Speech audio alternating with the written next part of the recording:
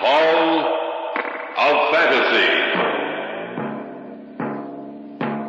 Welcome to the Hall of Fantasy.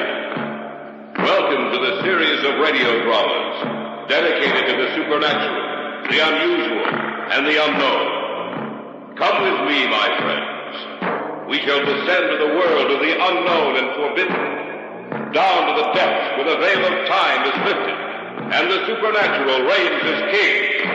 Come with me and listen to the tale of He Who Follows Me. The Death That Walks? Well, how did he come to get that name? Because people around here have seen him at night.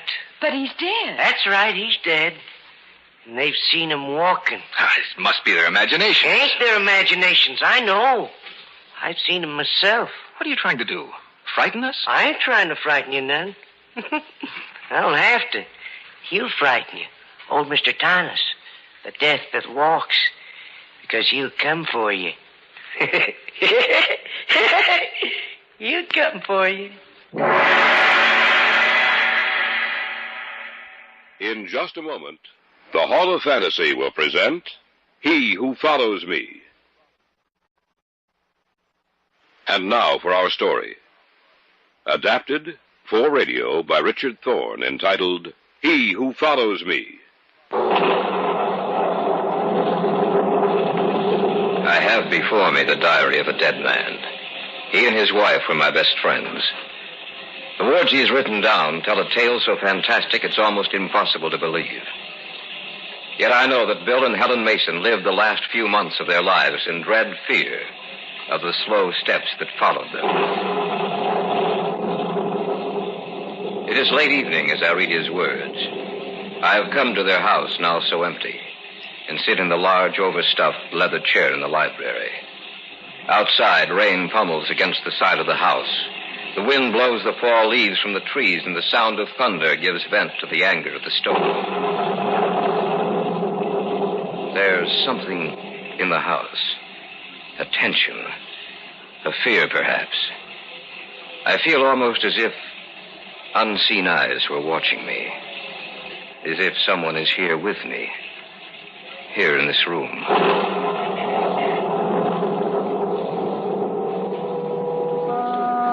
And so I start to read his diary. Living words from the pen of a man who sleeps forever.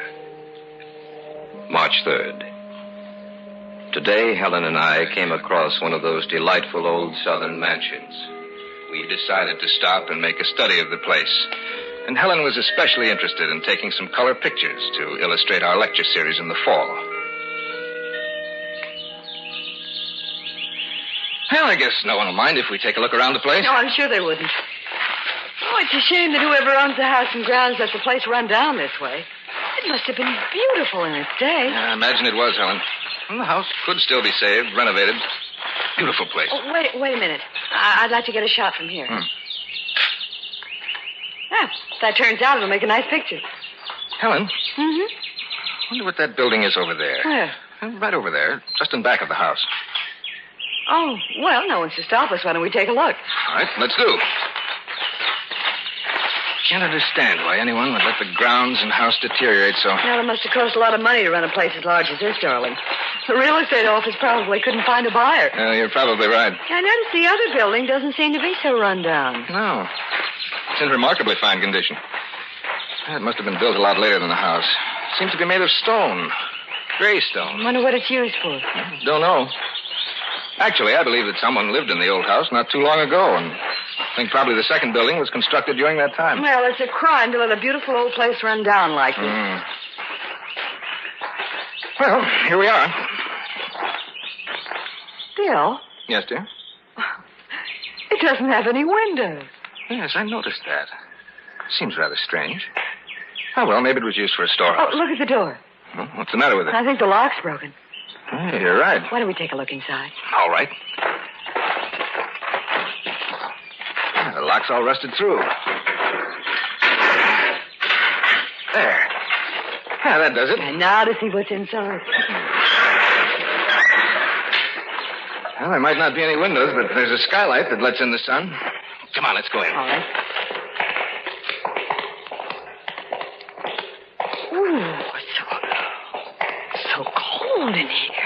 so I noticed. Helen... What's that in the center of the floor? That's just what I was going to say. This isn't a storehouse by any stretch of the imagination. It's a mausoleum. That thing in the center of the floor is a sarcophagus. Stone coffin. There's nothing else in here. Just that thing in the center. And yet I feel as if it's crowded. As if there are things here that we can't see. That's nonsense, darling. Hey, look, notice how the sun falls across the head of the sarcophagus. Yes, I wonder if we have light enough to take a picture. I doubt it, but you could try. Well, I might as well if it turns out... What are you two doing in here? We noticed the lock was broken, and so we came on in. You shouldn't have done that. Why not? We didn't do any harm. I'm sure of that, but he won't like it. Who won't like it? The thing that sleeps in that stone coffin. What are you talking about? Just what I said. You didn't notice the writing over the door when you came in, did you? What writing? You didn't notice it then. That's a shame. Because you didn't know what you was getting into. Getting into? Look, I'm sorry, but I just don't understand. We didn't hurt anything. We're not intending to steal anything. Well, that don't make no difference. He doesn't care what your reasons were. Who is he? They called him Mr. Tanis when he was living. They call him the Death that Walks, now that he's dead. The Death that Walks? Well, how did he come to get that name? Because people around here have seen him at night. But he's dead. That's right, he's dead. And they've seen him walking. That must be their imagination. It ain't their imaginations, I know. I've seen him myself. What are you trying to do? Frighten us? I ain't trying to frighten you none. I don't have to. He'll frighten you. Old Mr. Tanis. The Death that Walks. I think we'd better go, Bill. You don't believe what I'm telling you. That's all right with me. I don't care what you believe, but you listen to what I'm saying now. If I was you, I'd get away from here as fast as I could. Not just from this place, but from the town, from this part of the country. Why? You want me to tell you a little of the story? Yes. All right. Maybe you'll believe me then. Old Tanis came here from someplace in Europe. I say old, but he really wasn't old. Just seemed that way. He brought the house and grounds here and had them cleaned up till the place looked like it was brand new. Then he started building this here building. There's something funny about Tanis, something in his eyes that made you frightened of him. His eyes, they looked like the eyes of a dead man. He didn't act like anyone I ever knew. He was always talking about death. Always telling me he could come back after death. I was the caretaker then, just like I am now. After this building was completed, I used to watch him at night when he'd come out here. It seemed like he was in some sort of a trance. He'd stay out here for hours. And when he'd come back to the house, his eyes would glisten and shine, so you couldn't hardly look at him. A week before he died, he told me that as long as I lived, I was to take care of this place. Because if I didn't, he'd come back and kill me. And then he died. Just like that. And he was put in here, in this coffin. And one night, about 2 months later, when the moon was full, I heard a noise.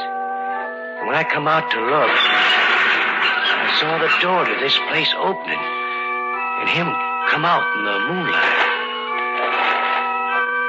And I could hear his footsteps. It sounded queer and hollow-like. And I turned around, and I could see his face in the moonlight, pale and pasty, sick-looking. And those eyes of his seemed like 2 burning coals of fire. He seemed to be looking at me. And I heard him say, "They have disturbed me, and the moon has awakened me. I shall follow them." That's what he said. And I heard it just as plain as you're hearing me. And then he vanished in the night. Towards morning, I heard his footsteps again. And I heard that big iron door closing. And I knew he was back. The next day in town, I heard that Alf Cummins had died the night before, screaming something about not meaning to go into the mausoleum. I knew who killed him. And that's all there is to the story? Oh, that's just part of it. It's happened again and again in the last 10 years since he's been dead. Folks around here say he'll follow you wherever you go if you come inside here. Well, in that case, why haven't you been killed? Because he needs me. He ain't going to kill me. But if I was you, I'd get out of this part of the country just as soon as I could. Let's go back to the hotel, Bill. Yes, all right, dear. You going to get away from here? Yes, we'd better get going. I wish I'd have been here when you come, but I was in town getting this lock. You can't go around leaving this door unlocked.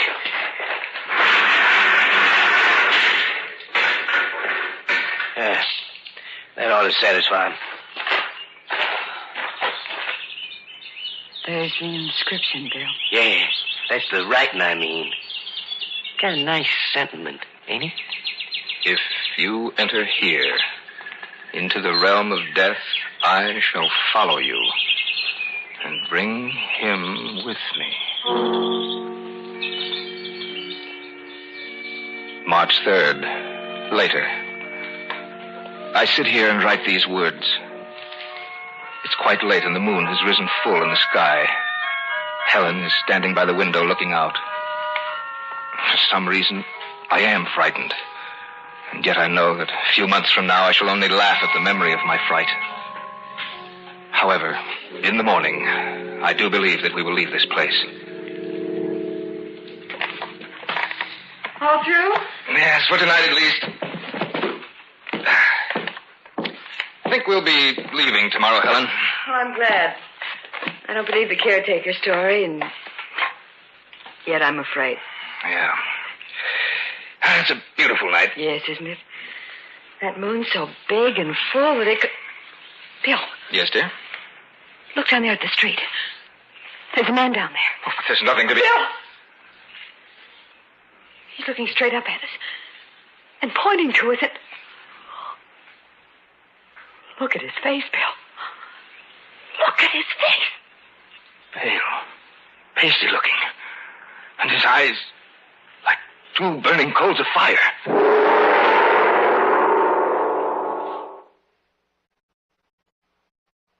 Back now to our story, adapted especially for radio by Richard Thorne, entitled He Who Follows Me.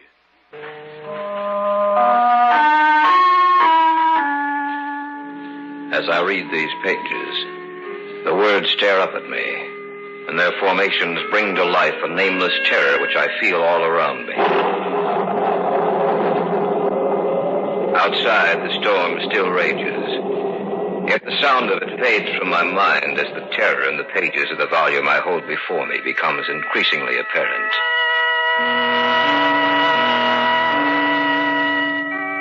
March 3rd. Still later. The man down in the street, whomever he was, left after about 10 minutes. He has given us quite a fright. Where I felt any doubts as to whether or not we should leave this place, they've all been dispelled now. Helen has just gone to bed. I think I shall do the same.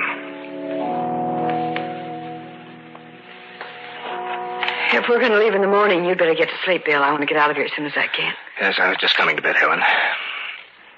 That man we saw... Yes? It might be only coincidence. Do you really believe that, Helen, or are you trying to talk yourself into it? I guess I'm trying to rationalize it, and I'm afraid I'm not doing a very good job of it. I don't know what to believe. It could be coincidence, but somehow I'm afraid it isn't. Then you think that... Maybe. Now, don't worry about it, Helen. By tomorrow, we'll be several hundred miles from here. And I doubt if whomever it was will follow us. No, listen. They sound just like the steps the caretaker described to us. Yes, but we saw him walk away. Isn't Billy's in the room upstairs? Oh, it's probably someone else. It's not, I know it's not. All right. Just a minute. I'll call the desk. This is William Mason in 316. Can you tell me who has the room directly above mine? Clerk's going to check. Yes? Oh, I see. No, thank you very much. What did the clerk say? The room directly above ours is unoccupied.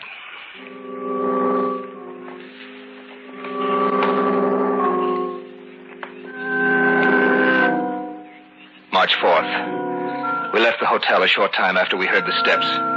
We went immediately to our car and drove all night and all day, and are stopping now in a motel almost 1,000 miles away.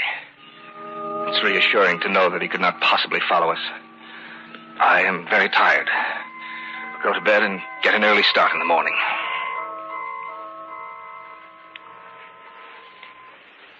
Helen, you asleep? No. What are you thinking about?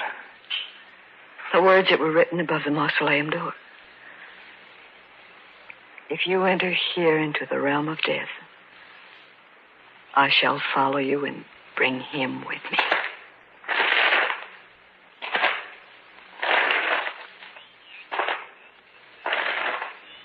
Phil? Yes. Yes, I hear them too. He couldn't possibly have come this far, could he? I don't know. What's the matter? His face. Pressed against the window. It's not there now. He was there for just a few seconds. I saw it, Bill. The same man we saw last night outside the hotel. He was right outside the window.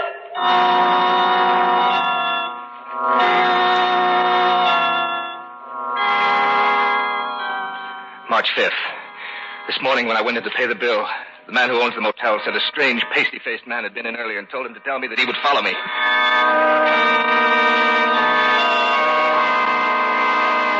March 11th. It's impossible to get any material together that'll help me in my work. Everywhere we go, he's there also.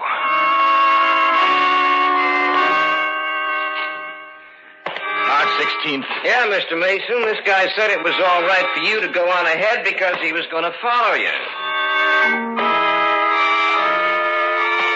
March 22nd. No, he didn't leave a name. He just said that he'd be in touch with you. April 7th. Never saw anyone who looked like that before. See a friend of yours, Mr. Mason? April 18th. He said he'd follow you. April 29th. Told me to say he'd follow you. May 15th. Follow you? Follow you. Follow you. Follow you. Follow you. Follow you. No, I can't stand it. I can't stand it.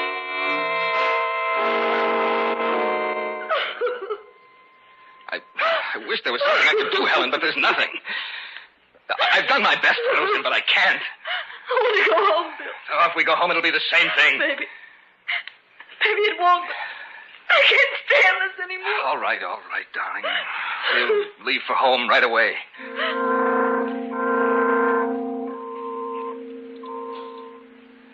June 23rd. We arrived home this evening. I called Gary as soon as I could. He said he'd be out within the hour to see us.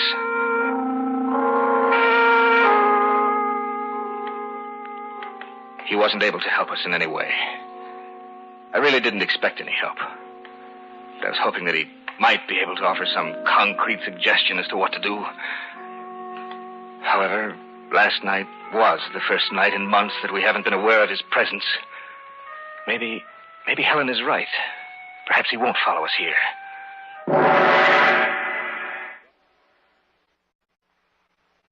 Back now to our story, adapted especially for radio by Richard Thorne, entitled He Who Follows Me. July 3rd. We've not seen or heard anything unusual since we first came home.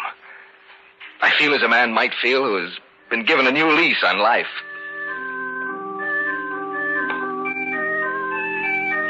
July 10th. Still nothing.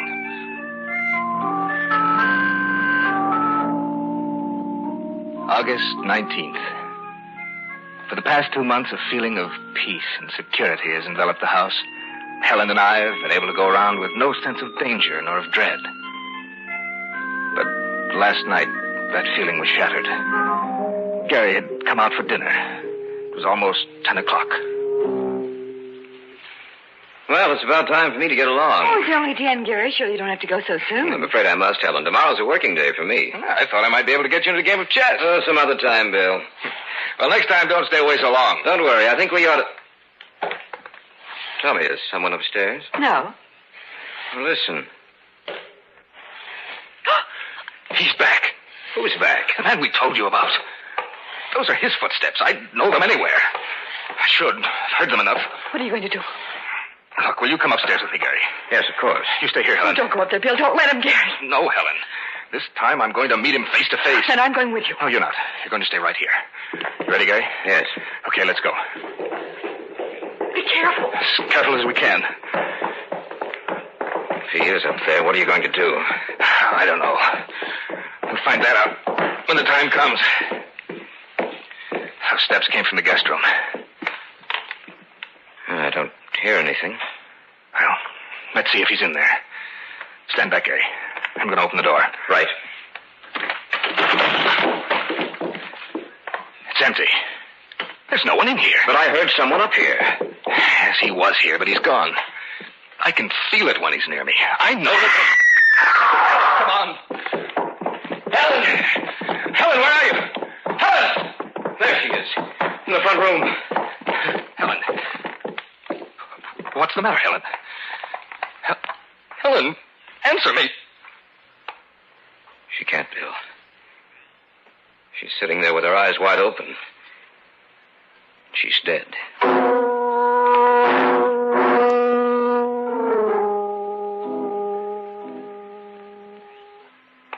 August 23rd. We buried her today. As I sit here in the empty house writing this, I know that Thomas will come for me, too. I am writing this in the hope that someone will find it, read it, and maybe understand my death. It's lonely here, yet suddenly I have the feeling that I'm not alone. Someone is here with me.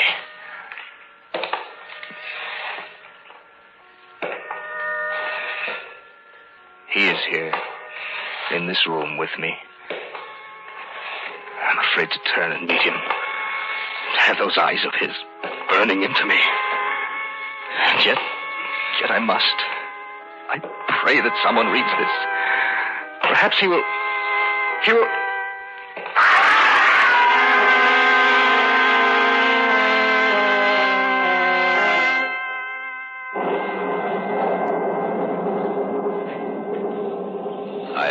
Read the manuscript in full. The August 23rd entry was the last he ever made. The feeling of creeping horror that runs through the pages has imparted itself to me. And I sense that someone is here with me. Of course, I realize that it's only my imagination. But I can't shake that feeling.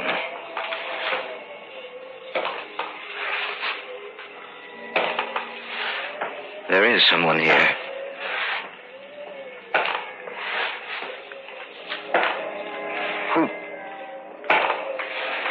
Who are you?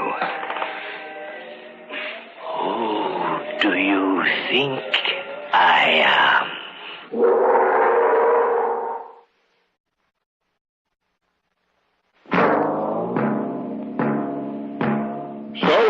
Tonight's tale of the unusual, the terrifying, the unknown. Join us again when next we journey down the corridors of the Hall of Fantasy to hear another strange tale of the supernatural. All characters and events portrayed in these programs are fictional, and any similarity to actual events or persons, living or dead, is purely coincidental.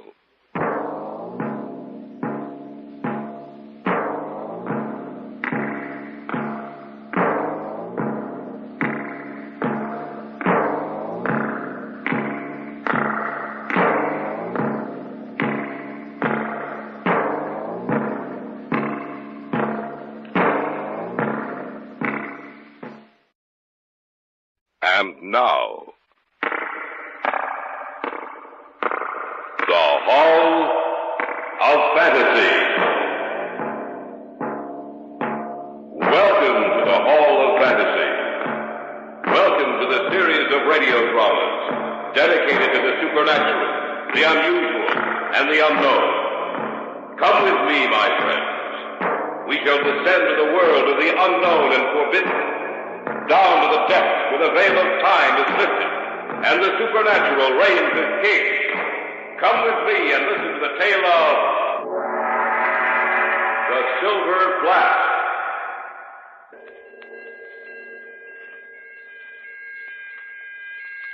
And so it is that the prophecy of Charming shall be fulfilled. For the evil committed, your reward is death. And from the mouth of the flask poured a crawling white fog, which became quite dense, and then assumed the size and shape of the demon of the night, and it reached its hands towards his throat. Stay away from me. Stay away from me.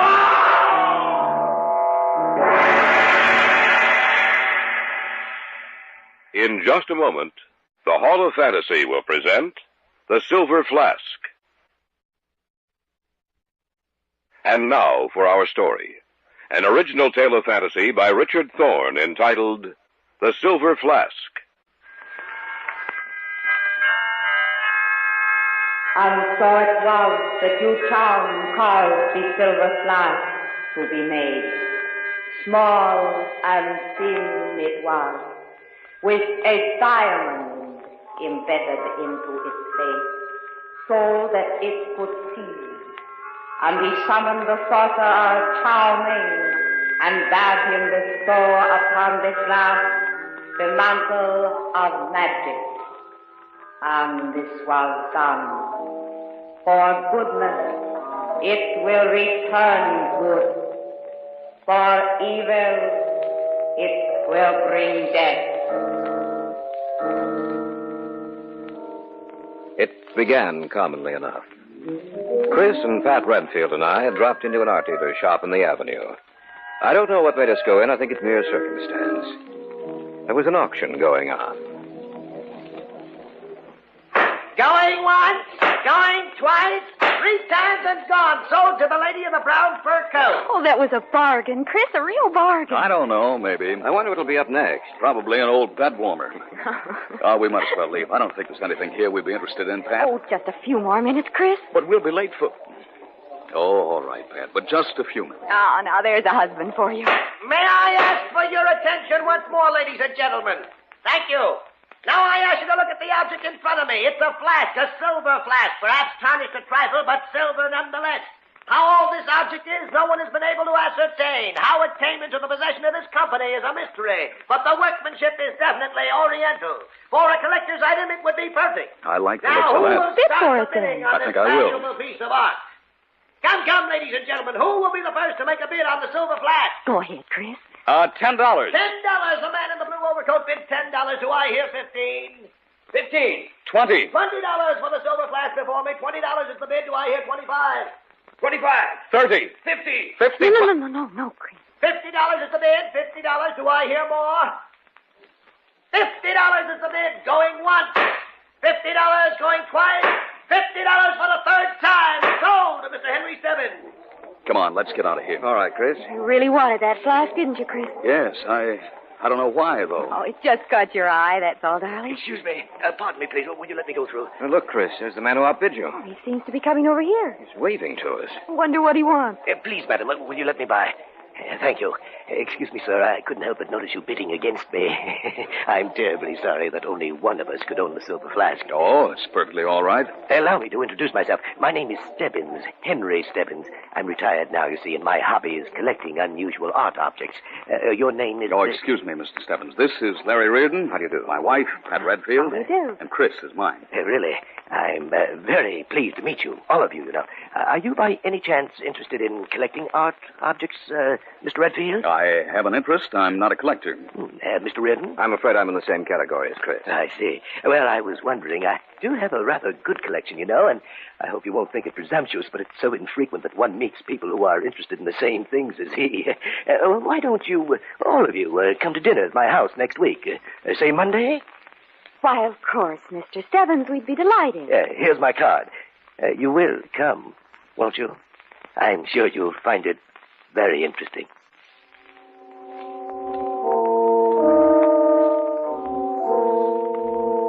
The following Monday, we went to Henry Stebbins' house. He seemed quite wealthy, for the house was large and lavishly furnished. After the meal, he showed us his collection, pausing finally when he came to the silver flask. As you can see, the flask is a bit different, shall we say, from when you saw it last. Why, it's as bright as a new coin. That stone in the center, it wasn't there when I saw it at the auction. Oh, yes, it was. It had been covered over by a thin layer of silver. I noticed the imperfection and took it off. Underneath was the diamond. Are you serious? Are you sure it's a diamond? Oh, quite sure, Mr. Redfield. You see, the silver flask has quite a history. It's really very ancient. How old is it? Oh, at least 3,000 years, possibly more. It's a relic of the Yuan dynasty, lost for over 2 centuries. How do you know these facts, Mr. Stebbins? I've been watching for the flask for several years. Many times I was sure I'd found it, but needless to say, I was disappointed. At last, however, it's in my possession. Would you like to know some of its history? Oh, yes, very much so. All right, then. It was first ordered made by the Chinese Emperor Yu Zhuan, made for him by the sorcerer Zhao Ming, who also was responsible for a certain jade dagger I would like to possess. Zhao Ming bestowed this magic upon it. For goodness, it would return good, and for evil, it would bring death. The flask was in the family of the Yu Zhuan for many generations. However, 100 years after it was first made, the last of the Zhuans was emperor. A member of his court plotted against him. Strangely enough, the original motivation was possession of the silver flask. But the night he came to steal the flask...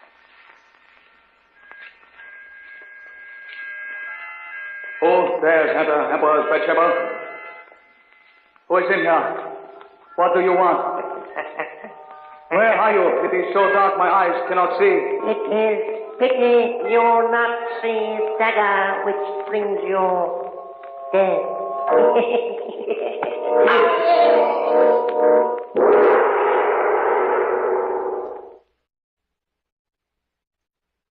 Back now to our story. An original tale of fantasy by Richard Thorne entitled The Silver Flask.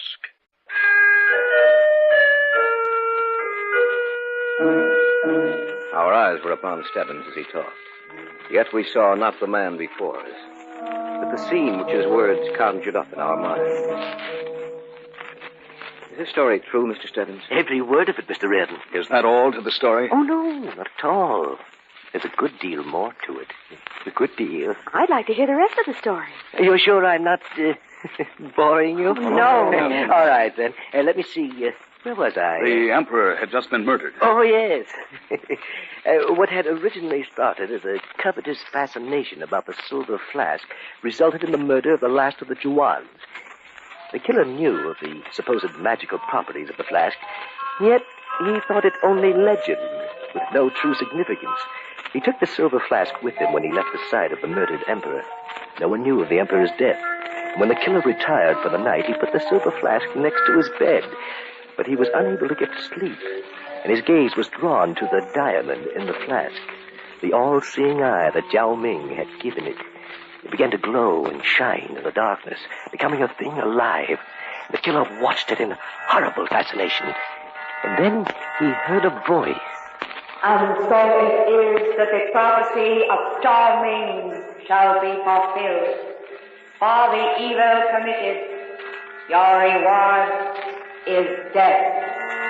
And from the mouth of the flask poured a crawling white frog which became dense, and then assumed the size and shape of a demon of the night, and it reached its hands toward his throat.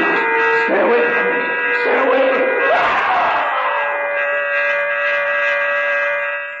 So perished the killer of the last of the Juans. It's a rather fantastic story. Fantastic? Perhaps. The pattern has been repeated many times since, and perhaps it will be again. There is something quite fascinating about it. Yes, Mr. Redfield. Quite fascinating. Of course, all that happened many years ago. I don't believe it's actually true. It's probably like so many other legends that changed during the passage of the centuries. Endows a person or object with supernatural power, even though what actually occurred originally was nothing out of the ordinary. Oh, that's quite possible, Mr. Reardon. But as a collector of these objects and their histories, I much rather prefer to believe the legend, as you call it. Chris? What? You're so quiet. What were you thinking about? It's really quite fascinating. The flask. I can hardly take my eyes off it.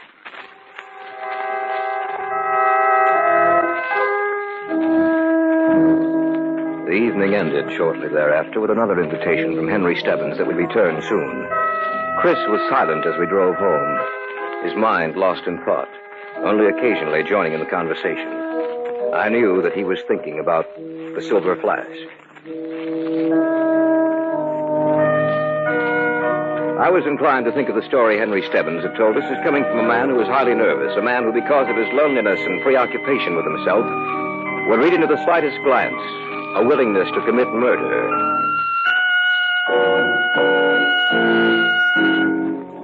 3 days later, Pat Redfield dropped into my office. I hope you don't mind my coming in to see you like this, Larry. Oh, of course not, Pat. It's a pleasure. Cigarette? No, thanks. Now, what seems to be the trouble? Oh, how did you... What a look on your face. What's bothering you? It's Chris. Chris? That's right, Larry. I know it's a strange term to use, but for the last 3 days he seems like a man possessed.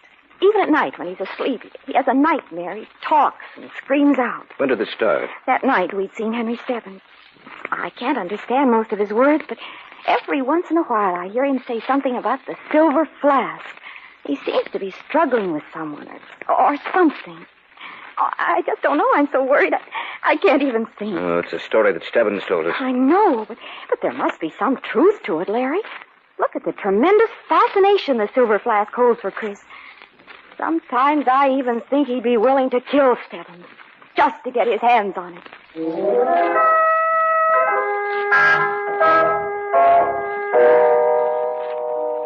In the evenings, I took to parking my car across the street from Stebbins' house to see who his callers might be. About a week after Pat had been to my office, I'd been parked across from his house for several hours. It was almost midnight, and I was on the point of starting my car and driving home, when on my side of the street, about half a block away, I saw a familiar figure walking towards me. He walked slowly, like a man in a trance, his head turned so that his eyes were on Stebbins' house. Chris?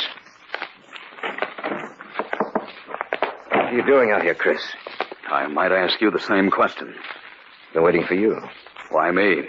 Why not someone else? Because no one else has an interest in the silver flask. Has Pat been talking to you? Not recently. Then you know all about it, don't you, Larry? That I want the silver flask, that I'm going to get it now, tonight. No, you're not, Chris. Yes, I am, Larry. Now, get out of my way. Put that knife back in your pocket, you fool. It's pretty, isn't it? Just press a button and the blade snaps open. Out of my way. You're not going anywhere with that knife. No, we'll see about that. Oh, you asked for it, Larry. Oh, let go of my arm. Drop that knife. Drop it. Drop it. All right. That's better. Take this little thing. Now get into the car. Oh, I'll get into the car, all right, Larry. I won't make any fuss about that. You think you're doing me a favor by stopping me. I don't. Maybe my chance is lost tonight, but I'll get another. Don't worry about that. There isn't anything that's going to stand in my way. Not you, not Pat, most certainly not Stebbins. I'd even commit murder to get that silver flask.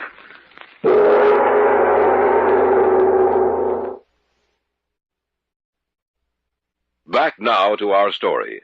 An original tale of fantasy by Richard Thorne entitled The Silver Flask.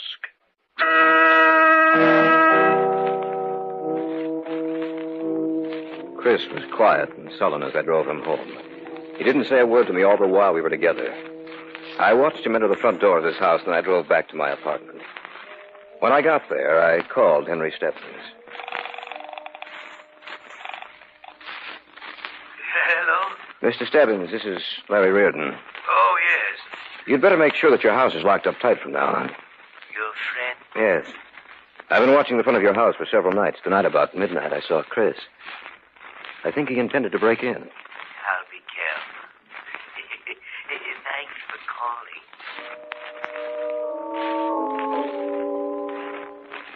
In the morning, for some reason, Henry Stebbins phoned first the Redfields and then me, and asked us to come to dinner that night. I couldn't understand his line of reasoning unless he enjoyed playing a cat and mouse game with Chris. Pat didn't want to go, but Chris insisted, and promptly at 7 we were at Stebbins' house. We finished the meal and adjourned to the library. I'd like to see your collection again, Mr. Stebbins. Oh, I'll be glad to show it to you. Would you two like to come with us? No, I'll stay here if you don't mind. So will I. All right. Then just you and I'll go to see it, Chris. Suits me. We'll be back in a little while. I wonder if we should have let him go alone. Chris won't try anything while we're here, Pat. I hope you're right. Besides, I'm sure that Stebbins can protect himself. Oh, I'm worried about him, Larry. Chris has changed so. When we're alone, he never says anything anymore. He just doodles on a scratch pad with a pencil. Always draws the same picture. The silver flask? Yes. I think something's wrong with his mind. Oh, I don't think it's any... Just a minute, Mr. Redfield. Where is it? Where's the silver flask? Come on, Pat. We shouldn't have let him go alone. I figured it would be best to put the flask away. I know it disturbs you quite strongly. I could kill you, We've got Stebbins. to stop them, Larry. Don't worry. Now, stay away from me, Redfield. You'd be better off dead. No. All right, now, stop it. Stop it, both of you. He knew I wanted to see the flask. He hid it on purpose. Thought it would be the wisest thing to do. Oh, Chris, how could you do such a thing? Let's just forget this ever happened. Well, I'm perfectly willing to do that, you know. I really don't mean to gloat, Mr. Redfield, but I have the silver flask and you haven't, and I know you wanted it. Why, you... You see, that's why I hid it from you. After all, as long as you don't know where it is, my life is safe. Isn't that right?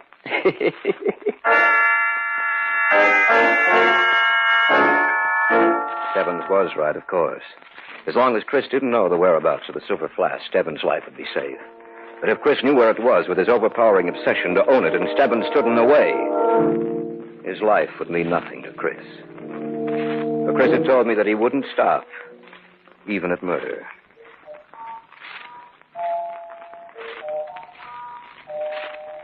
And so it was that you caused the silver flask to be made. And he summoned the sorcerer Charming, and bade him bestow upon the flask the mantle of magic. And this was done. 2 days later, I was home in the apartment. I'd sat down with a good book, and it was about 11 o'clock when the phone rang.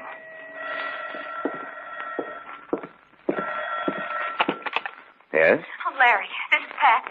You'd better go over to the Stebbins house right away. Why? Chris came home this evening, sat, fidgeted all night long, and then about 15 minutes ago, he muttered something about the silver flask and ran out of the house. You think he was going to see Stebbins? Yes, I think so. You have to hurry over there, Larry, before he does anything. Have you called Stebbins? Yes, I warned him. But Chris might do anything. Oh, go over there, Larry. See that there's nothing wrong. I have the strangest feeling that Stebbins is going to die tonight.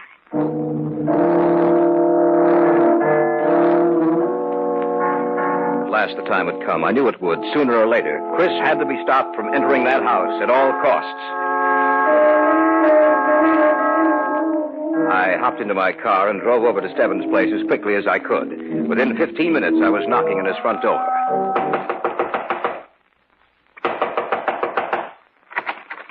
Oh, I'm glad you came, Larry. Pat phoned you, didn't she? Yes, I'm sorry I took so long coming to the door, but I was looking out the front window to see who it was. Come in.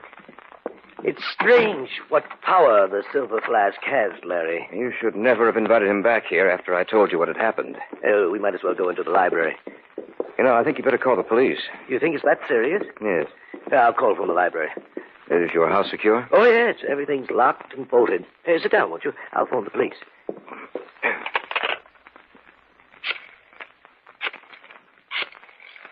Stebbins, the flask still hidden? What? Oh, no. It's over there on the table. Perhaps the police can send a man out and you'll be able to go home. Oh, hello? My name is Henry Stebbins. I have good reason to believe that someone is going to make an attempt on my life tonight. What? Name? Chris Redfield. He's wanted something of mine for some time. He'll do anything to get it. Yes, I'd appreciate that. Thank you very much. I'll have a man out here in 15 minutes. I didn't tell you that Chris had a knife the night he came here to kill you, did I? No, you didn't. Well, that's funny. Still have it with me. Well, we'll give it to the police when they get here. Yes, I'm sure they'll find it. What? The knife. I'm sure the police will find it. What do you mean? This is Chris's knife. You should never have been afraid of him, Mr. Stebbins. Chris would never really kill you. But I would. Stay away from me. I can't do that. You see, Stebbins, everything fits in perfectly now. You've warned the police against Chris. They'll find his knife. They'll never suspect me. You're insane. No, far from it. I merely want the silver flask. The curse. Don't forget the curse. Who believes in curses, Mr. Stebbins? Don't come any closer. Just close enough. Ah!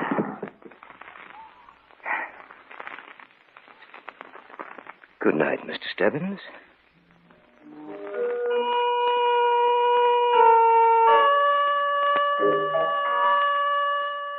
So, I have the silver flask. Stands in the dresser next to my bed. The diamond shines so in the dark. It seems almost to be getting brighter. I imagine the police are looking for Chris Wright. The diamond is getting brighter. And there's something else. The sound. Like the sound of escaping air. There's something here in this room with me.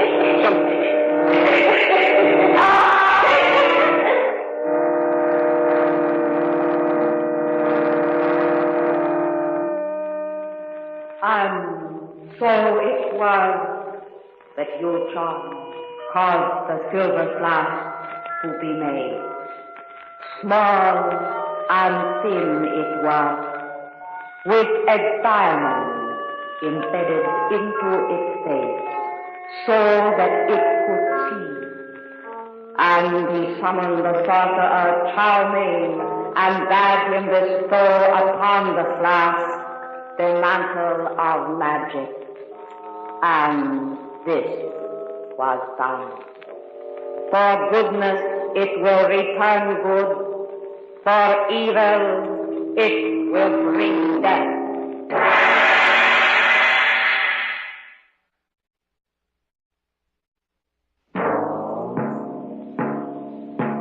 So runs tonight's tale of the unusual, the terrifying, the unknown. Join us again when next we journey down the corridors of the Hall of Fantasy to hear another strange tale of the supernatural. All characters and events portrayed in these programs are fictional, and any similarity to actual events or persons, living or dead, is purely coincidental.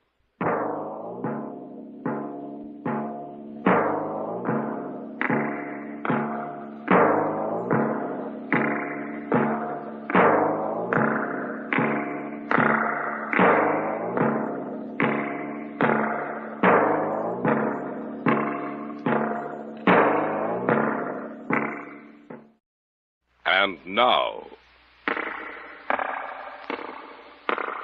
the Hall of Fantasy. Welcome to the Hall of Fantasy. Welcome to the series of radio dramas dedicated to the supernatural, the unusual, and the unknown. Come with me, my friends. We shall descend to the world of the unknown and forbidden, down to the depths where the veil of time is lifted and the supernatural reigns as king. Come with me and listen to the tale of The Dance of the Devil Dolls. Hello? Anyone out here? You don't think... I don't know what to think, Chuck. We'd better take a good look around. There's something strange about this whole setup. I don't know... Emery. What? Look. It's him. Come on. No wonder he didn't answer us, Chuck. You mean? That's right. He's dead. In just a moment, the Hall of Fantasy will present The Dance of the Devil Dolls. And now for our story. An original tale of fantasy by Richard Thorne entitled The Dance of the Devil Dolls. Have you heard of avoutement? Literally, the word means face image. The practice of avoutement is as ancient as Egypt and Assyria, and still found from Ceylon to the United States, Europe to Africa, South America to Scandinavia. A figure is made to resemble that of a hated enemy, then methodically injured or destroyed, resulting in pain and death for its human counterpart.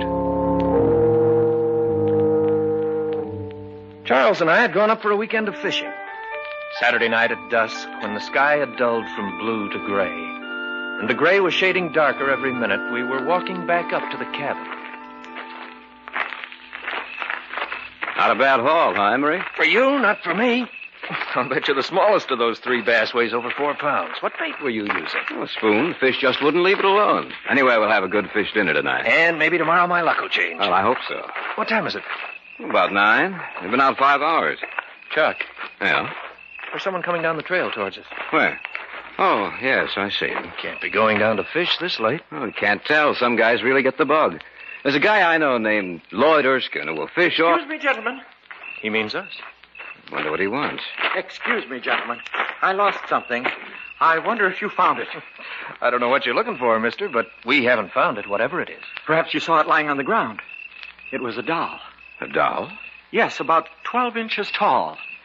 It looked something like me. I'm sorry, we haven't seen it. Of course, you can always buy your daughter It doesn't belong to my daughter. Oh. Well, we haven't seen it. Are you staying at a cabin on this lake? Yes. Only until tomorrow night. It's right at the head of the trail up there. You must have passed it as you started down. If by any chance you do come across it, I'll stop in before I leave this area, if you don't mind. Well, that's perfectly all right. Thank you, gentlemen. I must have the doll for the dance tonight, or the old woman will be angry. Well, what do you make of that? Search me. He talked so strangely. I must have the doll for the dance tonight, or the old woman will be angry. I think he's off his rocker. Well, it's not our worry, Emery. Come on, let's go.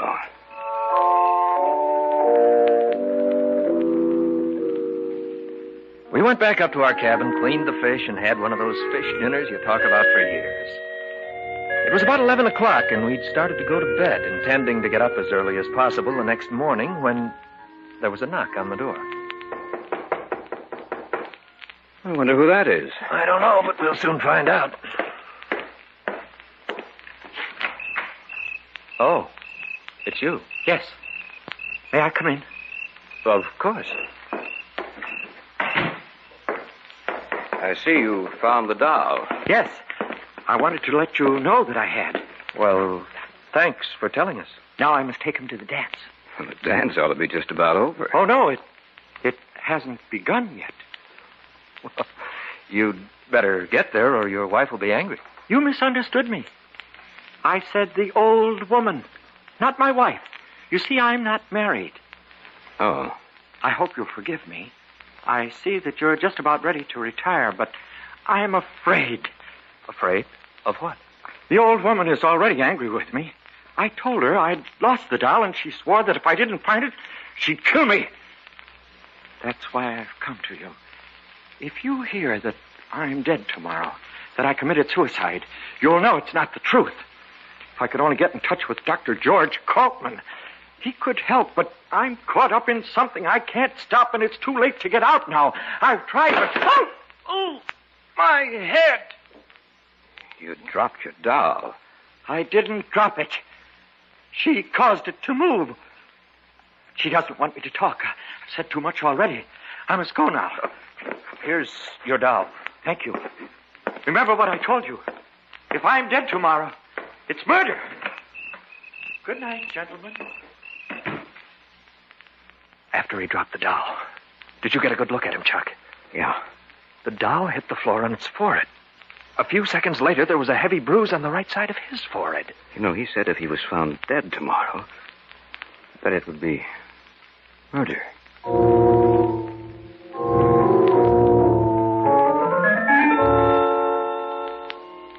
It was about 11:30 when we finally got to bed. We'd opened the windows of the cabin. The sound of the alarm clock we brought with us mingled with that of the crickets outside. The old woman said you must die. I heard something. I didn't know what it was. It sounded strangely like words, but they were uttered in a voice so tiny and shrill that I thought I was imagining things. But then, I heard his voice. No, I won't die.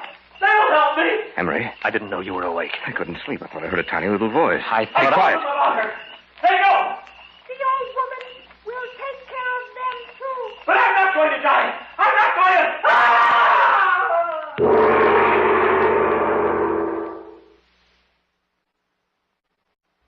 to... Back now to our story.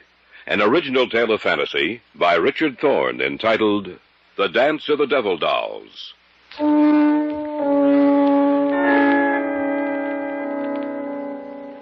Charles and I had retired for the night, but neither of us could sleep. Suddenly, from outside, we heard the voice of the man we'd met earlier, and another voice, high and shrill, and somehow deadly. The old woman will take care of them, too. But I'm not going to die. I'm not going to...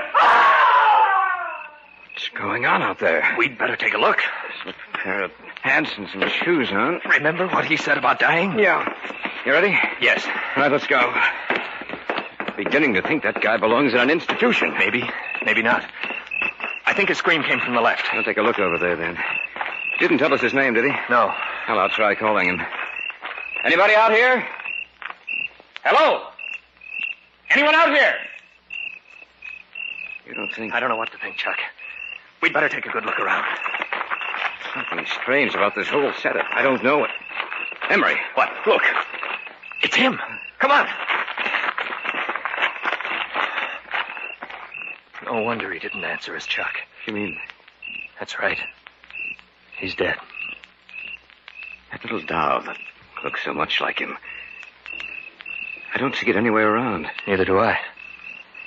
You know, Chuck, it sounds crazy to say it, but that shrill, high little voice we heard... You're letting this thing run wild with your imagination, Emery. Even though it looked like him, it's just a doll, nothing else.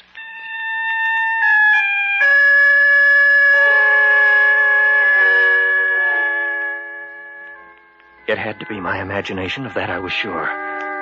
But the mere thought of it, of the doll which so resembled the man with its shining face and beady little eyes, caused a strange sense of apprehension and fear to come across me.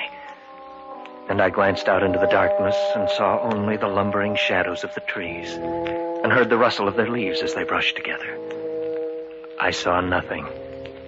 Yet I had the feeling that something with beady little eyes was watching us.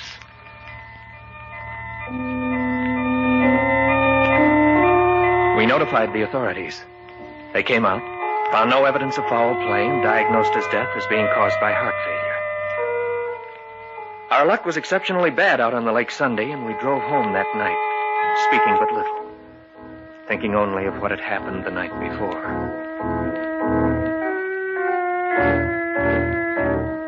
About 10 days after we returned to the city, both Charles and I were home one evening. We shared an apartment together, and that night neither of us had anything to do. We were playing gin rummy. One more hand like that and you'll be out, you lucky dog. It was pure skill, my friend. No luck involved. Cut? No, I trust you.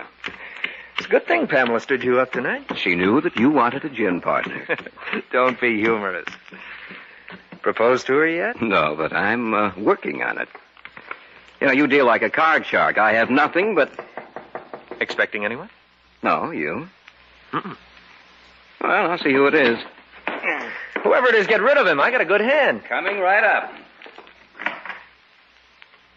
Is this the residence of Mr. Emery Ryerson and Mr. Charles Hunter? Yes, it is, but... I have a package for you. Are you expecting a package, Emery? Just bills, no packages. It's for both of you. All right, I'll take it. Thank you. And good evening, sir. Oh, yes, good evening. It's an old woman. She had a package for us. Well, set it down on the table and open it, man. Don't look a gift horse in the mouth. So I'll open it. Oh, it's wrapped very well. Maybe it's a bottle of scotch. Who is be sending us a bottle of... Someone has a real fine sense of humor. It's like the doll that fellow had with him. It's the same doll. Notice that little nick out of its forehead? That happened when he dropped it on the floor. What are we going to do with it? I don't know. We can keep it, I suppose. Well, let's get back to the game. No, I'm not in the mood now. You know, Emery, I can't help but remember what he said. The man who died? Yes. He said I must have the doll for the dance tonight, or the old woman will be angry. Yes, that's right. What brought that back to your mind? The woman who delivered this package.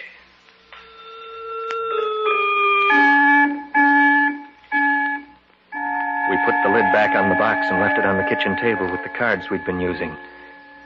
Neither of us entered the kitchen again that evening. We went to bed a short time after 12. Again, I was restless and couldn't sleep.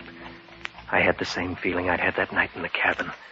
And I remembered the words I'd heard spoken in that unearthly little voice. The old woman will take care of them, too.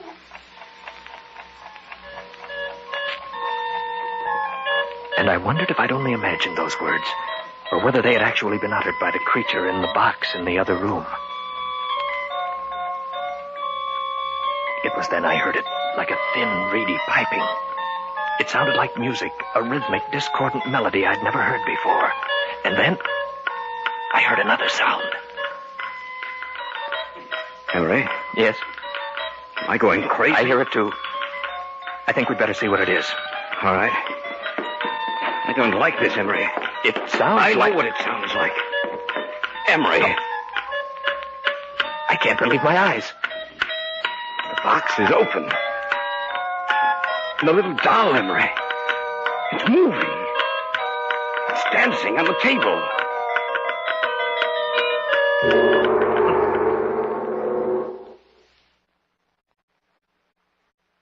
Back now to our story. An original tale of fantasy by Richard Thorne entitled The Dance of the Devil Dolls. Charles and I couldn't believe our eyes, for the scene before us was as bizarre and fantastic as the wildest dream of an insane imagination. It's moving. It's dancing on the table. Yes, I see it. This is something that... I'm going to destroy that thing. Be careful. Look out, Chuck. It's running. Going to get it if it's the last thing I do. It's running over toward the window. It's gone. Gone through the glass. Maybe it's down there on the sidewalk. It's possible, but that's a 2-story drop. I can't see it. No, Emery. It's gone. They turned again to the old woman.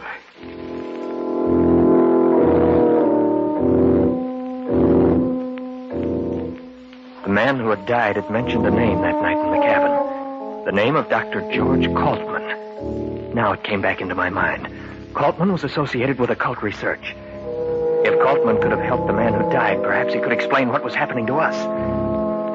We got in touch with him and made an appointment for the following evening. You have told me everything that has happened. Is that correct, gentlemen? Yes, everything. We'd like to know what it all means. Well, I shall explain it to you as best I can. Have either of you ever heard of envoûtement?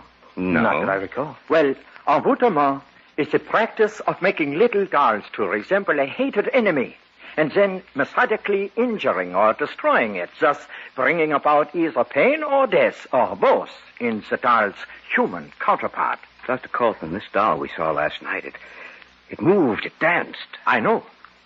What you witnessed last night was the dance of the devil dolls. You say these dolls bring about pain or death, Dr. Kaltman. Why should we be singled out? The man who died told you about the old woman. Is that not correct? Yes. Therefore, you must be destroyed.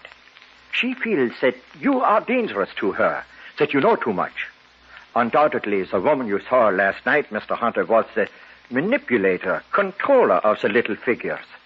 Since you saw her, she has probably made little figures of both of you. But before it will live and be subject to her will, she must have a part of you, a lock of your hair, a fingernail clipping, anything that will make yours and the doll's identities one and the same. What should we do? Go back to your apartment. I shall return with you.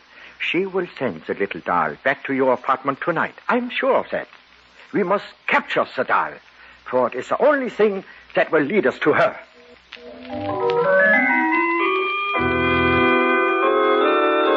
Kaltman, Charles, and I returned to our apartment and took up our vigil in the bedroom, for that was the place the doll and the old woman would expect us to be. We made dummies of the extra blankets and arranged the beds so it looked as if we were sleeping. You left the apartment door unlocked? Yes. But why?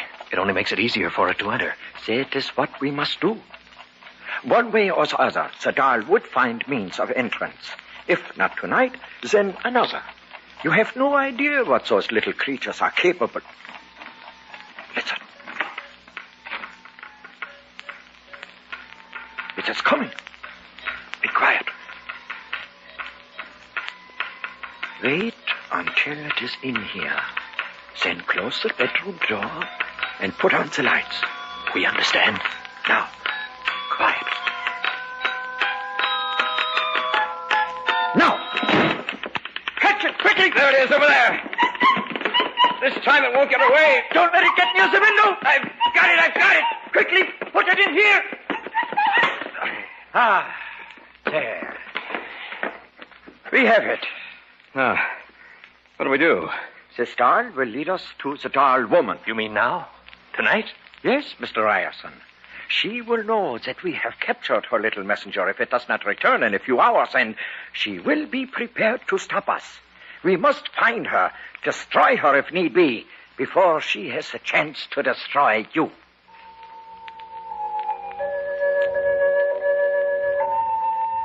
Then began one of the strangest sights I've ever seen. Coltman took the doll out of the box in which we'd imprisoned it, tied its arms and legs while it writhed and twisted in his hand. Then he began speaking to it, softly, rhythmically, slowly putting it into a hypnotized sleep. The eyelids of the little figure finally closed, and it was in an hypnotic trance. Sleep and tell me. Now, listen to me. You must tell me where your mistress is. You must tell me where your mistress is. The house of dolls. The House of Dolls. It's a strange answer. Not so strange, my friends. I know what it means. What is it?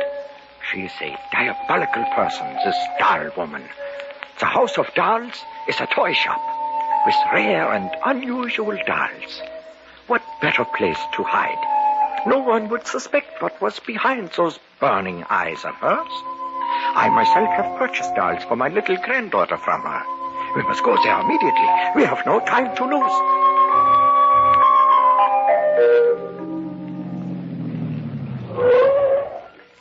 This is the place. Let's go. Right. It's past 2. There's no one on the streets. All the better. Try the door. It's open. Probably waiting in the rear of the shop for the creature she sent out. Well, let's go in. As quietly as possible. We must catch her by surprise. All right. There's a light coming from beneath that door back there. That is where we must go. Listen. It is the dance of the devil dolls. The door's ajar. They're in there. I can see them. Yes, so do I. Be quiet. And soon, my children, you will be joined by 2 others. And then, no one can harm you. For when the new doll returns, he will bring with him what I need for the spell of the dancers. We must take her now. And they will join you in the dance of the Satan. devil doll. Now! What are you doing here? We've come to stop you. Look out, Bolton. She has a gun. So have I.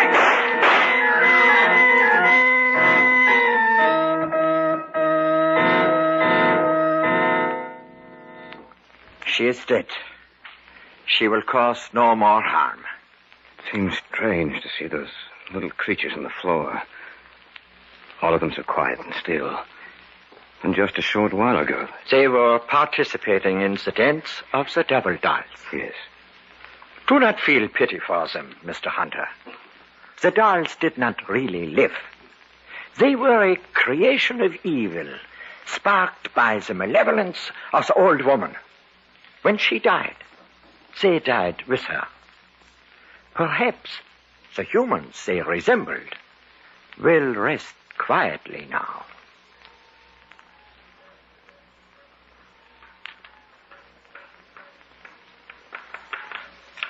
The secret of the devil doll is as old as man. It is lost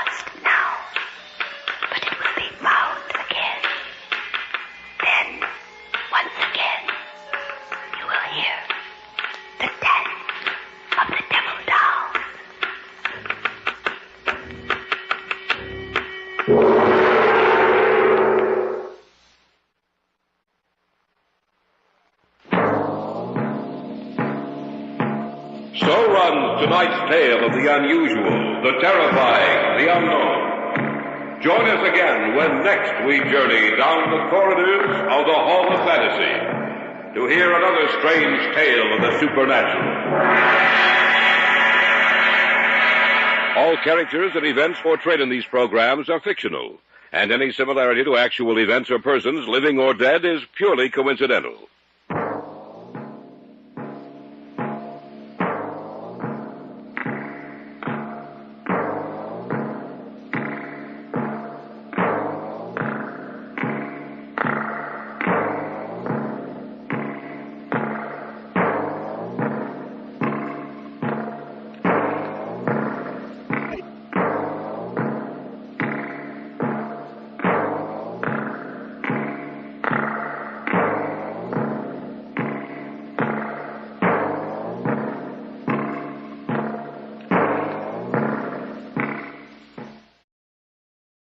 And now,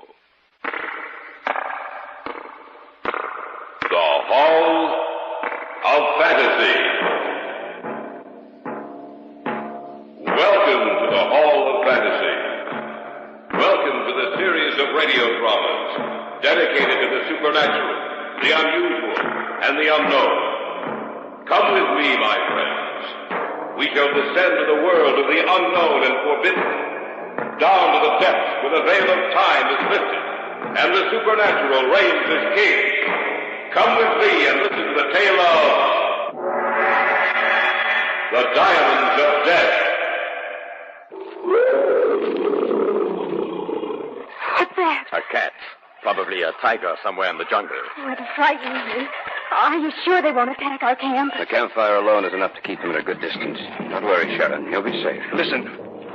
Yes, native drums. Somehow they sound ominous. They only sound ominous if you believe them to be. The diamonds bring death.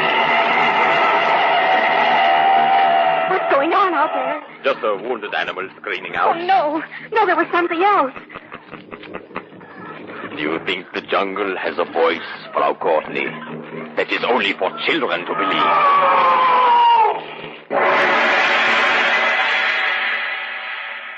In just a moment, the Hall of Fantasy will present The Diamonds of Death. And now for our story. An original tale of fantasy by Richard Thorne entitled The Diamonds of Death.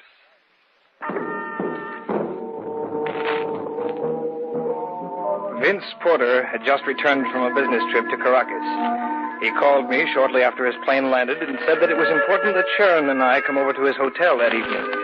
I tried to get more information out of him, but had no success. At 8:30 that evening, we were in his apartment, and there began the story I am telling you. Good to see you, Vince. Glad to be back, Jeff. Sharon, you're looking lovelier than ever. Oh, always there with a compliment, Vince. Now, why don't you say nice things like that to me, Jeff? I'm married to you, darling. There's someone else here that I want you to meet. Well, you sounded so mysterious over the phone, I'd almost think you were guarding some great secret. Well, it's a secret, all right. I'm going to tell you what it's all about tonight. These are the people I told you about, Carl. A pleasure. Sharon and Jeff Courtney, Carl von Onfeld. How do you do? How do you do? Have you told them anything yet? No, sit down, kids. Make yourselves comfortable. Now, what's it all about, Vince? Oh, show it to them, Carl. Yeah. What is it? It looks like a diamond, but it can't be. I've never seen a diamond that large. It not only looks like a diamond, it is one, Jeff. The largest diamond in the world. You're not trying to joke with us, are you, Vince? No, I'm not. Where did you get it? From a man I befriended in Caracas. He gave it to me. Well, that's worth a fortune. What would he want to give it to you for? He certainly could use it himself. Not where he is. What do you mean? The man who gave the diamond to Herr Porter is dead. Oh? Well, I hope you'll excuse me if I seem a little dense, but I'd appreciate hearing the story from beginning to end. All right, Jeff. I met this man. His name was George Maupetit, a Frenchman, at the hotel in which I was staying in Caracas. He was a strange man, seemed to be afraid of his own shadow. One night, it was quite late, he knocked at my door. He asked me if I'd let him come inside for a while, that he had reason to believe his life was in danger. I couldn't refuse him, of course. That was the first time I saw the diamond. He said he'd been with a hunting party that had gone deep into the Belgian Congo. and stumbled upon a strange race of white men who worshipped a huge stone idol on the bank of the Congo River near the equator. They made offerings to this idol, and the offerings were diamonds. His party waited until the ceremony was over. When the people had gone, they took all the diamonds they could carry with them and started back to civilization. But one by one, the men in his party died, until he was the only survivor. He felt sure that he was being followed and took passage for Caracas. That was when he met me. Then what happened? Well, 2 days later, he again came to my room. Carl was there with me. He gave me the diamond, said I was to keep it for him. That if anything happened to him, it was mine to do with as he wished. Well, evidently something did happen to him. Yes, early the next morning, they found him dead in his room. How had he died? No one knew. It was quite unusual. 3 doctors examined him, and not one of them could tell us how he died or what caused his death. George Montparnasse had just stopped living. And so you have the diamond? Yes, that's right. What are you going to do with it? Keep it and go into the Congo and look for these people he told me about. Won't it be dangerous? Yes, but I don't expect it to be too dangerous. We ought to be able to get back in one piece, eh, Carl? Yeah. And when we come back, we will bring with us as many diamonds as we can carry. Well, that's the reason you're going in. Yes. Why have you told us all this? Because I want you to go with us. What about it? I don't know. Think, Mr. Courtney. When we return, all of us will be millionaires. What do you think, Sharon? It's your decision, Jeff, not mine. Well, Mr. Courtney? I'll go with you. Then I'm going too. You'd better stay. Oh, no, I won't be any trouble, believe me. Vince? She can come with us. As long as she makes no trouble for us. No, don't worry. I can take care of myself. All right, then it's settled. I just thought of something. What? Well, this is going to cost a lot of money. Where's it coming from? From the diamond we already have. We are going to sell it. I guess that takes care of all the answers. All of them. And it is agreed that we share in the diamonds equally, 1/4 share for each. I like that. You bet you will. We'll leave as soon as we can get ourselves clear. Oh, it seems such a shame. Jeff. What's the matter? Look at the diamond. I don't see anything. It's shining so strangely. Before it was dull in color. But now look at it. Gleaming and shining as if there was something inside of it. There was alive.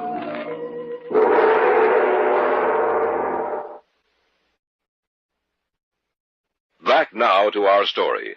An original tale of fantasy by Richard Thorne entitled The Diamonds of Death.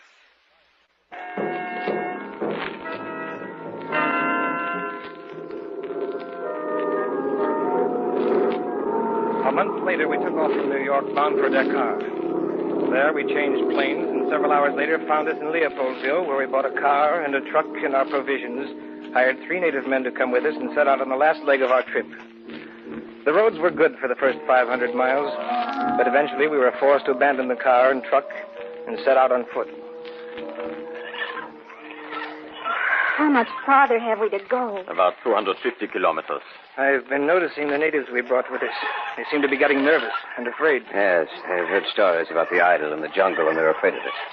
They say to go near it means misfortune. To steal from it means death.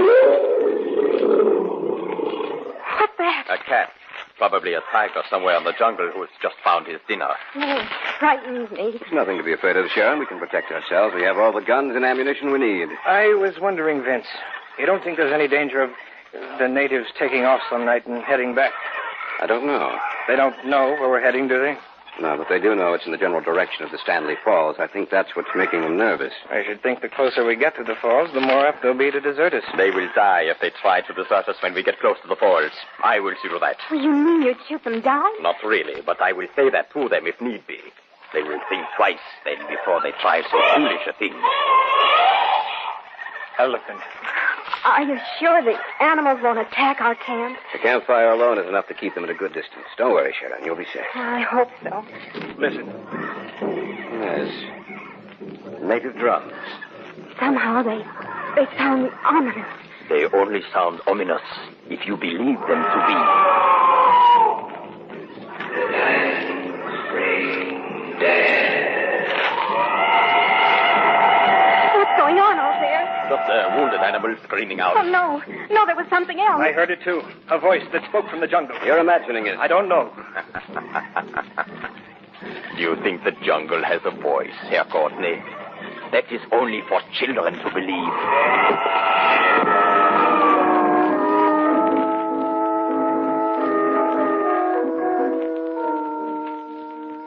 We pushed ahead in the days that followed.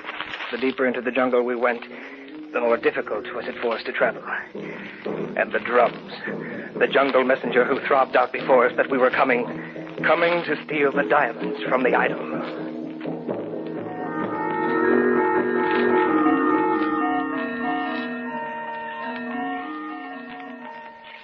Now, according to the map, we should reach the river tomorrow. This is the spot the Frenchman said where we would find the idol. This is the end of our trail. We'll all be rich. But will we be alive to enjoy it? Of course we will. I'm beginning to wonder. The drums. Those are the same drums we've heard ever since we started into the jungle. They know we're coming. They're waiting for us. You notice that every time those drums start up, it seems to drive the animals mad? They're comparatively quiet until the drums start beating. They do seem to get angry when the drums begin. I say to you, the diamonds bring death. There it is again. There, what is? The voice. Nonsense. You heard nothing but the animals and the drums. Didn't anyone else hear I it? thought I heard something. I'm not sure. I think you're tired and nervous, Sharon. We all need a good night's sleep. In the morning, you'll feel a great deal better, I'm sure.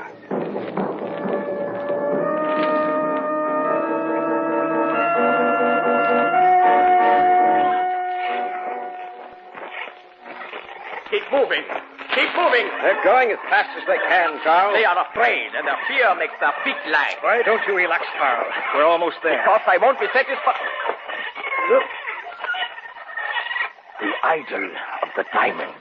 Why, it must be 100 feet tall. Standing up with its legs outspread and its arms stretched forward as if it were waiting to greet us. There's something frightening about it. Look. Where? Over there. There's a man coming toward us. Put your gun down, Carl. What do the strangers want? We have come to see the idol. The idol has seen you, and you have seen it? You speak English? Yes. Some of your countrymen have stumbled upon our secret. From them we learned your talk. We come as friends. Friends? Of all those who have come here, none came as friends. They came to steal the diamonds from the idol. What's that noise? Time will teach you. You say you come as friends. If so, you will be treated as friends. If not, then the diamonds will be your death. Come, follow me. I shall take you to my village.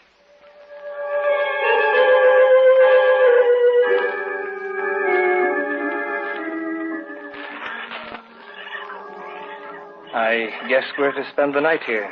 Well, they seem friendly enough. Strange how they all disappeared when it became dark. Well, the whole village seems to be deserted. What fools we are. Of course. This is the night of the full moon. This is the night they make the offerings to the idol. The village is deserted. Listen. I am going to see the ceremony. We'll all go. Do not make any noise then. Come. All right, let's go.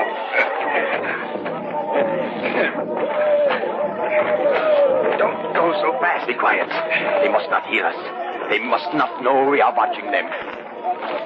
We must be getting close. Yeah, we are. I can see something ahead. Yes, through the trees. The whole village is there. And look, each man walks to the idol and sits at its feet.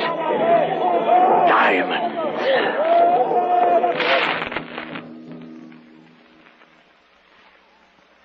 What's the matter? They've stopped chatting. Strangers, we know that you watch us.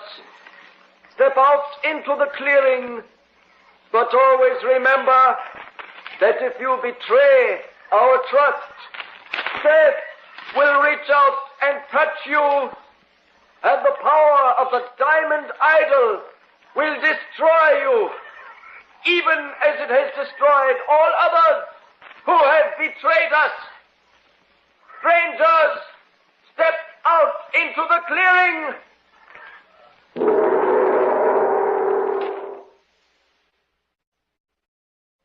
Back now to our story. An original tale of fantasy by Richard Thorne entitled The Diamonds of Death.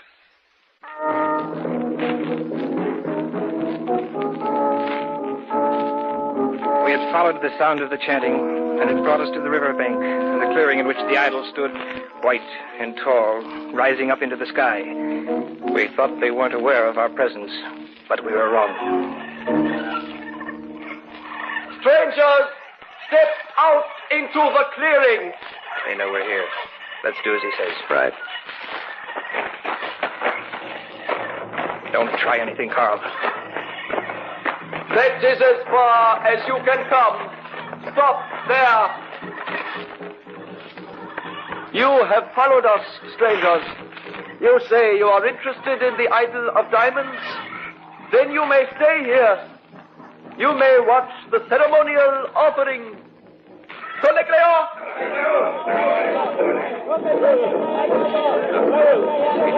Carrying a diamond that places the idol's feet. No expression on their faces, just walking towards the idol, as if they were hypnotized. Later, when the village is asleep, we shall return to this place. And when we leave, we shall take with us all the diamonds we can carry.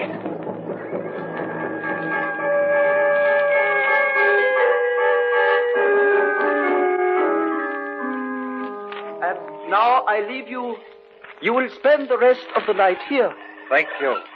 Make no attempt to steal the diamonds, for the idol will raise up in wrath and bring the fury of the jungle down upon your heads. He will raise his voice in anger, and there will be no escape from him, for the fever of the curse will be upon you, and you shall die. I understand, Buddha. It is my hope that you do. May we meet again on the morrow. Well, let's go inside the hut. All right. What do you think, Vince? I don't know, Jim. He said if the diamonds are stolen, the idol will cry out in anger and death will be our reward. I believe him. So do I. I think they're right, Carl. I think we should leave here just the way we came. You think I came all this way so that I could turn around and go back to civilization empty-handed? You're mad if you think that. Think of George Maupassant. Maupassant died of a fever. That's what we thought he died of. But it wasn't caused by the jungle. It was caused by the power of the diamond idol. You are a superstitious fool. Quiet. Do you want the whole village down on our heads? All right. I say to you, we came here for diamonds. We leave here with diamonds. I'm not taking any. Jeff's right. And I agree with him. All right. Let it be that way then. Perhaps it is better that way. For in the end, I would have been the only one left. What do you mean?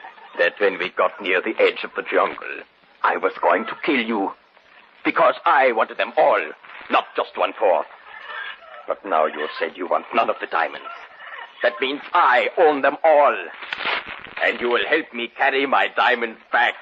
You and the native porters we brought with us. That's where you're mistaken, Carl. We're not going to help you carry them back. Oh, but you are. He has a gun. And I will not hesitate to use it. You're a fool. You are the fools, not I. Now, my gun is ready to talk for me. The village is asleep now. We will go back to the clearing and get the diamonds. Move. I said move. You mean it? That is correct. The native workers we brought with us are in the next hut. You will get them. Tell them that we are leaving. They will be more than glad to come with us.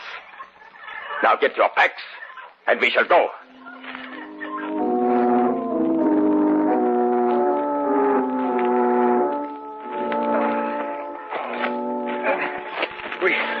We can't possibly carry any more diamonds. You are not carrying enough. It'll have to be enough, Carl. If the natives are loaded down, they can hardly walk. Our packs are just as heavy. We can't take any more. It is a shame to leave them here. But then, one can always return without his companions, of course. It's a long trail back, Von Arnberg, and you'll have to sleep sometime. We shall see about that. Now let us go. Move along! To think that you believe the story he told us. What fools you all are. Maybe Maybe not. They do not even know that we've gone. What's that? I don't know. And the idol shall raise his voice in anger. And there will be no escape from him. Listen. They do know that we're gone, Carl. Then you must hurry. The first one who slows down shall answer to me. Sounds as if the whole jungle is awake. Hurry, move quicker. Start to run.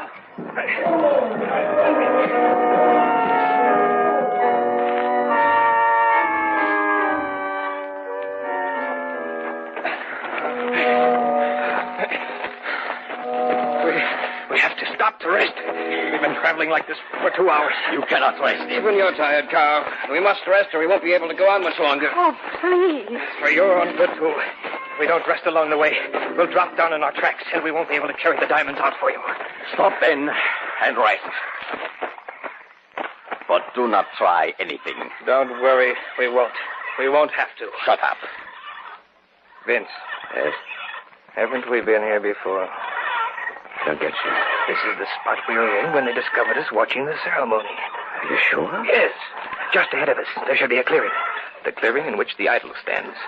We've been traveling in a circle. What did you say? We can go on now. Then let us go. Move along. Move. Yeah, you're right. The clearing is... Something is wrong. We have been here before. We are back in the clearing. We have traveled in a circle. I must get away. I must.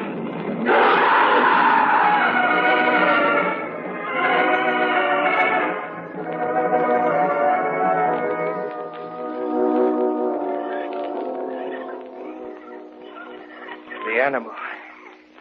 It jumped out from behind the trees. You didn't have a chance. How horrible. Yes, it is horrible. But it was the death that he deserved. We didn't want to take the diamonds, Luta. I know. When you came here, the thought was in your minds. But you were wise in that you pushed it away from you. What are you going to do with us? You and your party may leave this place in peace. And when you return to your world of civilization, it would be better if you did not tell them of what has occurred here. But there will be others, even though you do not tell them. There will be others who come upon this place. Let us hope that they do as you have done. For if they steal from the diamond idol, death shall be visited upon them, and it may come in many forms. But it will come.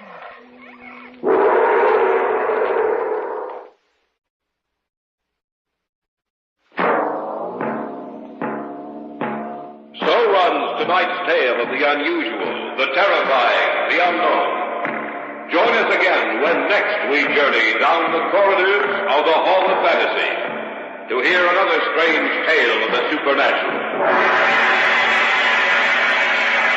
All characters and events portrayed in these programs are fictional, and any similarity to actual events or persons, living or dead, is purely coincidental.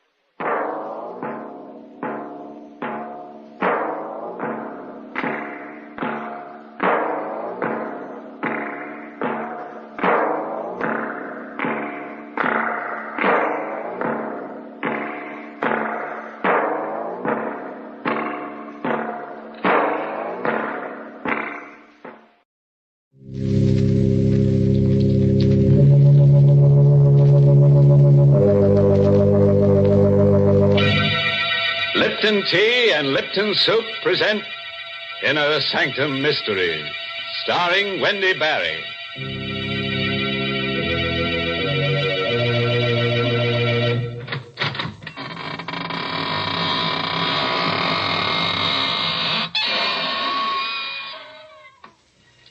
Good evening, friends of the Inner Sanctum. This is your host to welcome you through the squeaking door into a gay little world of homicidal maniacs, vampires, ghosts, werewolves, and assorted forms of sudden and gory death. Friends, if you ever walk through a cemetery at midnight and see a girl whose hair is on fire, is carrying her head under her arm, you know what to tell her, don't you? Just say, keep a cool head on your shoulders, Toots. And run like crazy. I suppose you think that kind of advice will help her. Why, of course, Mary. What else could you say to a girl whose hair is on fire? Wait, I know what you'd tell her. You'd say, my dear, why don't you cool off with a glass of Lipton's iced tea? I declare, you sure think of Lipton's at the strangest times. But you know, folks, come to think about it, this is a strange time of year. The days are hot, and yet the nights are apt to be a bit chilly. Yes, this is the time when people keep cool with a refreshing pitcher of Lipton's iced tea while the sun's on the rampage, and then later, after sundown, a hot cup of Lipton seems to taste just right. And do you know the reason why Lipton's, hot or iced, is always so welcome and satisfying? Well, it's because Lipton's has that famous brisk flavor. That word brisk, B-R-I-S-K, means that Lipton tea tastes fresh and full-bodied. It's never flat or wishy-washy. That's right, folks. You just don't know how good tea can be till you've tried Lipton's. And now, friends, get ready to try a new kind of inner sanctum story. It's called The Murder Prophet. And it's an original radio play by Milton Lewis, who copied it from a tombstone. Yes, and our star tonight is that glamorous Hollywood movie star, Wendy Barry, who plays the role of Claudia Dale. All right. Clear the floor and give your flesh room to creep. Ready? Now let's hear Claudia tell us the story in her own words.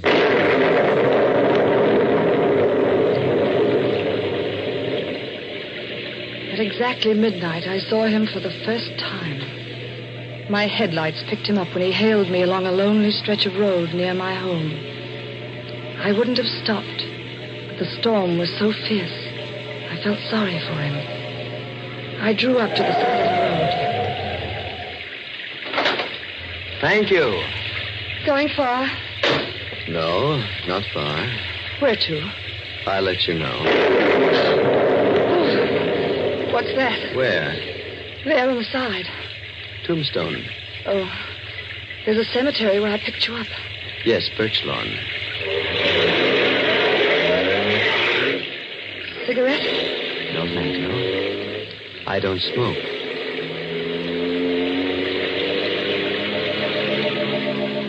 He said nothing for a few minutes. In the reflection of the dashboard light, I saw his face for the first time. Sunken eyes, hollow cheeks, mouth set in a queer grin, a skull barely covered with a thin layer of milk-white flesh. With a start, I realized he was staring at me. I've seen you before. Oh, I don't think we've met. No, I know you. Are you sure? Yes. I would never forget someone so beautiful. Oh, really? You're Claudia Dale. Why, yes. You're married to Howard Dale. That's right. But I don't seem to place you. No, you wouldn't. I know quite a lot about you. Do you really? Your first husband was Willard Banks. How did you know that? He died 8 years ago, a suicide. Who are you? You don't know me. Be careful, you're speeding. Oh, I'm sorry. I didn't realize. You're trembling. How do you know so much about me? I just know. Oh, really? I suppose you have second sight or some such rubbish. It is not rubbish. Then tell me where I'm coming from. Pittsfield. You guessed. You went there to visit a sick friend, Martha Wollstone. But you couldn't guess that. You're going too fast. You're losing control. No, I'm not. I'm quite all right. I can go as fast if I choose to. I shall go as fast as I wish. Would you care to know more of yourself? No, I do not find your little trick particularly amusing. Besides, What else do you think you can tell me about myself? Your future. Oh, nonsense. Your husband is dead. Howard? Murdered. Oh, you're lying. You'll find his body on the floor near the piano of your living room when you get home. There are 2 bullets in his head. Get out of here. Get out of this car. Get out, you hear me? Get out! Very well. It happens that this is where I wish to go. Good night, and thank you, Mrs. Dale.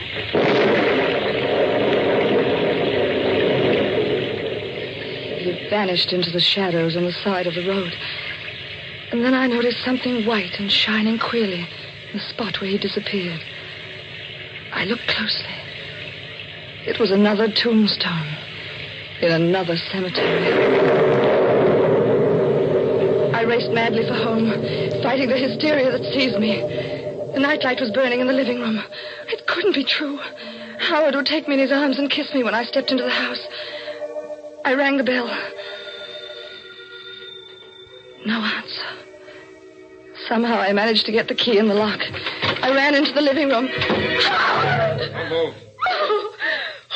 Who is it? Right behind you. I've got a gun. Oh, a gun. Do it in the body. Who are you? Turn around. Oh, you murdered Keep him. quiet. Oh, don't come near me. Sit down. Don't touch me. I said sit down. Sorry, I had to slap you. We're losing control. You don't have to scream for the police. Here's my badge. You? Detective Sergeant Quinn. Homicide. Oh, well, I thought you were... Yes, I know. Drink this. Thanks. Feel better? Yeah, much. Who is he? My husband. Sure? Positive.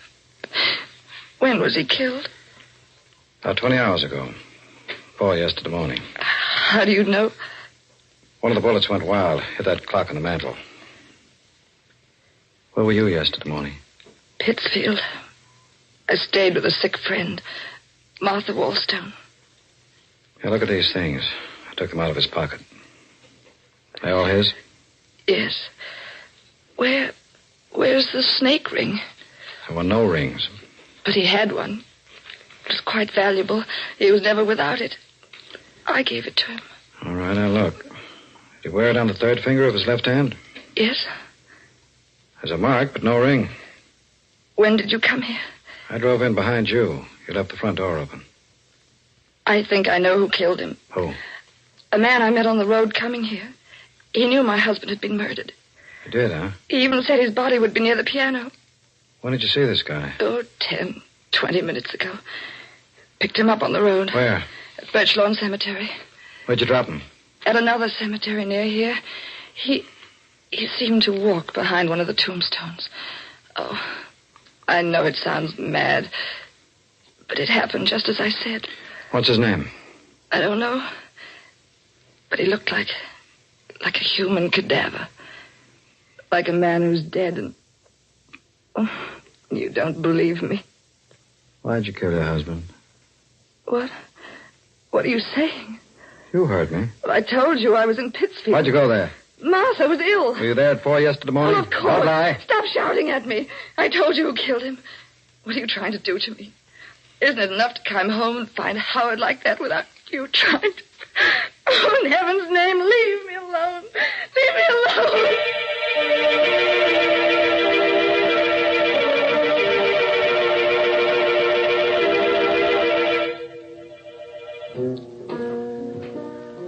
Not a scotch, lady? No, thanks.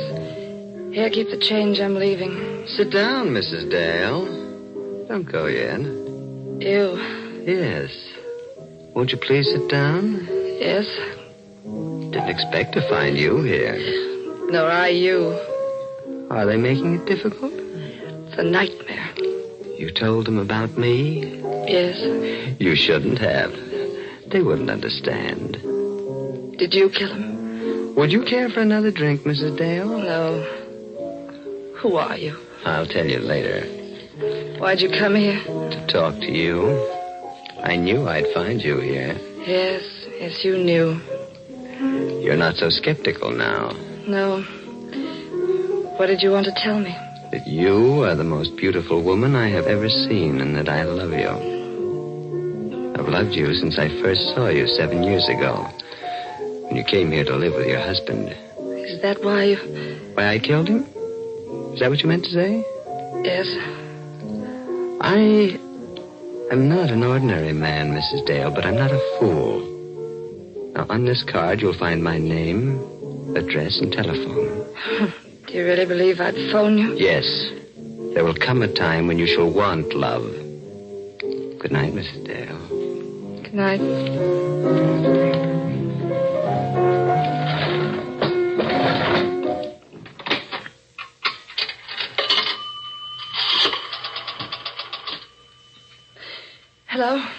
operator. Get me police headquarters and hurry, please.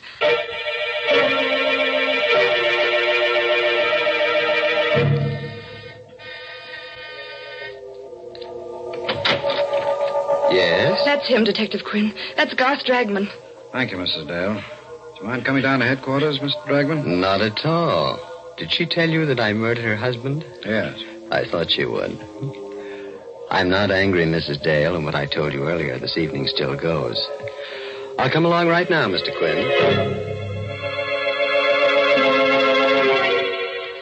I didn't sleep a wink that night. Twice I got out of bed and drove to police headquarters.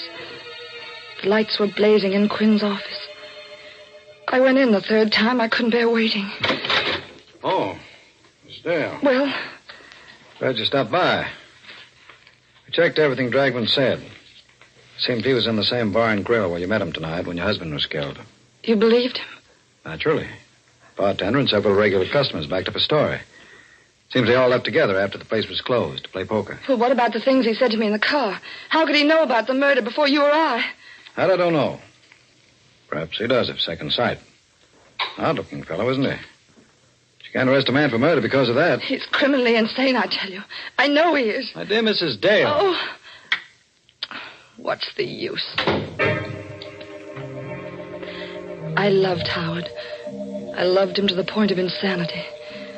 Otherwise, there was no accounting for the things I did when I left police headquarters. I was determined to find the man who murdered my husband. It was towards dawn when I made up my mind what to do. I went to Garth Dragman's home. I was about to ring the doorbell when... Don't ring, Mrs. Dale. The door is open. Come in. You were expecting me? Yes, I was expecting you. Do you still think that I killed him? I don't know what to think anymore. Do you want me to find the person who murdered him? Yes, more than anything in the whole world. See, I have strange gifts, Mrs. Dale. And I do believe I understand the mind of a criminal. That mad impulse to crime, that strange, twisted desire to take a living being, a creature of arrogance and power, and make it a corroding, lifeless mass of flesh fit for worms. You're shocked? Crime is a shocking, evil thing. And only a man with the brain of a genius can succeed at it. And only a man with a greater brain can trap a successful criminal. I'll find your murderer for you, Mrs. Dale. On one condition. What's that? That you marry me.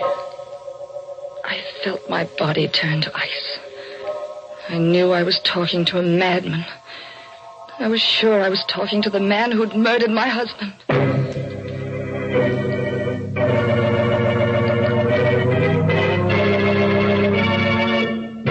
Oh, shucks. It's not so hard to predict a murder. I can do it. It's easy. I predict that there'll be at least one murder every week on Inner Sanctum. Good gracious, yes. You might say it's worth a character's life to appear on this program. Oh, don't feel sorry for them, Mary. Don't forget they can always make a comeback as a ghost on next week's show. In fact, I predict that Claudia's husband will be around one of these Tuesdays. All right, now it's my turn to make a prediction. And I predict that during the coming fall and winter, more people will drink Lipton tea than any other brand. Oh, you said that last year. Yes, and it came true then just as it will now. Folks just naturally seem to prefer Lipton's. If you'd ask a tea expert to explain this preference, he'd say it's because Lipton's has a brisk flavor. You see, that word brisk, B-R-I-S-K, is a technical word. Brisk means that Lipton tea always tastes fresh and tangy. Yes, full-bodied and vigorous, never flat or insipid. So, folks, even if you're not a regular tea drinker, you should try Lipton's. That brisk flavor makes all the difference in the world. All right. Let's get back to the other world now. The world of creeping, crawling horrors. I'll bet you think that Garth Dragman can't really foretell murders. Or do you think that Claudia doesn't have the courage to trap this homicidal Romeo? Or is he the killer? We'll let our star, Wendy Barry, in the role of Claudia, tell you. Go ahead, Claudia. Shock him into the shakes. 2 weeks later, I married Garth Dragman. He was the strangest man I ever knew. he would disappear for days at a time, and then suddenly turn up without warning. He had all the money he wanted, yet I never knew where it came from. There was a closet in his room which was always kept locked and bolted. I knew from the way he acted about it that the closet contained the answer to all the things I wanted to know about him. One night while he was away, I obtained tools and tried to force the lock. Good evening, Claudia. Oh, Garth. You didn't expect me back, did you? No, I knew you'd try to open that closet someday. Well, why do you keep it locked? So that no one but myself shall know what's in there. Not even I? You in particular. But, Garth, You'll not attempt to open it again, will you, Claudia? No. Forgive me for striking you. I'm not quite myself tonight. I sometimes do things I regret when these moods come upon me. He sat down. He seemed terribly exhausted, completely spent. But there was a strange, wild light in his eyes. He seemed like a man intoxicated with some strange drug that few men know the taste of. You do forgive me, don't you, Claudia? Yes, of course. See, it's something that few people know, Claudia, but a person who has extraordinary powers carries an extraordinary burden. You mean your gift of prophecy? Yes, I didn't want to mention it. It seems to upset you so. It doesn't frighten me any longer. Did you read in the newspaper about a woman's body being found in the river? She'd been murdered, garroted. Yes, it was in this evening's paper. They don't know who she is. I can tell you who she is. Josephine Ford. A stupid girl, Claudia. I could have told you that she'd been murdered 3 days ago. How do you know these things? Because I see them. Sort of vision. Now I'm seeing another vision. It's a house, 346 Harbor Street. Near the waterfront. A young woman lies in bed reading. She's very attractive. In an hour, she'll be dead. When the police come, they'll find her body decapitated. The criminal did this to destroy her identity. But who is the criminal? What difference does it make? He'll never be caught. Garth, while you were gone, Martha Wallstone telephoned. She's ill again. Oh. She asked me to come up immediately. Why didn't you go? I was waiting for you to get home before I left.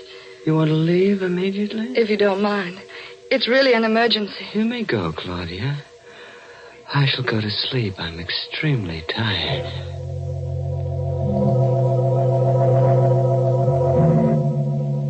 It took only a few minutes to get to the waterfront. I found the house at 346 Harbor Street. I went in. The lamp in the bedroom was burning. I looked at the bed. I fainted. Hey, Mrs. Dale. Think you can sit up now? Detective Quinn. Yes. Hardly expected to find you here. I came because Garth Dragman predicted this would happen. Oh, Mrs. Dale. You still don't believe me? You're a strange woman, all right. You accused this man of killing your husband, and then you married him. I suppose you're going to accuse him of this murder, too. Yes, this and heaven only knows how many others. Mrs. Dale, did you realize that you haven't got a single piece of evidence to back up your contention? I'll get the evidence tonight. Will you let me have a gun? No. Will you be near my house? I need protection. Oh, after all. What must I do to convince you what he is? I've risked my own life. I'm willing to risk it again. He's a monster. You're going to wait until he murders me before you believe what I say. All right. I'll give it a try. I'll come back to your house with you. If you want me for an emergency, smash the window pane. We drove back together. I dropped Detective Quinn on the corner. The house seemed deserted when I came in, but I wasn't taking any chances.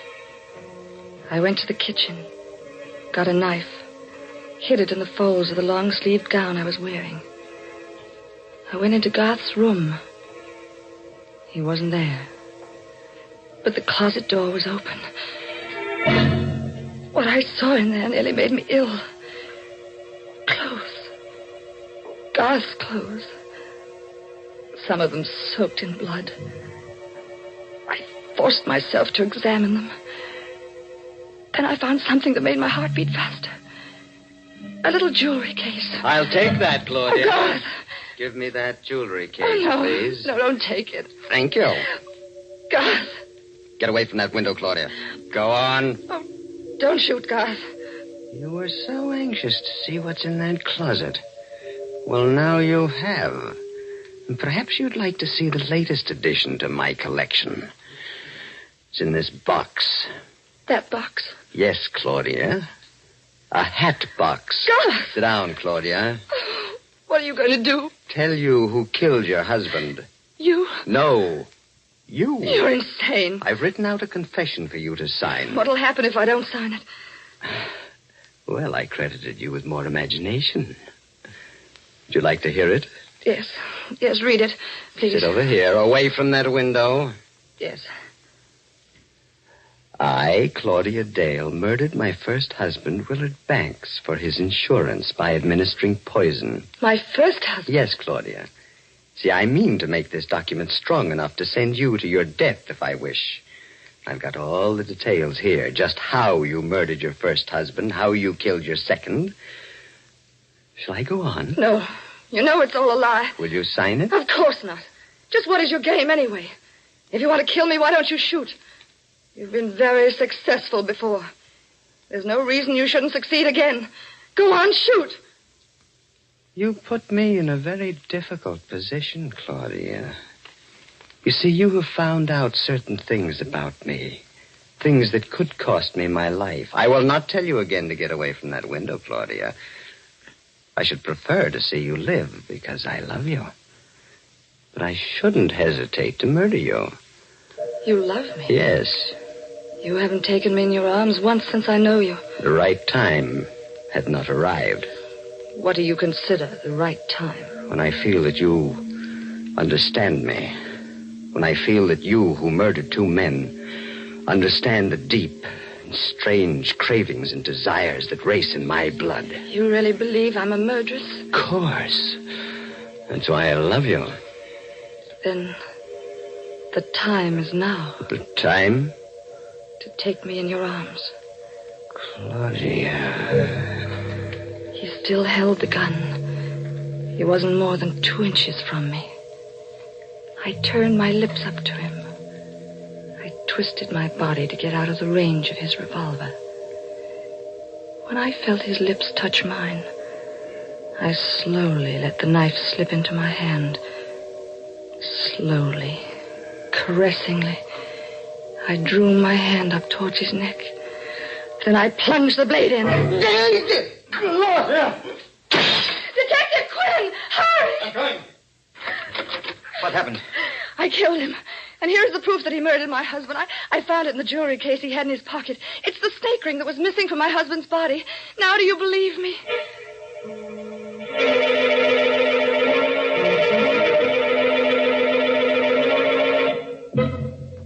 That's the whole story. I realize that you, as the district attorney, must know all the facts. There they are. Thank you. There are a few points in the story that interest me particularly. First, the confession that he asked you to sign. What about it? The confession says that you went out in Pittsfield at 4 a.m. when your husband was killed. You gave your friend Martha Wallstone a sleeping pill, drove her down here, shot your husband, drove back to Pittsfield, turned Miss Wallstone's bedside clock to 4:15 and wakened her. And you gave her the medicine. She thought it was 4:15 and went back to sleep. Garth was very clever at things like that. He had extraordinary brilliance of the insane. And just one question. Was that the way you murdered Howard Dale? I? Oh, but Garth murdered him. The ring proves it. You never had the ring. You put it in the jewelry box. I can't believe what you say. Garth was a homicidal maniac. He predicted the death of the people he murdered. My dear woman, don't you know yet? Know what? Garth Dragton was a detective working out of my office. That's how he knew about those deaths. He was put on the case because we suspected you of murdering your first husband as well as your second. A detective? Yes. And you're going to die for killing him. It's extremely daring and clever of you to murder him. But you never would have gotten away with it if he hadn't kissed you. He kissed you because he fell in love with you. That poor fool.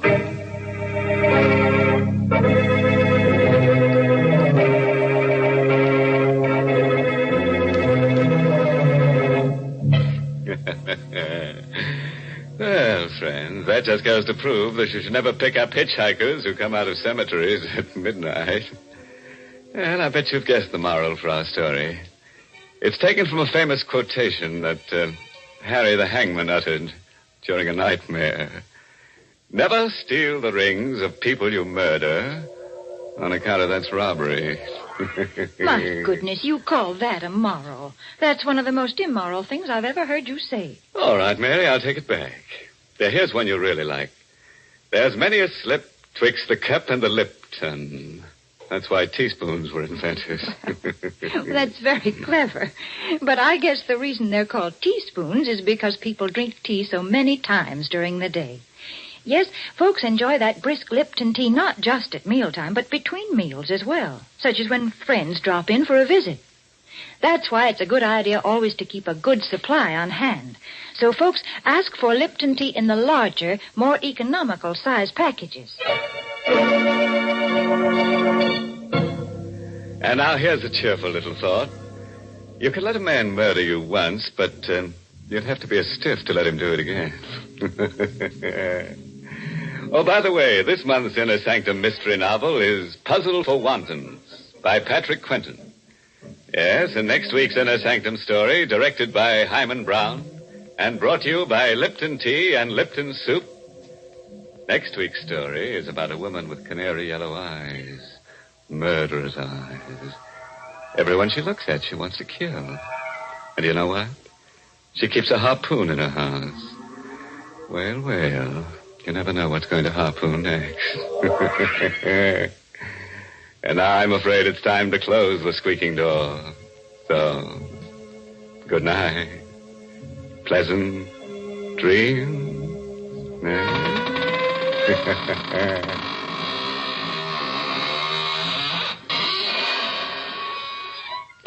Folks, it's wonderful how little time cooking takes these days. Now, when I was a girl, my mother used to spend half a day making a pot of chicken noodle soup. But now we have Lipton's noodle soup mix. And when you use Lipton's, you just empty the contents of the package into boiling water, and in no time at all, soup's on. And what delicious chickeny tasting soup it is. Yes, Lipton's has an old-fashioned homemade flavor, and it's brim full of tender golden egg noodles. So, folks, don't forget to ask for Lipton's Noodle Soup. And don't forget to tune in next Tuesday night for another Inner Sanctum mystery. This is CBS, the Columbia Broadcasting System.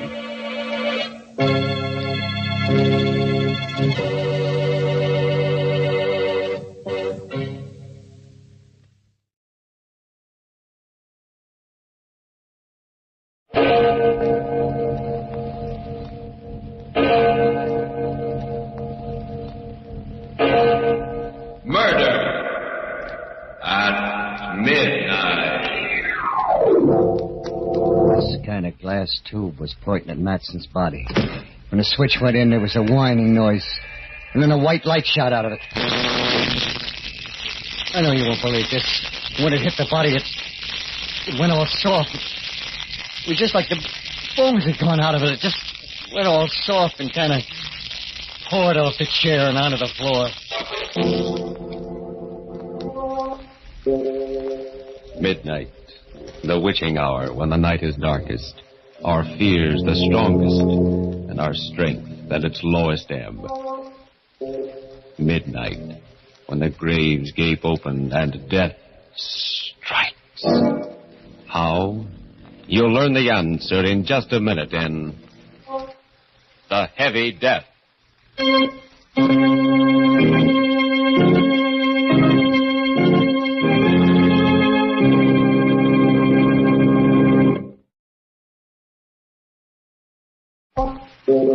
And now, Murder at Midnight. Tales of mystery and terror by radio's masters of the macabre. Our story, written by Robert Newman, is a weird and fantastic nightmare called The Heavy Death.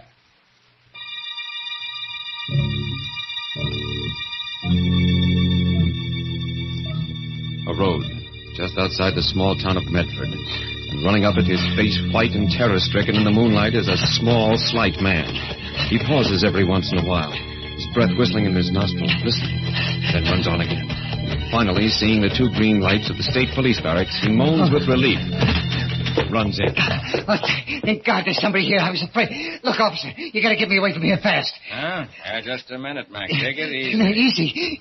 You'll be here any minute coming after me. I got to get away, I tell you. And I'm telling you to take it easy. Just wait till I get through talking to Dr. Carden here. Dr. Carden? Are you Dr. Carden lives in the big white house near the river? Why, yes. Well, then you can tell him it's true. Otherwise, he won't believe me. Nobody will. It was you who swiped the big glass thing from your laboratory. A Geiger counter? You stole it? Well, he made me do it. Oh, now, whoa. This is getting interesting. That's why Dr. Carden's here. You know anything about his assistant? Young chap named Matson? Yeah. He's dead. He killed him. Matson? Matson dead? Hey, maybe you better start from the beginning. Tell us the whole story. Yeah, but I did it the right time. He'd be coming after me and... Oh, okay. Like I said, you won't believe it. My name's Sullivan. They call me Shell because I'm a come-on with Brian's Giant Carnival.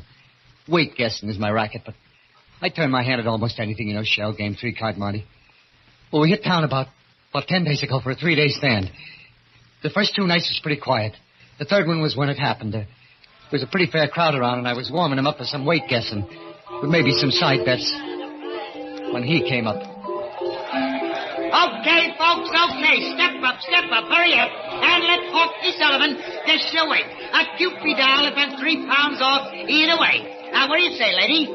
Your weight's not like your age, you know. Ha, ha. It always shows. What about you, sir? Guess your weight? Do you really think you can? Do I think? Ha, ha. Listen to him, folks. You bet your sweet life, brother. Oh, I have already. The question is, will you bet your sweet life? What? What do you mean? Look, do you want me to guess your weight or not, huh? On the terms I outlined, why, yes. I will be glad to have you try. Try, Sissy. Okay, folks, here we go. Now, let's see. A big man, a solid man. Hefty pair of arms on him. I say, 195 pounds. 195. And 3 pounds off either way, and you get a Cupid doll. Now, just sit right down here on the scale. There you are. Hey, what goes on here? You broke my scale. Yes, it only goes up to 350 pounds. 300... What do you got in your pockets? Would you like to look? Nah. No, I don't know how you did it, but more power to you, brother. When I lose, that pay with a smile. Well, here's your Cupid. Thank you. No, that's not what we bet. What? What do you mean? I think you know what I mean. The carnival closes in about an hour. I'll be waiting. He went walking off, slow and heavy. The crowd stood around for a couple of minutes, gaping at the broken scale and talking. Then they all decided it was some kind of a gag and went on and forgot about it. For me, I couldn't forget about it. Somehow I didn't think it was a gag. There was something about him, the way he moved, the way he talked, it scared the pants off me. I hung around for a while, getting my stuff together, and then I looked up Rube Thomas. Rube's a big guy. Used to be a wrestler, and he was just closing up his Wheel of Fortune. Hiya, Rube. How are they going? Not bad for a one-horse town. How's it you? Oh, not too bad.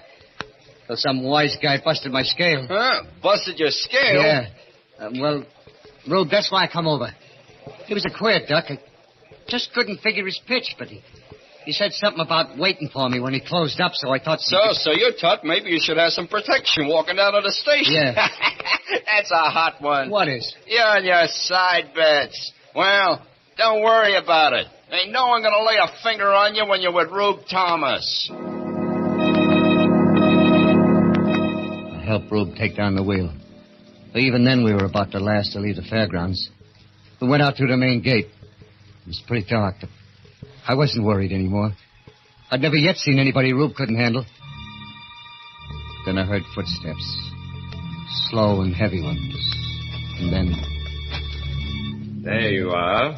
I've been waiting for you. Yeah? No kidding? This the guy? Yeah, Okay, Bob. What's the pitch? What's your racket? Racket? There's no racket. Your friend and I had a bet. I've come to collect. Yeah? Well, I'll tell you a funny thing about carnivals. When we pull up stakes and get ready to go, all bets is off. I'm afraid this one can't be called off. You see, I need him. You need him? Yes. You bet your life, remember? And you lost. You mean you... Oh, you're nuts. People who have thought so, but I'm not. Shall we go? No. No, I ain't gonna. Rube! Take it easy, Shell. I told you all bets was off, mister. Now you're gonna blow him, I'm gonna have to get rough with you. I wouldn't if I were you. No? Well, here's one just for luck. Oh, no, my hand. I warned you. Will you? I'll break your bloody neck. I'm sorry. I didn't want to hurt you. You won't believe this. Like you probably won't believe what happened afterwards. He didn't swing or anything.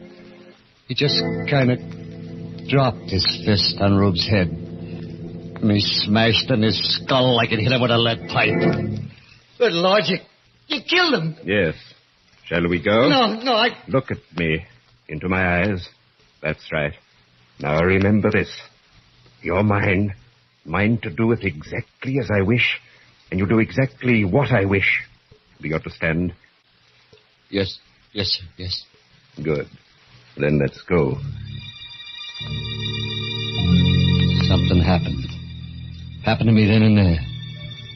Something I ain't over yet. It wasn't just that I was scared, more scared than I've ever been in my life. It was something else.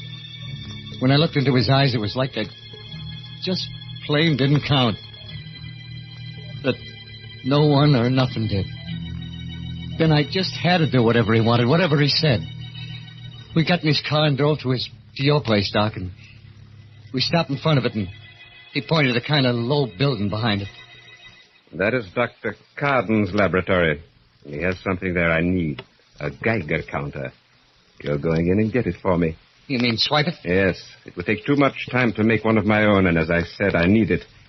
Now, it's a long glass tube, about this size, with filaments inside it. Yeah, but suppose somebody sees me. Suppose somebody comes... Carden's away in Washington with that childish atomic energy commission of theirs. There's only Matz and his assistant, and he must be sleeping. If he should try and stop you, well, you'll have to take care of him. But remember, I want that Geiger counter. Like I said, it was like I was numb. Didn't have a mind of my own. I did it. Found an open window. Went in and got what he wanted. Brought it out to him. He didn't say a word. He just put it in the back of the car and we drove away. It was about 11:15 when we got to his place. Big rambling house at the foot of a mountain. He took me around the back to a kind of iron door and... Well, it was like out of Buck Rogers, the 25th century. Big glass tubes, dynamos, wires. He must have noticed me staring because he said... Go ahead, look around. There's equipment here that doesn't exist anyplace else in the world. Yeah, but what's it all for? And if I told you, you'd be even more frightened than you are now. By the way, what's your name? Sullivan. Shell Sullivan. I'm Dr. Vance. Dr. Brian Vance. Doctor? Of nuclear physics. Without doubt, the greatest scientist in the world today. Do you know anyone else who has been able to convert most of the elements of the human body into the heavy isotopes? Look, I don't know what you mean, but is that... Yes. That is why not only my weight, but the entire atomic mass of my body's... What's that? Sounds like a car. Yes, but who... Oh, Matson. He must have heard you in the laboratory, followed us. Well, I was as quiet as I could be, honest. There's nothing to be worried or excited about. Hello, Matson. Vance, I should have known it was you. Should have known what was me. That stole our Geiger. You've done an awful lot of strange things in your career, Vance, but this time you've gone just a little too far. This time I've got you dead to rights. I'm afraid it's just the other way around, Matson. What do you mean? What? Vance? You don't really think I'd let you or anyone interfere with what I'm doing, do you? You killed him, Of course. Drag him over there out of the way. There's a certain experiment I'm just about ready to try, and his body will come in very handy.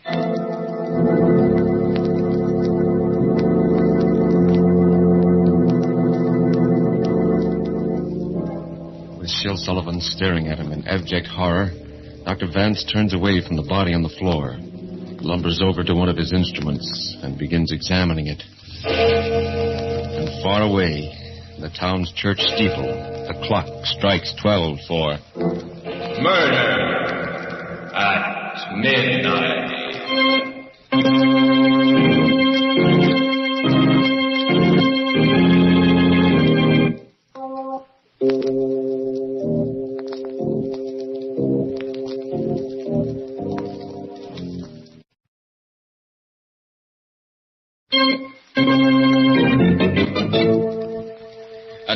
back to Murder at Midnight and The Heavy Death.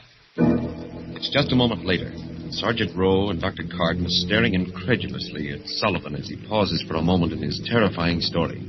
Then the trooper says, We did find Thomas's body out by the fairground, but it was an accident. Hit by a truck or something. You mean this Vance killed Matson just like that? Shot him without turning a hair. Sure sounds to me like... Dr. Carden, what do you think? I don't know, Sergeant. I do know Vance. I knew that he had a laboratory somewhere near here, and... Well, it's true that he probably knows as much about nuclear physics as anyone in the world. We tried several times to get him to work with us during the war, but he laughed at us, said that what we were doing was childish. Yes, but this other business, this changing himself, making himself heavy... Yeah, even his voice was heavy like. Is that possible, Doctor? Theoretically, yes, I suppose it is. After all, Professor Urey did it with hydrogen, made heavy water. And we've done it with uranium. Yes, but why would he want to do it? Why? There I can only guess. For all his genius, I've always felt Vance was a little mad. It's possible he believes that by changing the atomic weight of his body, he can make it immune to disease. Yeah, that's right. It's true. He said he was going to live forever. Well, go on, Sullivan. What happened after that? He made me help him do things around the laboratory. Wire and stuff like that. Seems he got tired pretty easy, and his hands was too heavy to do work that was delicate-like. Maybe that's why he needed someone else around. Finally, I couldn't keep my eyes open anymore, and I fell asleep on a cot in a corner. I don't know if he ever slept or not. If he did, I never seen him. When I woke up, it was around noon, and he had Matson's body propped up in a chair against just a kind of a silver screen. So you finally got up, Sullivan? I was just going to wake you. Yes, sir. I'm kind of hungry, sir. Yes, food. Well, you're going to help me with a little experiment first, and then we can eat. Yes, sir. What kind of experiment? You mean... Why, yes. An experiment on our friend Matson's body. He won't mind. Just a little calcium transmutation. First, we switch on our alpha generator here. Then we make a few frequency adjustments. What are you going to do? You'll see. Over there, stand by that master switch on the converter. When I give the word... Yes, sir. Let it climb just a little higher. A little higher. Now! Good Lord. No. There's a kind of glass tube pointing at Matson's body. When I threw the switch, a white light shot out of it. I know you won't believe this. When it hit the body, it went all soft. It was like the bones had gone out of it. It just went all soft and kind of poured off the chair onto the floor. I must have fainted or something. When I come to, Vance was standing over me, smiling. Anything the matter, Sullivan? Don't you feel well? Yes, sir. I'm all right. I was just... That was the most awful, most terrible thing. Sullivan, if you were a soldier and you saw that happen to the man next to you, would you feel much like fighting after that? What? You mean you're going to do that? I'd advise you not to ask too many questions. We'll dispose of the rest of the body later, but now let's eat. Like I said, it was just about a week ago. I can't really tell you what happened after that because I was in a daze most of the time. We worked, him showing me what to do, wire and solder and stuff. We ate. Sometimes he let me sleep. Then this morning it happened. I woke up at about 10. He was standing looking at this thing we've been making. Well, Sullivan, it's finished. Just a few adjustments and we were ready to go. Yes, sir. I'm profoundly grateful to you for your help. I will show you how grateful in a very concrete fashion. You mean you're going to let me go? You're going to let me go? Go? Really, Sullivan? That's a little foolish, isn't it? Well, I don't know. I just thought... Yeah, I guess it is. Well... Where are you going? Inside to fix some breakfast. No, Sullivan, no food for you. Not today. No food? No, because tonight you're going to enjoy a tremendous experience. one I experienced myself several months ago. And the process is much simpler when the stomach is empty. Process? You mean you're going to make me like you? Heavy? Yes, Sullivan. I told you I was grateful to you and... Oh, no, Doc. No, please, will you? For heaven's sake... You're being rather childish. I'm not going to bother detailing what it will mean to you physiologically, the immunities it will give you. I will merely tell you that we'll do it tonight. Getting changed to become like he was. Heavy as lead. Well, it did something to me. It was like I'd been doped, hypnotized. All that time afraid to do anything to make him mad. Now I was even more scared to stay. I made out like everything was fine, and I waited. I waited and watched. Then about an hour ago, I got my chance. He went into the house to get something. He didn't lock the door. I was out like a shot, grabbed his car and started down the driveway. As I went past the house, I heard a window open. Sullivan, come back! Come back! You'll regret this! You'll regret it!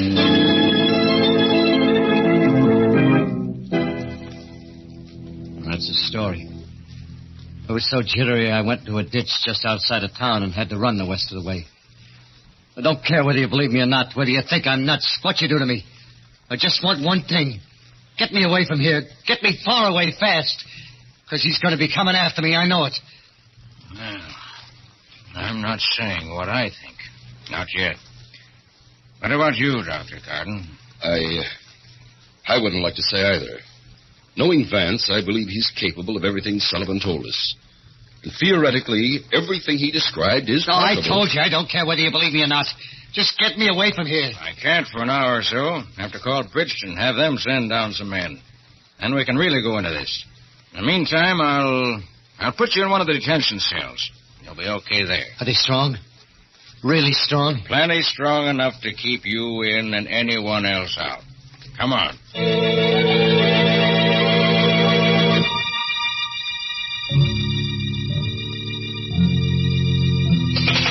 Sergeant! Hey, Sarge! Dr. Carden! Ain't it about time? Ain't it? Hey, can't you hear me? Sergeant! Dr. Carden! Oh, gee, Sarge. I was starting to get a little worried. You. Yes, Sullivan. You didn't really think you were going to get away, did you? Oh. What are you going to do? You can't do anything. The cell door is locked. And is it? Let's see. Yeah, you see? You can't break it down. You can't. It's steel. Yes, Sullivan. But steel can be smashed if it has to be. No. I told you you'd regret running away, didn't I? No. Look, I'll come back. I'll do anything you want. I'm afraid it's too late, Sullivan. No. Too late for anything but this. Dr. Carden. Did you hear it, too? I'm not sure, but it did sound like... This way, quick. Good Lord. Look at that cell door. Oh, and Sullivan. His skull. Smashed like an eggshell. Well, Sergeant? I guess I must be nuts, too. Look, Doc. He must have just left here. If we wait for the men from Bridgeton, give him time enough to get back to his place with those blasted gray things of his, there's no telling what he'll do, how many lives he'll cost. But if we leave right now, the two of us, maybe we can get there before him, cut him off. What do you say? You game? I'm game, Sergeant. Let's go.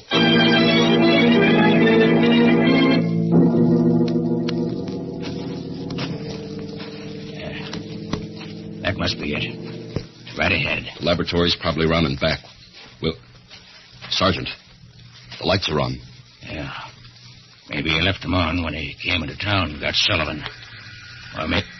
No, listen. He's back. We're too late. What in heaven's name is that?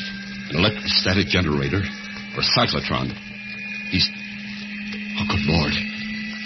Up the mountain there. Look. Great Scott.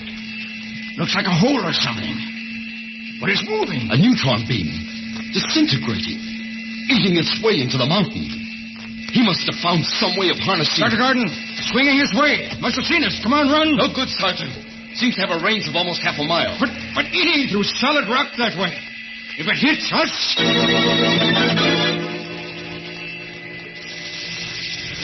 You came to see just what Vance was doing, eh, Carden? Well, take a good look. The last one you'll ever take at anything. Well, you shall be the first to... Did you think that you were going to get away with it, Vance?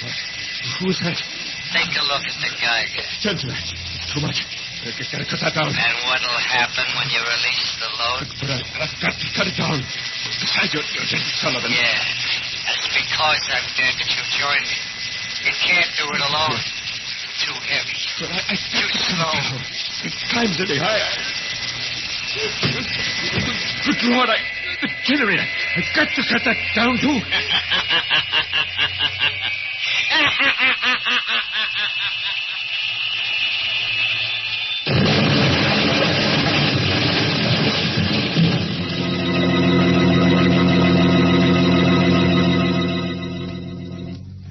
Dr. Garden. Dr. Garden, where are you? Over here, Sergeant. You all right? A little shaken up, but yes, I'm all right. Oh, the laboratory. The whole house. Look. Yes. What happened? Something got out of control. Too much centrifugal force, or the load released too suddenly, and the whole thing exploded. Now there are things that we'll never know.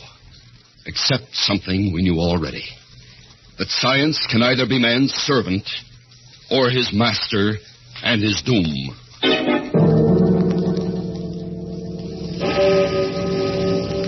And as I stand there, gazing at the smoking ruins that were once Vance's laboratory, through the blessed silence comes the distant clang of the clock in the town's church steeple, for the second time, striking 12 for... Murder at midnight.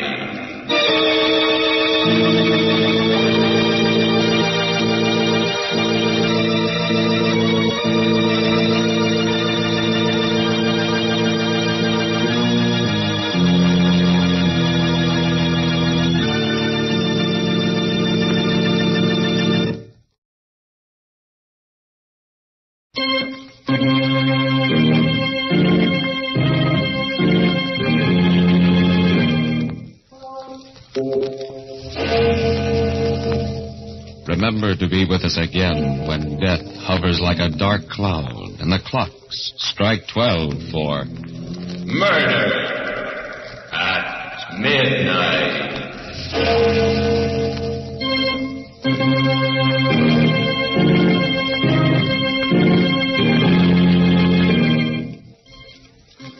The part of Shill Sullivan was played by Frank Reddick. With music by Charles Paul, Murder at Midnight was directed by Anton M. Leader.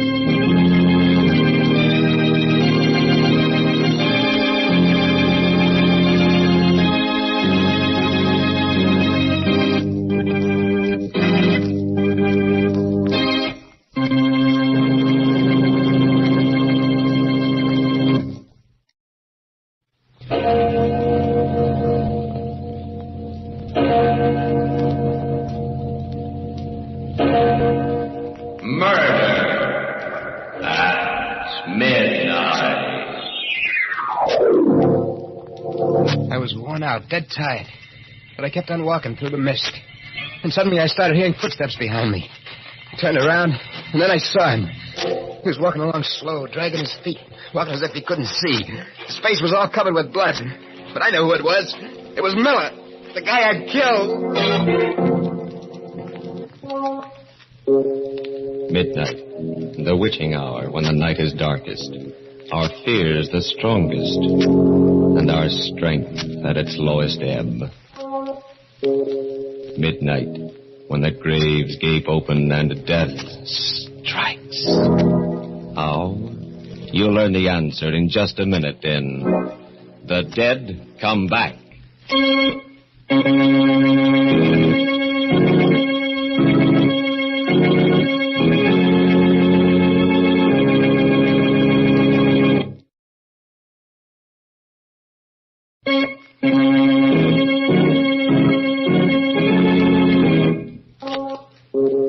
Now, Murder at Midnight. Tales of mystery and terror by radio's masters of the macabre. Our story by William Morwood will threaten your sanity. Its title, The Dead Come Back.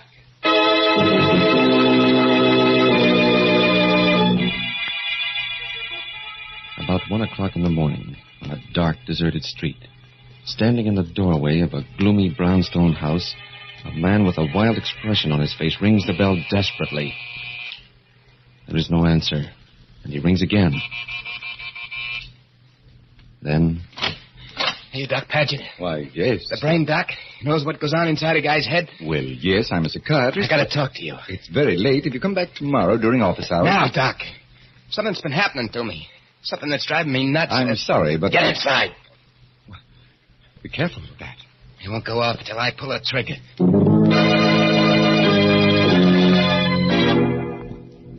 Better sit down, Doc. Very well.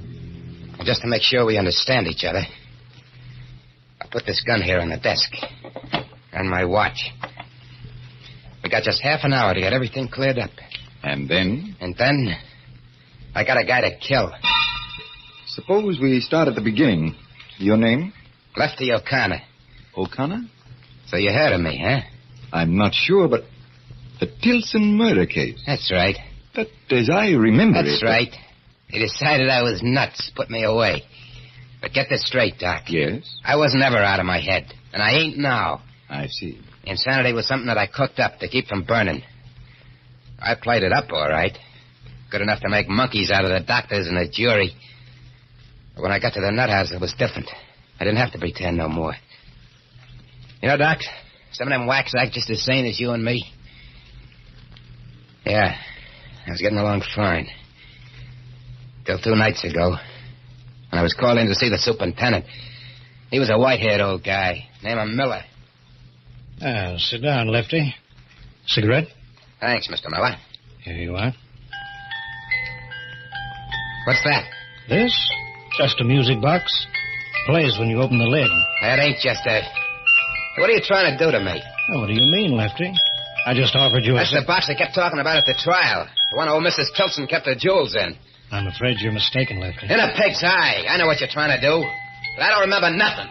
Nothing, you hear? And why does this tune seem to disturb you, sir? Never mind why. Turn it off. Yes, of course.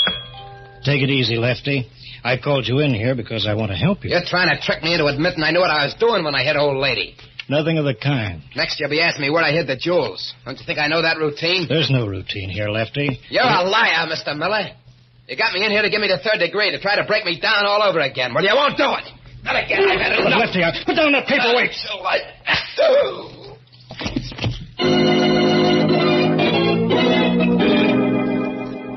I didn't have no idea of escaping when I hit him, Doc. I was just scared. I was scared of what would happen if he kept after me. When I found a gun in his desk drawer, I began making plans fast. I brought him around. I told him exactly what he had to do. We went out, got into his car, started for the gate. Okay, Miller, it's up to you now. I understand. Now remember, I'll be lying back here with this gun against your spine. Evening, Mr. Miller. Hello, George. Going out kind of late, aren't you, sir? Yes. Something unexpected came up. You wouldn't be smuggling out anyone under that rug and back, sir, huh? I might. Yep, looks suspicious. Just the right shape for a man. But I'll take a chance on you, sir. Okay, Charlie. Open up for the super. Okay. Open it up. Good night, Mr. Miller.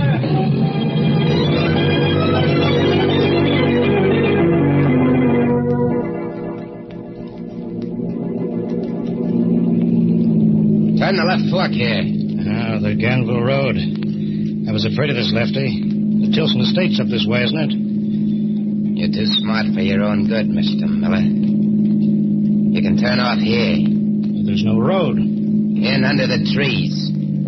All right.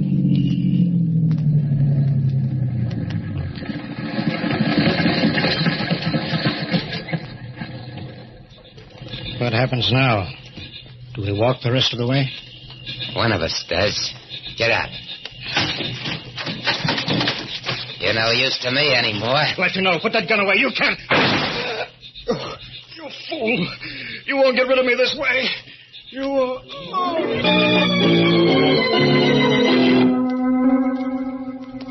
I left him there beside his car and started walking. I don't know how long I was at it. Maybe an hour when I hit the outskirts of town. The light was kind of funny. It was different from anything I'd ever seen. It was kind of yellow. Kind of yellow mixed with a mist that was curling up. Maybe I was tired, I don't know. But suddenly I began to hear footsteps behind me. I looked around, and then I saw him. He was walking on the other side of the road, blind, as if he couldn't see where he was going. And his feet were kind of dragging along. His face was covered with blood. But through the blood, I could see that it was him. Miller.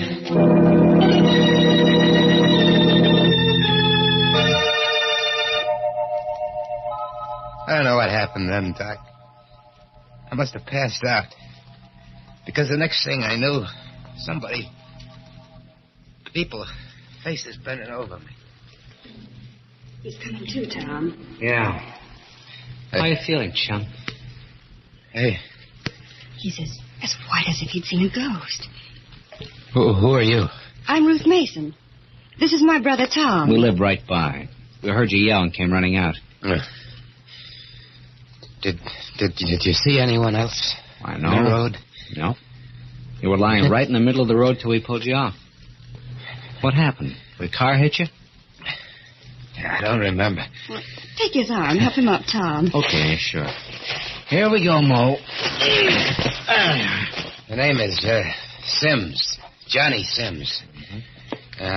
I'm all right. You look kind of bushed to me. I've been walking all night. Out of a job, see, and broke. Well, our house is right over there. You come on in and we'll fix thanks. it. I gotta keep moving. What's the rush if you're just looking for a job? Well, Hey. Cops coming this way. Probably looking for that man that escaped from the state hospital. That's right. They said that... What? Johnny, what's the matter? You look as if you're going to faint again. I guess I must be worse than I thought. Look, does that invite still hold? Well, of course. Right this way.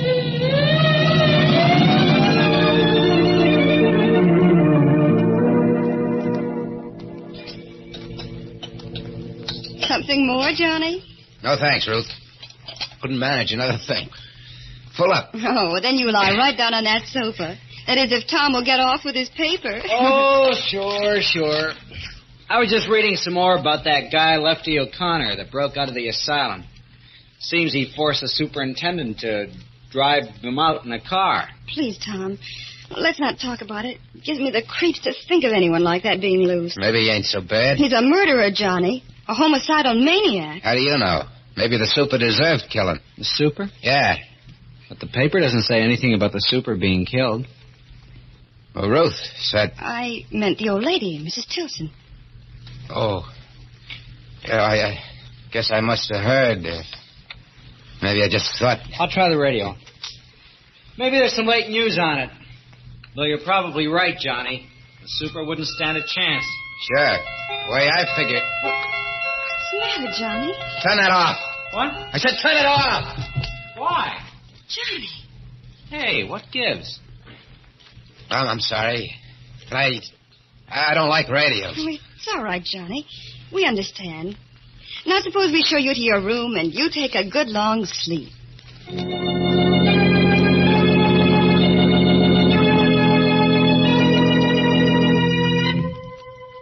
I must have slept like a dead man, Doc. It was dark when I woke up. There was nobody in the house. I switched on the lamp and looked at my watch. A few minutes before midnight. Didn't have much time if I wanted to get the jewels and blow town before morning.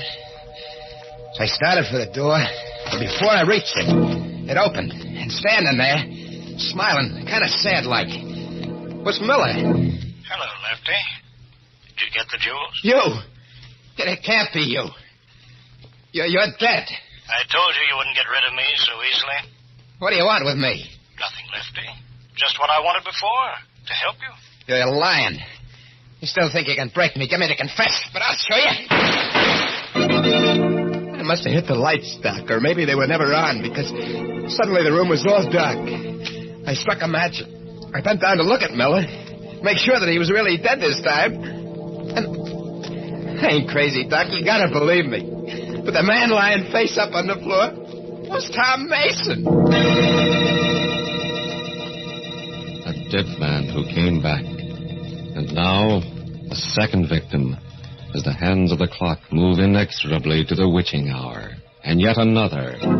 Murder at midnight.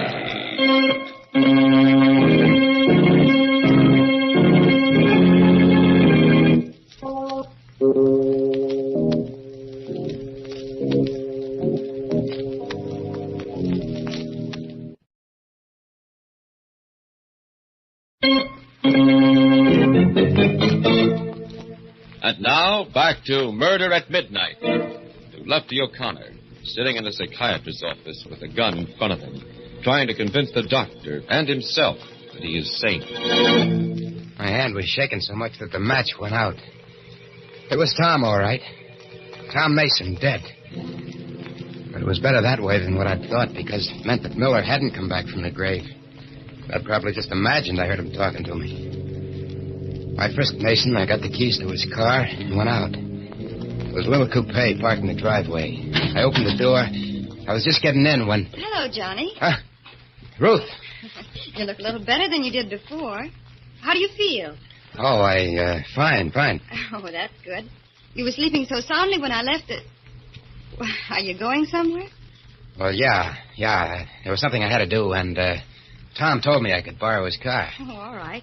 I'll go inside. No, you can't go in there. Oh, what do you mean? Why not? Well, I mean, such a swell night. How about a little drive, Ruth? But what about your errand? Well, that'll just take a minute. It'll be swell having you along. Well, I don't know. I don't suppose Tom will mind. I'm sure he won't. Well, then, all right. I guess that's one of the wonderful things about life. You just never know when something completely unexpected will happen. That's right, baby. You just never know.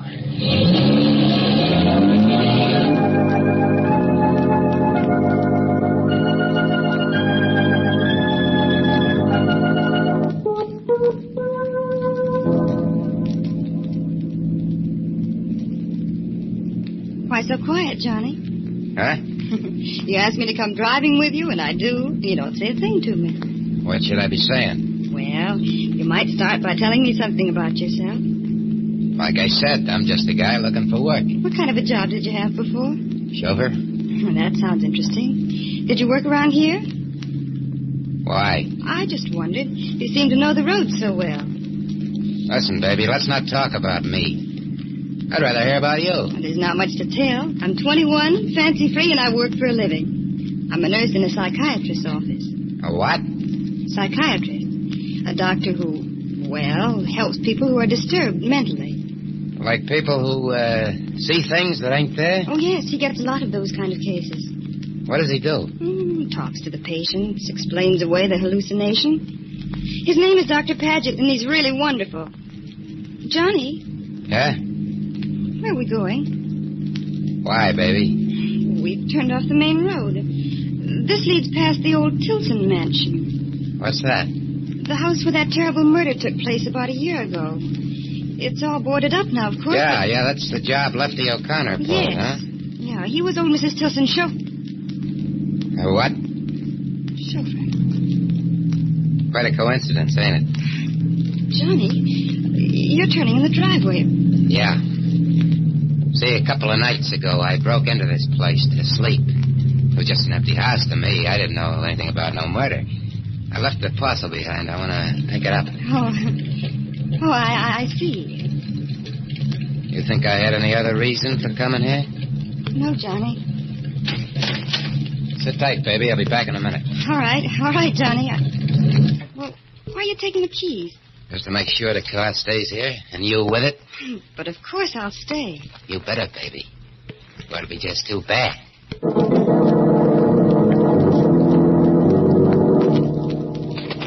I pulled the board loose from one of the windows, climbed into the old house. It was black as pitch inside. That musty, shut-in smell. Felt my way along the wall to the stairs, climbed to the second floor. The old lady's room was at the head of the stairs. It wasn't so dark in there. Windows hadn't been boarded, and the moonlight was coming in. And I saw that marble fireplace with a gargoyle in the middle grinning at me. So I picked up the poker and smashed into it. And there, behind where I pushed it past a loose brick, was the paper bag containing the jewels. I looked inside to make sure that everything was safe. Moonlight sparkled on them shiners. And then, Doc, suddenly, out of nowhere, it started. That music started. Stop it! Stop it! Johnny, where are you? What? Oh! Ruth! What? Ruth, get her to stop. Get her to stop. Get who to stop? Mrs. Tilson, that tune. What tune? You mean you don't hear nothing? Well, no, Johnny. But you must. It's gone now. Johnny, you're shaking all over. Johnny, what's that? What's what? Well, they're all over the floor. They look like diamonds, jewels. Didn't I tell you to stay in the car? What are you doing up here? I heard noises and you were yelled. spying on me. No, I wasn't, Lefty. What did you call me? Nothing. So you guessed it, huh? Okay. I am Lefty O'Connor, and I came back for the jewels. But that information ain't traveling far. Not with you, anyway. Wait a minute. No! Don't touch me. Oh, yeah. Oh.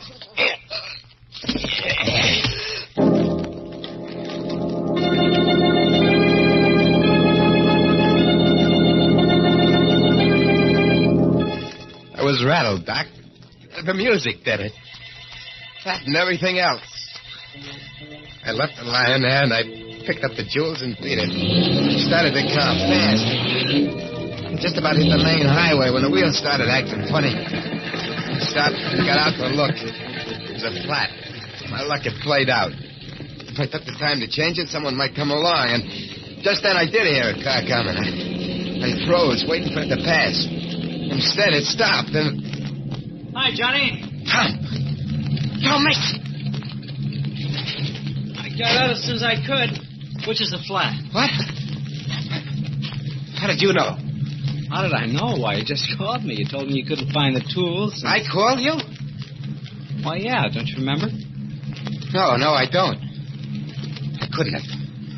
Of course, it's none of my business, Johnny, but... Look, you've been acting awful funny. I'm beginning to think maybe you ought to go see a doctor. Someone like Doc Paget that Ruth works for. There's nothing wrong with me. Nothing. Okay. Get started with this, Jack. The rest of the tools are under the front seat. I'll get them. No, wait. Hey, what's this paper bag doing? Give me that! You're going in for pebble collecting, huh? Pebbles? Yeah, look at them. Oh, they are pebbles. Yeah.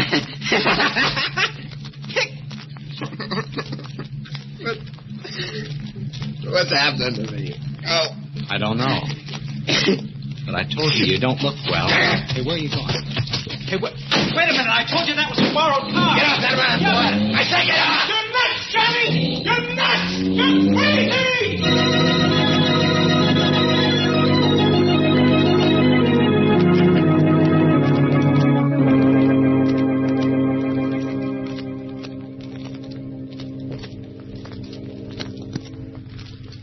Well, there it is, Doc. Yeah, huh? That's the story. I kept hearing what he said. Tom. Over and over again. I'm nuts. I'm crazy. But I couldn't stand it anymore. So I looked you up in the phone book and I come over. Well, what do you expect me to do, Lefty? Do? You're a brain doc. I'm not nuts. I know I'm not. Why am I seeing these things? What's happening to me? Well, it's rather difficult to make a diagnosis this quickly, but I'd say that you were suffering from hallucinations because of a sense of guilt. Guilt? About what? Well, it probably started with that first murder, Mrs. Tilson. And it's been weighing, preying on your mind ever since. Now, if you could extrovert that, get it out of your system. But I did. That's true, but not as a confession, with all that it entails. That's the only way you can achieve a complete catharsis. Well, that's crazy. All right. You wanted my advice, but you don't have to take it. And you think... Okay, I did kill her. I knew all the time what I was doing. I waited for a night when there was only the two of us in the house, and then I beat her brains out with a tire iron. There, I said it, I told you. Yes, Lefty. And I think that now I can promise you you'll never be troubled by hallucinations again. You sure, Doc? Quite sure. That's good. Because... Remember I said that in half an hour I was going to kill someone? Yes. Well, a half hour is up. And you're the man. Am I, Lefty? Yeah. I'm sorry, Doc, but you know too much now. You're the only one who does. So... I wouldn't, Lefty. Why are you sitting there like that? I shot you. Yes, Lefty, with blanks in your gun. All right, boy. Take it easy, Lefty. We got you covered. No. And Mason. Did you get it? Uh-huh. Every What? word. You're cops. No kidding. Then the whole thing, letting me escape and everything that happened afterwards was just a trick. That's right. You wanted to show I wasn't nuts, get me to confess. Smart boy. We made just one mistake, Lefty. Or rather, Ruth did. Following you into the Tilson mansion. She paid for that with her life. But now you're going to pay. No. Shut up. Yes, Lefty, for that and for the Tilson murder. And my only regret is that rats like you can only burn once.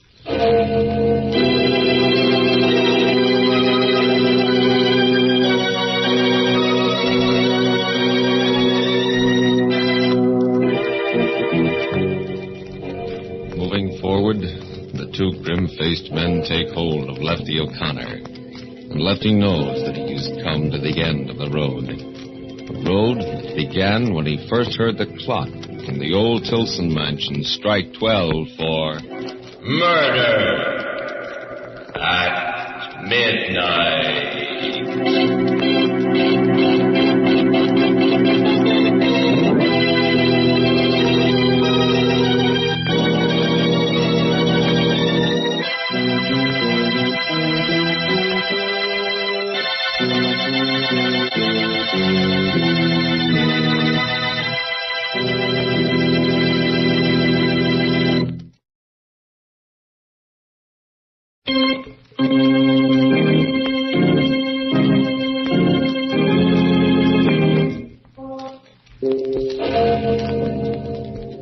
Remember to be with us again when death's face peers out of the darkened windows of deserted houses and the clocks strike 12 for... Murder at midnight.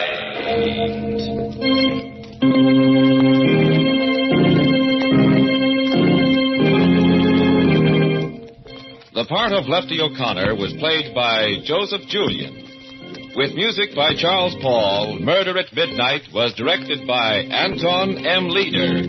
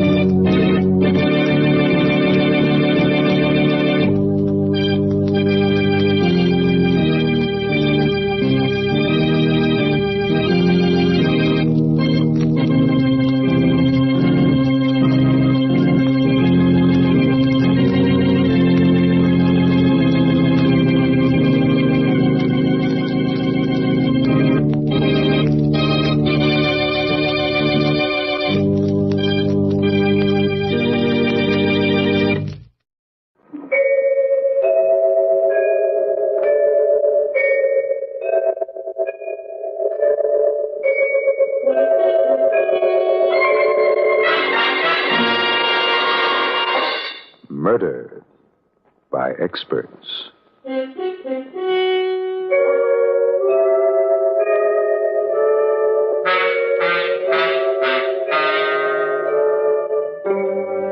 Mutual Broadcasting System presents Murder by Experts, with your host and narrator, Mr. John Dixon Carr, whose books have been translated into 17 languages and have sold over 10 million copies, and author of the recently published detective novel, Below Suspicion.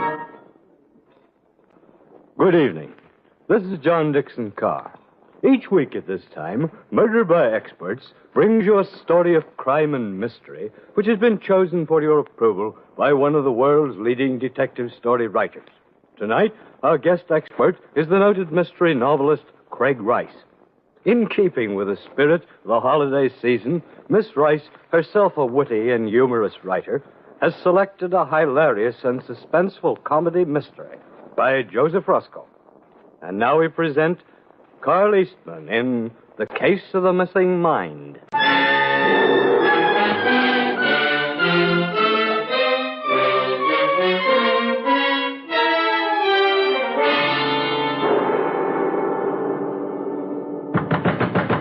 me out! You hear me, someone? Open this door and let me out! You again, Mr. Andrews? Doc! Aren't we the troublesome patient? Oh, Doc, you gotta believe me. It's all a mistake, a terrible mistake. You see, Doc? What's your angle, huh? I tell everybody the truth, the honest truth. So I'm a lunatic? What am I doing in a nut house? Now, look. Our nice cousins are coming to visit, all the way from Two Forks. So let's be a good boy and watch our excitement curve, Good boy, huh? Just wait till they show up. I'll tell them the way I got shanghaied here. They'll sue you for $1 million. They'll sue everybody. Meanwhile, if your hallucinations persist, those fantastic tales, that alleged man you murdered... But it was all real, I say. You got cotton in your ears? All that abracadabra, Aladdin and the princess, Ali Baba. There was no Ali Baba. I never said anything about Ali Baba, just Aladdin and the princess. I can't help it if nobody believes me. It's true, every word. Now, calm down there, or I'll be forced to put you in a straitjacket again. Now, we wouldn't like that at all, would we? Of course not. Pleasant dreams, Mr. Andrews. And remember, this is not the Arabian Nights. No, all this can't be happening to me. Not me, Kenny Andrews. Everybody's known me before. I always know the right time. But I tell this story, they look at me queer. So it does sound screwy. So it's my fault? My golly, the thing transpired, I swear it. Listen to me, someone, listen! All right. Only 2 weeks ago, everything's normal, see? Like always, I'm doing the best I can with an angle. Only the best wasn't so hot the last few months. I've been up the creek, the horses with dogs. My one unhocked suit was all ripped and torn by a certain Broadway bookie. That is important. Keep your eye on that suit.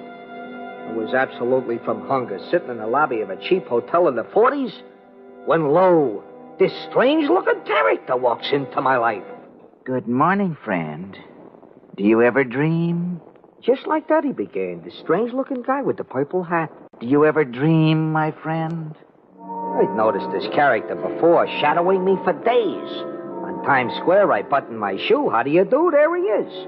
I lose him in Schubert Alley, and he's the man right behind me when I'm putting a slug in the automat. And now here's Mr. Queer sitting beside me. Do I ever dream, he wants to know. What is it you dream when you dream, my friend? I'm interested in wish fulfillment. Say, listen, pal, are you for real? What's the idea of telling me anyway? Go take a long drop. I'd like a word with you. You see, Mr. Andrews... How'd you know my name? I am a mystic, sir.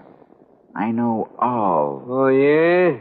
Maybe you know where I was born. Two Forks. And now about your dreams, sir. Say, who are you, anyway?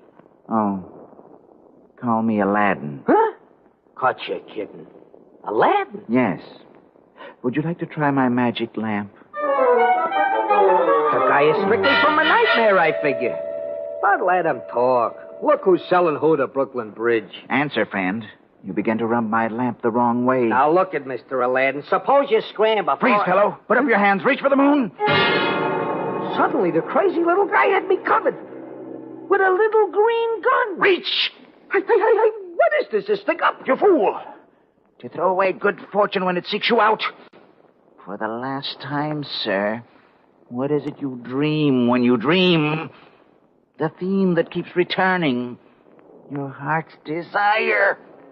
Like a nightmare. Watch your step, Kenny, I says to myself. You're dealing strictly with a query. Humor him or you're a dead pigeon. Oh, okay, sure, bud, I get you now. I always dreamed that somebody suddenly handed me 50 grand and a beautiful princess. Ashkenazi! My gosh, I hardly get it out of my mouth when it happened. You got to believe me, you got to, I tell you. This weird character in the purple hat, he whips out a huge envelope, he counts out 50 $1,000 bills, he hands them over to me, he shouts, "The princess, my friend, will come later." And he disappears out of the hotel. On my honor, on my mother's grave. That's the way it all started. I warned you my story would sound like a hophead's fantasy. I don't blame anyone looking at me sideways. I even examined my own head listening to me tell it. Such things don't just happen. A strange character in a purple hat, a green gun, and there it is, 50 grand. First, I don't believe my eyes. A guy like me, sharp, knows what time it is. He's strictly from Missouri. Still, them greenbacks look like the real McCoy. I stumbled over to the bank on the corner and up to a bank teller. I had to find out. Would you kindly mind breaking this bill for me like a good fella? Well, let's... The guy stared at the bill. Stared and stared. And then at me, suspicious. Say... Goodbye, Kenny Andrews. 10-year stretch. $1,000 bill? Well, He's casing it, but good. Easy, Kenny. Keep that heart still. Keep that heart still. Keep that heart still. He'll hear you. Here it comes. Yes, You know, we don't get these very often at this branch, and... how would you like to have your change, sir? Clean. It was clean. 50,000 cabbages. A minute ago, I couldn't crash an edict stand, and now I'm king. My head spun round and round. I nearly passed out. Next thing I know, I'm spread out on a bed, back in my crummy hotel room. I feel in my shirt. It's still there. I count the bills again. All there. Passports to heaven. Hold on to that green. Hold on. All the money in the world at your feet. First, buy a new suit. Don't answer. Get rid of these rags. It's sweet at the Waldorf. Ignore it. You're not here. Don't talk. It's yours. Guy in a purple hat, he came over to you. So it's magic. So what? I heard of such a thing. I read of such a thing. You're such a wise guy. Maybe I'm dreaming. No, not that. No, please, the one time in my life. Hello? It is real, my friend. Oh, Mr. Aladdin? You are not dreaming. Oh, wonderful. You were thinking of buying a new suit. I am? I mean, yeah, I am. You are not to do so. This is the only condition. You must always wear that suit. Disobey and the penalty is death. You are being watched. Remember. But everything else on heaven and earth is now yours for the asking. Happy joys, my friend. You see? This gets screwier and screwier. But Aladdin's my boy, see? No questions asked. Who cares about front when you're healed with 50 G's? Clothes make the tin horn, but when you're a prince... That's how all my troubles began and headed me for this joint. When I can't resist anymore and go and tell the strange events to the boys along Broadway, they give me the quick brusharoo. It was unnatural. Am I dreaming, I says to myself? All right, if I am, I'm going to get rid of the silly sequence. The rags must go. I enter a ritzy dog shop. My good man? Yes? I was just torn to shreds on the stock exchange. You know, the Hurly-Burly. Ah, I see, sir. Yeah, you know the bulls? I understand, sir. A new suit. Yeah, I want to order about a dozen, and I want them out of this world. Something with a little dash supreme. Yes, sir. Well, now, if you'd like to consider these numbers here. But just then, my eye caught something looking in at me through the window.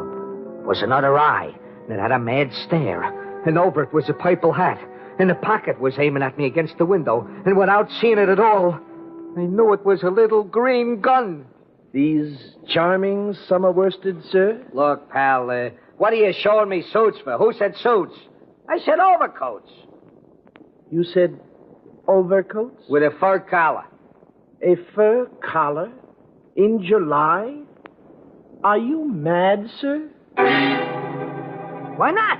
If I gotta wear a coat to cover my past, it might as well have a fur collar. I always visioned me in one, but only in my wildest dreams. So, next, with a lot of haberdashery and gloves and this and that and a walking cane, I'm ready for anything. I'm out to live, see? Come what may. Even a dog catcher. That night in Manhattan finds me slumming at a private table in a midnight casino. The classiest spot in town. Where before I could never even afford the bar. Your order, monsieur. I already had a few quickies all over the stem. By now, I am a god. Champagne, Charlie, and a bottle for every lady in a joint whose escort can claim a purple hat. All eyes were upon me with admiration, including the most gorgeous little number at the very next table. Beg pardon, monsieur. It's the waiter smiling at me, very polite. You forgot to check your code at the door, monsieur. It is a rule of the establishment. Oh, yeah? We'll see about this. Call the head waiter. I am the head waiter. Oh, yeah, huh?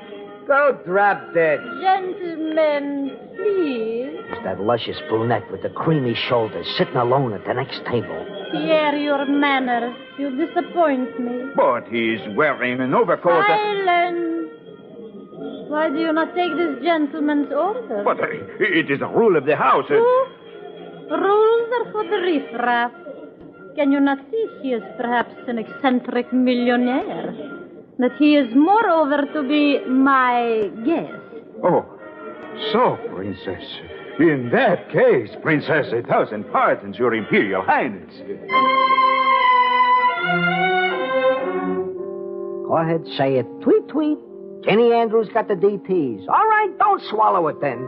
But will someone please solve it for me? I am lonesome, young man. Won't you join my table? So this is the princess I was foretold. We made it a twosome, this royal doll and me. We killed 3 bottles, never taking our eyes off each other. Each was too entranced. Now what are we doing? We're sailing along 57 toward Park Avenue. Her head on my shoulders. Oh, Kenyusha. In a sky blue limousine driven by a little midget. You heard me, a little midget. Be kind to me, babushka. She is a Russian, it seems. Princess Julie, from a branch without their heads cut. And she gives off like a rose. Promise you will be very kind. Where are we going, Princess? You silly goose. Don't you remember? Oh. We are on our way to my apartment.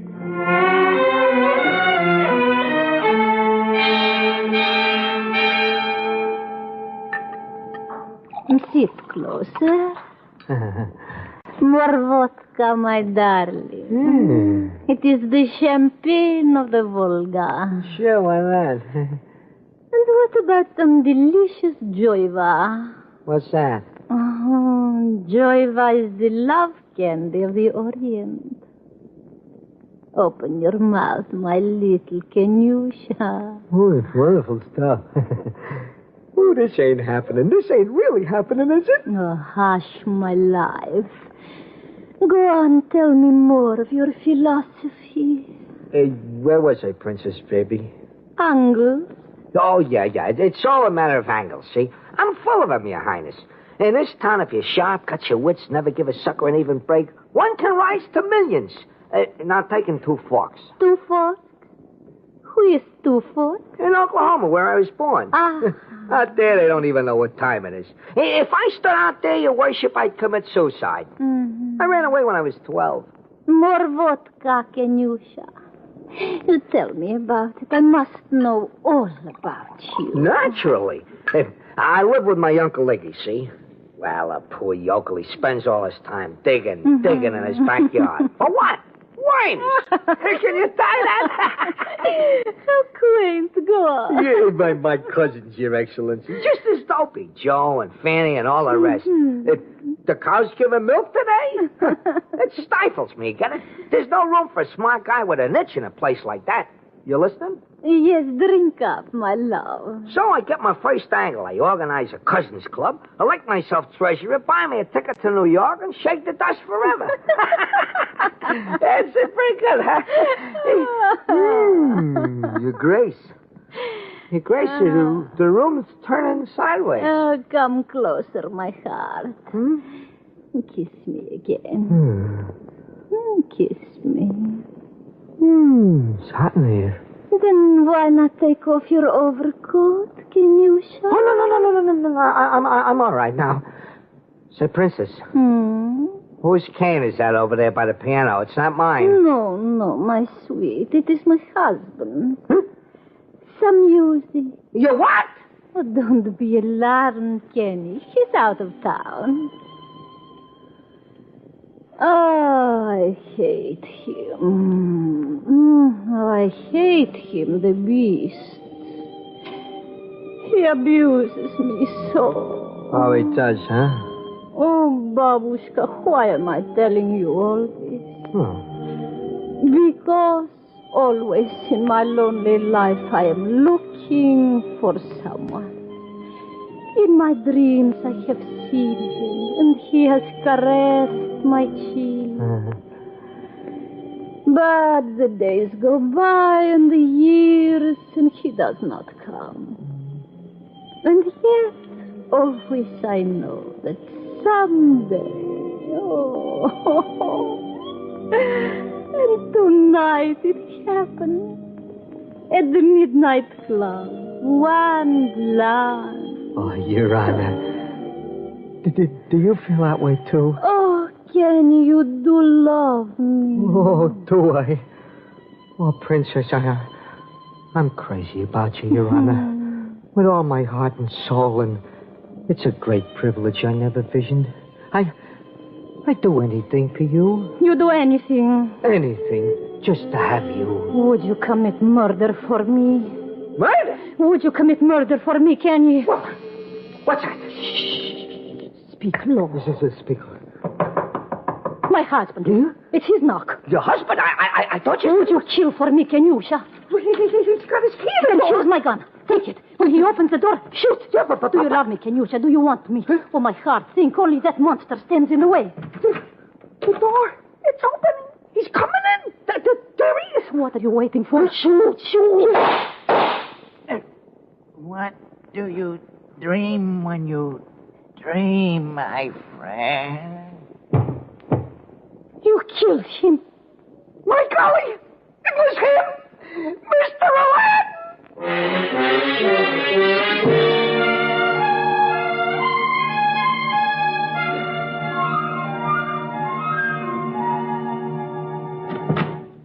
Hey, Chief, you know the guy we've been getting complaints about all day with Aladdin's lamp? That raggedy bum with the fur coat in July? Casey, I want him picked up and put in a cage. He's right here now, Chief. He wants to see you. Oh, my gosh. Okay, Wild Eyes.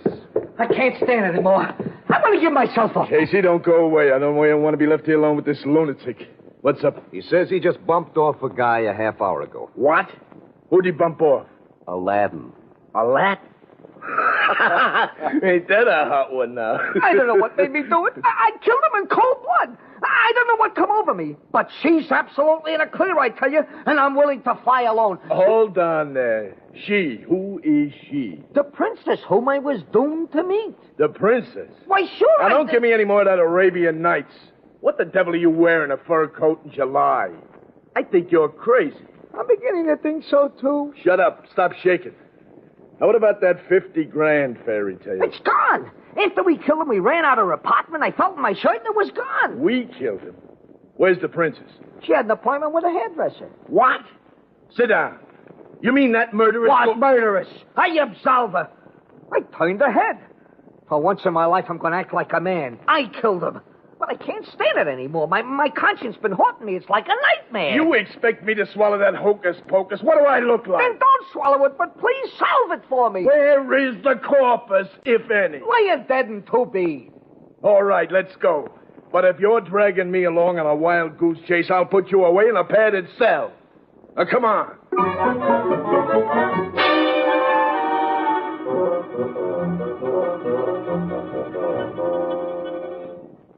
Vacant. Bare. No one even lives here. Where do you see a body? Can't understand.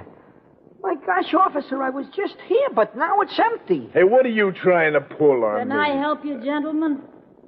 Who are you looking for? Who are you? I'm Mrs. Podolsky, the janitress. Well, who lived here last? You know a Princess Julie? A princess witch. I'm afraid, mister, you got the wrong building. No one's been living in this apartment for the last 6 months.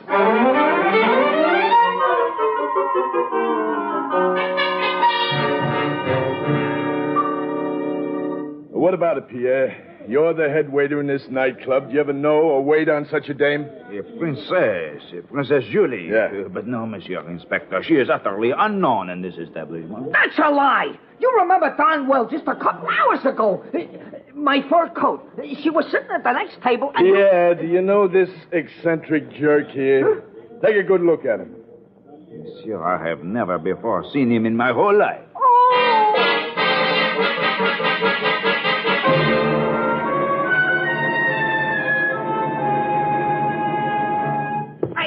Let go, officer. Let go my neck. Where you rushing me? Get back in my car, you. You're headed for the judge. Princess Julie. No, wait a minute. Wait. I remember something now. She gave me a piece of paper. It's somewhere. A phone number. Here, look. The phone number. Her hairdresser's where I was to call her. Instead, I gave myself up. Honest, look. Let's see. Here. There's a phone in that store. Go ahead, call it. Ask for her. See if I'm crazy. All right. Kenny, just one more chance I'll give you. But if you're giving me the business again, I'll tear you limb from limb. Come on.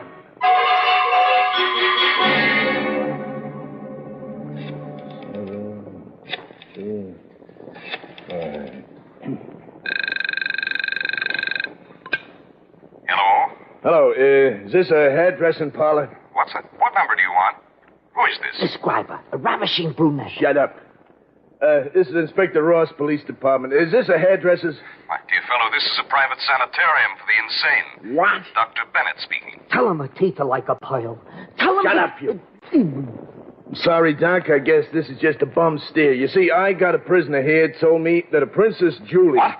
What's that? What's your prisoner's name? Kenny Andrews. Kenny Andrews, that's him. Don't let that man away. Get him right back here. He's an escaped lunatic. What? Well, I'll be... Now this makes sense. Look, Doc, give me your address, quick.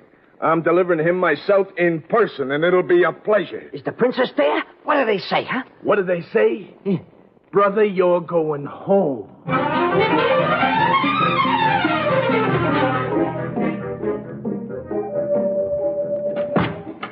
Let me go! Let me go! Is this your man, Doc? Yes, that's him. He escaped from here 2 days ago. You're a liar! I never seen you before in my life. Attendant, give me a hand, quick. Now, let me alone.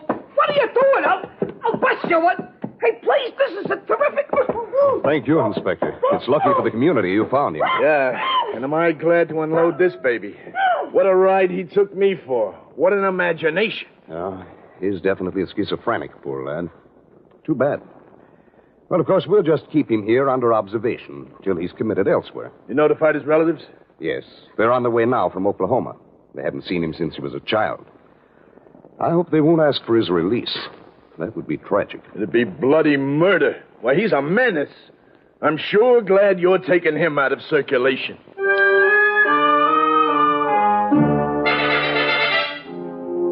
And that's my story. See, the whole truth.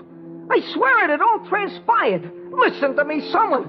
You don't believe it, then at least solve it for me. Let me out, you hear me? Open this door and let me out. Just while my cousins get here. That Sorbo's a liar. I tell the honest truth, so I'm a lunatic. I'm Kenny Andrews. I always know the right time. What am I doing in the hospital? Such things shouldn't happen to a dog. Open up, I say. Let me out. You again, Mr. Andrews. Aren't we the troublesome patients? You just wait till I get here. Your cousins are here That's all, now. you just Let's wait. calm down So you so they won't get frightened. So we can so go you for home $10 with them to million. Two Forks. So you for Otherwise, $10 we'll million. spend the rest of our life here. Huh? Now, that's the boy. This way, please. Kenny is ready to see you now. Oh, am I glad you guys came. If you only knew... You! What is it you dream when you dream, my friend? Aladdin. you're dead. No. Cousin Joe. Alive. Huh? Promise you will be very kind, Kenyusha? Princess Julie! Oh, Your Honor. No, Cousin Fanny. You're crazy. But my golly, what is this? Am I still seeing things? Hey, you two been taking me for a sleigh ride? Oh, no, Cousin Kenny. How could we? Yokels like us take a sharp guy like you? Not your dopey cousins from Two Forks, Kenny. The cow's giving milk today? Oh, my golly, what's your angle? I don't get it. I don't get it at all. You will, Kenny. You remember Uncle Iggy? Huh? Digging and digging in his backyard? For what, Kenny? Worms. Right. Uncle Iggy died 2 weeks ago. You know from what, Kenny? What? Heart shock. Huh? You know what gave him heart shock, Kenny? He struck oil in his backyard and became a millionaire overnight. Huh? You know who he left the $6 million to in his will, Kenny? Who? You. Huh? But you're not going to enjoy it, Kenny, because you're non-compass menace. Get it? You're crazy. And that's where we come in, Kenny. You see, his will also reads that when you die or go crazy, the fortune's to be split among your other cousins. You always did suspect you'd suddenly do one or the other, Kenny. Wait a minute. Wait a minute! This has all been a frame-up. Sure, I get it, everything. I've been framed. You wanted to make people think I'd gone haywire. So you put up this whole mishmash. How did you know where to trail me? Easy. For a smart guy with a niche, only one place for him. New York. And when we met up with a certain bookie, the rest was easy. Oh, I got a headache. I got things pounding in my ears. That gun I plugged you with. Blanks. That waiter at the casino. Cousin Georgie. The Sawbones. Cousin Hank. The midget. Cousin Lou. The janitress. Cousin Bessie. Oh, this should happen to me. To me, you crooks, you swindlers. You admit it. You stand there and admit it all. Why not? What have we got to lose now? Oh, to do such a thing to your own cousin. You remember the Cousins Club, Kenny? Now you angle your way out of this, baby. Come on, Fanny, you weep. Let's go. Make with the paper dolls, Kenny. No, listen, you rogues, you can't pull this on me. Never, you'll never get away with it. You'll see. You think you're pretty slick, huh? Wise guys. Make with the paper dolls, huh? No. That'll never keep me here. That Kenny Andrews. Such a thing shouldn't happen to a dog. What'll I do? Spray me, someone. Listen to me. All you punks tune in on my story, do something. What are you just sitting for? This thing's funny. Help me. Advise me. For crying out loud. Give me an angle.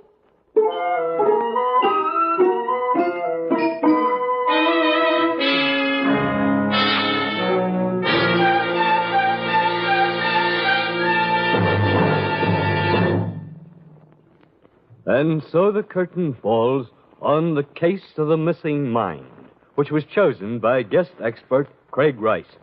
Miss Rice is the author of Having a Wonderful Crime. Next week at this time, Murder by Experts brings you a story of a New Year's Eve masquerade party with death as a guest in disguise, selected for your approval by one of the foremost leading mystery writers of the world.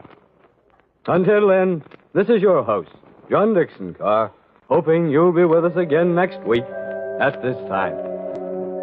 Case of the Missing Mind was written by Joseph Ruskell. In our cast were Carl Eastman, Ann Shepard, Bill Zuckert, Ralph Camargo, and Bert Collin.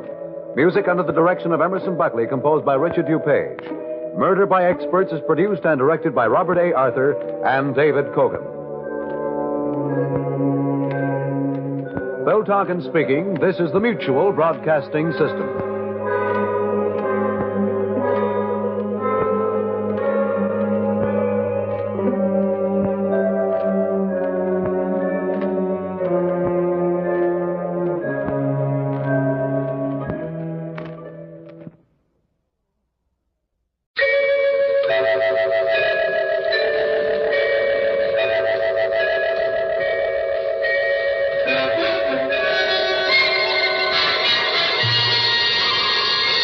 Murder by Experts.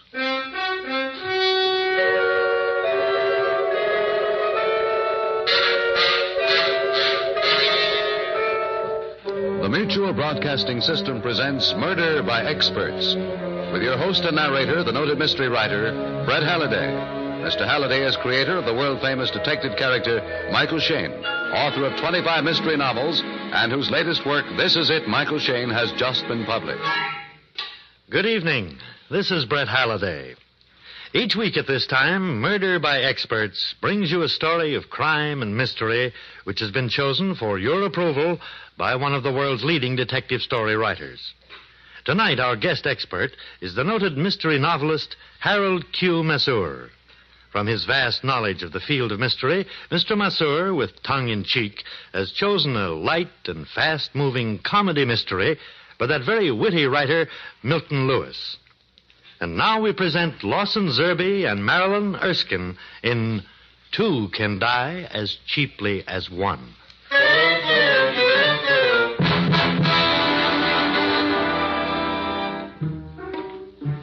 The name's Duke, Johnny Duke. You'll find me listed in the classified phone book under Detective Service. If there's anything I hate, it's violence, especially to myself. Of late, so many characters have showered me with blows that Susan, my slightly gorgeous wife, has given up calling me the Eye and refers to me now as the Black Eye. You have only to take that last case of mine to see what I mean. It all began on a beautiful spring day. Susan and I were standing in front of our apartment house waiting for a cab. Now, in New York, there must be at least 5,000 cabs, and this one, out of 5,000, had to come along. Taxi, mister? Yeah. Get in, baby. 34th Street and 5th Avenue. Right. Oh, Johnny, what a lovely day. I don't see why we ever tolerate winter when we can get days like this. Yes. And for once, I'm without a case. That won't last long. Oh, yes, it will. Darling, I'm seriously thinking of quitting this racket. And let a crime wave loose in our fair city? I don't want to see any more corpses. I don't want any more beautiful murderesses throwing themselves at me. I don't want a jitterbug between bullets anymore. This happens once every year. Mm-hmm. You'll get over it. Not this time, Duchess. Now, look at me. Every week I nearly get killed. Every week I get conked on the head 2 or 3 times like a bell. I'm in a rut. Hey, do you mind if I take 5th Avenue? Not at all, driver. But why do you want it? One sees more chipper chicks on 5th Avenue when one must wait for a red light. And by all means, take 5th. I could tell you he was a man after my own heart the minute I lamped you. Really? Oh, how did you know he was fond of chipper chicks? Oh, that's easy, madam. I just seen a pin-up tomato that was with him. Why, thank you. What a lovely cab you have, driver. Yeah? Hey, you believe in sunlight? Only in the daytime. Why? Kind of I want to slide the roof back, like this. Yeah, you can have sunbeams at no extra cost. Oh, thank you. You know, sunlight's a very healthful and also ultra. Also what? Ultra. You know, ultra this, ultra that, ultra expensive, ultra dumb. Ultra. Now, what's so ultra about sunlight? Ultraviolet rays, of course. You don't seem to understand me, so I'll have to give you a lecture 10 or 15 minutes. We heard about sunlight, Tootsie. Say, is that really your name? Certainly. Who else would want a name like that? Lots of people think it's very funny. Why? How could a guy with a puss like mine be a Tootsie? Hey, get over to the side, Jago! Mr. Tootsie, we feel that heaven can wait. Won't you please take it easy? I am. It's them other guys who are always getting in one's way. But don't worry. This cab's falling apart anyway. And if we crash, we'll be killed instantly with no suffering. So sit back and relax. Johnny, what's the matter? Hey, what you yelling for? I didn't hit no trucks yet. Something socked me on the head. Oh, you got that kind of a wife, too, huh? It's something that came through the open roof of the cab. Even when I'm not on a case, I'm not safe. Was this it, dear? That must be. It's an envelope. Johnny, darling, look what's inside. Oh, what is it? It's an antique bracelet. Look at those stones. It must be worth scads and scads of money. Why don't things like that ever fall on my head? Hey, I'll let you split it with me happy. You can give me my half in cash. Oh, can I? Certainly. What can I do with half a bracelet? Give him a check, Johnny. Oh, nuts. You both know this bracelet must be returned. Don't be silly, dear. It'll go perfectly with my new dress. Besides, how will you ever find the owner? There's a name on this envelope. James Maxwell, importer.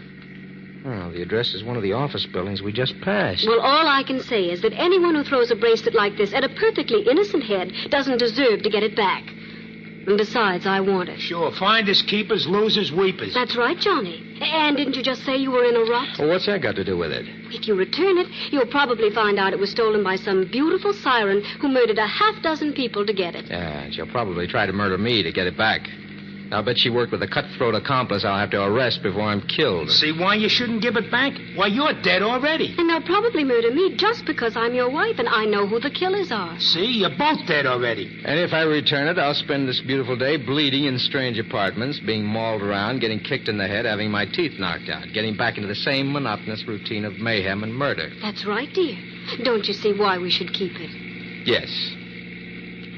Darling, I've made up my mind. Tootsie, turn around. What are we going to do? Why, return it, of course.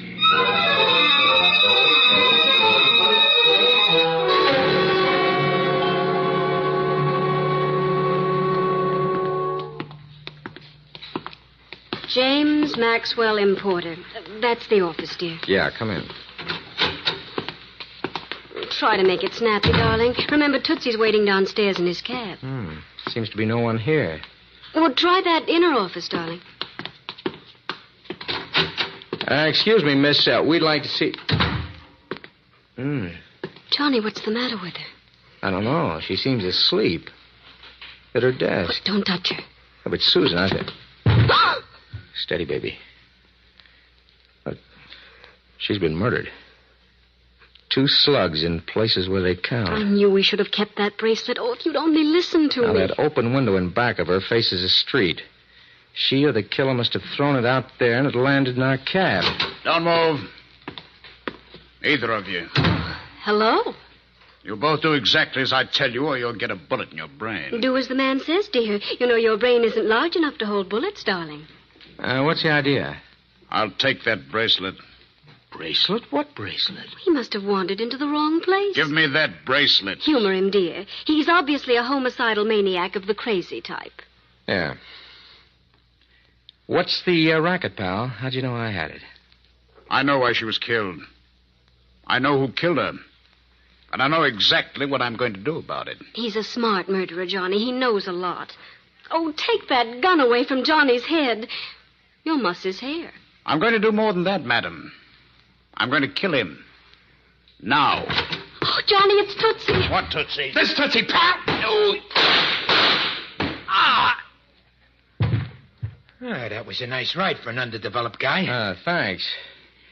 Susan, are you all right? Yes, dear. His shots went wild. I've got his gun and the bracelet. It's lucky you came in, Tootsie. Well, I was getting impatient down there. You shouldn't keep me waiting like that. You'll run up a frightful bill. Oh, who's the dead doll? We don't know yet. Searching him, huh? Do I get half the take? Susan, baby, this guy is Mr. James Maxwell. He's coming out of it.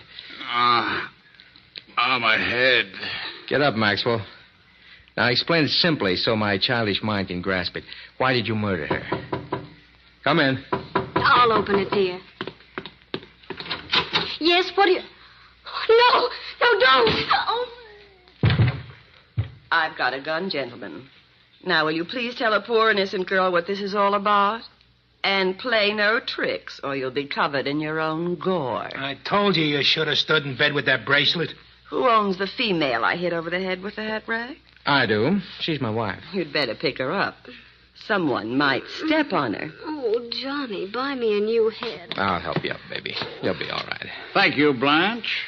You came just in time. You know her? Oh, yes. Blanche and I are old friends. Just who are you? I'm Johnny Duke. This is my wife, Susan, and this is Tootsie, our taxi driver. Well, what's the payoff? Are you going to kill us again? I certainly am, if you're going to hurt Jimmy. Did, you kill that girl? No, we just wandered in here. What are you doing there, Susan? Oh, just looking at this hat rack. Is this what you hit me with, Blanche?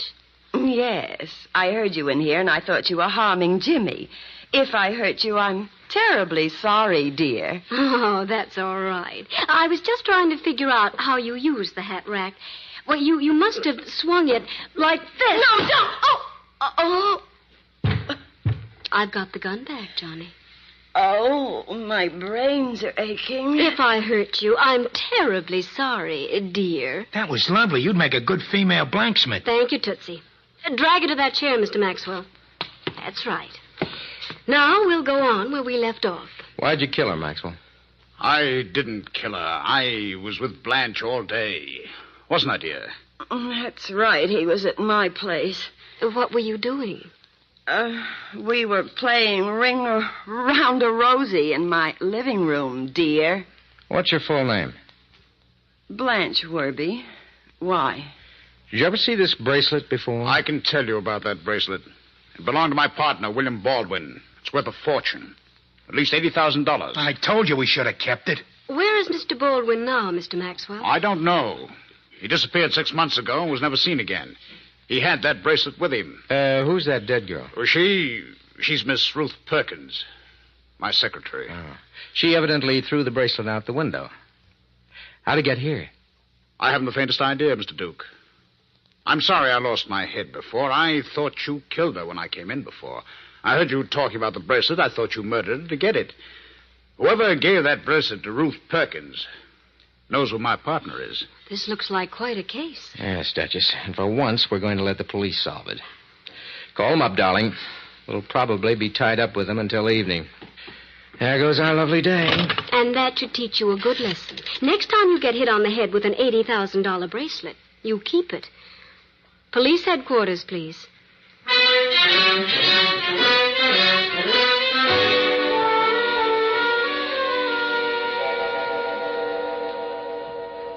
Come in, Tootsie. Make yourself at home. Oh, thanks. Sure nice of you to invite me in for cocktails. Well, that's the least we can do after taking up your time all day. You sit there with Johnny. I'll go in and mix them. Now, about the murder of that Perkins dame, I got a theory. Only it don't make sense. Tootsie, let's not start talking about murders. I've decided to seek a gentler profession. Oh, that's why you won't take the case? Right. Now, we won't mention it again, will we? By all means, we certainly shall not even whisper about it. You think James Maxwell killed her? No, the gun we took away from Maxwell was a different caliber from the one that killed her. I think... Let's talk about baseball, huh? Certainly. The Brooklyn Dodgers will win the World Series this year. What makes you so sure? I live in Brooklyn. Do you think William Baldwin was bumped off, too? The police said his daughter also disappeared. Yeah, I think they were both killed. It's funny there should be no identification in that secretary's purse. Oh, nuts. Don't lead me on. Hey, I believe that was your loving wife in distress. Yes, in the kitchen. Come on. All right. If they try to do anything to Susan, Susan. Hey, Susan, baby. Is she dead? No. Someone tried to garrote her. Here, help me get this cord off her neck. Hurry. All right, there. That does it. Susan, what happened? I don't know. Someone must have come through the delivery entrance, felt the cord around my neck, and that's all I know. Tootsie, there's a gun in that old sugar bowl. Take and go down that delivery exit. I got it. So long, Johnny. Susan, darling, are you okay? I'm feeling much better now. Johnny, why should anyone want to do a thing like that? I don't know. I'm pretty sure it's got something to do with that bracelet. Johnny, darling, you better take this case and solve it before we're all bumped off.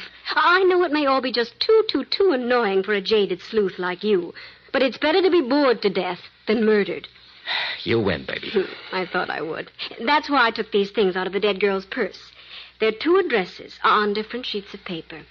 One's the address of one Samson Everest, and the other is the dead girl's home address. Well, there ain't no sign of any Garrotters out there, Johnny. He must have got away. Now, listen, Tootsie. We're going to find this murderer, and you're going to help us. I want you and Susan to visit one Samson Everest. I'm going to poke around Ruth Perkins' place. Now, let's get going.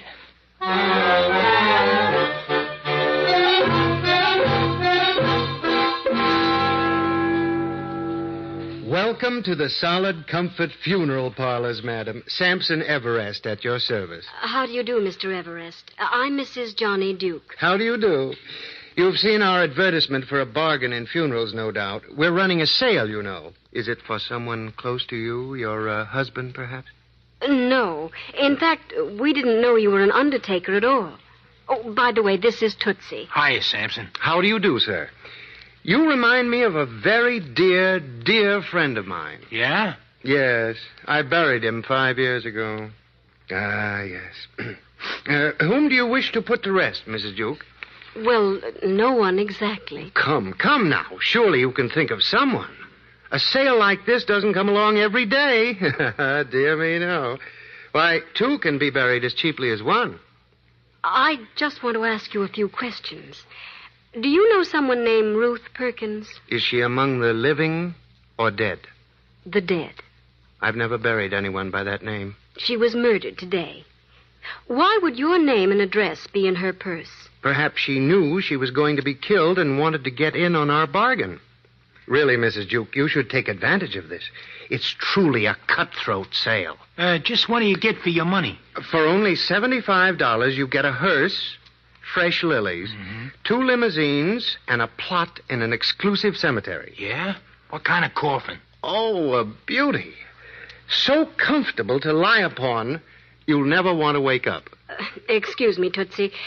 Mr. Everest, do you know anyone named William Baldwin? But of course. Dear Mr. Baldwin, one of my best customers. Did you bury him? No, but he ordered a tomb from me. I had it built in the Gay Departure Cemetery overlooking the loveliest little pond. It's really a gorgeous place to go when you're dead. I'm sure it is. But why did Mr. Baldwin have it built? To rest in when he passed on. Mr. Baldwin was a man of great foresight. In fact, his daughter was here only yesterday. His daughter?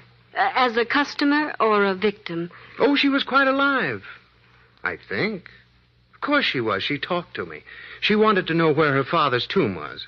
Why? She was going out there to inspect it. A very devoted child, I must say. She wanted everything to be just right for the day when her father would move in. Really? Where is Gay Departure Cemetery? Just out of town in Westchester. Come on, Tootsie. That's where we're going. Just a minute. Mr. Everest, just what else do you get for your $75? 2 pallbearers, an organ music, a granite tombstone, a smooth ride with professional chauffeurs. Is the hearse got white tires? My dear man, all our hearses have white tires. That goes without saying. Are you interested? Yeah, I sure would like one of them. And at that price, too. The only trouble is, I ain't dead. Well, we all live in hope, my friend. The sale lasts another week. Maybe you'll be able to take advantage of it. Yeah, but I doubt it. I never have any luck. Shall we vamoose, Susan? That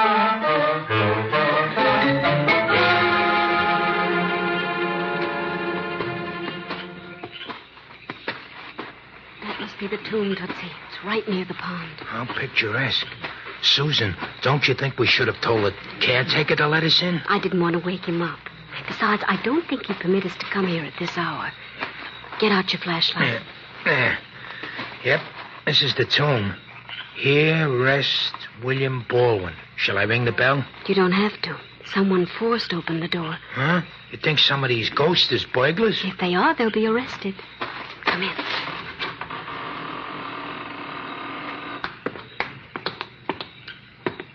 You don't have to take your hat off, Tootsie. Well, I've never been in no tombs before. Hey, it's very cozy. Turn your flashlight on that coffin. Okay. Oh, the coffin's open and it's being slept in. Yes. There's a college classpin on his vest. Pick it up and see if there's a name on the back. Yeah. William G. Baldwin, class of 1902. Hey, this is Baldwin. Yes, and he was murdered. Look at those 2 bullet holes. The killer is very sweet. He not only murders his victim, but puts him in his tomb. Who ripped the guy's jacket? I don't know. Yes, I do, of course. I'll bet the bracelet was hidden in that jacket. Oh, come on, Tootsie. We have to get out of here. I want to phone Johnny. Okay, but shh, not so loud. You're liable to wake him up.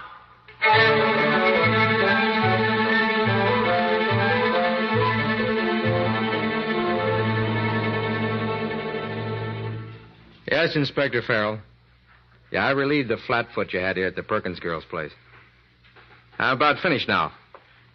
How about James Maxwell's alibi? Airtight, huh? Well, what's Blanche Werby's address? Wait a second, Inspector. There's someone in the hall. In trouble. Goodbye, Inspector. I'll call you back. Help me! Who shot you? Oh, I don't know. Someone in the shadows in the hall. Don't leave me. I'm frightened. I'm just going to put you on the bed and call a doctor. No, doctor. It won't do any good. Who are you? Ruth Perkins. Ruth Perkins. Yeah, but that's impossible. She was killed this afternoon. I don't lie. I'm not lying. I was out of town. Oh, don't go away. Did you see the evening papers? Yes. That girl in the office who was killed. She's Helen Baldwin. William Baldwin's daughter? Yes. The one who disappeared after her father did. I knew her. I used to work for her father. Go on. You know who killed her? I think... Miss Perkins, dead. Hello?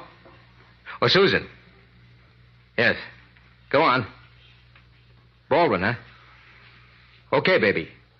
I'm going over to Blanche Werby's joint at 889 East Drive. Bring Tootsie along and meet me there. Yes, goodbye.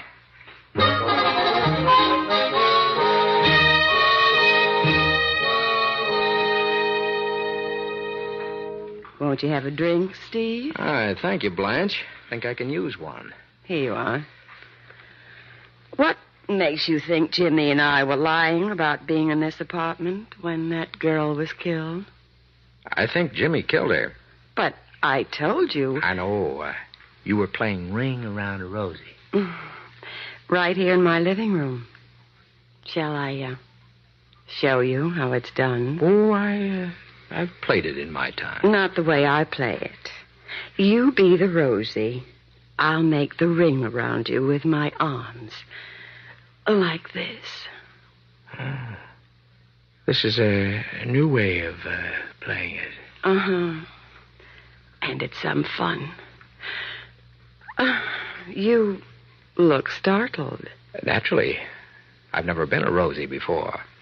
You didn't touch your drink, Steve.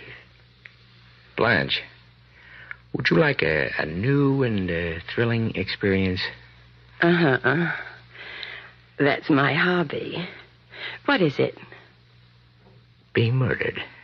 Oh? By you? By James Maxwell. You're next on his list. He's trying to kill everyone who can prove him guilty. My wife, the Perkins girl, Helen Baldwin. Next, you. Oh, you've got a morbid imagination. What you need is more ring around a Rosie. Oh, dear. Have your drink while I answer it. Hello, Blanche. Oh, Jimmy. Come in. Look who's here. Johnny Duke. Well, I'm glad to see you. Hello, Maxwell. You're lucky Inspector Farrell let you go free. Well, he knew he couldn't keep me. No evidence, you know. Yes, that drink was plenty strong. I feel awfully funny. What's the matter with him? Gave him a knockout drop.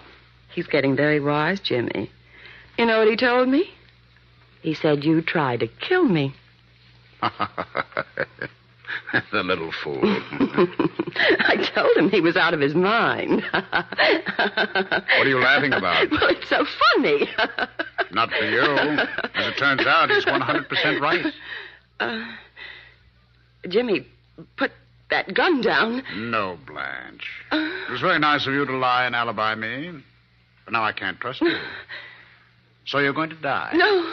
Now. Oh, I've been killed. Take it easy, Blanche. I shot him in the shoulder. He'll be okay. He didn't even have a chance to fire his gun. Oh, you weren't out. No. Mm-mm. I dropped my drink under the pillow of your sofa. I hope it doesn't stain. Johnny, darling, we came as fast as we could. Come in, baby. Hiya, Tootsie. Okay. You came just in time to hear Blanche give us a complete confession. How about it, Blanche? Okay. He phoned me this afternoon and begged me to alibi him. I did. I loved him. Then I went to the office. The rest, you know. Johnny, darling, how'd you do it? How'd you make her confess? It was easy, baby. All I had to do was play a little game called Ring Around the Rosie, dear.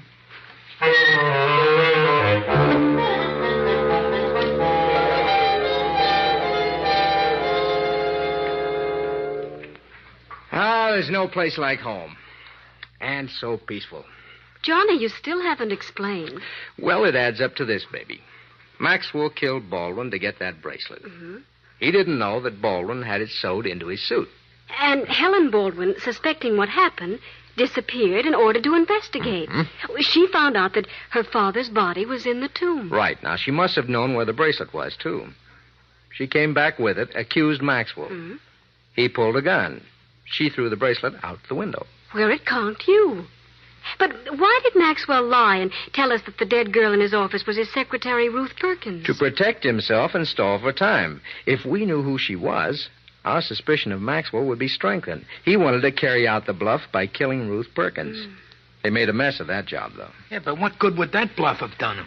Well, at the time Baldwin disappeared, his daughter told the police that there was some bad feeling between her father and Maxwell. Maxwell wouldn't have had a chance if the police knew the dead girl was Helen Baldwin. And that's why he removed her identification papers and things before we stumbled on the body. Johnny, darling, do you still feel you're fed up being a detective? Murder, mayhem, and monkey shines. The same old thing. I'm bored. Come here.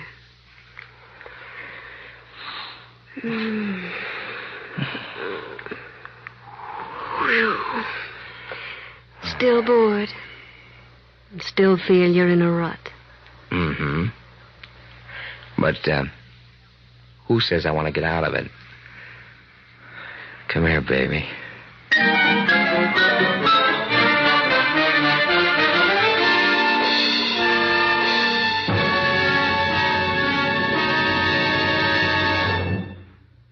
And so the curtain falls on Two Can Die as Cheaply as One, which was chosen by guest expert Harold Q. Masseur.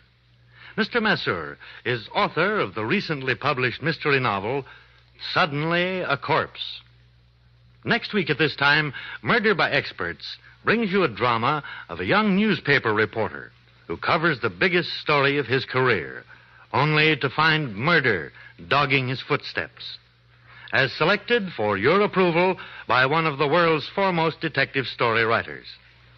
Until then, this is your host, Brett Halliday, hoping you'll be with us again next week at this time.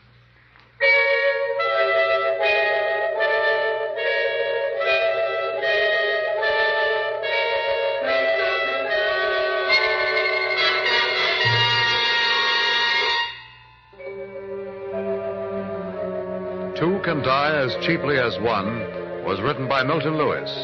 In our cast were Lawson Zerbe, Marilyn Erskine, George Matthews, Gene Ellen, Ralph Bell, John Gibson, and Bob Donnelly. Music is under the direction of Emerson Buckley, composed by Richard DuPage. Murder by Experts is produced and directed by Robert A. Arthur and David Cogan. All characters in our story were fictitious, and any resemblance to the names of actual persons was purely coincidental. We welcome all comments on this program, Murder by Experts. All letters should be addressed to Murder by Experts, care of the Mutual Broadcasting System, New York 18, New York.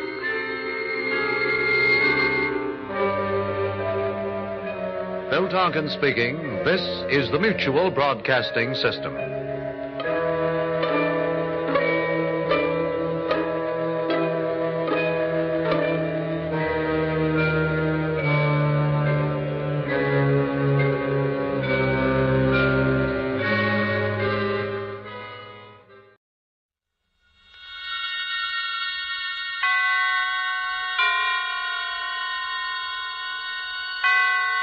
Roma Wines presents Suspense.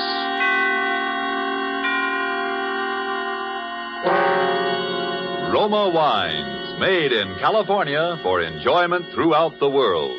Salud. Your health, senor.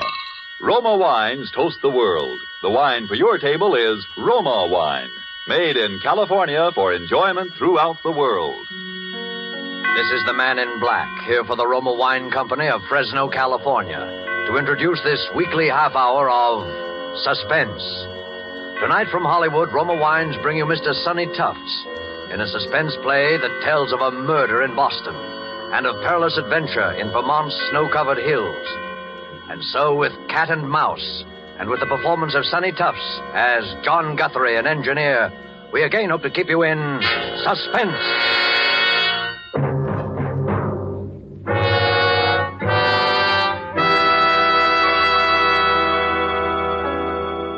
W1QXL, W1QXL, W1QXL. This is W1RBX calling W1QXL, W1QXL. This is WIR, Montcar, Vermont, calling and standing by. W1RBX, W1RBX.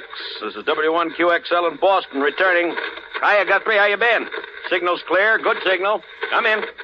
W1QXL, W1QXL, W1RBX back. Hello, Lockwood. I'm fine. Signal's good up here. I got lots to tell you. Been trying to get in touch with you for the last couple of hours. Where you been?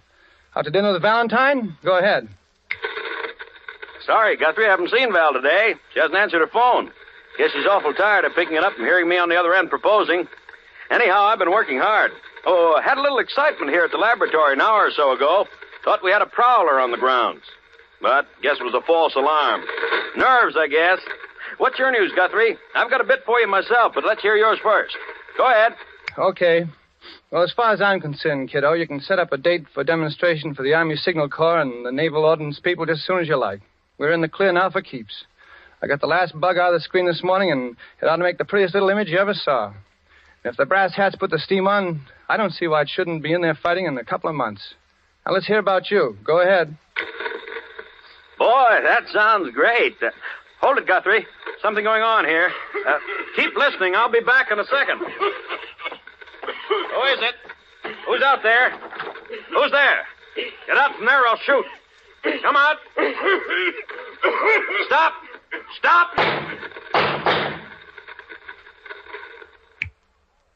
What is it, Lockwood? Howard, what's the shooting? Is that you coughing? Lockwood, is that you? Go ahead. Hello. Hello, Guthrie. I saw him that time. Almost got him with my rifle. Wonder what that guy can want. Well, I know one thing he's got, and that's a sore throat. Boy, did you hear that cough? Go ahead. I'm worried, Lockwood. Somebody must be getting wise to what we've got. We'd better arrange for more protection around the lab. Well, you've heard my say of it. How are you getting on with the blueprints? Go ahead.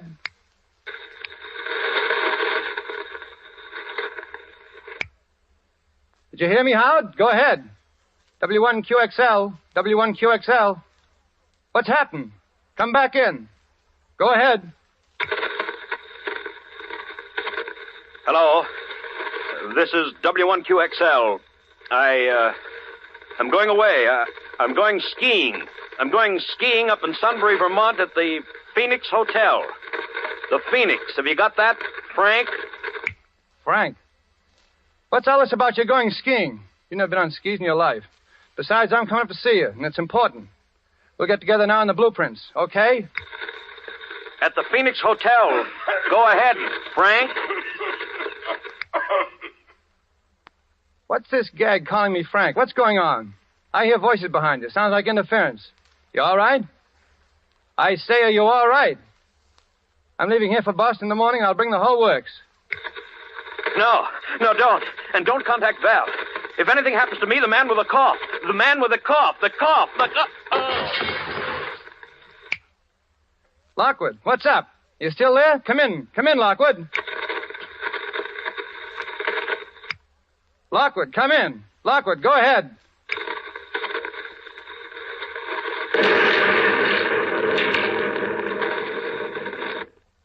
W1QXL, W1QXL. This is W1RBX calling. Go ahead. W1QXL, W1QXL. This is W1RBX. Go ahead.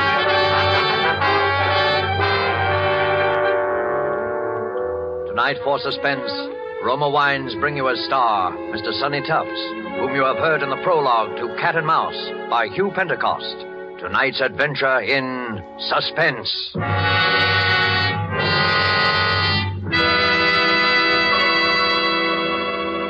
While the play's scene changes, let me describe another scene that might even now be taking place in the handsome cafe of the Hotel Nacional de Cuba in Havana. An American visitor has remarked to his Cuban host what great enjoyment the Cuban music and the dancing gives him. Gracefully, the Cuban host returns the compliment, saying, "But your United States makes us a gift that gives great pleasure on many occasions. Your superb wine from the choice wine districts of your California, your Roma wine." Yes, for a wine to give great enjoyment, it must have greatness of character, and it's this that has spread the fame of Roma wines to other lands. Why, otherwise, would these countries import Roma wines to be enjoyed as a rare luxury? How fortunate, then, are you who can enjoy any of the Roma wine's many different delicious wine types whenever you choose without additional charge for import duty, with no high shipping costs added to your small cost for Roma wines. Yet here is a quality so high it has won international recognition.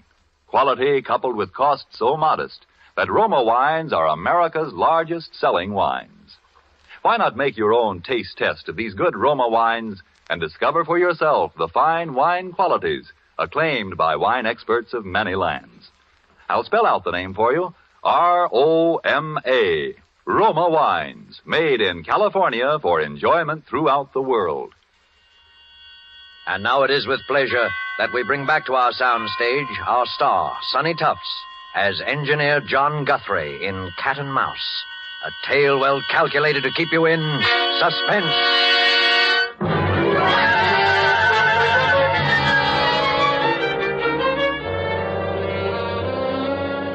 Well, that's about all the facts we know, Miss Amy. Yes? The bruises on Mr. Lockwood's head were a little hard to explain, as you pointed out. It was the explosion that killed him. That seems to be fairly... Dr. Vaughn, yes, the explosion may have been what actually was the final cause of his death. I take a doctor's word like you for that. But those marks and bruises... Suppose he'd been beaten, hit over the head in order to make him...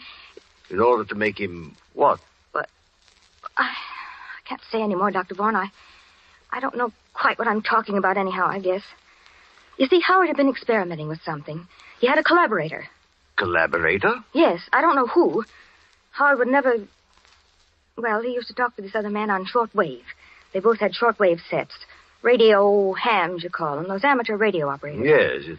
Well, I must go. Oh, let me help you with your coat, Dr. Vaughn. Oh, thank you. I must say that after talking to you, I'm partly convinced, Miss Ames, but murder's a pretty difficult thing to prove, especially in this case, and... Oh, excuse me. I'll be going, then. Hello? Yes? Who? Mr. Guthrie. Well... Oh, I see. Well, if you was a friend, Where, in the drugstore? Yes, I'll wait. Just come right up to apartment 15E. Yes. Goodbye. Thank you again for your trouble, Dr. Vaughn. Well, please feel that you can call... Oh, I'll get you some water. No, don't bother. Too many cigars. Bad larynx. I'm awfully sorry. I'll say goodbye. Sure you're all right? No, it's perfect. Don't worry. I'll keep in touch with you, Miss Ames. Yes. Well, goodbye now.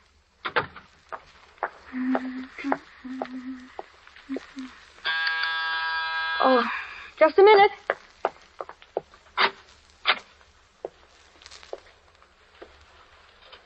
Hello. You must be Valentine Ames. Yes, I am. I'd recognize you anywhere. Well, are you Mr. Guthrie? Just throw your things in that chair there. You're just as I pictured you. Lockwood spoke of you so often. Howard spoke of me? Do you? You were engaged to be married, weren't you? No, I was fond of him, but never that way. He told me, that is, he said... Then you were his collaborator. Oh, please, Mr. Guthrie, you can trust me. I need help. They all say his death was an accident. The coroner, the newspapers, the police. But I know it wasn't. How do they say it happened? An explosion in his laboratory. Chemicals he was using in his experiments. Nonsense. Explosion. There wasn't anything more explosive in Lockwood's lab than a package of matches. Then you were his collaborator. Oh, please trust me. Lockwood was murdered. I know it. You think so, too, then? Yes. Well, then our job is to prove he was murdered. No, I'm sorry, Val. There's something more important that comes first. When they killed Lockwood, they stole half of our... well... Your invention? But half an invention is worthless. But I have the other half. In other words... Yeah. I'm next. We can count on that. But they don't know who you are. Maybe not yet. That was why Lockwood kept calling me Frank when he was talking to me near the end. He didn't want to give my name away to them. And you've no idea who they are? Just something we could start on? It was just one thing. That night, the night he was killed, we were talking on the shortwave, and he'd been bothered by a prowler. He spoke of it. Well, I even heard the fellow in the air. He was... Oh, that phone. Excuse me a second. Hello? Yes? Oh, Dr. Borbert. Yes, it's nice of you to call me back, and thank you so much for sending Dr. Vaughn to see me. He certainly is... Dr. Vaughn? But you sent him to see me about Dr. Lockwood. About Dr. Edwin Vaughn? You're positive? I see. Well, thank you anyway. Bye. What's up? Someone just before you came, and Dr. Edwin Vaughn said he was with the coroner's office. Called on me. And the coroner's office never heard of him. Is that it? Never. Uh-huh. Well, who was he? I mean, what did he look like? Would you recognize him if you saw him again? Well, he was just a middle-aged fellow. Poor man had a terribly bad cough, one of the really hacking coughs. A cough? Yes. It's the same one. He came to Howard's lab the night of the killing. I heard him. You're sure? Positive. You see, it fits. He was looking for me. Figured I'd come here to see you. He wants my half an invention. Well, Val, they need what I've got, and I've got to get back what they've stolen, so... Where are you going? Skiing. What? I'm going back to Vermont to go skiing. I'll send you a card from the Phoenix Hotel.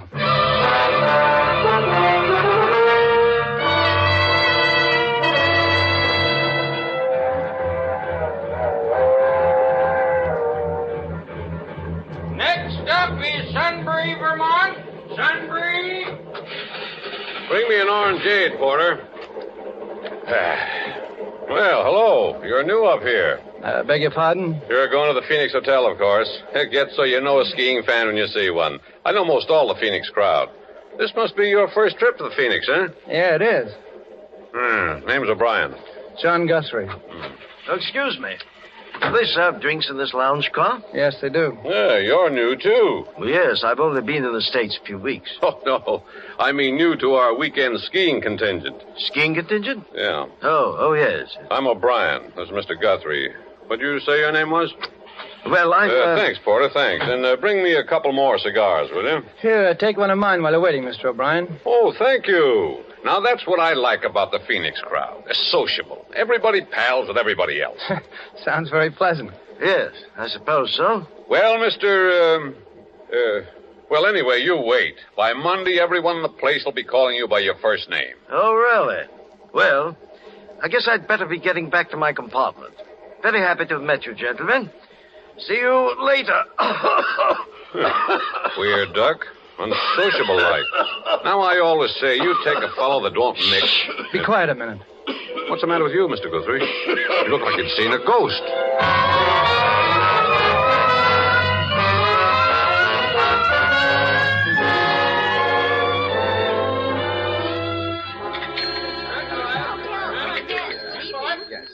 Good evening, Mr. Guthrie. I trust you're feeling refreshed now, sir. Yeah, 3 hours sleep and a long walk was just what I needed. Any messages for me? No, sir. Good evening, Mr. O'Brien. Hello there, hello. Ah, there you are. I've been looking for you everywhere. Want to introduce you around to some of the folks here. Well, thanks, Mr. O'Brien. I would kind of like to get acquainted. Why, sure. Be sociable. You see the old lady in the wheelchair? That's Mrs. Garvey. Mrs. Garvey, eh? Yeah. They're new here, too. Legs paralyzed, poor soul. Always sits and knits. The husky man's her husband. Well, hello there, folks. Hello, Irishman. Well. Feels good here. So you're our newcomer. Only one of them, yeah. And this sweet soul, Mr. Guthrie, is Mrs. Garvey. Excuse my not shaking hands. I'm all tied up in this ball of wool. When you can't walk, you compensate by keeping the hands over busy. Well, it's very considerate of you to make me feel at home here, Mrs. Garvey and Mr. Garvey. Surprised a strong young man like you isn't in the army. Really, Daddy, you have to excuse him, Mr. Guthrie. Nosy and fresh. Well, there's no harm done. See, I'm an engineer, and they've deferred me.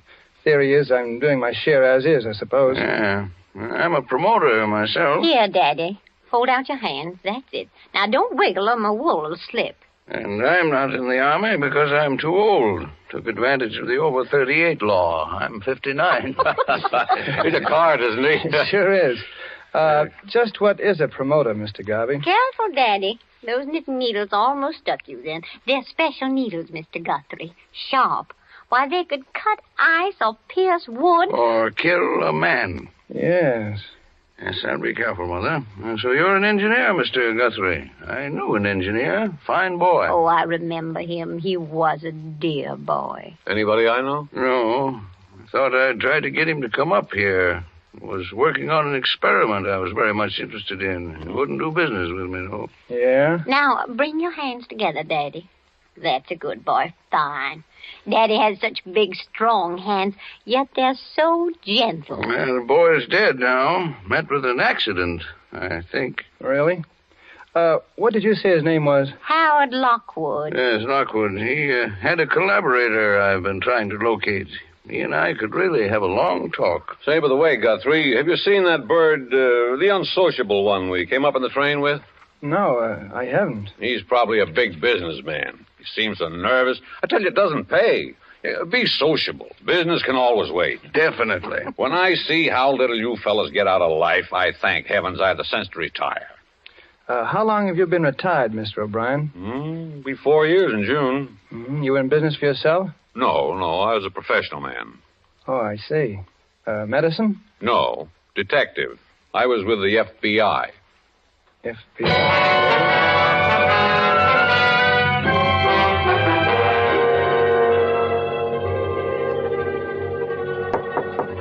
Come in. Well, Guthrie, come in. Feel just like a nice sociable talk. Sit down. Mr. O'Brien, I'm in trouble and I need expert help, and you were an FBI man. You can help me. Uh-oh. I was afraid of that.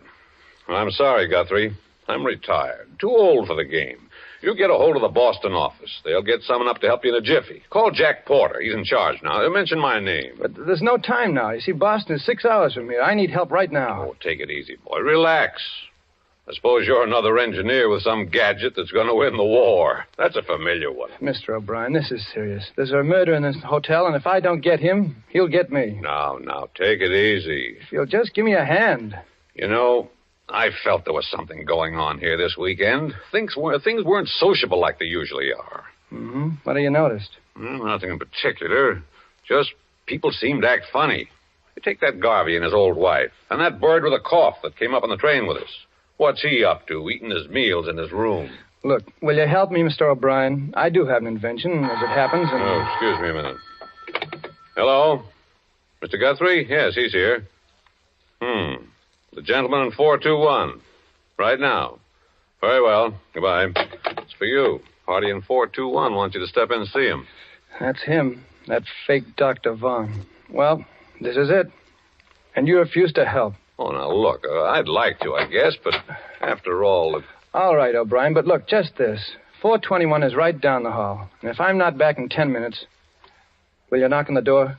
Oh, that much I'll do for you. John. Val.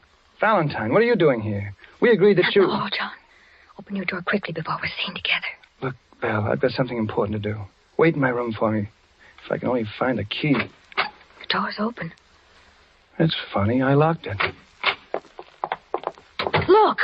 The room's been searched. My papers, the pillows, my trunk. Oh, John, they know you. Where is it? You didn't bring the blueprints with you here. Not that dumb. Well, it's gone. What? My gun.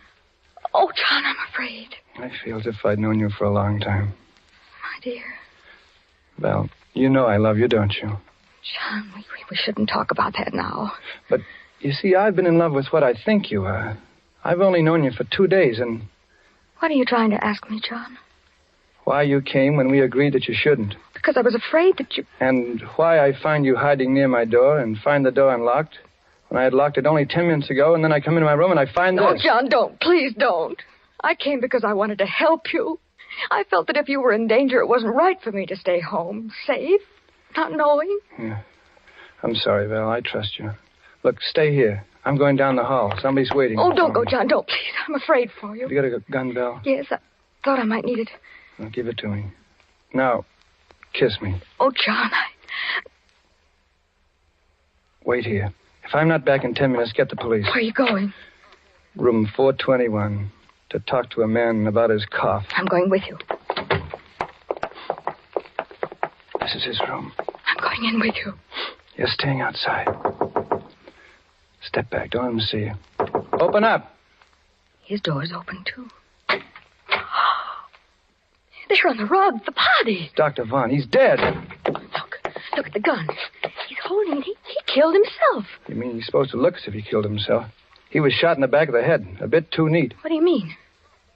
That gun in his hand. It's mine. Then if he wasn't the murderer, who was he? Oh, John, the gun. They'll think that you... Shh, take it easy. That gun may come in handy. Come in. Well. Oh, Brian, look here. What? This gun's mine. It's a plot to frame me. What? That's not your killer, Guthrie. That's Hilary Lawrence of Scotland Yard, assigned to this case because his government, like ours, is keenly interested in your invention. I should have listened to you before, Guthrie. You know about it, then? I checked. Called FBI office in Boston. Talked to Porter.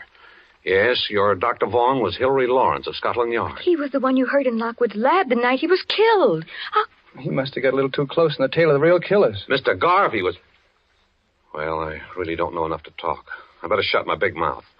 But I think I know. You know the killer? No, but I have no proof. Without proof, Guthrie, you'll be held for the murder of Lawrence. That's obvious. We've got to get our other evidence before someone finds the body. Yeah. You know, there must be a hideout around here they operate from. There's a cabin about a mile to the left from the top of the ski jump. I saw it one day when I got lost. I've got a funny hunch it might be the place.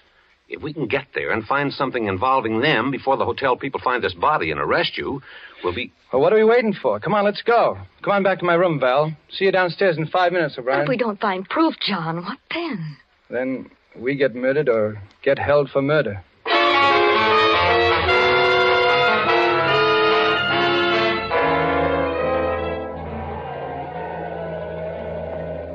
The cabin's dark. Yeah, one of these keys must fit. Ah, that one does it. Softly now. Mr. Guthrie, I'll take Miss Ames's gun. You're too impulsive. Thanks. Well, there's no one here. Draw the shade, please. I better keep a lookout on the road. Someone may come. That's a good idea. Now, this is what I call a real sociable evening. Look, a note. And it's addressed to me. Well, we're in the right place then. Read it.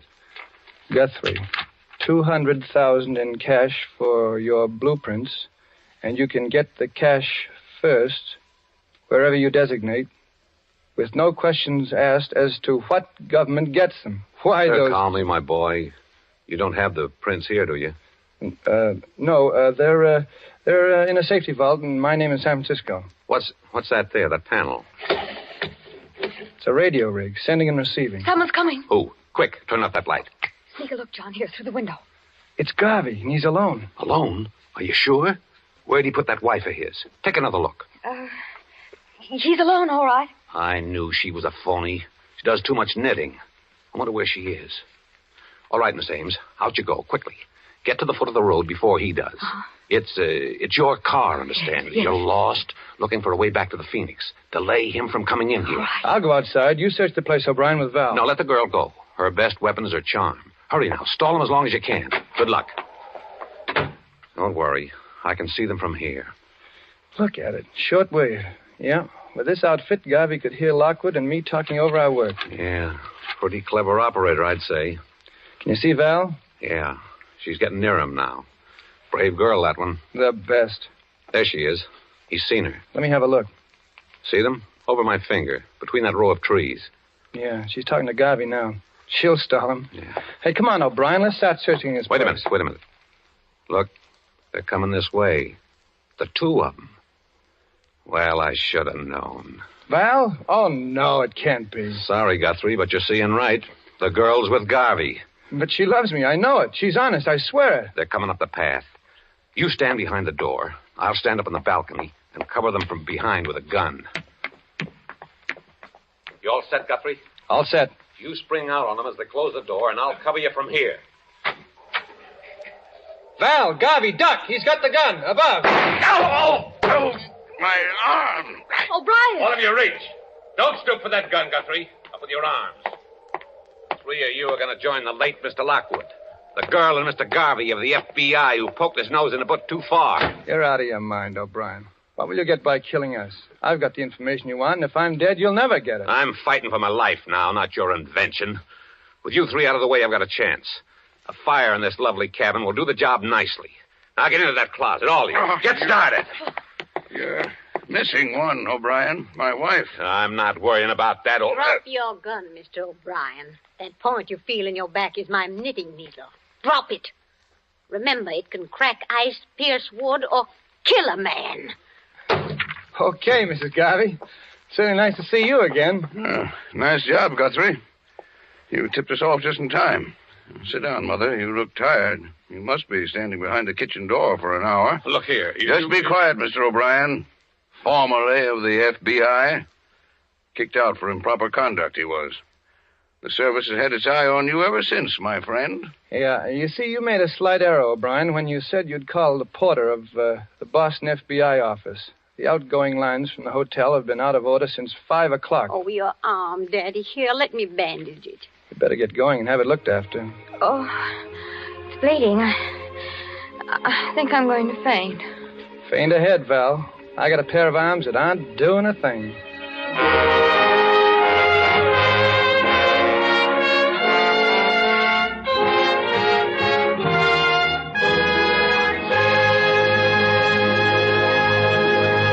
And so closes Cat and Mouse, starring Sonny Tufts, tonight's tale of suspense.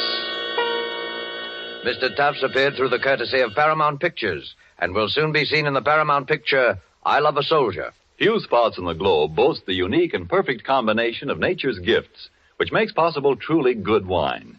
Wine which the whole world can enjoy. But wine experts will tell you that among these fortunate spots, none can surpass the vineyards of our own California. From these renowned California vineyards come Roma wines. Wines so perfect in flavor, so delightful, that they are enjoyed in many countries of the world. To us in America, Roma wines are an everyday treat, for we may buy them at an astonishingly low price, since we pay no import duties or expensive shipping costs. Do you enjoy a delicious tangy sherry? Well, tomorrow treat yourself to a glass of Roma California sherry. We're sure you will agree that you have never tasted finer. With your first sip, you'll understand why Roma wines are America's largest selling wines. I'll repeat the name, R-O-M-A, Roma wine. Tomorrow, ask your dealer for your favorite type of Roma wine, made in California for enjoyment throughout the world. This is Sonny Tufts, and I hope you enjoyed our suspense play this evening. I know I had a good time. I'm looking forward to next week's show, and I know you must be, when that remarkable actress, the Academy Award winner, Madame Katina Paxinu, will be the star of Suspense. Suspense is produced and directed by William Spear. Next Thursday, same time, you will hear Katina Paxinu in Suspense. Presented by Roma Wines, made in California for enjoyment throughout the world.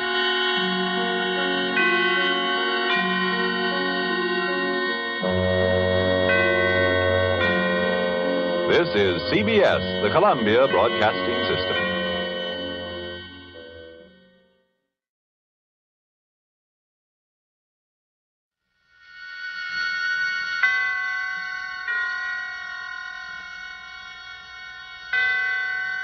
Roma Wines presents Suspense.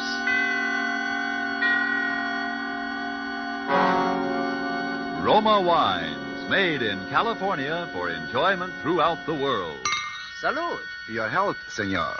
Roma Wines toast the world. The wine for your table is Roma Wine, made in California for enjoyment throughout the world.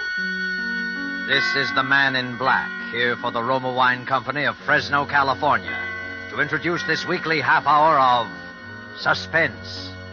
Tonight from Hollywood, Roma Wines bring you as star Mr. Gene Kelly in a suspense play that tells of fear and suspicion and dangerous adventure on the long highway from California to New York.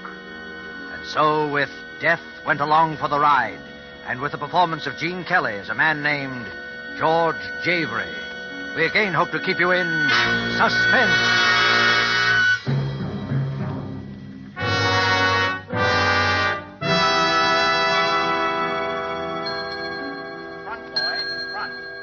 Brown to 314? Yes, sir. I want a room. The name, sir? George Javery, but I haven't got reservations. Oh? Well, I think we can fix you up, Mr. Javery. If you'll sign, please. Sure. Excuse me, friend. Yes? I couldn't help hearing your name, Javery, huh? Well, that's right. In relation to Frank Javery of Cincinnati? Well, not that I know of. Oh. Kind of a funny name. No offense, you understand, but I just thought, you know. Sure, I know. Been doing quite a lot of traveling, haven't you, Mr. Javery? Huh? I see all them stickers on your bags. Oh, yes. I've been out of the country. Room 610, 450 a day. Will that be all right, Mr. Javery? Sure. You, gonna stay in Reno very long? Just overnight. Going east? Uh-huh. You driving? Yeah. Say, what do you want to know? Thought I'd tip you off to a good place to eat, see? You like steaks? When I can get them. Better stop at Harry's place, then. Best steaks between here and Chicago. Here's the address. I wrote it down for another fellow this morning, but he left before I could give it to him. Oh, well, thanks. You, driving back east alone? Yes. Say, what did you say your name was? I didn't, but it's Brown. Steve Brown.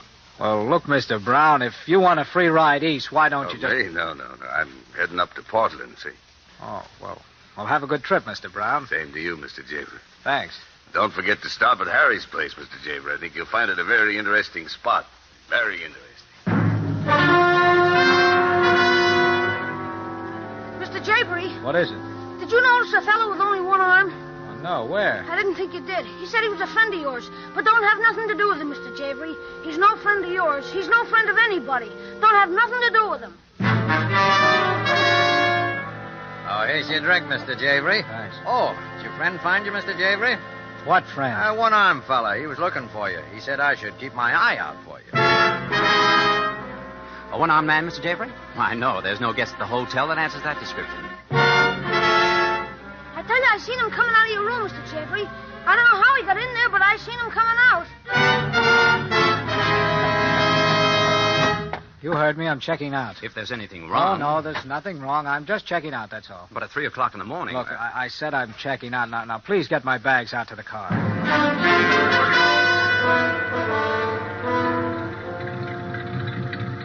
Just put them in the back of the car. Yes, sir. Now, look, kid, for the last time, do you know? I don't know nothing, Mr. Javery. Honest, I don't know nothing. Okay, here.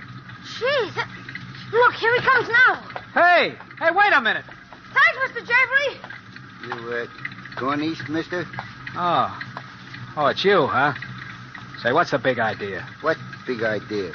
Now, listen to me, my one-armed friend. I can't help having one arm, mister. All right. But what's the idea of following me around? You've been following me ever since I got here. Oh, well, I'm sorry about that, mister. So am I. Now, what about it? Well, you see, I'm kind of down on my luck, so I'm hitchhiking. I gotta get east, and I heard you were going east, so... You are going east, ain't you, mister? Well, yes. Yes, I am. Do you mind if I come along a piece? Oh, all right, hop in.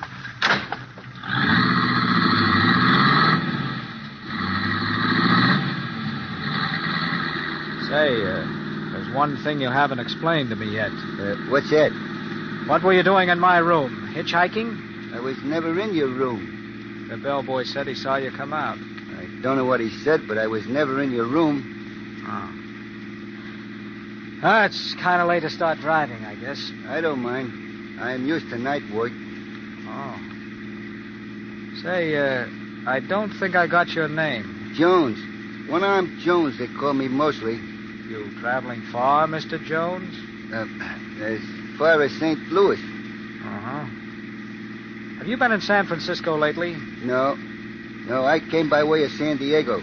Why do you ask, Mr. Javery? Oh, nothing. I thought I might have seen it. What's the matter? How did you know my name? Your name? That's an old hitchhiker's gag. Hang around a hotel lobby and find out who's who and maybe where he's heading, see? Yeah. Say, there doesn't seem to be much traffic tonight, does there? No. Are you looking for something? Oh, just reaching for a cigar. Get your hand out of your pocket. I was Get on... it out, I said. You don't have to pull a gun No? on me.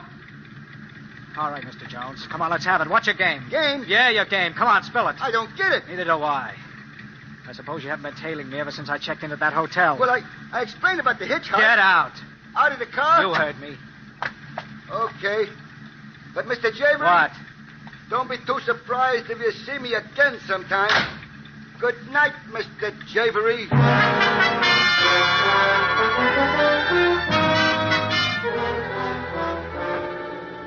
Tonight for Suspense, Roma Wines bring you as star Mr. Gene Kelly, whom you have heard in the prologue to Death Went Along for the Ride by Henry Denker and Ralph Berkey. Tonight's adventure in Suspense.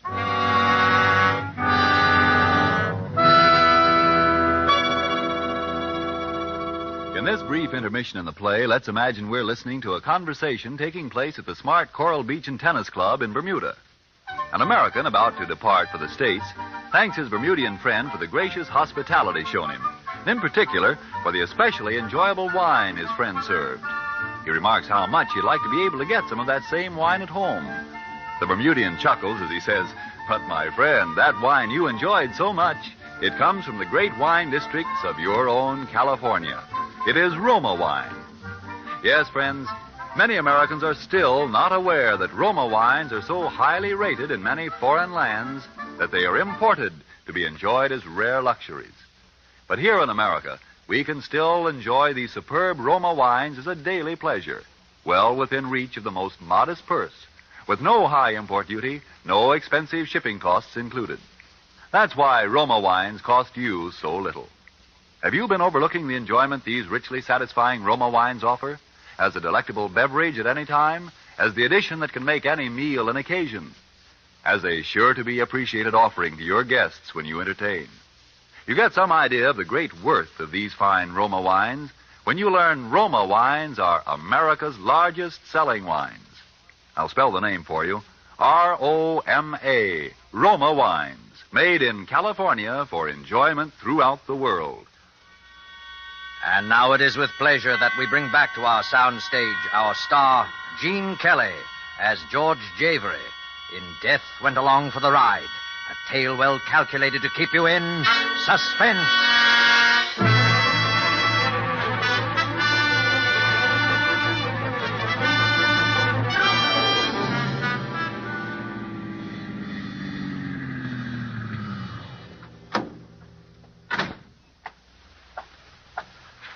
All right, put him up.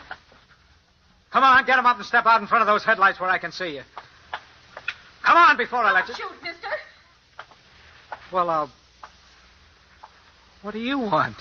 Not to get shot right now. Oh, I'm sorry. Kind of jumpy, aren't you? Yeah, maybe. Were you going into this joint here? Well, I was. Well, come on, I'll buy you a cup of coffee. I think I earned it at that. Well, howdy, folks. Good to see somebody out kind of late, eh? Yeah. Black coffee, huh? How about you? The same, I guess. Look, I'm sorry I frightened you. Say, what's your name? Eileen Harrison. What's yours? George Javery. Say, what are you doing walking along 1,000,000 miles from no place at this time of night? I started driving east in a $50 jalopy yesterday like a fool. It just fell apart on me. I was coming in here to phone or something. Well, how far east you going? Greenwich, Connecticut. I'm going to New York myself. You're welcome. I mean, if... Well, I've... Oh, look, if you don't like me, you can always get out and start to walk again. What have you got to lose? Well, all right. Thanks. And I could use a little company right now. Well, here you are. Piece of pie? Piece of pie, bud? Huh? Oh, no. How about a hamburger? We got good hamburgers, you know. We got... No. Just be quiet a minute, will you? Be quiet? Yeah. What's the matter? Shh. Shut up now, the two of you. Sure, anything you say. Say, what's the matter with you? I'm listening for something, that's all. What? There he comes. Hey, where you going? That wasn't it. You know, what's going on, Bud? You hot or something? Now, there's a car out there. It's been following me for the last 200 miles. Yeah? How'd you know? I know it. I took a side road. He did, too. I tried to duck him, and he hung on. He kept following me. I'm sure that... Listen, that must be it now. He's not coming in. He's waiting. For what? Me. Look, Eileen, here are the keys to the car. Go out and drive it up the side entrance. I'll be waiting at the door. All right. No, go ahead. He won't hurt you. Hurry. Okay. Hey, mister, you ain't in trouble, are you? I don't want no trouble in my keep your shirt on. You'll be all right. Here. Don't you want your change? No, keep it. Hop in. I'll slide over. Thanks. Look back now, Dave. Seriously, that other car follow us. I don't think so. Say, look, pal, I don't want to be nosy, but... Eileen, I wouldn't kid you. I don't know what it is. Is anyone following us? No, I don't think so. Uh-oh. Oh, lights. Well, that doesn't necessarily mean it's someone following us. No? How fast are we going now? About 60. All right, watch. Hey, please, be careful, George. I'll be careful. Is he coming?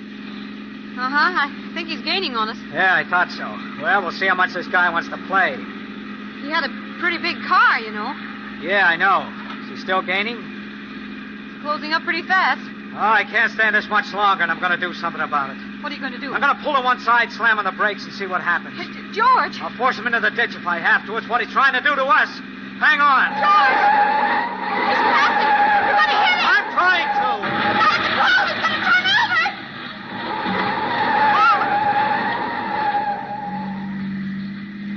Come on, let's get out of here. He must have been killed. Yeah. Did you see him as we hit? Just for a second. You notice anything about him? Not much. Well, I did. He was a man with only one arm.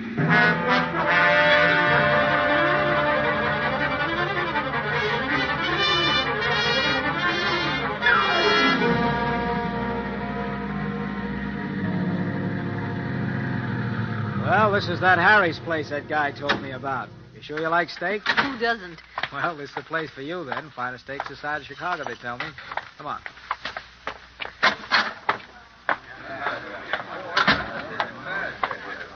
Table for two, sir? Yeah, please. Right this way. The whole thing amounts to this. Right here. Here's a nice table right by the window. That's fine, thanks. And, Madame? Thank you. 2 steaks, please. Both medium rare. All right? Yes, Right. sir. Thank you, sir. George, to get back to our little problem. Our little problem? All right, so it's your problem and I'm stuck with it. Are you sure you don't have any enemies? Well, how could I? I've been out of the country for over a year. I didn't have any when I left. Well, could there be any connection with that work you were doing with the Chinese government? Oh, not a chance. Well, look, I don't know any secret plans, and I've no agent X9. Well, all that's out. Well, maybe it's all just a coincidence. Oh, sure. A one-armed guy tags me all over Reno, then says he's a poor hitchhiker. Then he acts like he's trying to pull a stick up, and then 100 miles beyond where I've dropped him, he shows up in a big Cadillac. Just a coincidence. Call for Mr. Javery. George. Telephone for Mr. Javery. Call for George Javery. Yeah. Another coincidence. What do you suppose? I don't know, but I'm going to find out. George, don't. Come on, we'll both go answer it. Are you Mr. Javery? Yeah. Well, that's good. They've been trying to reach you all day. All day? Yes, this is about the 10th call we've had for you. The phone booth is right this way. One little coincidence after another. Calling me all day at a joint I've never been in before in my life. George, don't answer it. Now, look, you just keep an eye out while I'm in the booth. All right. Oh, pardon me. Why, of course. Hello? Hello? Hello? Can I help you, sir? Why, yes, I had a call on this wire, but... I'm sorry, but your party seems to have disconnected. Did you call them? No, forget it. What was it, George? Come on, let's go out to the car. Well, what was it? I don't know. Whoever it was, as soon as I answered, they hung up. Come on, there's a guy following us. The guy I bumped into at the phone booth. Oh, that's what that phone call was for. Get in the car, quick. Here he comes. Oh, Mr. Jeffrey. George, he's pointing something. It's a camera. Thanks, Mr. Jeffrey. Hey, what's the idea of taking pictures of me? It's a hobby. I'll send you a print at the morgue.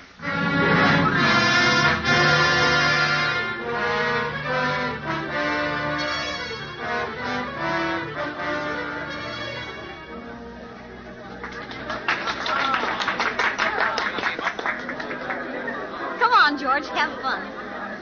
This is one of the really bright spots of old Chicago. Yeah, a little too bright. Ladies and gentlemen. Ladies and gentlemen. Ladies and gentlemen, we present direct from 10 weeks' run in New York, the world-famed sharpshooter, Professor Glittenheimer. This is going to be all right, George. He's good. I saw his act in Hollywood. He's quite a comedian. Well, that's swell. A little comedy would come in handy now. Oh, George, you promised me. Come on, relax. Okay. He shoots at the light bulbs, and whether he hits them or not, they always break. And now, ladies and gentlemen, blindfolded. He didn't even aim at it. Sure, that's the point. Later he's going to shoot straight up, and the bulb in the back of him will break. And now over my shoulder, the left shoulder. No, the right shoulder. That's harder yet. It's funny, isn't it? George, your glass, it's shattered. Come on, Eileen, we're leaving. Please, ladies and gentlemen, please. The performance will continue. Keep your seats, please. Oh, please wait, sir. Don't leave. I'm terribly sorry. Won't you stay and finish your dinner? Please, sir, our apologies. A most regrettable accident. Yeah? Only it wasn't. Wasn't? Wasn't an accident. That comic up there shoots blank cartridges. Well, of course, but... Yes, and what broke my glass was a bullet. And it didn't come from the stage.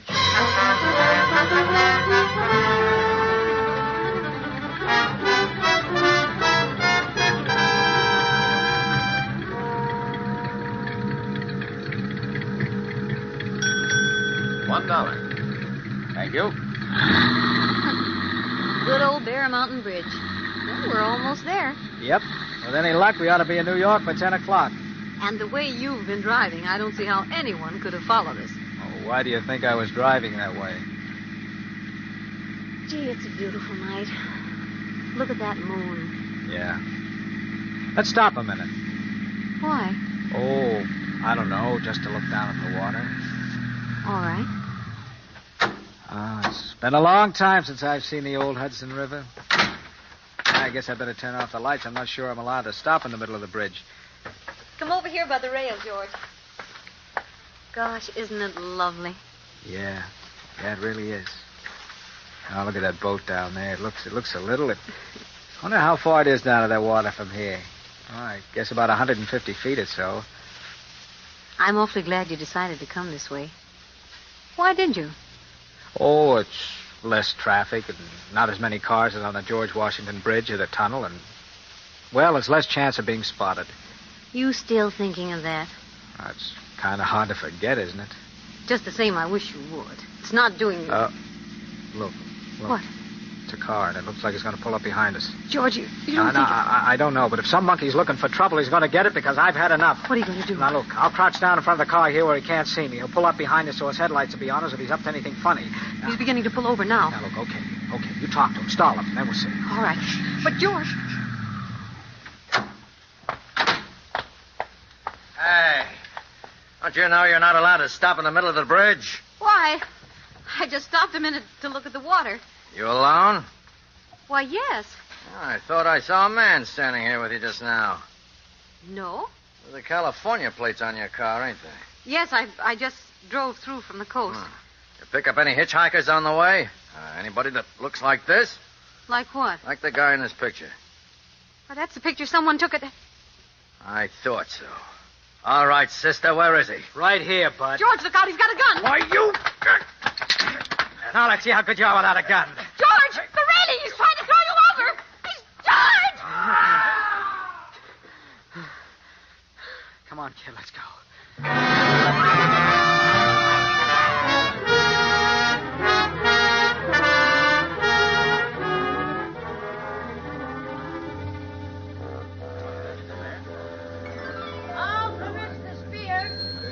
Well, we made it. Home at last. Home? This is the Bancroft Hotel. The only home I ever had in New York. Boy, take these bags. Now, sir, if you leave the key, I'll have your car garage for you. Yeah, sure. Here you are. Thank you. George, I could go home, you know. What? Travel out to Connecticut this time of night? It isn't that far. Come on, you get a good night's rest right here. Then you can catch an early train in the morning. Well, all right. Yes, sir. You'll wish a room then, sir? 2 rooms, please. Yes, sir. Will you sign here, please? Mm-hmm. Thank you, Mr. Oh, Mr. George Javery. What about it? Nothing, sir. Only we have your reservations. Reservation? But I... Oh, I get it. Another coincidence. Sir? Skip it. George. Eileen, look, maybe you're right. You better go on home. George, you're coming home with me. I'm sorry, Eileen, but this is journey's end, and I'm going to see it through. Well, then, so am I. Eileen. Please, George. Okay, come on. Well, what do you know? What? Our friend sitting over there by that post. The man who took the picture. Yeah. Last act coming up. Oh, clerk. Yes, sir? What room do I have? 706, sir. That's fine. The lady? Yes, sir. Room 614 for her. Front boy. This way, Mr. Javery. Going up? 6, please. George, shouldn't you call the police or something? Tell them what? Oh, I don't know. Now, look, honey, you get a good night's sleep, I'll be okay. I mean, after all, this is New York. 6 out. Good night, darling. Good night.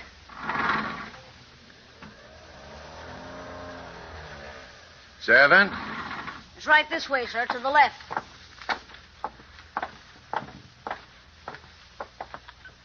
Here we are, sir. Just put the bags over there, son. Will that be all, sir? Yep. Here you are. Thank you, sir.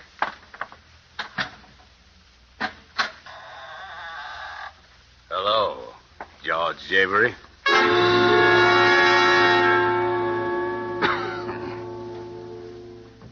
Took you longer than I expected. Brown. The man I met in Reno. What are you doing here? Waiting for you. And the name ain't Brown, that's Javery. Javery? Yeah, George Javery. Javery, I can't thank you enough for what you've done for me. What I've done for you? Sure. You've been a great help. All right, let's have it. Look, Javery, you've come to the end of the road. But I think you're entitled to know why. You don't know me, do you? I'm Bill Malone. Oh, Scarface Malone. Yeah, only I don't have scars anymore, see? That's the point. Took me 2 years and a lot of pain to get a new face. And I didn't get it just to look good in the coffin. Know what I mean? No, I'm afraid I don't. After a guy in my business has been away for a year or two, he's not always welcome back, see? And he generally finds out about it with a bullet in the back. That's why you struck me as a good idea. Oh, I did I? Yeah. I don't believe in taking chances, see? The boys thought I was coming east under the name of George Javery. Oh, so the one-armed guy and all the rest... No, he was one of my boys. And you were kind of rough with him, Mr. Javery. Well, he wasn't exactly playing beanbag himself. Jerry, he wouldn't hurt you. I just sent him to tell you so I'd have a line on where you were. After you dusted him off, it was just a break for me that you went to that steakhouse. Otherwise, I might have lost you. A candid cameraman, too, I suppose. Yeah. After I lost Jerry, I figured I wouldn't take any chances. Send a picture around to the boys. Like the guy that took a pot at you in Chicago. And the guy you tossed over the bridge. The boys that were out to get me, see? Only they didn't know all the time it was you. No chances, know what I mean? Yeah. Only I can't exactly say I'm glad to have been of service. So if you drop that gun, I'll go. Not yet, Javery. There's just one thing more you can do. Yeah? Stand over by that window. What for? Stand over there and drop your hands. Boys wouldn't quite understand it if you had your hands up. The boys? Yeah. The ones I've been telling you about. When I pull up that shade, they're going to take a pot shot at me through that window. When they do, they'll get me. Only it'll be you. They'll never know the difference. Now, over to that window. They know you're already here, so move. You, don't mind if I sort of stroll, do you? After all, this is a surprise. Come on. Over to that window. And if I don't? I'll plug you. And if I do? You see, Malone, That's the trouble with your system. No incentive. You know what Don't make a move. George, is anything wrong? George! Get over there in that corner. Don't hurt her, Malone. He's going to lock the door, that's all. Taking no chances, see? Then here's some light so you can see what you're doing. What do you...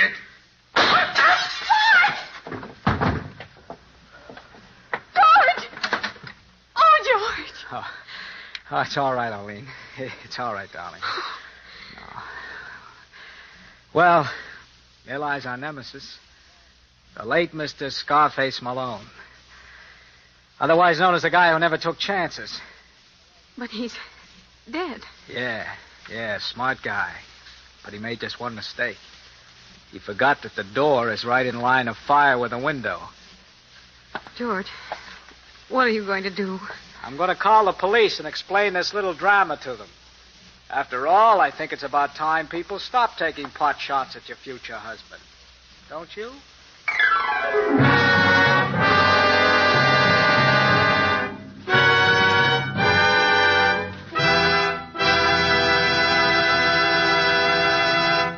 And so closes Death Went Along for the Ride, starring Gene Kelly. Tonight's tale of suspense. Mr. Kelly appeared through courtesy of Metro-Goldwyn-Mayer, producers of The White Cliffs of Dover.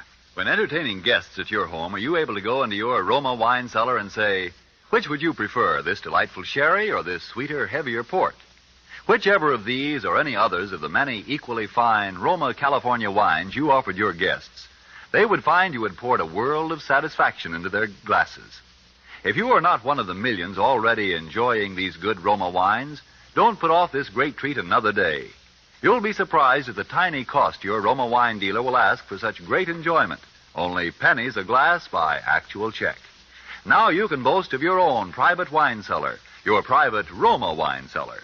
And then, inspired by the great qualities of Roma wines, you'll add your voice to the swelling international chorus that says, Roma wines are truly magnificent. Let me repeat the name, R-O-M-A, Roma wines, made in California for enjoyment throughout the world. This is Gene Kelly. I hope you enjoyed our suspense show this evening. I always feel that it's a pleasure and privilege for me to appear here because most of us who act for a living consider this to be radio's outstanding theater of thrills. Next week, I know you will want to be listening when your star will be Mr. Orson Welles, who will appear in The Dark Tower, a play written by those two very distinguished gentlemen, Alexander Wolcott and George S. Kaufman.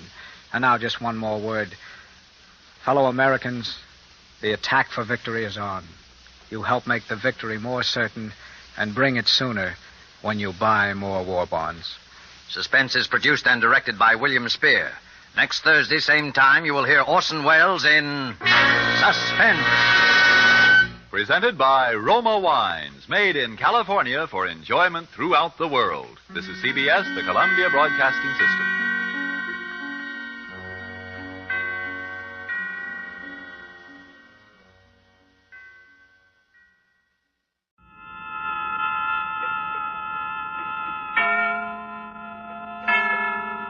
And now, tonight's presentation of radio's outstanding theater of thrills, Suspense. Tonight, we bring you a story of a killer and the family which he held in a night of fear. We call it Strange for a Killer. So now, starring Mr. John Daner, here is tonight's suspense play, Strange for a Killer.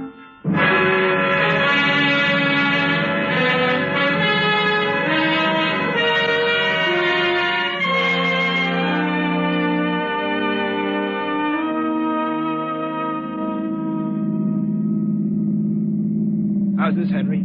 Oh, swell. Anywhere along here.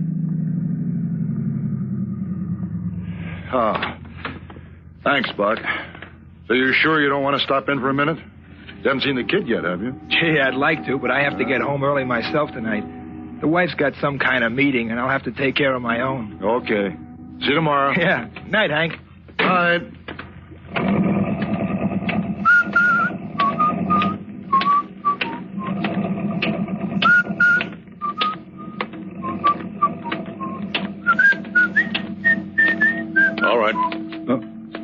bullet right there. Oh. I didn't see you, officer. What's wrong? You'll have to wait a while. You can't go down that street. But that's where I live. My wife's waiting for me. You'll be a little late.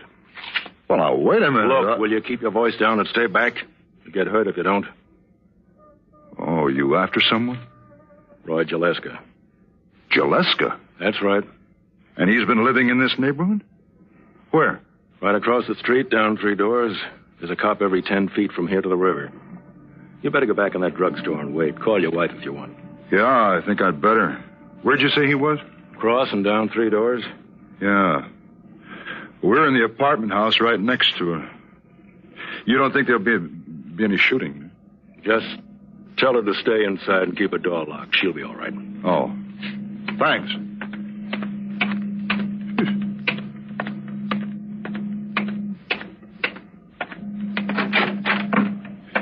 Henry! Hi, Charlie. Hey, that Jaleska guy they're after, you know. Been living in the boarding house right next to you. Yeah, I know. How long has it been going on? They've been here almost half hour now. Half hour? What are they waiting for? Don't ask me. I got here about 5:30 when the police were just coming in. It only took about 5 minutes to cover the whole block. And a party of 6 or 7 of them went in after them. And they haven't come out? No, I've been watching. Why, I wonder? You haven't heard any shooting? No. We ought to hear something by now. Hey, that seems funny, doesn't it? Unless he got out of his room. He couldn't get far. Oh. Well, I want to get Jessie on the phone. She'll be wondering why I'm late. Sure.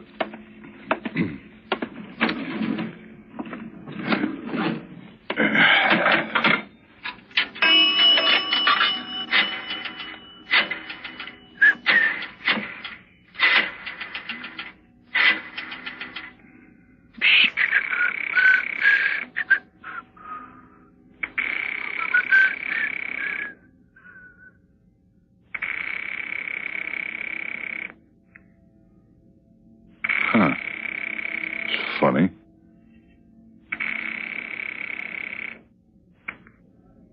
Hello? What's the matter, honey? I thought you weren't going to answer. I was looking after Johnny. Are you okay? Just getting hungry. Well, go ahead with this supper. I'm going to be late. Jess, I don't want to scare you, but there's going to be a little trouble next door. Now, I don't want you to leave our apartment. Yes. The police are after someone who's been hiding out in the boarding house next to us. Now, the whole block is surrounded, and I won't be able to get home till it's over, and you're not to come out. Yes. Now, there's nothing to be afraid of, Jessie. All right. Just stay inside. Keep the door locked. There's no need for that now. Goodbye, dear. What? Jessie? Hello? Hello? Hey, Charlie. Yeah? How high is that boarding house? Is it 3 stories? Yeah, that's right. Just like your place. And that alley between them, how wide is it? It's pretty narrow, I guess. There's a cop on both ends. And the roof. Charlie, could anyone make the jump across? Is it too wide for that? I don't know. Why? She didn't sound right, Charlie. Yeah? Like there was someone with her, Charlie.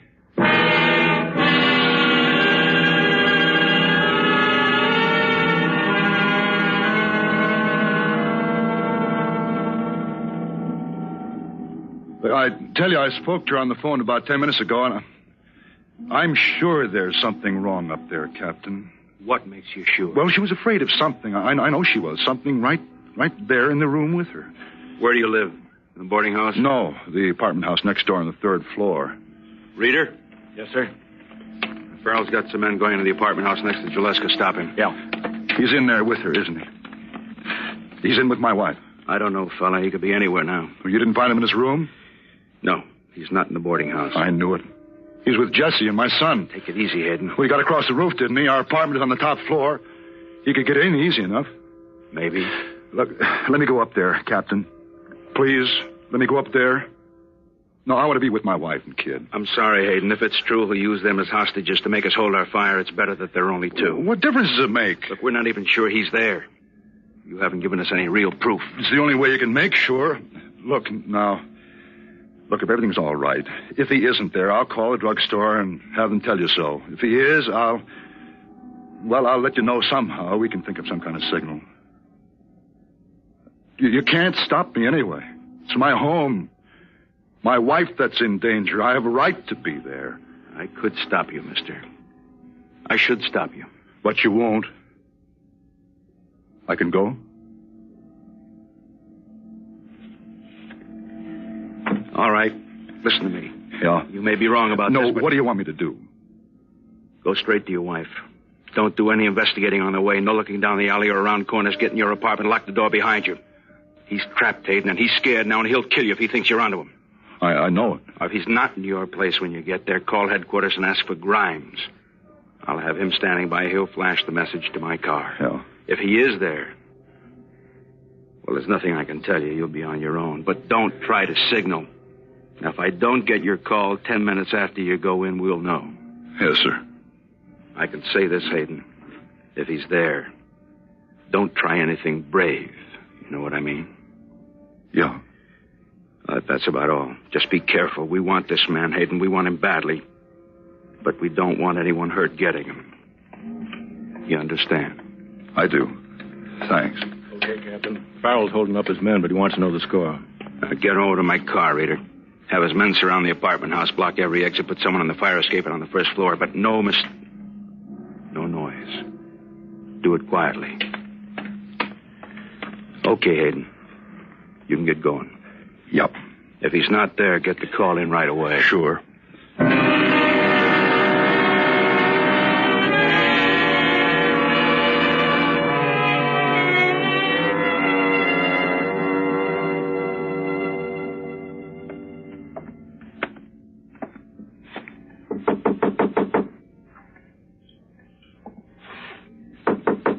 Jesse? Jesse? It's me. Jess! Oh, honey. Honey, is everything okay? Is it? Come in, Henry. You sounded funny over the phone. I thought there was something wrong. It's okay, isn't it? Why don't you answer me, Jess? Henry. Where?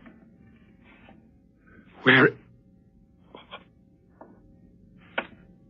Get your hands over your head. Get up against the wall. Don't make any noise or I'll kill you.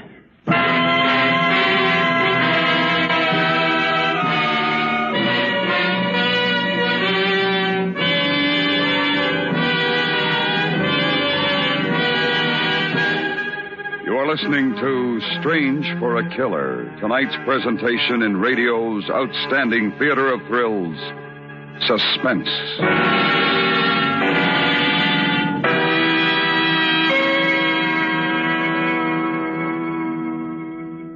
The money you meant to save but never actually did will never see you through an emergency.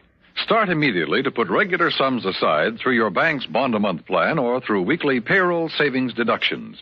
United States savings bonds are safe to invest in because they're as sure as Uncle Sam. And when you need them, you've got them. And now we bring back to our Hollywood soundstage Mr. John Daner, starring in tonight's production, Strange for a Killer, a tale well calculated to keep you in suspense.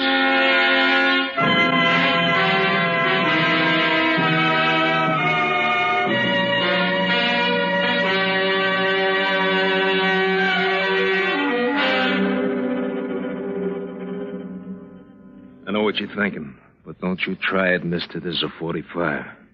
I'm not afraid of your gun. That's because you've never been hit. You're bigger than me, and I know what you're thinking, but don't you try it, I'm warning you. You won't ever know what it means to wish you could die till you get a slug in the stomach. Henry. That's all right. I know he means it. I mean it. It won't do any good, you know. No matter what happens to us, no matter how long you stay here, they'll get you. Listen, they guys, just like me, those blue suits don't make them Supermen. They make mistakes like everyone else. They've already made a big one. How? They shouldn't have sent you. My wife didn't sound right when I spoke to her over the phone. I came up to find out why. Yeah. She gave it away. She's sorry about that. Jesse. It's all right, Henry. Please. It's all right. Did he hurt you, Jess? Never mind that. She just got out of the hospital. Would you like to see her go back? I hope they kill you. They might. I thought about it. I guess maybe you better start thinking about it, too, because it's going to happen the next time you make a crack like that. Henry, don't. I'm going to ask you a couple of questions. And you're going to give me the right answers. The right answers, mister. The first time you get hurt bad.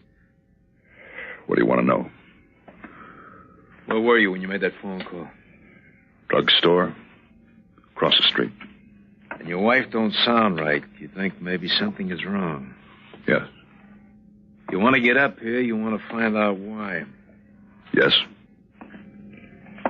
What takes you so long? What? We don't hear you coming up the stairs till almost 15 minutes after she hangs up. What are you doing all that time, huh? Oh, no. At first, I wasn't sure she did sound like there was something wrong. It was only after I hung up and got to thinking about it that I started to worry, and then I made up my mind to come up. But that was later. You don't stop to talk it over with the cops?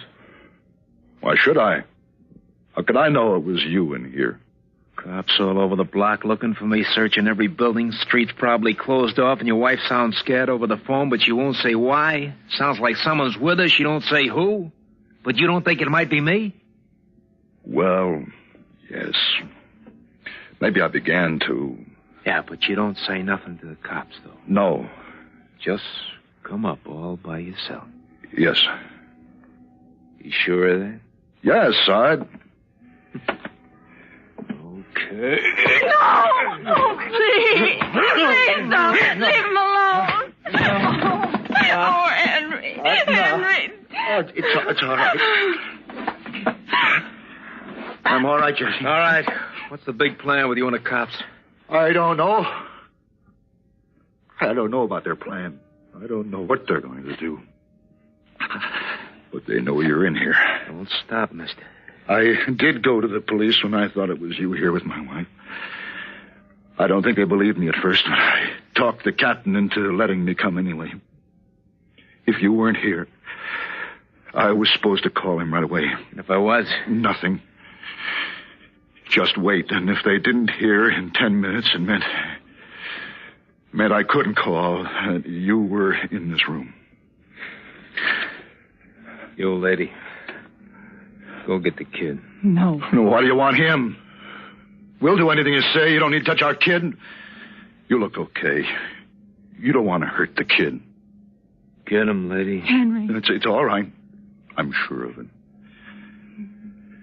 You haven't got much time, Jaleska. You know it. Killing our baby is something you wouldn't do. You can bring him in, Jesse. If you say so. You're so sure this is the end of the line for me. And those cops down there, they're so sure. Well, I'm telling you, I got lots of time, and you're going to help me take it. Yeah? Yeah. Oh, back up to the wall and peel off that jacket. What? Come on. Take off the jacket, throw it on the floor. Sure. Why not? What are you going to do? I'm not going to do anything. You're going to take it for a while. What do you mean? You don't see it, huh? I'm kind of surprised. Well, I don't see any way out for you. That's what you mean. They know you're here. Yeah, they know I'm here. You made sure of that, didn't you? So they're covering every way out. Doors, windows, alleys. What do you suppose would happen if I tried one of them? I think they'd kill you. Yeah. I start out that window, and every cop down there comes to make sure I don't finish the trip. Maybe a couple come running up here. That leaves lots of cops down on the bottom of the fire escape and a couple of cops up here in the room. But not many anywhere else, huh? In the alley or in the streets or down near the river. They'll all be watching a guy in the fire escape, won't they? And the guy in the fire escape, he don't need to be me, does he? No, it won't work. You're crazy to think that'll work. I gotta take that chance now. You're going out on that window, mister. And you're gonna take your time doing it. They've seen me.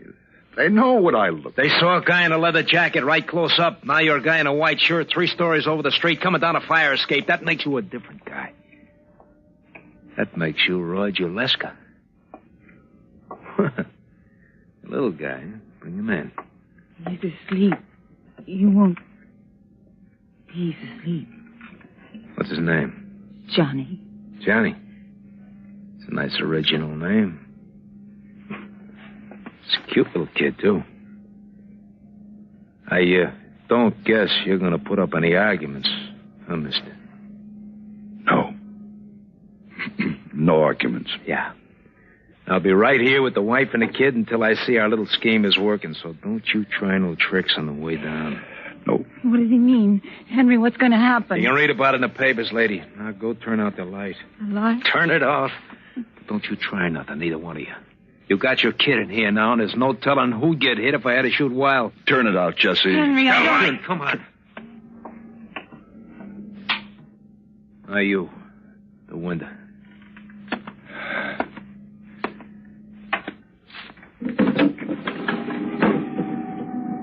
Okay. They're all waiting. Get going. You can't let him go out there. Jesse. It's all right. Hold on to Johnny. And wait for me. It'll be all right. Henry.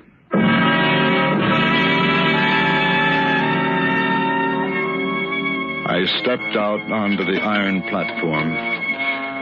Below on the street, I could feel every eye on me. Hold up, Gillespie! We see you! Don't take another step! And then I knew there was a part of the plan he hadn't told me. I jumped back against the wall. But it was already too late. From the window behind me, Jaleska fired down into the police. Their guns flew up automatically, and every one was aimed at me.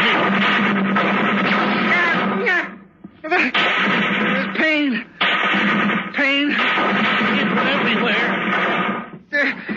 There were waves of pain. Voices. Voices I knew. Don't touch him. Let him alone. He's losing blood. I've got to get a doctor. You'll get a doctor, lady. Well, why don't you go? What are you waiting for? Haven't you done enough? He's been shot. He's hurt, and you just stand there. I thought you wanted to get out. Well, get out. Get out. Jesse. Henry, it'll be all right. Don't try to move, darling. You'll be all right. Is he gone? Please. No, mister. No, I ain't gone. Our little scheme. Don't look like it's going to work. It should have. No reason it shouldn't. But they're moving up on the stairs right now. Oh, don't move, Henry. We'll get a doctor. It'll all be over in a minute. Yeah, you're glad, huh? No. No, I'm not glad. It's ugly, all of this. I feel sorry for you. Don't, lady. I've been running for a long time. I think it's going to feel good to stop. It's a funny thing when they're after you, when you're running away. You look the same, you act the same as you always did, but it's different on the inside. You're tight, twisted. No matter what you're doing, you can't relax. You can't get a good deep breath. Yeah, I think I'm glad. Jaleska! Ryan Jaleska! Those guys gonna do a lot of bragging tomorrow. We know you're in there. Come out with your hands up, or we're coming in after you. So they finally get me. You killed a man. Yeah. Yeah. One day you're just a guy, and something happens, and you're a killer. Won't you go now, please? Sure, I'll go. Why not? Don't make much difference now. Buddy, listen to me. You know what I mean, don't you? You're just a guy. Yeah. Put your gun down. Maybe they'll give you a chance. What chance? I've been waiting for a chance all my life. Give her the gun. It'll be better. Look, forget it. Will you get out of the way, lady? I'm going out. You wouldn't try. Oh, why don't you let me have your gun? Get back. Get way back. Jesse? It's all right, Henry. It's all right. That's it. Stay there. You'll stay. Just like that.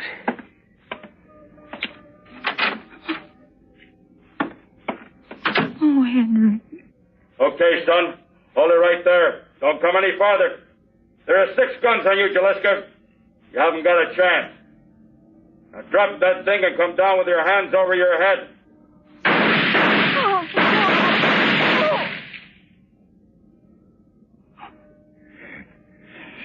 Jessie. Yes. Why didn't it work? They shot at me. And then there was at least a half minute when he could have got out that door. Why didn't he? What made him wait? Oh, don't talk, darling. It's all over now. No. What happened? Tell me. When the police fired, he started for the door. But he came back, Henry. He went out into the fire escape and lifted you in the room. Then he started for the door again, but it was too late. Is he all right? I don't know. I think so. Will you get a doctor, please? One's on his way. All right, take it easy, mister. You're going to be okay. Just lie easy. Yeah. Sure. It's funny. Huh? No. It's not funny. Strange. Strange. For a killer.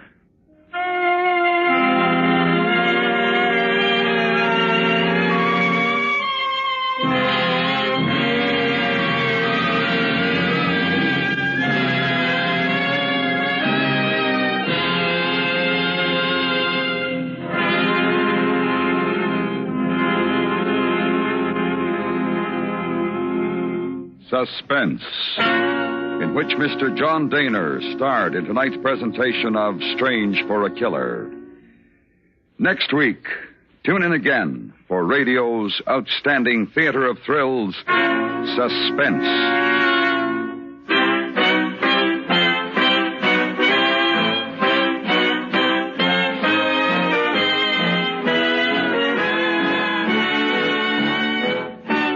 Suspense is produced and directed by Anthony Ellis.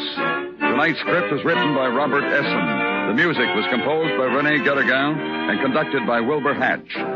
Featured in the cast were Tony Barrett, Eve McVeigh, Jack Crucian, Leonard Weinrib, Charles Seal, and Tom McKee.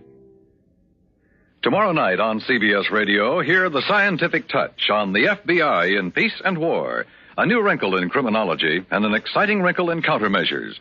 Remember, on most of these stations, every Wednesday night, the FBI in Peace and War. Stay tuned now for Douglas Edwards with the news, followed by Disc Derby. Thursday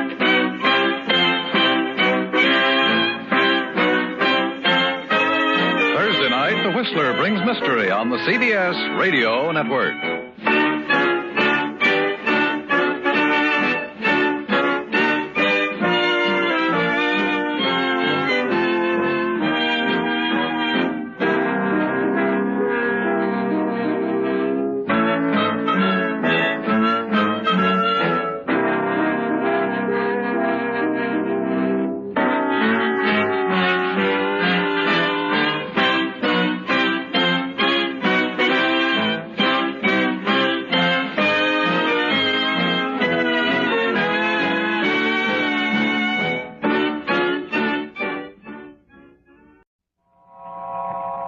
Have you heard the strange tales of the Whistler?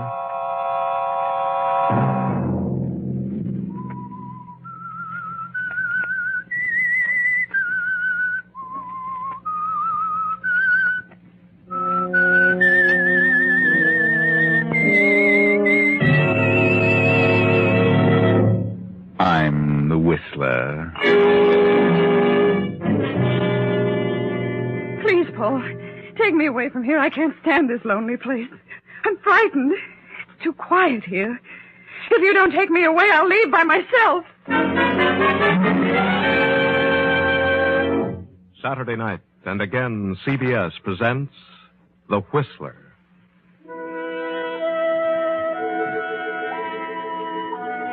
I, the Whistler, know many things, for I walk by night. I know many strange tales, many secrets hidden in the hearts of men and women who've stepped into the shadows. And so I tell you tonight the amazing story of House of Fear. In an apartment overlooking New York City, a young man and a young girl stand facing each other. The girl is calm. The young man is tense with anger. The girl is Lana Wallace. The young man, Paul Garson. Silence reigns for a few seconds. Then... What? What did you say, Lana? I said I was going to be married, Paul. Married? Yes, married. But, Lana, you don't know what you're saying. You're out of your mind. No, Paul, I'm quite sane. I thought you were in love with me. That we were going to be married. In all the months I've known you, you've never said a word about marriage until now. You knew I was madly in love with you? Yes, Paul, but there was nothing about marriage. Oh, please, Lana, please listen to me. You don't know what you're doing. You'll never be happy with anyone else. Now, please think it over. Please wait until you're sure. I am sure, Paul. I've made up my mind. Oh, what's the matter with me? Well, nothing's the matter with you. Oh, no? There must be something. Nothing. Oh, then why change your mind so suddenly? There's nothing sudden about it. I've known the man I'm going to marry for some time. Some time? You mean a few days, I suppose. It doesn't matter. It does to me. Who is this man? It doesn't matter. How does it happen you never told me about him? I didn't think it was necessary. Oh, I see. Playing both ends against the middle, eh? You'd better go, Paul. Do you love him? I said you'd better go. Do you love this man, or is it just a matter of... Will you leave? Is it money you're after? Is he some old duck ready to kick off? Please, you're talking nonsense. Who is he? And if you insist on knowing, his name is Gregory Hellman. Gregory Hellman? Yes. And who's Gregory Hellman? He's the manufacturer. Oh, some old duck you're taking for a ride. At least he's not as young and stupid as you are. All right. Go ahead and marry him. But I'll tell you this. You'll be bored with him from the day you marry him. That's my business. Oh, what a sap I've been. All this while. What a stupid nitwit. Goodbye, Paul. Yeah. That's the way it goes, I suppose. Well, there's no use crying over spilled milk, is there? No, Paul. Well, so long, Lana. Goodbye, Paul. Oh, I'll run into you one of these days. I'll have one of my shoulders patted especially for you, for crying purposes only. So long, Lana.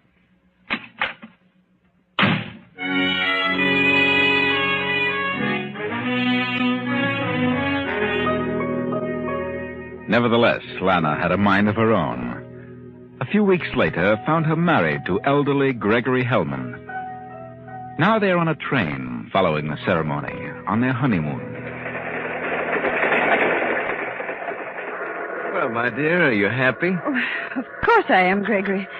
I've never been so happy in my life. You seem a bit solemn. Do I? Yes, you've been staring vacantly out the window for half an hour. What are you thinking about? Nothing. Nothing in particular. Are you wondering if you've done the right thing? Oh, no, Gregory, certainly not. I'm really very happy. It's just that... Just what? Oh, I don't know, but for some reason there's something about a wedding ceremony that makes me sad. Sad? Mm-hmm. I don't know why, but it seems so much like a funeral service. Funeral? Oh, good heavens. I'm sorry, Gregory. I know that's an awful thing to say. Oh, come, Lana. Stop thinking about it. Cheer up. Yes, I must get such a thought out of my mind. I must. Just wait till we get to our honeymoon house. You'll cheer up then. Yes. Did you buy a place? Buy? Oh, no, I wouldn't buy a place way down here. It's too far from New York. You rented it? Yes, took it for a month. What is it, a cottage? Oh, no, it's a villa. Well, what's it like? Well, I've never seen it, but I understand it's on a cliff overlooking the sea. Quite secluded and about 8 miles from the town. How on earth did you happen to rent a place way down here, a place you'd never seen? Oh, I was looking for an out-of-the-way place, and this agent approached me, and it sounded like the very thing for a quiet honeymoon. No one around, not even servants. No servants? No, and I doubt very much if we'd be able to get any. But we'll get along. In fact, I'd prefer it that way. A villa. Sounds fascinating, doesn't it? That's why I took it. I'm sure you'll like it, Lana. Yes, Gregory. I'm sure I will. You're a darling. You know, I never realized how vacant my life has been the past 10 years. How really lonely I've been since Emma died. No children, no close relations. No relatives, Gregory? No? Oh, I think I have a second cousin somewhere. Well, I'll do my best to make up for those lonely years, Gregory. I'm sure you will, darling.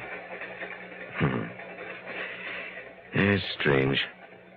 Here I am, 50 years old, and all of a sudden I feel like a youngster again. You think I look 50? Certainly not. You're very young looking. Well, I'll keep up with you, even though I am twice your age. I'm not falling apart yet. Of course you're not. You know, I think I'll retire from business. I have plenty now. Why should I go on working like a slave when I can forget everything and enjoy life? Give up your business? Yes. We'll find some nice restful spot somewhere and take it easy from now on. What say? Yes, Gregory. I'd like that. Just the two of us. All right, darling. It's a deal.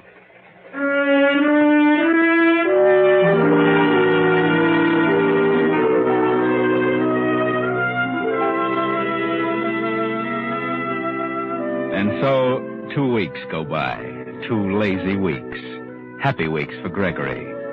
He lolls about the villa, reading and sleeping, having the time of his life. But Lana, being so much younger, is at times somewhat bored. However, she's most tolerant with her elderly husband and does her best to be satisfied with his idea of happiness.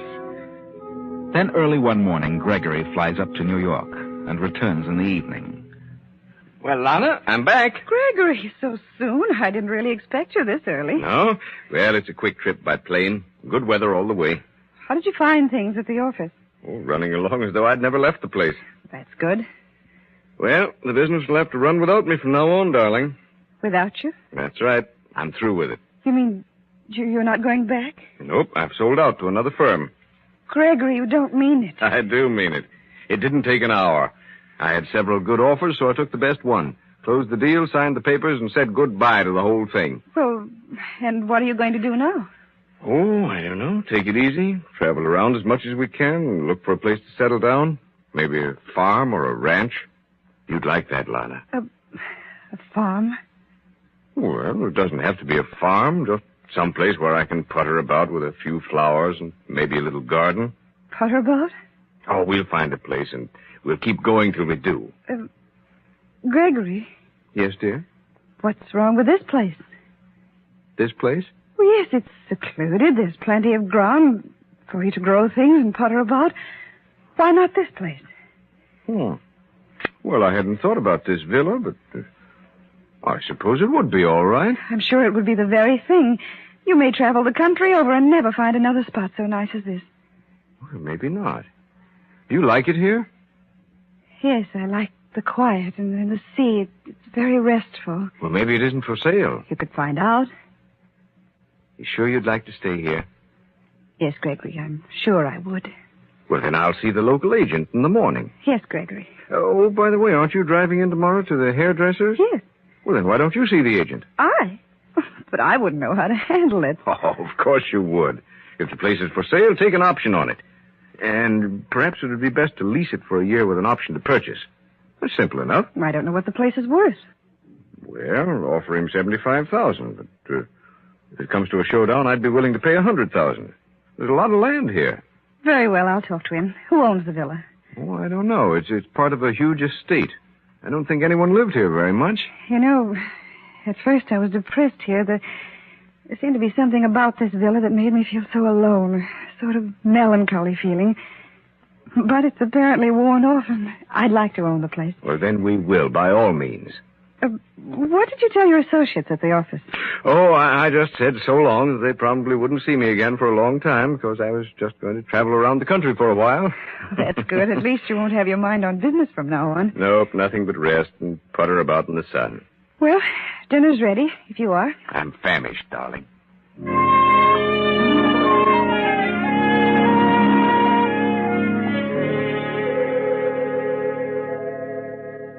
Well, Mrs. Hellman, the villa is for sale. It's been up for sale for quite a spell. What do they ask? I haven't set a price. What do you offer? $75,000? Mm-hmm. Well, that's somewhat in line. I think that would be accepted. Where's the owner? How soon could you contact him? Well, that's trouble. I don't know where he is just now. Been running around all over the country. Why don't you take an option? Well, I'd rather lease the place for a year with an option to buy at any time. Fair enough. Lease for a year with an option to buy. I'll make out the lease and the option. You better put up 10% on the option. That'd be $7,500. Very well. I'll give you a check. Good. I'm sure this will go through because the owner wants to get rid of the place. Hasn't been here in 2 years. Why does the owner want to get rid of it? Oh, I don't know. There's too many other places, I guess. Well, it's yours for a year anyway. You feel confident he'll accept? I know he will. Don't you worry about that. Thank you, Mr. Blodgett. Thank you. This will make me a nice commission. I've been trying to sell the villa for several years, and this is the first offer I've had. I see. Just take a few minutes, Mrs. Hellman, to draw up the papers.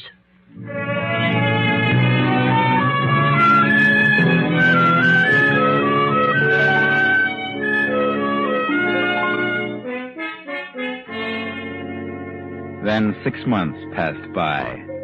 6 months during which Lana became more and more bored with her elderly husband and his puttering about in the garden. There were harsh words about it, and so they closed the villa. Gregory left, and Lana took a plane for Mexico City.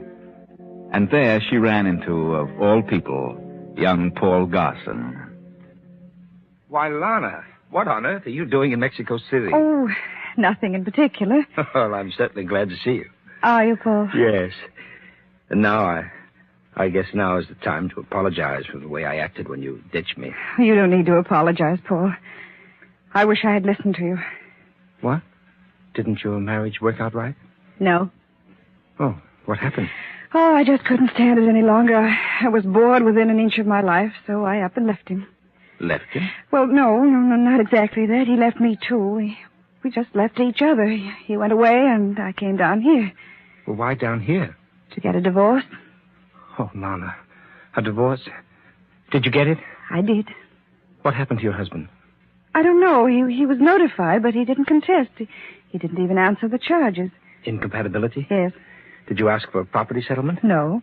Well, why not? Well, because he'd already signed over half his cash assets to me and several other articles, so I felt that was enough to take care of me for a long while. I just couldn't go on, Paul. I just couldn't.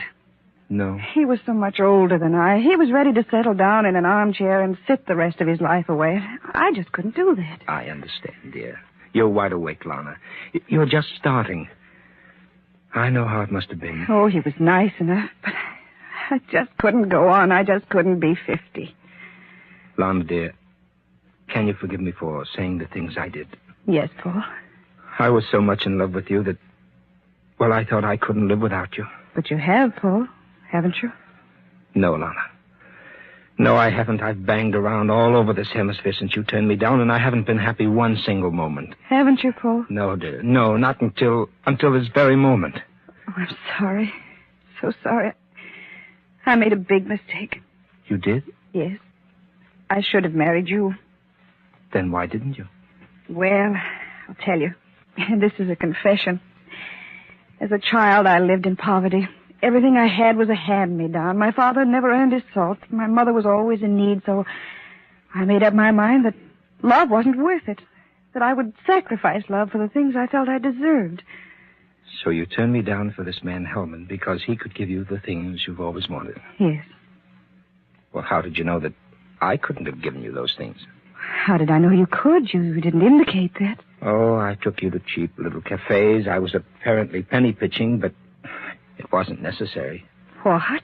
No. Why, every girl I knew was after me for my money.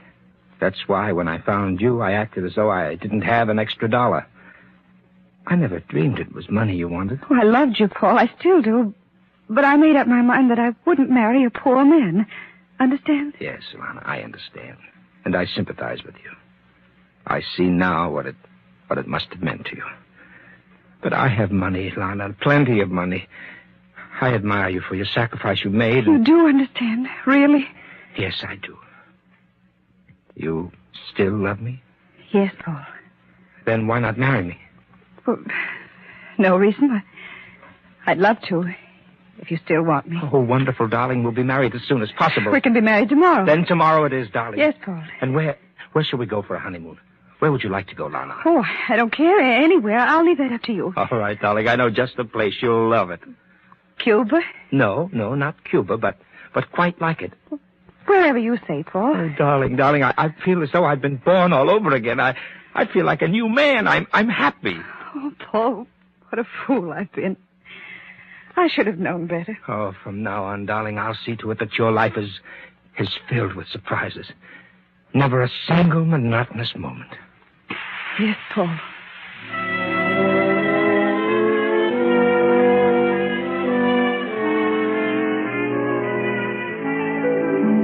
So Paul and Lana are married and set forth on their honeymoon. Paul owns a lovely place by the sea, and there he takes Lana But from the night they arrived, Lana has been ill. Some strange malady has come upon her. Just what, no one seems to know. A doctor stands beside her bed as Paul slips into the room. How is she, Doctor? Still the same. I haven't the slightest idea what's wrong with her, but I've just given her a sedative. Do you suppose it's the climate? Oh, it could be. Semi-tropical here. Yes. Well, there's nothing more I can do, so I'll run along now. Yes, and thank you, Doctor. Lana. Oh, Paul. Lana, dear, what is it? What's wrong with you? Why don't you tell me? Well, I don't know what it is. I'm just sad. I want to cry all the time. I can't help it. Cry? Yes, ever since I've been here, I've wanted to cry. But why, darling? I don't know, but I can't help it.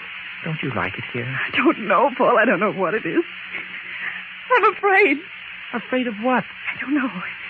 Nothing in particular, but I'm afraid. You mean you'd rather leave here? Yes. Yes, Paul, I don't want to stay here. But this is such a nice, quiet place, dear. It's so restful. Where could you go that would be better for you? I don't know, but I'd rather leave. Why? I don't know why. But there must be a reason, darling. I'm frightened here. I hear things. You hear things? What things? Strange sounds. Noises. I've heard nothing strange. I have. I hear them all night, and at times I've seen things. What things? Things, and I won't stay here another day. Oh, Lana, I think you're just hysterical. You're letting your imagination run away with you. I'm not. I'm sick, terribly sick. But the doctor doesn't know what's wrong with you. Please, Paul, please take me away from here. I don't like this lonely old place. I've always been frightened of being lonely. That's what it is. It's too quiet here. Too alone. If you don't take me away, I'll leave by myself. Now, don't get yourself so excited. Please. The doctor has given you a sedative, dear. Now go to sleep. You'll be all right in the morning. And then we'll take a walk over the estate. Now, please, darling, please try to sleep, Lana. All right, Paul. I'll try. I'll try.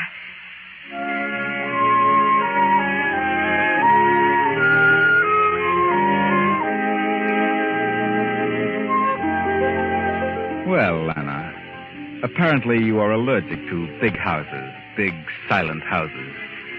You felt somewhat like this once before when you were with Gregory. Remember? That house made you feel sad and melancholy. Now the night has passed, and the morning has come. Paul has a visitor in the library. I've been trying for many months to get in touch with you, Mr. Garson. I heard you left the States. Yes, I was in Mexico City. I was surprised to learn you were back here. Oh? Why surprised? Well, although no one's been living here for several months, a party holds a lease on the place. Oh? I didn't know that. Yep, they took an option to buy it. They did? Yes, sir. So you can see that you're sort of trespassing. Oh. Well, no one is being inconvenienced. Not exactly. What did the party offer for the place? $75,000. Well, that's fair enough, but I don't want to sell. What? No, I've changed my mind. I want to keep the place. Keep it? But, Mr. Garson, I've practically made the deal. Well, you can call it off. Oh, did the party make a deposit? Yes. Then return the deposit with my apologies. But I've worked hard for 2 years and more trying to sell this place, and now you back down on it. Well, what would your commission have been? Well, $3,750. Very well, I'll give you the $3,750, but call off the deal. I'd prefer to retain ownership. Yes, of course. Thank you very much, Mr. Garson. That's mighty kind of you. Paul. Yes, dear. Paul, what is that hammering? There's that noise. Hammering, my dear? Why, that's the workman. Workman? Yes, I'm having the place completely renovated, darling. From the garret to the cellar and all for you. Oh, you'll love it when it's finished. I see. You should be in bed, darling. Oh, yes, Paul. Well, the hammering made me so nervous. I wondered what it was. I'll run along. Sorry to disturb you. Well, Mr. Blodgett, I think that you'd better... Mr. Blodgett. What? Well, what's wrong with you, sir? You're as white as a sheet, man. Are you ill? Who is that woman? Why, that's my wife. Your wife? Yes. Well, how long have you known her? Oh, for a long time. Several years now. I see. What are you trying to say? Mr. Garson, I don't understand it, but that is the woman who wants to buy this house. What? Do you know what you're talking about? She's the one who took the lease and an option to buy. Oh, you must be out of your head. My wife. That woman lived here for 7 months with her husband. With her lived Here? Yes, sir. And they closed the place up, and she come to me and said they were leaving for a while, but to go ahead with the deal. Are you sure? Yes. What was the woman's name? Mrs. Gregory Hellman. I see. Well, you'd better run along now, Mr. Blodgett. I'll see you in a day or so. Oh, yes. Yes, sir, of course. Good day, sir. Yes, good day, Mr. Blodgett.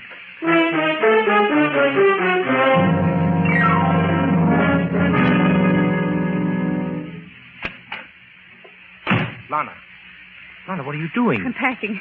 If you won't take me away from here, I'll go alone. But, Lana, why should you leave? I won't stay here another minute. Why not, darling? Why not? I don't know. I have no real reason, but I just don't like it here, and I won't stay. I don't understand you, Lana. It doesn't matter. I'm leaving now. All right, Lana. If you insist, you may go. Sorry, Paul, but I... Yes? Oh, Mr. Garson. Mr. Garson. Yes. What is it? We've been working in the cellar. Yes? You better come down there, Mr. Garson. Why? We just uncovered a body. Buried in body? Yes, buried in the cellar floor. Body? You'd better stay here, Lana. I'll not be long. Yes, Paul. Yes.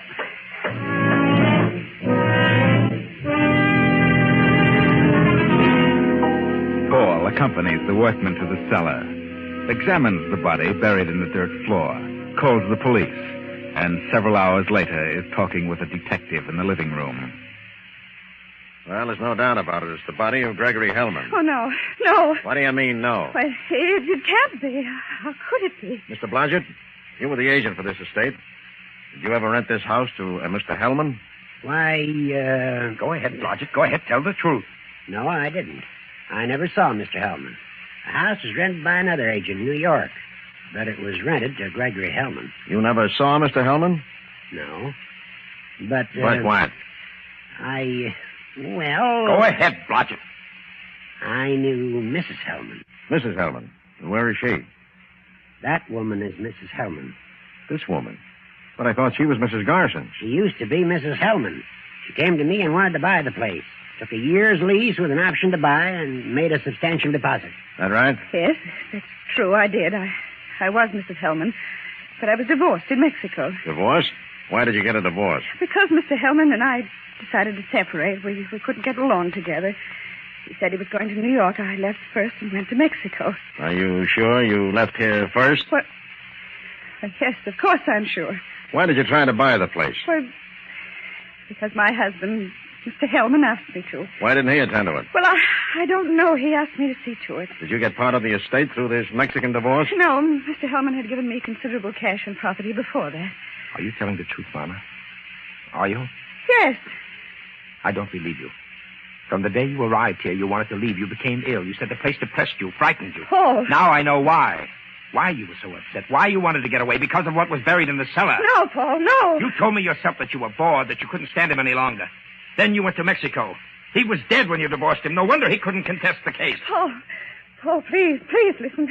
I don't know who killed him. What did you say? I don't know who did it. Then you admit he was murdered. Well, I didn't say that. You know he was murdered. You just admitted that. Yes. Yes, but I didn't do it. I didn't. Well, lady, you might as well tell the rest of it. Yes. Yes, but I found him dead in his room. In his room? Then who buried him in the cellar? I did. You did. Why? Why didn't you call the police? Because I was afraid. Afraid they'd think I did it. Well, why would you be afraid of that? Because of... Well, if they found out about me. Found out what? My record. Well, Mrs. Hellman, or Garson, we know all about your record. Record? What do you mean, record? She served a term in the state penitentiary for... I swear I didn't. I buried him. I admit that. That's why I wanted to buy the place. But I didn't kill him. I didn't. I think you did. That's why you wanted to leave here. Oh, please believe me. I wanted to buy the place so no one would ever come here. So no one would ever know. But I didn't kill him, I swear. I'm sorry, Lana, but I don't believe you. Mr. Garson, where did you meet this woman? In Mexico City. Really? Didn't know her before that? What? You heard me. Oh. You didn't know her before she married Hellman? Why, yes. You know her? What are you stalling about? Well, yes, I did know her. That's what I thought. And you were in love with her, wanted her to marry you. But she turned you down for Hellman. What are you talking about? Well, are you trying to accuse me of killing Hellman? it's possible. You had a motive. Oh, that's ridiculous. I didn't even know the man. Murphy. Oh, yeah? What did you find out about Paul Garson? Well, his financial affairs weren't in any too good a condition. He's been trying to dispose of a lot of white elephants like this villa. I see. Well, do you know what I think, Mr. Garson? I think you and Miss Lana Wallace know what this is all about. I think you're in this together. So I'm going to take you down and book you both on a charge of murder.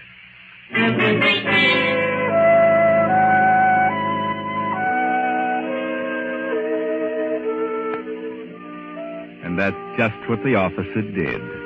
Booked Lana and Paul on a charge of murder. And the case came up for trial. And Lana was convicted. And so was Paul. Yes, Paul was convicted as an accomplice. The evidence piled up against them. Lana admitted that she buried Hellman's body, but denied that she killed him. Paul couldn't prove where he was when Hellman was murdered. And so he was convicted as an accomplice. An accessory. Poor Lana. Poor Paul. They are now awaiting execution in the state penitentiary. But don't feel too badly about them, because I know the truth. I know what really happened. When Paul learned that Lana was marrying Hellman, he arranged for an agent to contact him and offer his villa for a honeymoon house.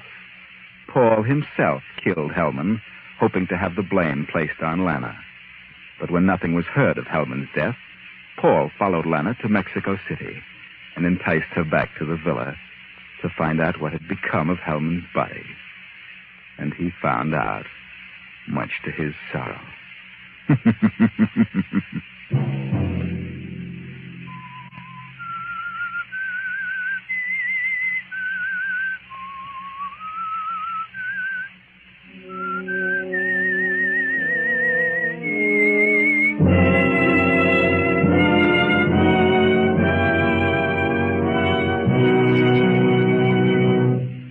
CBS has presented The Whistler.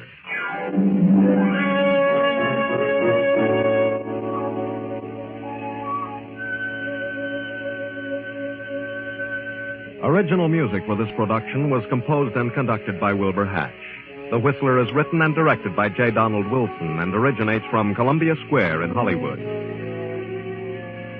Next week, same time, I, the Whistler, will return to tell you another unusual tale. Good night. This is CBS, the Columbia Broadcasting System. Have you heard the strange tales of the Whistler?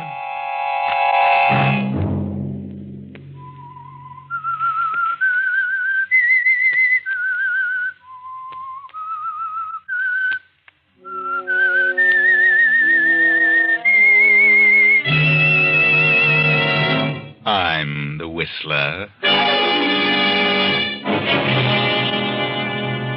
I sifted the whole thing down to you four people. I know one of you is the murderer of my brother, and I'll not turn this ship about until that one is discovered. Friday night, and again, CBS presents The Whistler.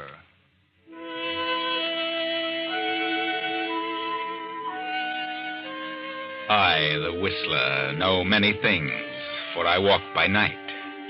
I know many strange tales, many secrets hidden in the hearts of men and women who have stepped into the shadows. And so I tell you tonight the strange story of Eye for an Eye.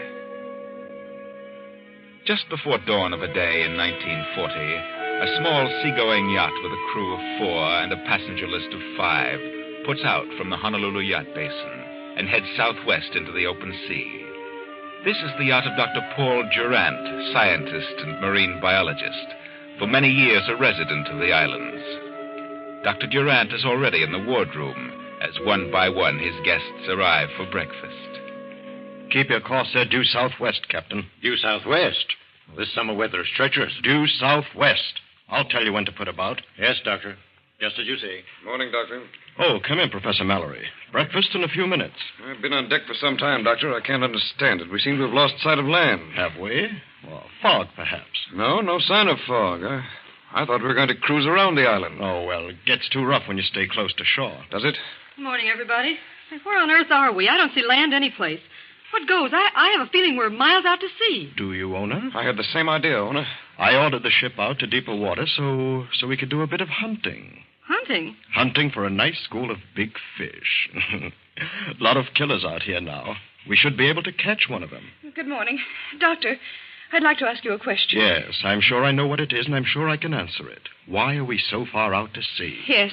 Well, Karen, it's because I want I want to talk to you. Oh, come in, Hal. I know what you want to ask me. Karen just asked me the same question, so I'll answer you both at the same time. Okay, what is the answer? Well, this happens to be the season for catching the big ones. The killers, we call them. So I decided to put out a way in order to get a crack at one of them. Killers? Yes. Apparently you're not a fisherman, Hal. But I'm sure you'll find it interesting. Hey, look, Doc, what's on your mind? I've been suspicious of you ever since you invited me on this weekend cruise. Have you, Mr. Norton? Why? Why should you ask me on this cruise? I don't know you that well. I've seen you many times. Your brother introduced us at the gambling joint, but, well, I wouldn't think too much about it, Hal. I must say this is a peculiar group for you to select, Doctor. You think so, Professor? You all knew each other, didn't you? Well, yes, in a way. I know the professor, but I've never been friendly with Hal Norton or Ona Raymond. I know Hal Norton's a gambler, and Ona's a nightclub singer. I've known Ona for several years. I know Miss Karen Somerset's a social deb, and the professor's John Mallory. I've seen him at various times. Then if you all know that much about each other, I should think this is an opportunity to really get acquainted. Who said we wanted to? Doctor, please turn around and go back. Please. No, I can't. Why not? I'll tell you. You all know that 3 months ago my brother Gerald was murdered. The murderer was never found. You 4 people were the ones selected. Selected for what? I've sifted the whole thing down to you 4. The ones with the most likely motives for wanting to kill him. I know that one of you 4 is the murderer. I'm not going back until the guilty one is discovered or confesses. I won't turn about, even if I have to kill you all. I can blow this ship to pieces with a touch of a button, and I will. Well, now that you know why you're here, each one of you had best guard himself carefully. For if the killer is exposed, he'll try to protect himself. Breakfast is ready, Doctor. Oh, yes. Let us forget the situation for the moment and enjoy our breakfast. Come, friends.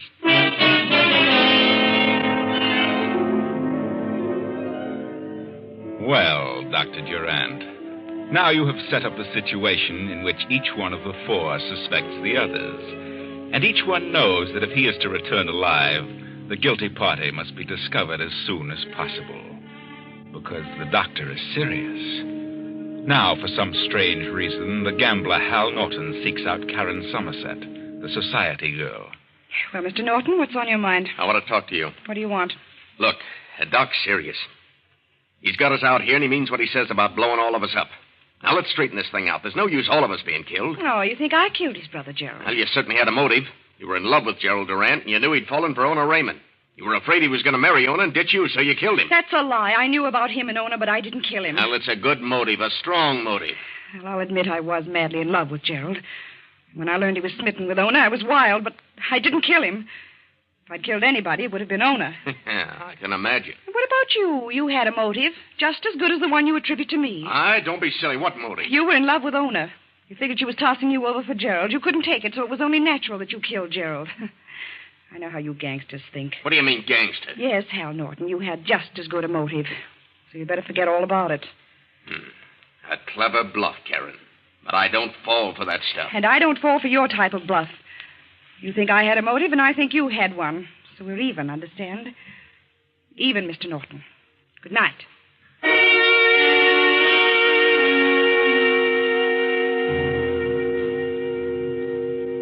Well, so that is the situation between Karen Somerset, the society girl, and Hal Norton, the gambler. Now let us see what Professor John Mallory and the nightclub singer Ona Raymond have to say about it.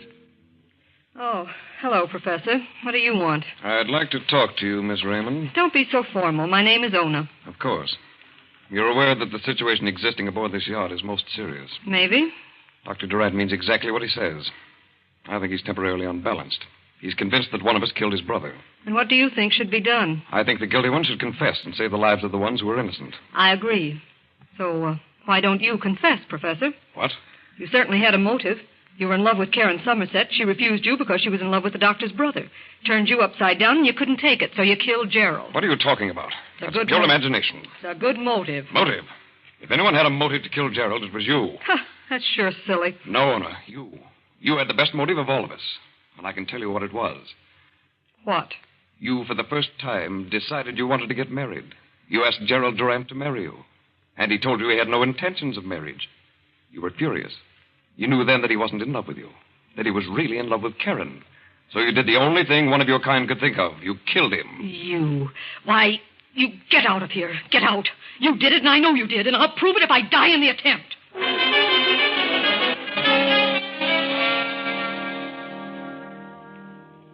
But that night, Ona Raymond tosses on her bed.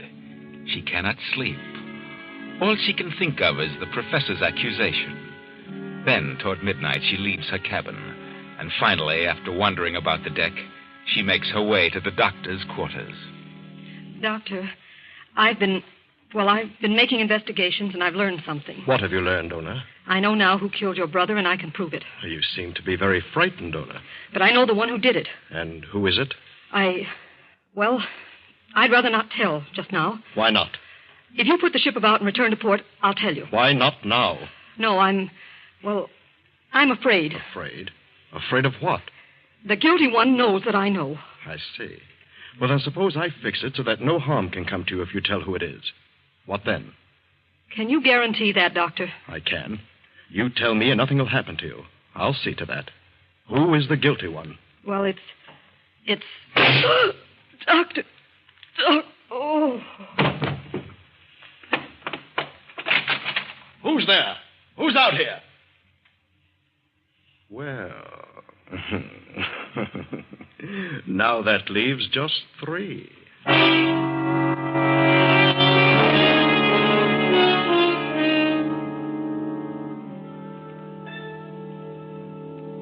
What is it, Doctor? Yeah, what's up now? Come in, Karen. Come in, Hal. What's that on the floor?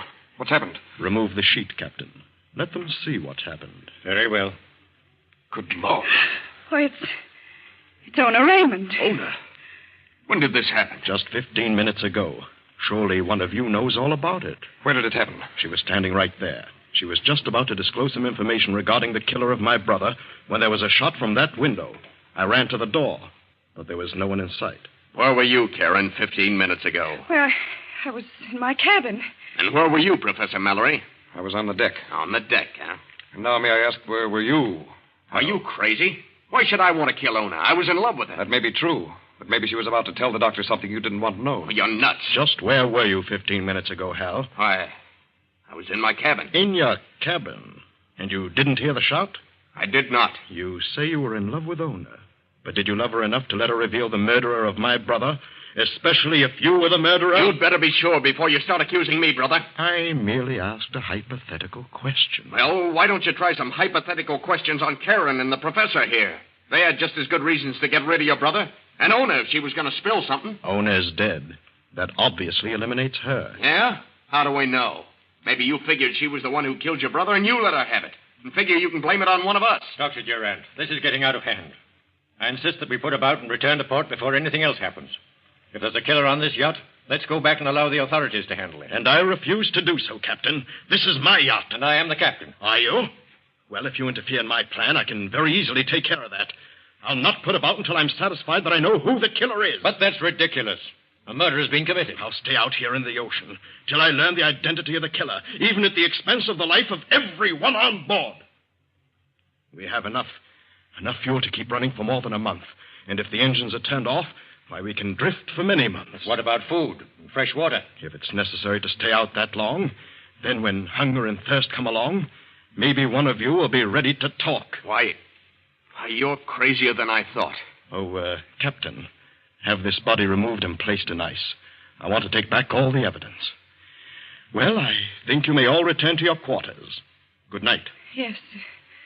Good night, Doctor. I'll go along with you, Karen. I'd like Professor, I'd prefer that you didn't. Didn't what? That you didn't talk to Miss Somerset. Go to your own cabins, if you please. Very well. Good night. Well, what are you waiting for, Hal? Look, Doc, are you really serious about this business of staying out here until we run out of water and food? If necessary. Look, suppose I tip you off to something. Tip me off? I'd rather have something definite, Mr. Norton. Yeah, I discovered something. I know who killed Ona. So whoever killed Ona must have been the one who killed your brother, right? It sounds logical. Go on. Well, if I'd killed Gerald because of Ona, it doesn't make sense that I'd kill the girl I loved. Go on, I follow you. The one who killed Ona certainly didn't care about her. Therefore, it must have been one of the other two. Either Karen or the professor. Yes? Well, I discovered something. Who is it? In view of what happened to Ona when she tried to tell you something I'd rather not say just now. And when would you like to tell what you know? You turn this boat around, head for home. And just before we reach port, I'll tell you. Oh, I'm not that stupid. You're stalling for time. I'm not. I know who shot Ona. I'll tell you what, Hal. I'll wait another week, and if nothing happens, if the guilty one isn't found, then I'll turn around and accept your proposition. But you'd better know what you're talking about. Don't worry, I know. I know plenty. Good night. Good night, Hal.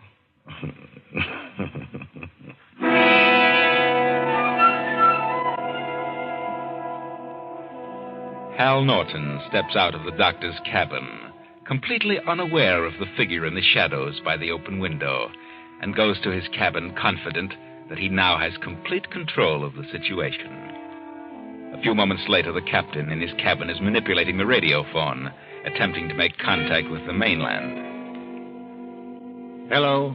Hello, this is the yacht Mongoose calling. The Mongoose calling. Hello, Mongoose to mainland. Yacht Mongoose calling Globe Radio. Come in. Emergency. Skipper of Yacht Mongoose calling Globe Radio. Yacht Mongoose, emergency. Yacht Mongoose, position 10 degrees north, 170 degrees west. I can't understand why I can't... What do you want? What are you doing here? Get out of here. Keep away from me or I'll... Oh.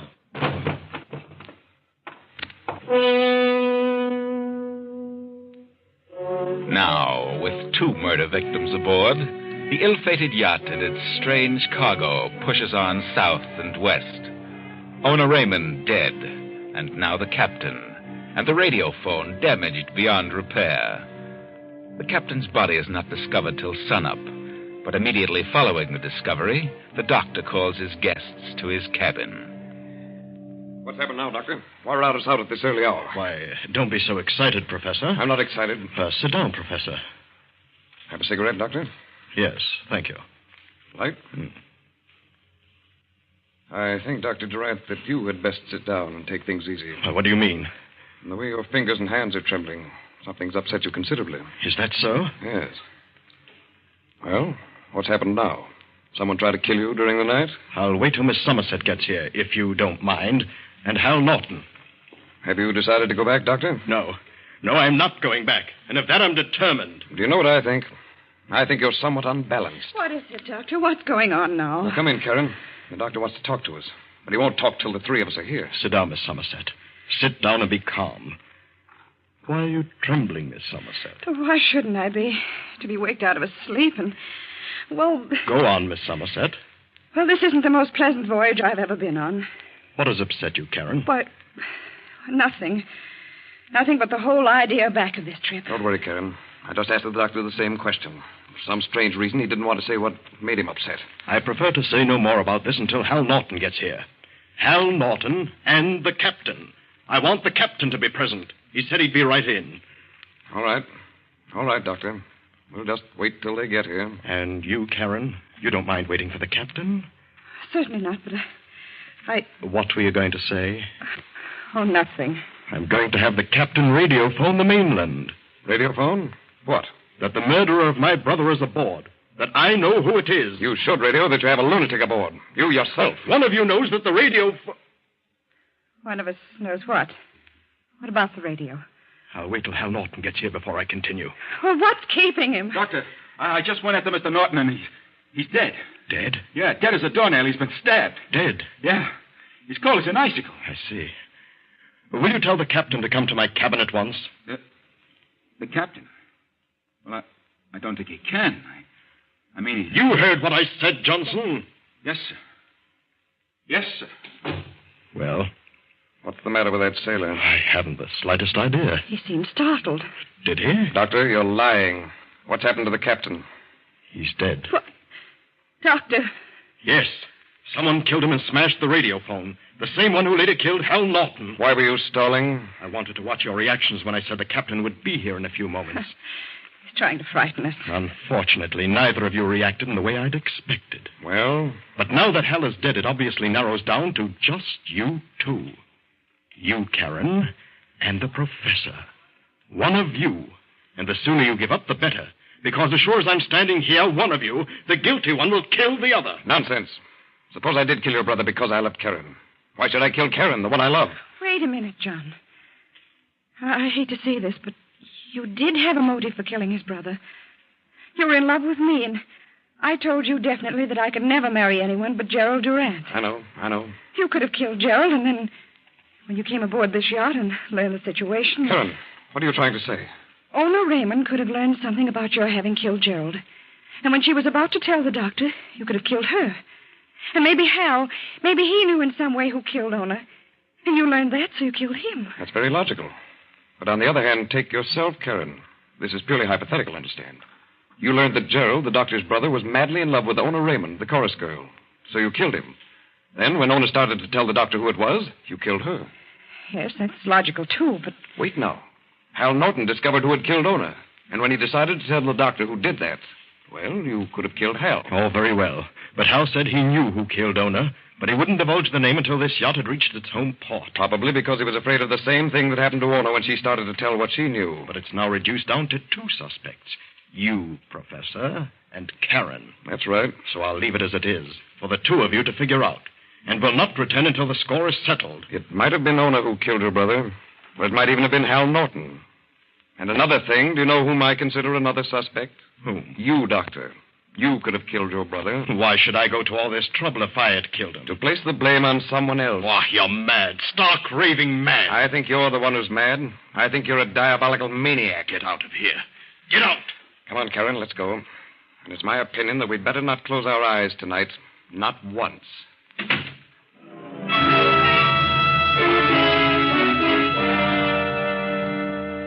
A few hours later, the professor steps up to the doctor's cabin door, tries the knob, works a key in the lock, and steps inside. Who's there? Put up your hands, Doctor, and stay where you are.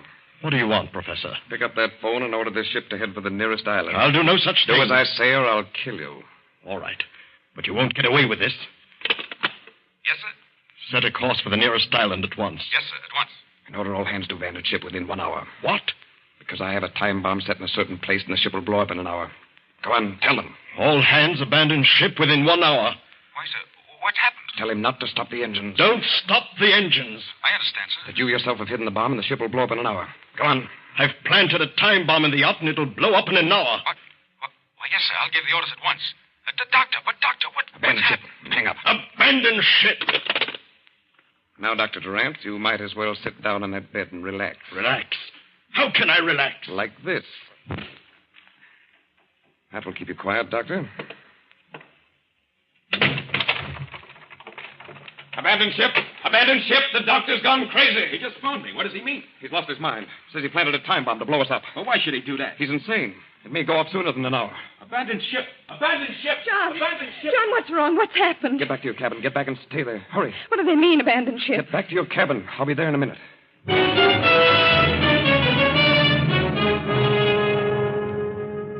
The hands abandon ship. And when they are well away from the yacht, the professor rushes below deck and opens the seacocks. And as the water rushes in, he hurries to Karen's cabin. Karen, Karen, come on. No, not until you tell me what's happened. There isn't time for that. I'll explain later. Hurry, up on deck. The ship's sinking. What? Come on, we haven't a moment to lose. John, it is. It is sinking. What's happened? The doctor went crazy. He tried to sink the ship with a bomb and kill us both. Come on. There's a raft. We'll get off before it blows up. Hurry.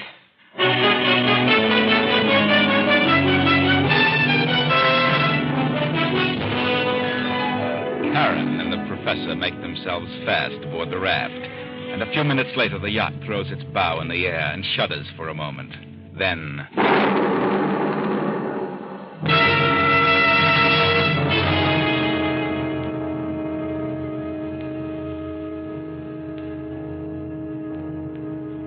weeks pass, and Karen and the professor, much to their sorrow, have found they selected a raft short on provisions, little water or food.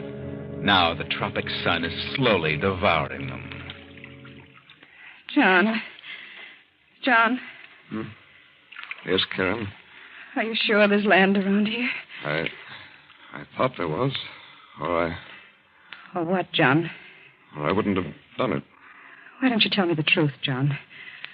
What happened? Well, I did it. I sank the ship. You? Why? The doctor was insane. I knew that. It was the only way to save ourselves. I made him order the hands to abandon ship. Then I opened the sea cocks. It blew up the boilers. And what became of the doctor? Well, he went down with the ship. Believe me, Karen, it was the best way. Best way? And here we are, our food gone, the water exhausted. I was positive there was an island near here. We must be caught in a current and have been drifting in the opposite direction. I can't stand this sun. It's driving me crazy. I can't stand it. Karen, darling. Yes, John. I love you, Karen. I know, but what does it matter now? I've got to tell you something. Got to. I know now that we haven't a chance. What? For a while I was certain of our position. Now, I want to tell you this. I did kill Ona. John. I killed her, and I killed Hal Norton. What are you saying? Because I knew you were the guilty one. I knew you were the one who killed the doctor's brother. But you were justified in killing him, Karen. I knew Ona had discovered the truth, so I killed her. I knew that Hal knew what had happened to Ona, so I killed Hal. The doctor was insane with revenge. So I blew up the ship, and that took care of him. Now, no one will ever know. Oh, but you're wrong, John. I didn't kill Gerald Durant. But Karen, who else could have? I don't know, but I didn't. What does it matter now, Karen? The ship has gone down with all the evidence. Ona, and Hal, the doctor. The crew is ever picked up. Everything will be blamed on the doctor's insanity. Whether I'm guilty or not, what does it matter now? You know we haven't a chance. I can tell by the way you talk. I know what's going to happen. This Thursday, it'll get worse. And we'll go out of our heads and start drinking seawater. Please, darling. You see, it's getting you, too. Yes. I'll have to admit it. Can't last much longer. Karen, it's going to get worse and worse. It'll be torture. So, here's a revolver. Why prolong the agony? It's bad enough now. Oh, but, John, I wouldn't have the nerve. I just couldn't. I'm a coward. You'll not suffer. You'll never know what happened. No, I can't. I'm afraid. Karen, look. What is that? Over there. I don't see anything. Just a bit of fog. You sure? Are you sure? No, John, there's nothing. It's just... Well... I thought for a moment I saw a ship. I can't see a thing. No, I guess it was just my eyes. Is that the way it starts, John? Yes, it won't be long now. There are sharks all about us. Yes, Karen. If we were to jump in, it might be a prolonged death. Horribly painful. All right, John. Whatever you say. Then turn around, Karen. No, I'll do it myself, but I want to be sure. Very well. I'll go first. Will that convince you that it's painless? Yes. All right. John. John.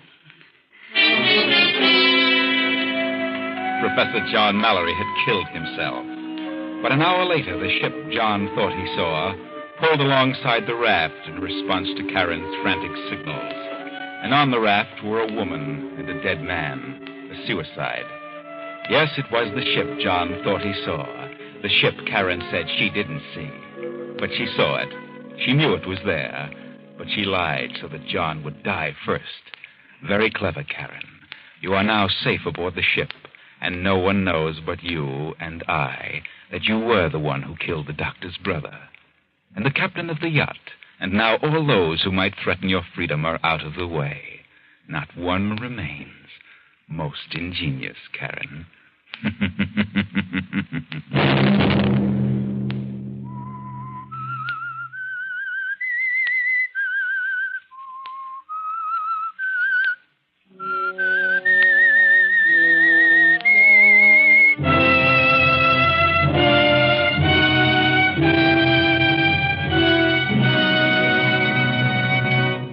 CBS has presented The Whistler.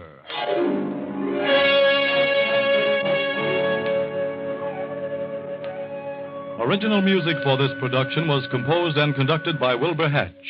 The Whistler is written and directed by J. Donald Wilson and originates from Columbia Square in Hollywood. Next week, same time, I, the Whistler, will return to tell you another unusual tale. Good night.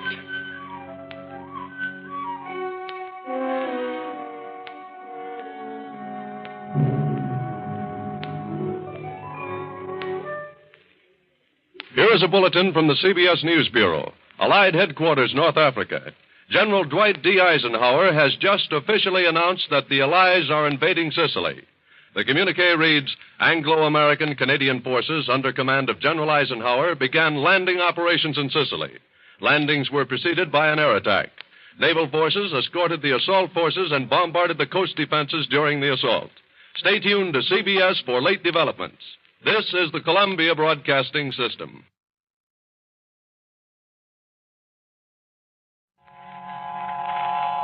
Have you heard the strange tales of the Whistler?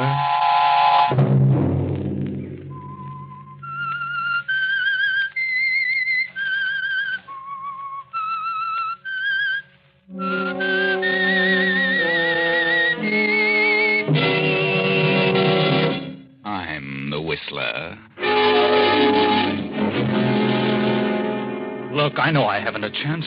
I know that I can't live. I can tell the way that doctor looks at me. And you, too. Why don't you tell me the truth? Why don't you? Friday night, and again, CBS presents The Whistler.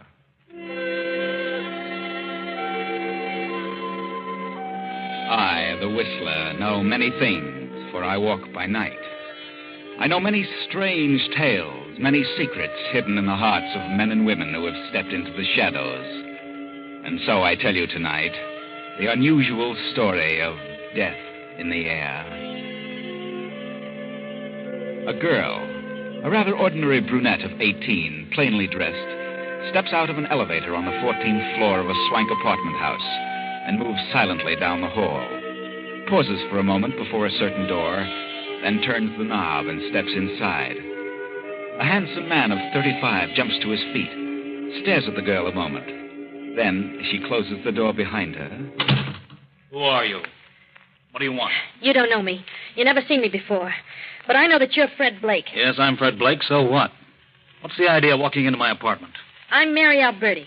Mary Alberti? Does that name mean anything to you? Why, lots of people are named Alberti. Yeah. But I'm Mrs. Joe Alberti. Joe Alberti? Yeah. I thought that name would get a rise out of you. What are you doing here? Do you happen to know where my husband is at this moment? Joe? Why, certainly I know where he is. Who doesn't? This morning he was sentenced. By now he's in the state pen. Convicted of murder. That's right. A murder he didn't commit. He was convicted. He had a trial. But he's innocent. And you know it. He yelled up the bank messenger. He shot him. Then what became of the money? How should I know? Well, I know what became of the money. You have it. How do you figure that? Joe was working for you. As a chauffeur, he said. And I didn't know any different until he got into this jam. I didn't know what you were. Until he told me today. Just before he left. Yeah, and what did he tell you? That you were a gangster. And that he had nothing to do with the holdup or the murder. But that you planted the evidence on him. He was a fall guy. Now, look, sister, I ran a couple of nightclubs and little gambling stuff. But I haven't yet gotten around to holdups and murders. My husband wouldn't lie to me. He begged me to keep quiet about it. Because he was afraid if I made a fuss that you'd get rid of me. What a wild imagination Joe has. Joe told me the truth. Joe wouldn't lie to me. The jury didn't believe his story. He didn't tell him everything. He was afraid. Afraid for me. Will you get out of here or shall I call the police? Nobody knows what became of the $50,000 my husband was supposed to have taken. Nobody but me. So? So, since Joe's been convicted, I think I ought to have the use of the money. So fork over, Mr. Blake. Well, of all the brainstorms, you expect me to give you $50,000? I do. If Joe grabbed it, it belongs to him. And since Joe's gone, it all becomes mine. Are you nuts? I know you don't carry $50,000 around with you, but you can get it tomorrow in cash. So I'll give you till tomorrow at noon to hand it over. That's 12 hours, Mr. Blake. And if I don't? Then I'll kill you. I see. Well, where can I locate you tomorrow by noon? At my hotel? Very well. Just take this notepad and write your name and address. And your phone number. Okay. There. There you are. And bring it in person, Mr. Blake. Oh, of course. I wouldn't want anybody else in on this. And if you don't show up with the money tomorrow, well, I'll catch up with you sooner or later. You'll pay eventually. I know you will. I think I'll run up to the penitentiary and have a talk with Joe. He's all mixed up. He isn't mixed up. Not now. No? No, Mr. Blake. Joe's dead. What? Dead. Killed himself on the way to the pen. He knew he was stuck and he couldn't face it. You did that, Blake. You killed him. So now you're going to pay. Through the nose. Good night, you dirty rat.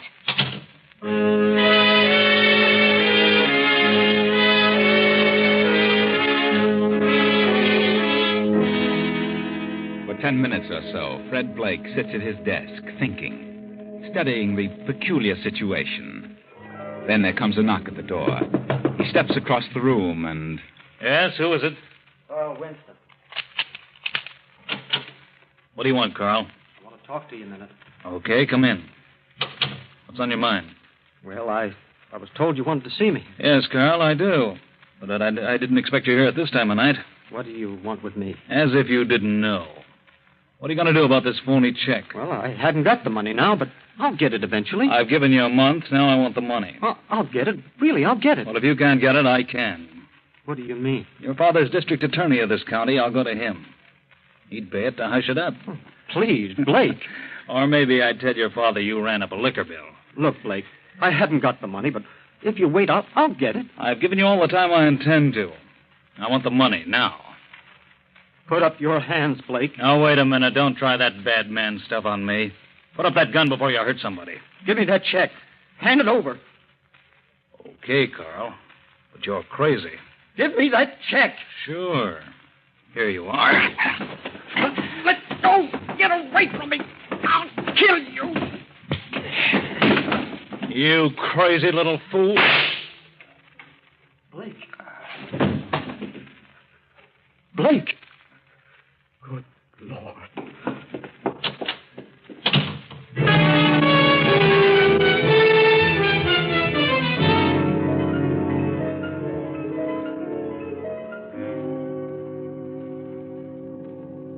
For many hours, Blake hovers between life and death. Several times he is revived from the coma sufficiently to answer questions of the detectives. Now, several days later, a week to be exact, the district attorney holds a conference. Tell me, Blake, on the night you were shot, did you see your assailant? No. Do you remember anything that happened? No, I remember the shot. Felt a stab of fire in my chest. Came to in a minute or so, I guess. Got to the phone and called the receiving hospital. And I passed out again. And you didn't see the person? No. Blake, do you know a woman named Mary Alberti? Yes? Was she in your rooms the night you were shot? Yes, how did you know? On your date pad, we found her name and address and phone number. What time was she in your apartment? Oh, about 12 o'clock, midnight. And you were shot shortly after midnight. That's right. Do you think she did it? I don't know who did it. That's for you to figure out. What did Mary Alberti want? Why was she in your apartment? Well, her husband Joe was my chauffeur. She wanted some money. She figured I'd help her out. And did you? Well, I told her I'd take care of her later. Did you know Joe Alberti committed suicide? Not until she told me. Did Mary Alberti threaten you because you wouldn't give her some money at the moment? Yeah, she did. Do you think it was Mary who came back later and shot you? I don't know. Could have been. But she did threaten your life. Yes, that's right. Very well, Blake. There are witnesses to this conversation. It'll have to be repeated in court. Okay, Winston. You'll be notified about the trial. Trial? Certainly. I'm going to try Mary Alberti on attempted murder.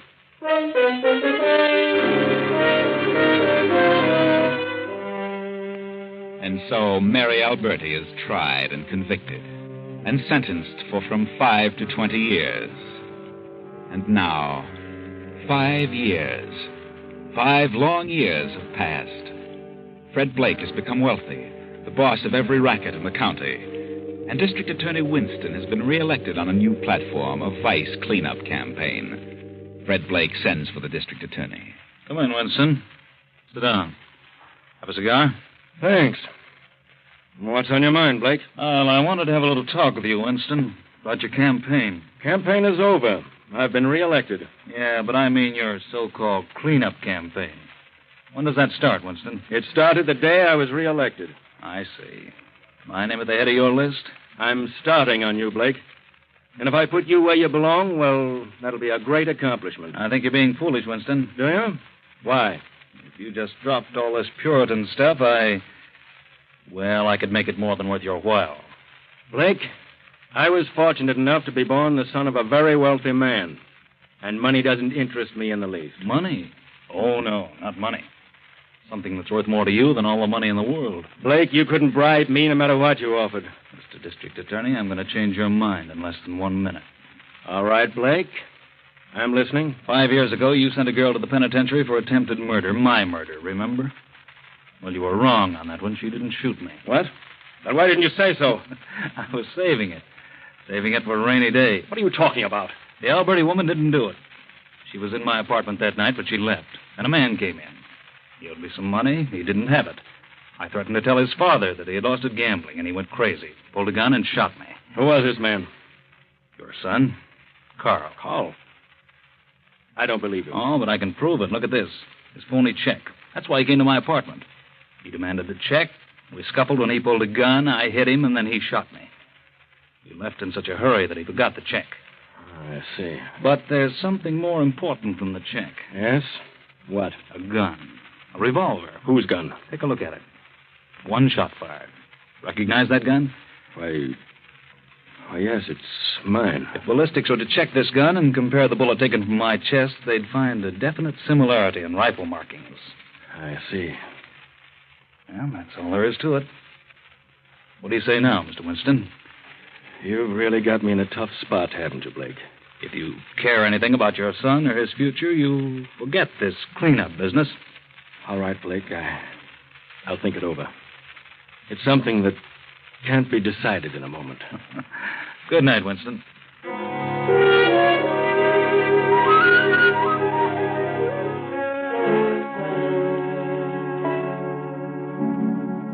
The cleanup campaign is dropped, and Fred Blake flourishes. He opens more gambling clubs, grows wealthier and wealthier. And a year later, he is a popular figure in the swank set of a southern beach resort. At the moment, Fred is a weekend guest at the beach home of one of the wealthy 400. Oh, what a perfectly divine night. Yes, Anitra, I've never seen such a moon. So peaceful and quiet here on the beach. I didn't want to dance anymore. Well, let's sit down here on these rocks. All right. Anitra... Yes, Fred? What were you going to say? Are you going back to Boston Sunday? Why, I don't know. I haven't decided. I've a few more weeks, but I really should get back. The magazine's so understaffed, and I've a world of illustrations to do. Why do you ask, Fred? Well, I thought if you didn't have to go back, you might come over to my place for a week. Your place? Oh, but Fred, Yes, I'm having some guests down for a week. Several couples from New York. Well, I don't know. I really should get back. Please come, Anitra. Please do. Well, it's very sweet of you. Anitra, I really want you to come. Because, Yes? you know, the way the moon shines on your hair, it looks just like spun gold. Does it? Is that what you were going to say? No. There are a lot of things I want to say. Do you realize what a beautiful girl you are, Anitra? Fred. I mean it. From the moment I first saw you, you knocked the props right out from under me. Nothing else exists. Nothing else matters. Nothing but you, Anitra. But, Fred, I'm wild about you. Crazy. Please, Fred, we better go back. You've got to listen, darling. I love you. Are you asking me to... Yes. I want you to marry me. But I'm a career woman. You don't want a career woman for a wife. Besides, we've only known each other for a few days. I don't care, career or not. 2 days or 2 hours. I love you. Let's get back to the house. Come on. You mean you don't like me? Is that it? Or is it some other man? No, I do like you very much, and there's no other man, but... Well, I'll have to think about it. If I marry, I know I'll give up my work, and I'm not sure I want to do that. I see. Well, will you at least make me happy by joining the party at my place for a week? Yes, I'll come, Fred. I'll stay here for another week, but please don't high pressure me. Let me make up my own mind. Promise? That's a deal. Shall we seal it? Certainly. With a kiss? Fred, Please. I love you, Anitra. Let's go back to the house, please.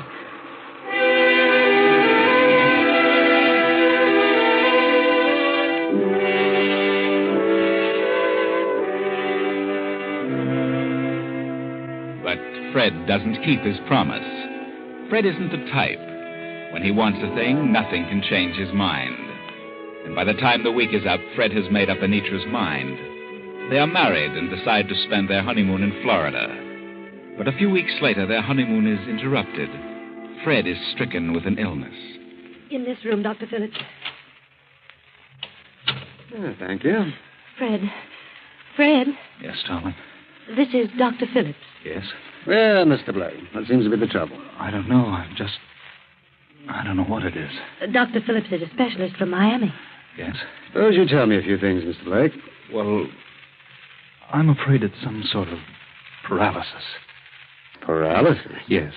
What makes you think that? Well, the first time it hit me, I got kind of faint. My feet and legs became numb, sort of crept up on me.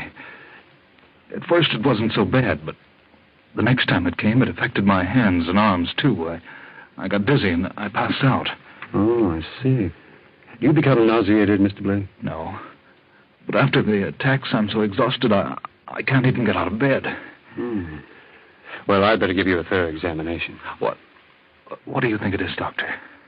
Well, I don't know at the moment. Do you think it's serious? Any interruption in the functions may be serious. Do you think it would be best to take him to a hospital, Doctor? I don't know yet. No, darling, please. I'd rather stay here with you. Yes, dear, of course, whatever you say. Please, Mrs. Blake, would you mind stepping out for a while? Very well. I'll be in my room. Call me when you've finished. Everything's going to be all right, dear. Please don't worry. Yes, I'll be all right.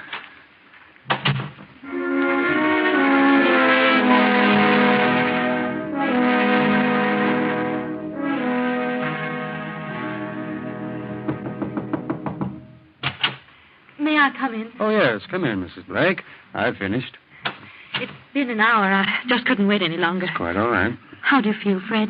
Well, a little better, I guess. He pounded me and thumped and listened, but I don't think he knows himself. I do feel better. I'm going to get up and walk around. Mr. Blake, I'd advise you remain as quiet as possible. Why? If you attempt to move about, I'll have to withdraw from this case. What have you discovered? What is it? Just relax. Why don't you say it? Why keep it a secret? I'm entitled to know. Spill it. Now, please, Fred, darling, please don't get excited. What is it, Doctor? Do you know? Mrs. Blake, I'd like a few words with you. Step over here to the window. Why, yes, of course, Doctor. Very sorry. I can't believe that. Well, what are you talking about? Why go over there and mumble? Why don't you say it and be done with it? Did you hear me? What are you mumbling about? Oh, Doctor, no. What are you telling her, you quack? Why don't you tell me? No, please, Mrs. Blake. Now, please be calm. I had to tell you. If you don't tell me what you're talking about, I'll get out of this bed and brain you. Oh, no. Oh, no, please. Darling, please don't get up. No, you mustn't. Mr. Blake, I advise you to stay in that bed and control your temper. You're in no condition to withstand any form of excitement. No? Then you know what's wrong with me? I do. And believe me, if you want to recover, you'd best remain as quiet as possible. It's that serious? You have a chance, Mr. Blake. And that small chance depends mostly upon you yourself. I'll do my best, but it mostly depends on you. Is it paralysis? The knowledge of what it is will not help you. It is better that you think as little about it as possible. Good night, Mr. Blake. Good night, Mrs. Blake. Good night, Doctor. Anitra, what did he say? Oh, Fred. Fred, you must try not to...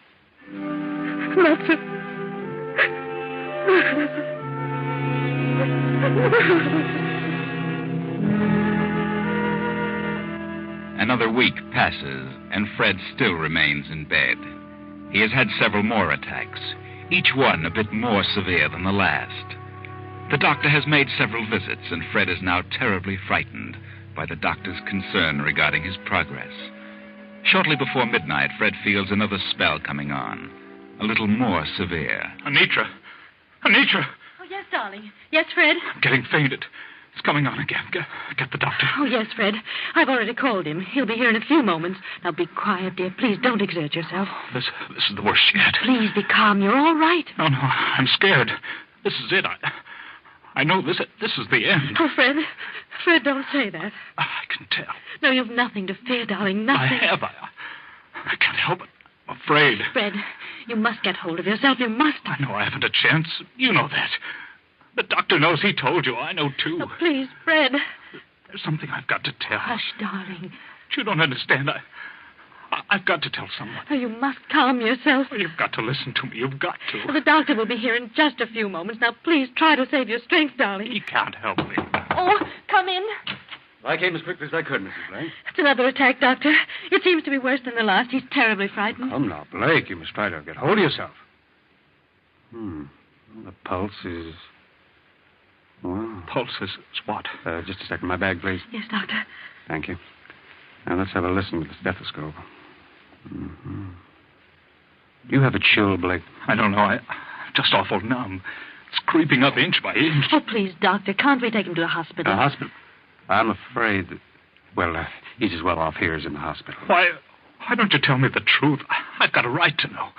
Tell me the truth. Now, you're going to be all right, Blake. You're lying. Mrs. Blake, Yes, Doctor. What did you start to say? Well... Tell me. I've got to know. Yes, Fred. Oh, tell us, Doctor. There's no use evading the issue. Fred wants to know. Very well. Since you insist, there is nothing I can do for you, Mr. Blake. Nothing anyone can do for you. You mean it's a matter of days? It may be only a matter of hours. I'm sorry, Blake. Hours. Anitra. Oh, darling, I knew, but I just couldn't let you know. Hours. Doctor, will you leave us alone for a while? Of course. Oh, please, don't leave the house, Doctor. No, I'll stay with you as long as you need me. I'll be in the hall. You call me if you want. Anitra, get a sheet of paper and write what I tell you. Yes, dear. And please hurry, Anitra. Of course, dear. Yeah, I'm ready. To District Attorney Frank Winston. District Attorney? I never thought I'd do this, but here it is. Joe Alberti was innocent in the killing of the bank messenger. He was framed. I killed the messenger and framed Joe. Fred. And Joe's wife is innocent of trying to kill me. She didn't shoot me, and I want her released. I'm enclosing a check for $10,000 for her. And furthermore, what I told you about your son was a lie. He didn't shoot me either. He did come to my room. He had a gun. I took it away from him. And in the scuffle, the gun went off. I shot myself. So that clears everything up. Now you can start your campaign. But I won't be around to participate. Yours, Fred Blake. Fred, are you out of your mind? Well, this is ridiculous. I won't turn this over to the district attorney. I won't. Please, Anitra, please do. I can't die. I just can't unless I know. Please, you've got to do it. Hand me the pen. I've got to sign it before my hands go numb. Oh, no. No, don't sign it. Please don't. It isn't true. It is true. Every word. Hold it. There. Oh, darling. You don't know what a relief this is. All right, Fred. I'll do as you say. Oh, darling, I don't care what you've done. You've been so good to me. But if you want me to turn this over, I will. I do. Oh, Doctor! Doctor! Quick, Doctor! You're too late, Doctor. Everything's okay now. Well, it's all over. All over.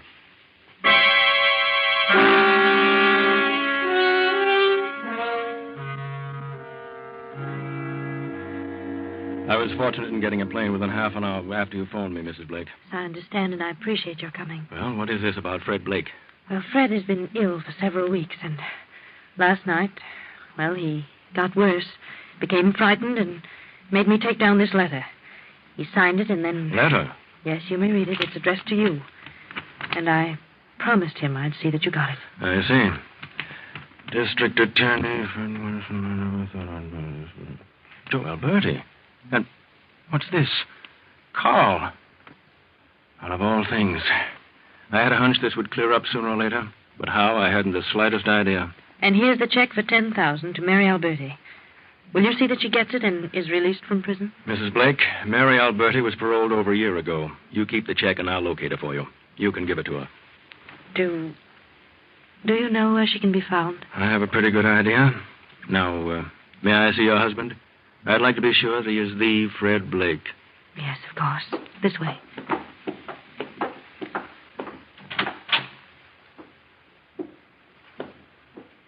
Yes, he's the real Fred Blake.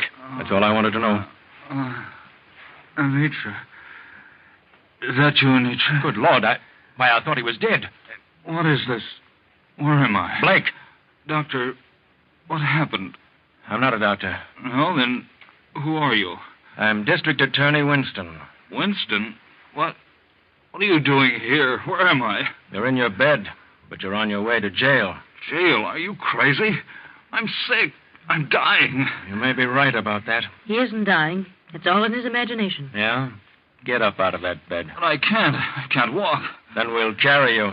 All right, Murphy. Come in and carry him out. Yes, sir. Come on, Jim. We'll make a saddle seat for him. I'm sick, I tell you. I'm dying. You're taking a plane ride north, whether you're dying or not. You signed this confession, didn't you? What? Yes. But you weren't supposed to get that till I was dead. Why didn't you wait, Anitra? Bring him along. You'll never convict me. You'll never get that far because I'll be dead. Come on, boys. Take him to the car. Anitra, why don't you tell them? It's all a mistake. They can't do this. Tell him. Tell them what? Well, I'm dying. What can I do, Fred? I did just as you asked me to do. I can't do a thing now. It's too late. What's happened to you? What's happened? Nothing. I've never been so satisfied in my life. What? I said this is the happiest moment of my life. Now get up, Fred. You can walk. You're stalling. There's nothing wrong with you. You're crazy. No, she's not crazy. She's clever. I've tried for over a year to work this thing out, and she did it all by herself. Yes, Blake, Mary Alberti, now known as Mrs. Anitra Blake, is a very clever woman. Well, there you are. Mary Alberti, alias Anitra Blake, was a clever woman. She knew that her husband Joe was innocent, and when she was sent to prison for shooting Fred Blake, she made up her mind to eventually get out on good behavior. So she studied art, glamorized herself, changed her speech and appearance, and worked her way into the circles frequented by Fred. And everything worked out just as she planned. There was nothing wrong with Fred. He wasn't ill and he wasn't dying. Just a few grains of medicine each day was all that was necessary to bring on that numbness. And the doctor? Well, he wasn't a doctor. No, he was really the brother of her husband, the brother of Joe Alberti.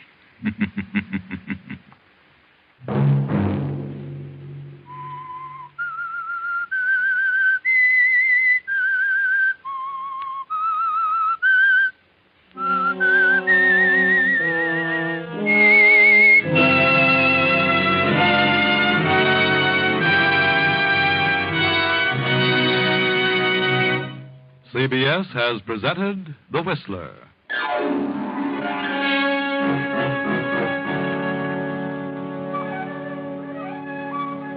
Original music for this production was composed by Wilbur Hatch and conducted by Ivan Ditmars. The Whistler is written and directed by J. Donald Wilson and originates from Columbia Square in Hollywood. Next week, same time, I, the Whistler, will return to tell you another unusual story. Good night. This is CBS, the Columbia Broadcasting System.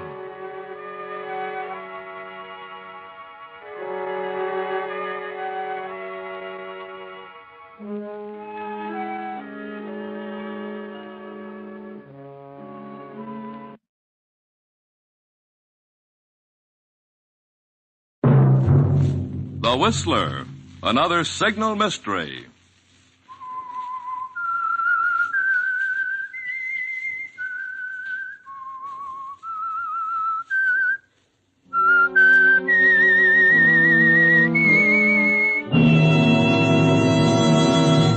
I am the Whistler.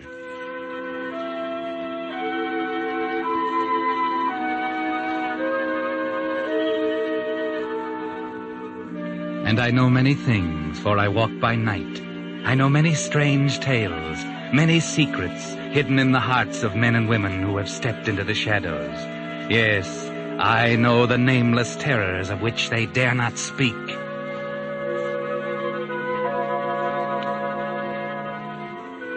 Tonight, the Signal Oil Company, marketers of Signal's famous Go Farther gasoline and motor oil, bring you another in a series of strange tales by The Whistler, the story of the wild moors and strange people of Devon. Listen to Local Storm.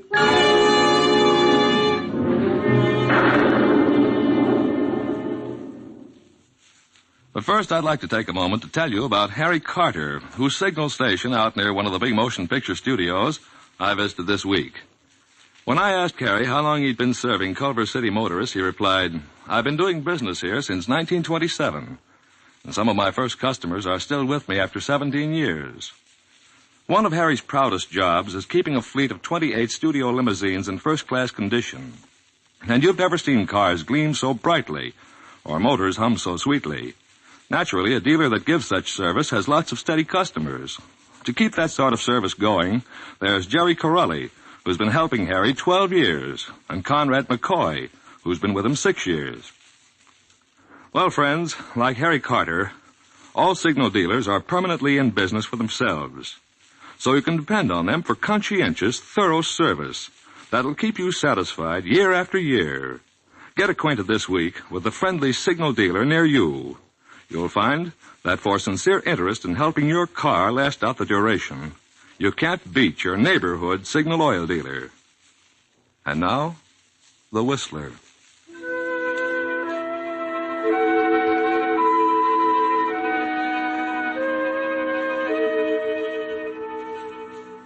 On the southwesterly tip of England, deep in the wild moors of Devon, lies the little village of Stone Cross.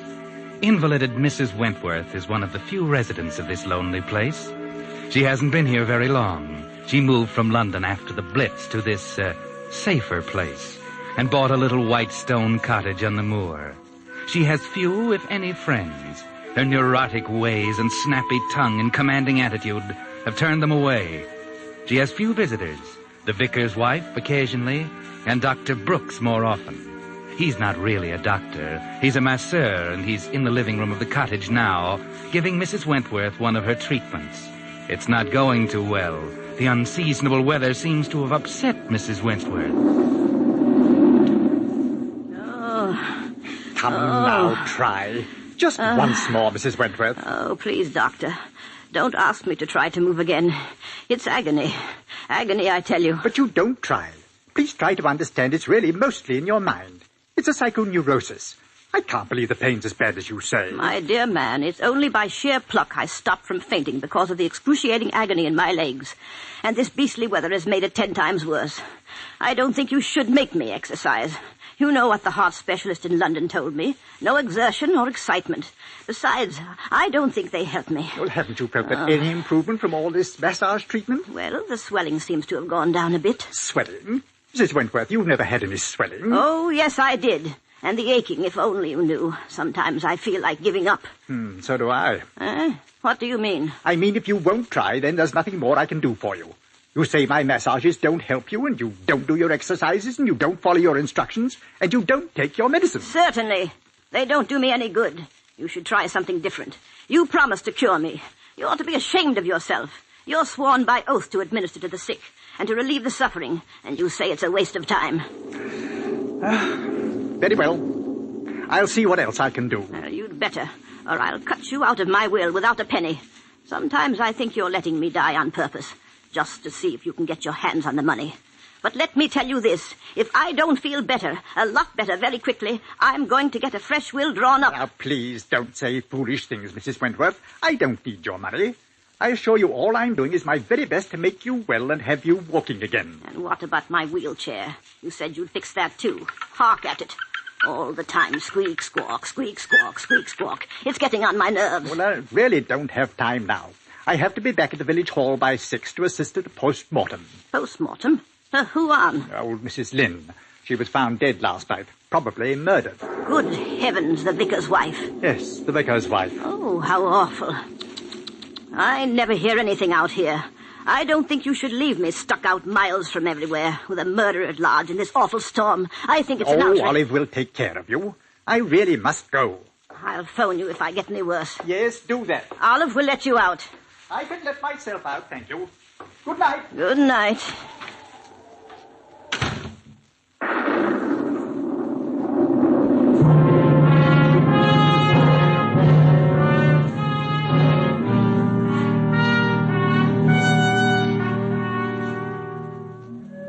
But Dr. Brooks didn't go to the village. If she could have watched him, she would see him making his way through the wet, rotting vegetation of the overgrown garden to the rear of the cottage. Mrs. Wentworth might have wondered about that if she had seen, but she didn't, and so... Olive! Olive, come here, Olive. Where are you? Yes, Mum. If my dear husband were alive, he'd horsewhip that doctor for incompetence. Yes, Mum. Olive, did you hear about the vicar's wife? Aye, Mum. Weren't it awful? Milkman told me. When I went past there this morning, all blinds was down. I thought it were funny. What did he tell you? Who? The milkman. He said Vicar went up to London to see about orphans' outing. And when he got back last night, there she were in kitchen. They say it must have been a madman what wrung her poor neck. Oh, keep quiet. Don't tell me such things. You asked me. Turn the wireless on. It's time for the news. Yes, Mum.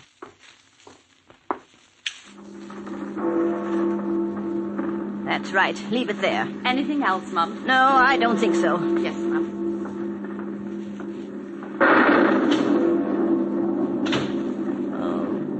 oh, dear. Why don't they get on with the news? This is the BBC regional program. Before we get on with the regular news, we have a special police bulletin. The police warn residents of the county of Devonshire to be on the lookout for a dangerous criminal wanted for murder. This is his description. He is a man aged about 27 and... Olive, the lights have gone. Olive, come here, quick. Oh dear, oh dear. Olive. I be here, Mum. Well, don't just stand there in the dark. Light the candles. Yes, Mum. Oh, what a ghostly place this is. Every time there's a storm, the lights go out. Just when one needs them most. I wish I'd never come to this God-forsaken place. Olive, what have you got your coat on for? I've put you a nice supper on a tray in kitchen. All you have to do is light the gas for the hot water for your tea, Mum. I hope I can be at home before rain starts. You're not thinking of leaving me alone, are you? Yes, Mum. Well, you can't. Dr. Brooks left strict instructions. I was not to be left alone. It be my early night, Mum. You don't seem to understand. I'm too ill to be left alone in this dreadful storm. And Sorry, Mum, but my husband has to have his supper. Come storm or no storm. Nothing hinders his appetite. Oh, please stay. A little while tonight. There's a good girl. Just till the lights come on again, eh? You can see fine now, Mum. Ain't no good being afraid on thunder. Thunder never hurt no one. I forbid you to leave this house. But I got to, Mum. I warn you, Olive. If you go now, I'll cut you and your husband out of my will. I'm an old woman. I won't live much longer. So don't do anything you'll be sorry about later. I have to go, Mum. You don't know George when he's kept waiting. Please don't, Olive. Please don't go. If you'll stay, I'll give you that hat and that coat you liked in the village. I'll buy it for you tomorrow. I'm so afraid. I'm old and I'm lonely. I'm dreadfully afraid. Please say you'll stay, Olive. Sorry, Mum, but I've got to get home. I'll be back in morning. Good night. How can you be so unkind, you ungrateful girl? Come back! Come back, Olive! Come back!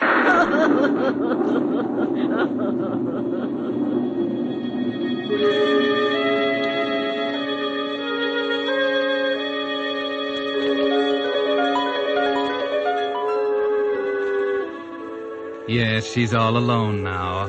Her old gray head buried in her hands, sobbing as if her heart would break.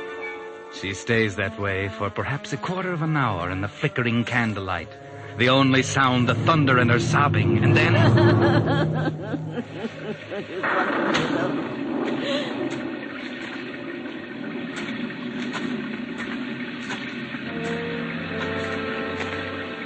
What was it? What was that? Oh, it must have been the rain. I don't hear anything now. Couldn't have been that man, that murderer. No, it couldn't. No one would want to harm me, a poor old invalid. No, I won't think of such things. I won't. No, I don't want to be A man is peering in the window. He's silhouetted by the lightning. He's moving away toward the door. Who's that? Is that you, Olive? Is anyone there? Oh, what an awful night. I shouldn't be left here alone. I'll have a heart attack. Oh, dear. I won't be left alone. No, the telephone.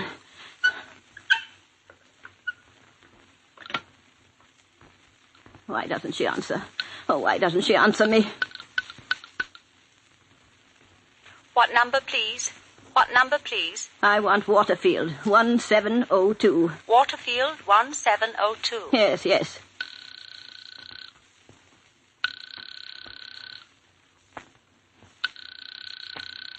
They do not reply. But they must reply. That's the village hall. They're having a post-mortem on that poor... Sorry, they do not reply. Well, keep trying them. There must be someone there. The man is in the room now. I can just see him in the dim, flickering candlelight. He's hiding in the shadow of the doorway. She has her back to him as she sits hunched in her old wheelchair, trying to get the doctor on the phone.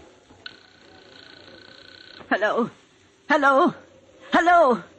Oh, what is the matter with the phone? Hello?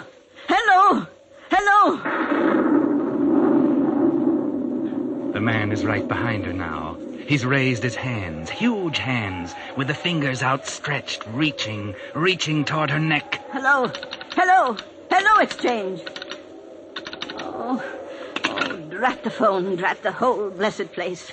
What a place. What am I to do? What was that? I could have sworn I heard... Who's there? Oh, there's someone right behind me. Who is it? Who? Ah!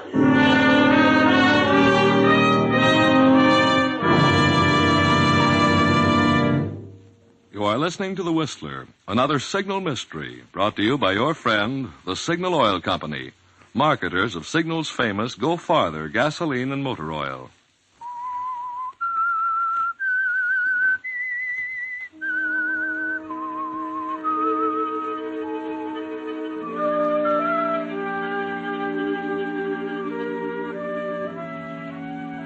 As the storm clouds thunder across the countryside, the invalid, Mrs. Wentworth, left alone in her solitary cottage at the edge of the moor, is startled by a hulking figure intruding into her living room. Could it be the murderer who is roaming the countryside? Could it be? Who are you? Evening, Mrs. Wentworth. Hope I didn't frighten you. Oh, it's you, George. Yes, you did frighten me. I knocked, and as you didn't answer, I thought better come on in, see how everything were all right. Well, thank you, George. I'm very pleased you did. I told Olive I didn't want to be left alone, but she had to go and get your supper. I know, I just seen her. She told us how thunder had made you a bit jumpy. So I told Les, never mind about my supper, I said. I'll go and cheer the old girl up. Won't be long, for he has you laughing like a 16-year-old. Oh, George, you shouldn't talk like that. You really are a one, you are. Come here by the fire and get warm, eh? What you need is a drop of parsnip wine. Get roses back in your cheeks. I'll get it for you. Oh, you're a good boy. Get my supper, will you, George? It's all ready. Olive left it on a tray on the kitchen table. Won't be a couple of shakes or duck's tail. Oh, what a difference it makes if you aren't all alone. I didn't think I was going to eat a thing.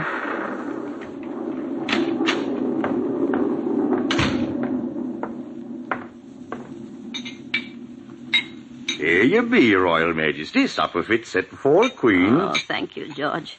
You don't know how nice it is to have you here. Here you are. Here's your very good health. Thank you. That does go down nice, that do. It's very good. How is my garden these days, George? With the nasty wet weather, I haven't been out of the house since Sunday. Garden be doing fine. What with mud and all, I ain't done nothing much from outside. Well, I saw you digging between the raspberry bushes. I think it was yesterday. But you said I hadn't been out. I saw you from the window. Was thinking of putting you in there. Oh, George, you're always joking. Oh, don't tease me. What's it for? Going to bury some old rubbish? What I want out of the way? Do them raspberry bushes world of good, that will. Oh, how nice. I love raspberries. Do you think I'll get a good crop? If you ask me, I think you'll get more. What you bargained for? Oh, I do hope so. And how are the other things getting on? I don't know what I'd do without you. You've worked wonders around here. It's a real pleasure to have you working for me. And real pleasure to work for you it'd be. Not like working up to vicarage, old Parsney be moaning about, always moaning about something. If it ain't one thing, be another. Not like Us'n. Us'n gets on all right, don't Us'n? Oh, you are a one, you are. I had forgotten you used to work at the vicarage. Tell me, George, did you hear any gossip in the village about what happened to the vicar's wife? They say she was murdered. Yes, I heard 'em talking. Some say she weren't, some say she weren't. If she asks me, I says it were a good riddance. But let's forget about her. Here, drink up now. Here's your very good health again. I shouldn't really. Oh, come along. Won't hurt you, my pretty. I'm feeling a lot better now. You cheered me up, George. I think the storm is passing over now. And what do you think? Bless ye. In morning, storm will be gone, old sun will be shining. You'll never know as how this ever happened. I do hope so. This weather makes me feel my world is coming to an end. Tell me, what did you do for work before you went to the vicarage? Worked down to the slaughterhouse, I did. Oh, how ghastly. Those poor animals. How you must have hated it. Nay, I liked it well there. More fun than a barrel of monkeys. Well, why did you leave, George? The bloomin' inspector throwed me out. What on earth for? I used to like the killing with me bare hands. Oh, how dreadful. How fearfully dreadful. I wish you wouldn't say such things like that. You've given me the cold shivers. Put some more wood on the fire, will you, George? You ain't supped enough of that wine. That's what matter with you. I've had enough. And if you ask me, I think you've had too much.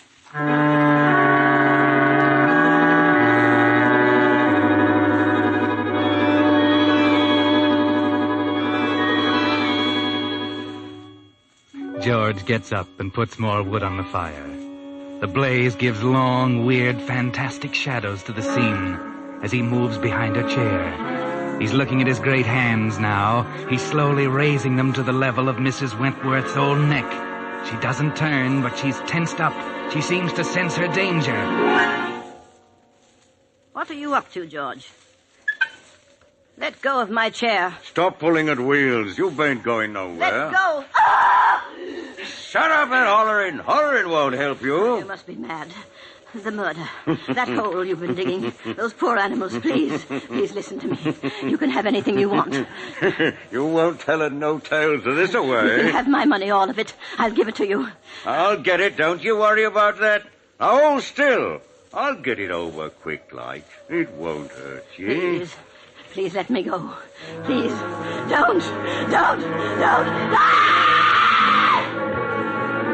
She's struggling, trying to move the chair by pulling at the wheels, but he holds it easily with one hand, while with the other he's reaching for her scraggy, fragile old neck. At the touch of his fingers, she struggles up from her chair and runs from him.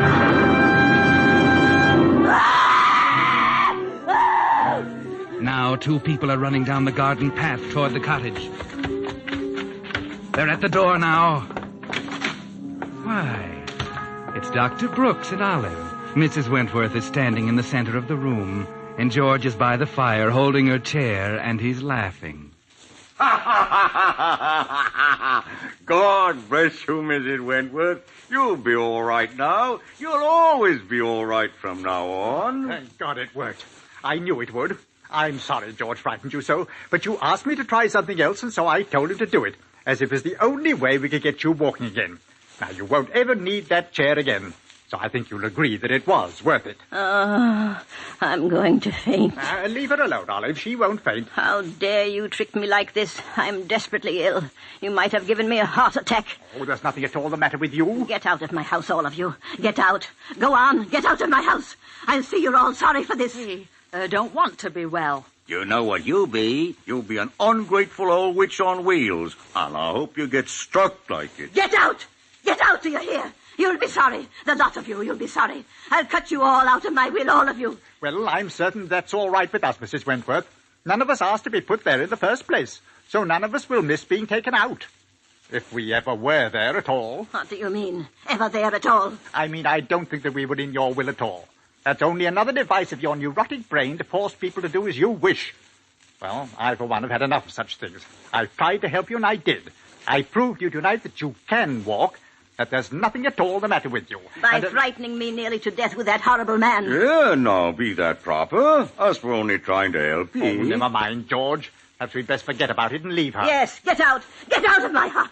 You fiends. You fiends. Now, who could that be on such a night? I don't know. You'd better find out.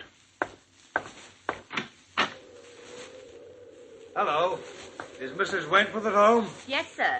Who shall I say is calling? Inspector Gentry of Scotland Yard and Constable Irvin of your village police. By gum, Scotland Yard. Inspector.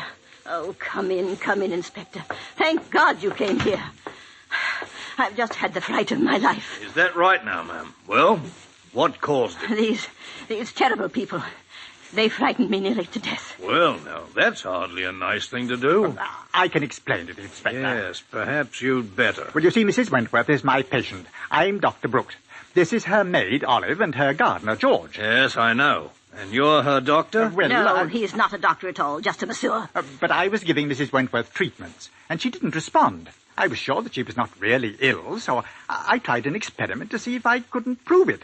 And I thought she would, of course, realize that I was trying to help her. Oh, and what was the experiment? Frightening me to death, making me think George was going to murder me. Oh. Well, yes, you see, there'd been all this talk about the murder of the vicar's wife, and I asked George to come in here when she was alone tonight and act as if he intended to strangle her.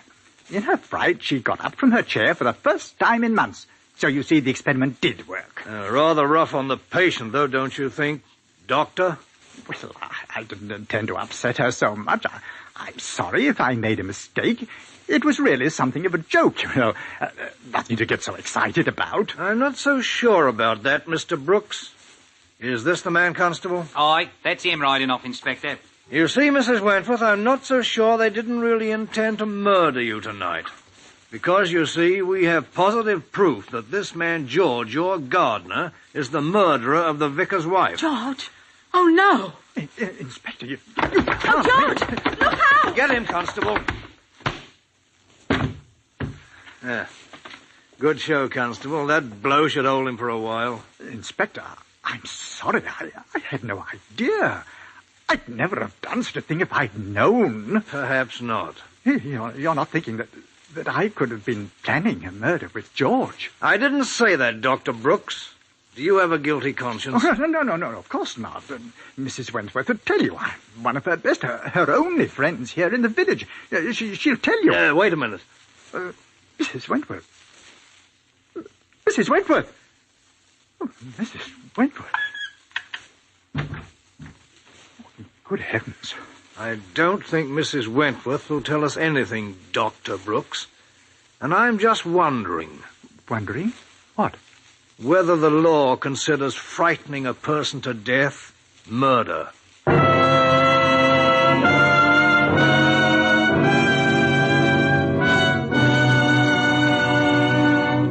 Now, in just a moment, the Whistler will return to give you the ending of tonight's tale. But first, I'd like to call your attention to an automobile headache that's happening more and more often these days. Drivers go out to start their car and find their battery dead. With all cars at least 3 years old, and most of them much older, it's only natural for batteries to be wearing out. But there's another reason for increased battery trouble: ration driving.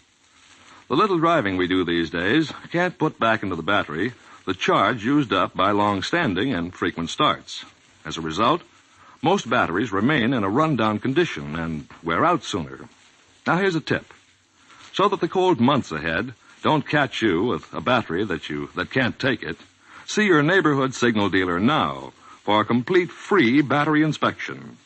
Your signal dealer has just received a fresh stock of quality batteries built to Signal's own specifications for longer service. Batteries so fine, they're fully guaranteed up to 2 years. Throughout winter, and for many months to come, you'll be assured of quick starts if you arrange with your Signal dealer now to get a new deluxe quality Signal battery. And now, back to the Whistler.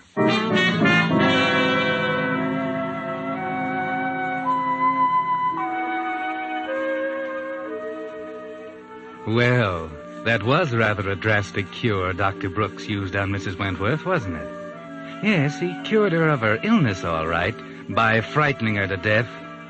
You see, Dr. Brooks dreamed up that character for George. The character of a man who just loved to strangle things and people with his big, strong hands. And he was utterly amazed to find that he had hit the nail on the head, that George actually was that character. George probably would have murdered Mrs. Wentworth some night anyway, just as he did his other gardening client, the vicar's wife. Quite a coincidence, wasn't it? So much a coincidence, in fact, that the police wouldn't believe it could be a coincidence, especially after they found out Dr. Brooks had a good motive for murder. Yes, you see, the good doctor was surprised to find that the old lady had named him in her will. Her death would bring him a tidy fortune. Another coincidence? Well, just one too many, I'm afraid. No jury will ever believe the good doctor's protestations of innocence. No, I'm afraid the good doctor will find himself convicted of a crime he didn't commit. A crime that wasn't a crime at all. The murder of Mrs. Wentworth.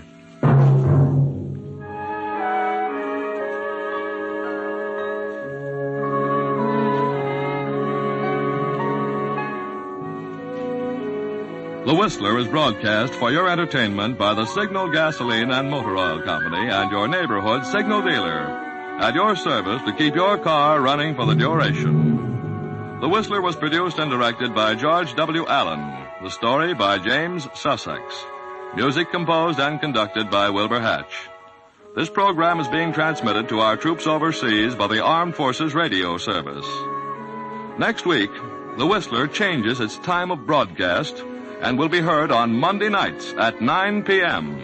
Remember, the next Whistler program will be a week from tomorrow night, Monday, September 18th, at 9 p.m. This is Bill Pennell speaking.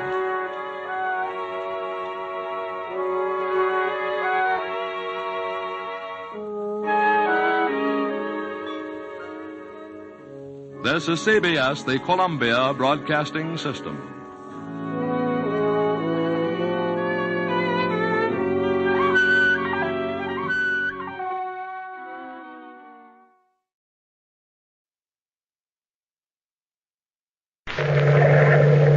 We are met in this cave by the restless sea to reveal the horror in man's mind. Listen to the weird circle.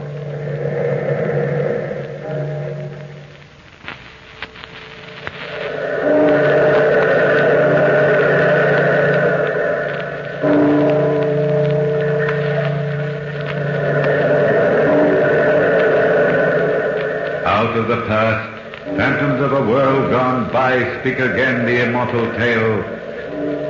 The murder of the little pig.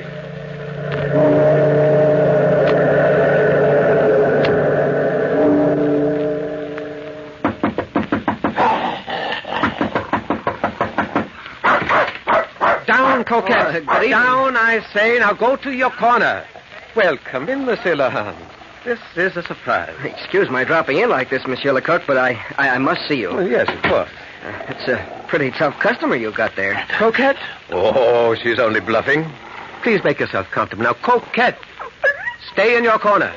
Coquette? Isn't that the dog that was the principal witness in your last case?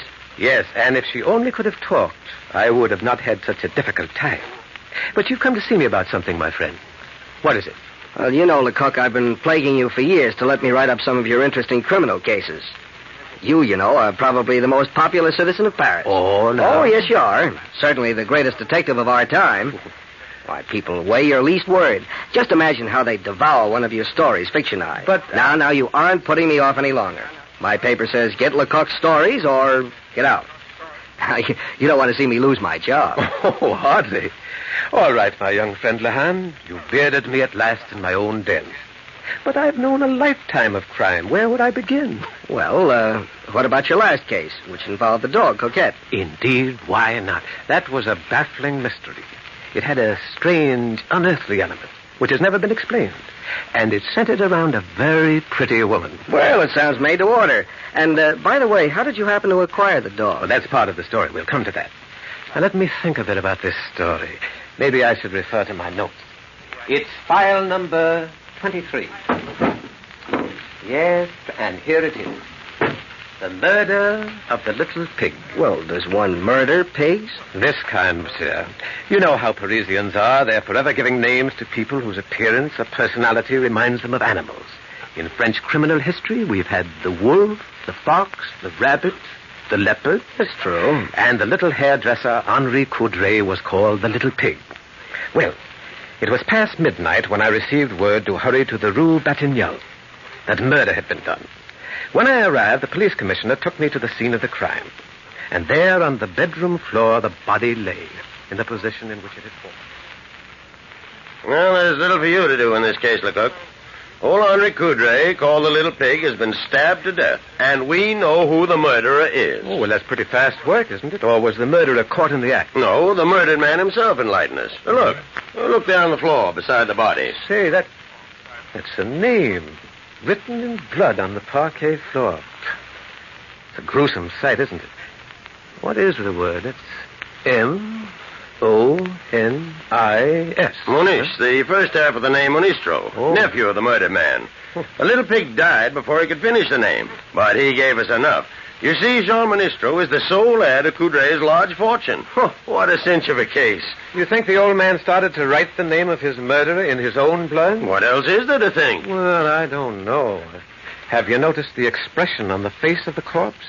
Death must have been instantaneous because Coudray died calm and smiling.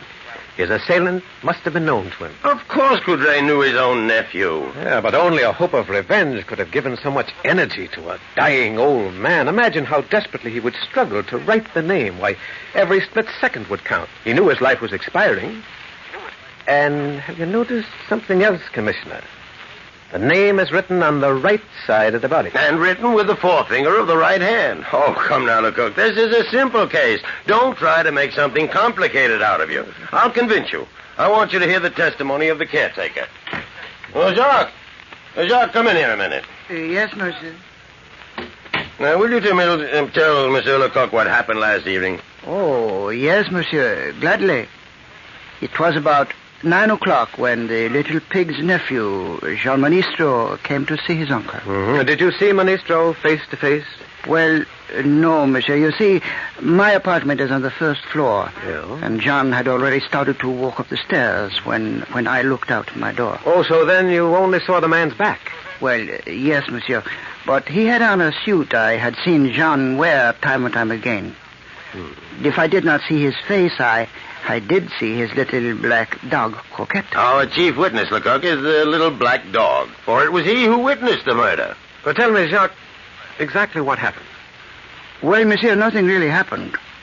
I saw Jean going upstairs and the dog Coquette tagging along behind. Mm-hmm. That was at 9 o'clock. And then at about 9:30... I'm a great one to look at my watch, monsieur. That's it. At 9:30... I heard the entrance door open, and I saw Jean Monistro leave the building with the dog. Commissioner, what time do you fix the murder? Between 9:15 and 9:30. Mm-hmm. Well, Jacques, did you see Jean Monistro's face as he left the house? Well, no, monsieur. I only saw his back.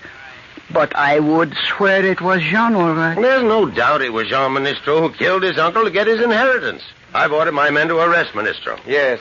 Commissioner, have you observed that the night table is on the left side of the bed? And there's a newspaper dropped to the left of that chair. And an empty wine glass on the left of the desk. Oh, go home and go to bed, Lecoq. I'm not going to let you make a mystery out of this plain, simple case. I know, but I can't reconcile the peaceful, smiling expression on the face of the corpse with that writing on the floor in blood. I feel in my bones that Jean Monistro is innocent. Yeah, come in. Commissioner, we've arrested Jean Monistro. Have any trouble with him? No, monsieur. Monistro has confessed to the crime.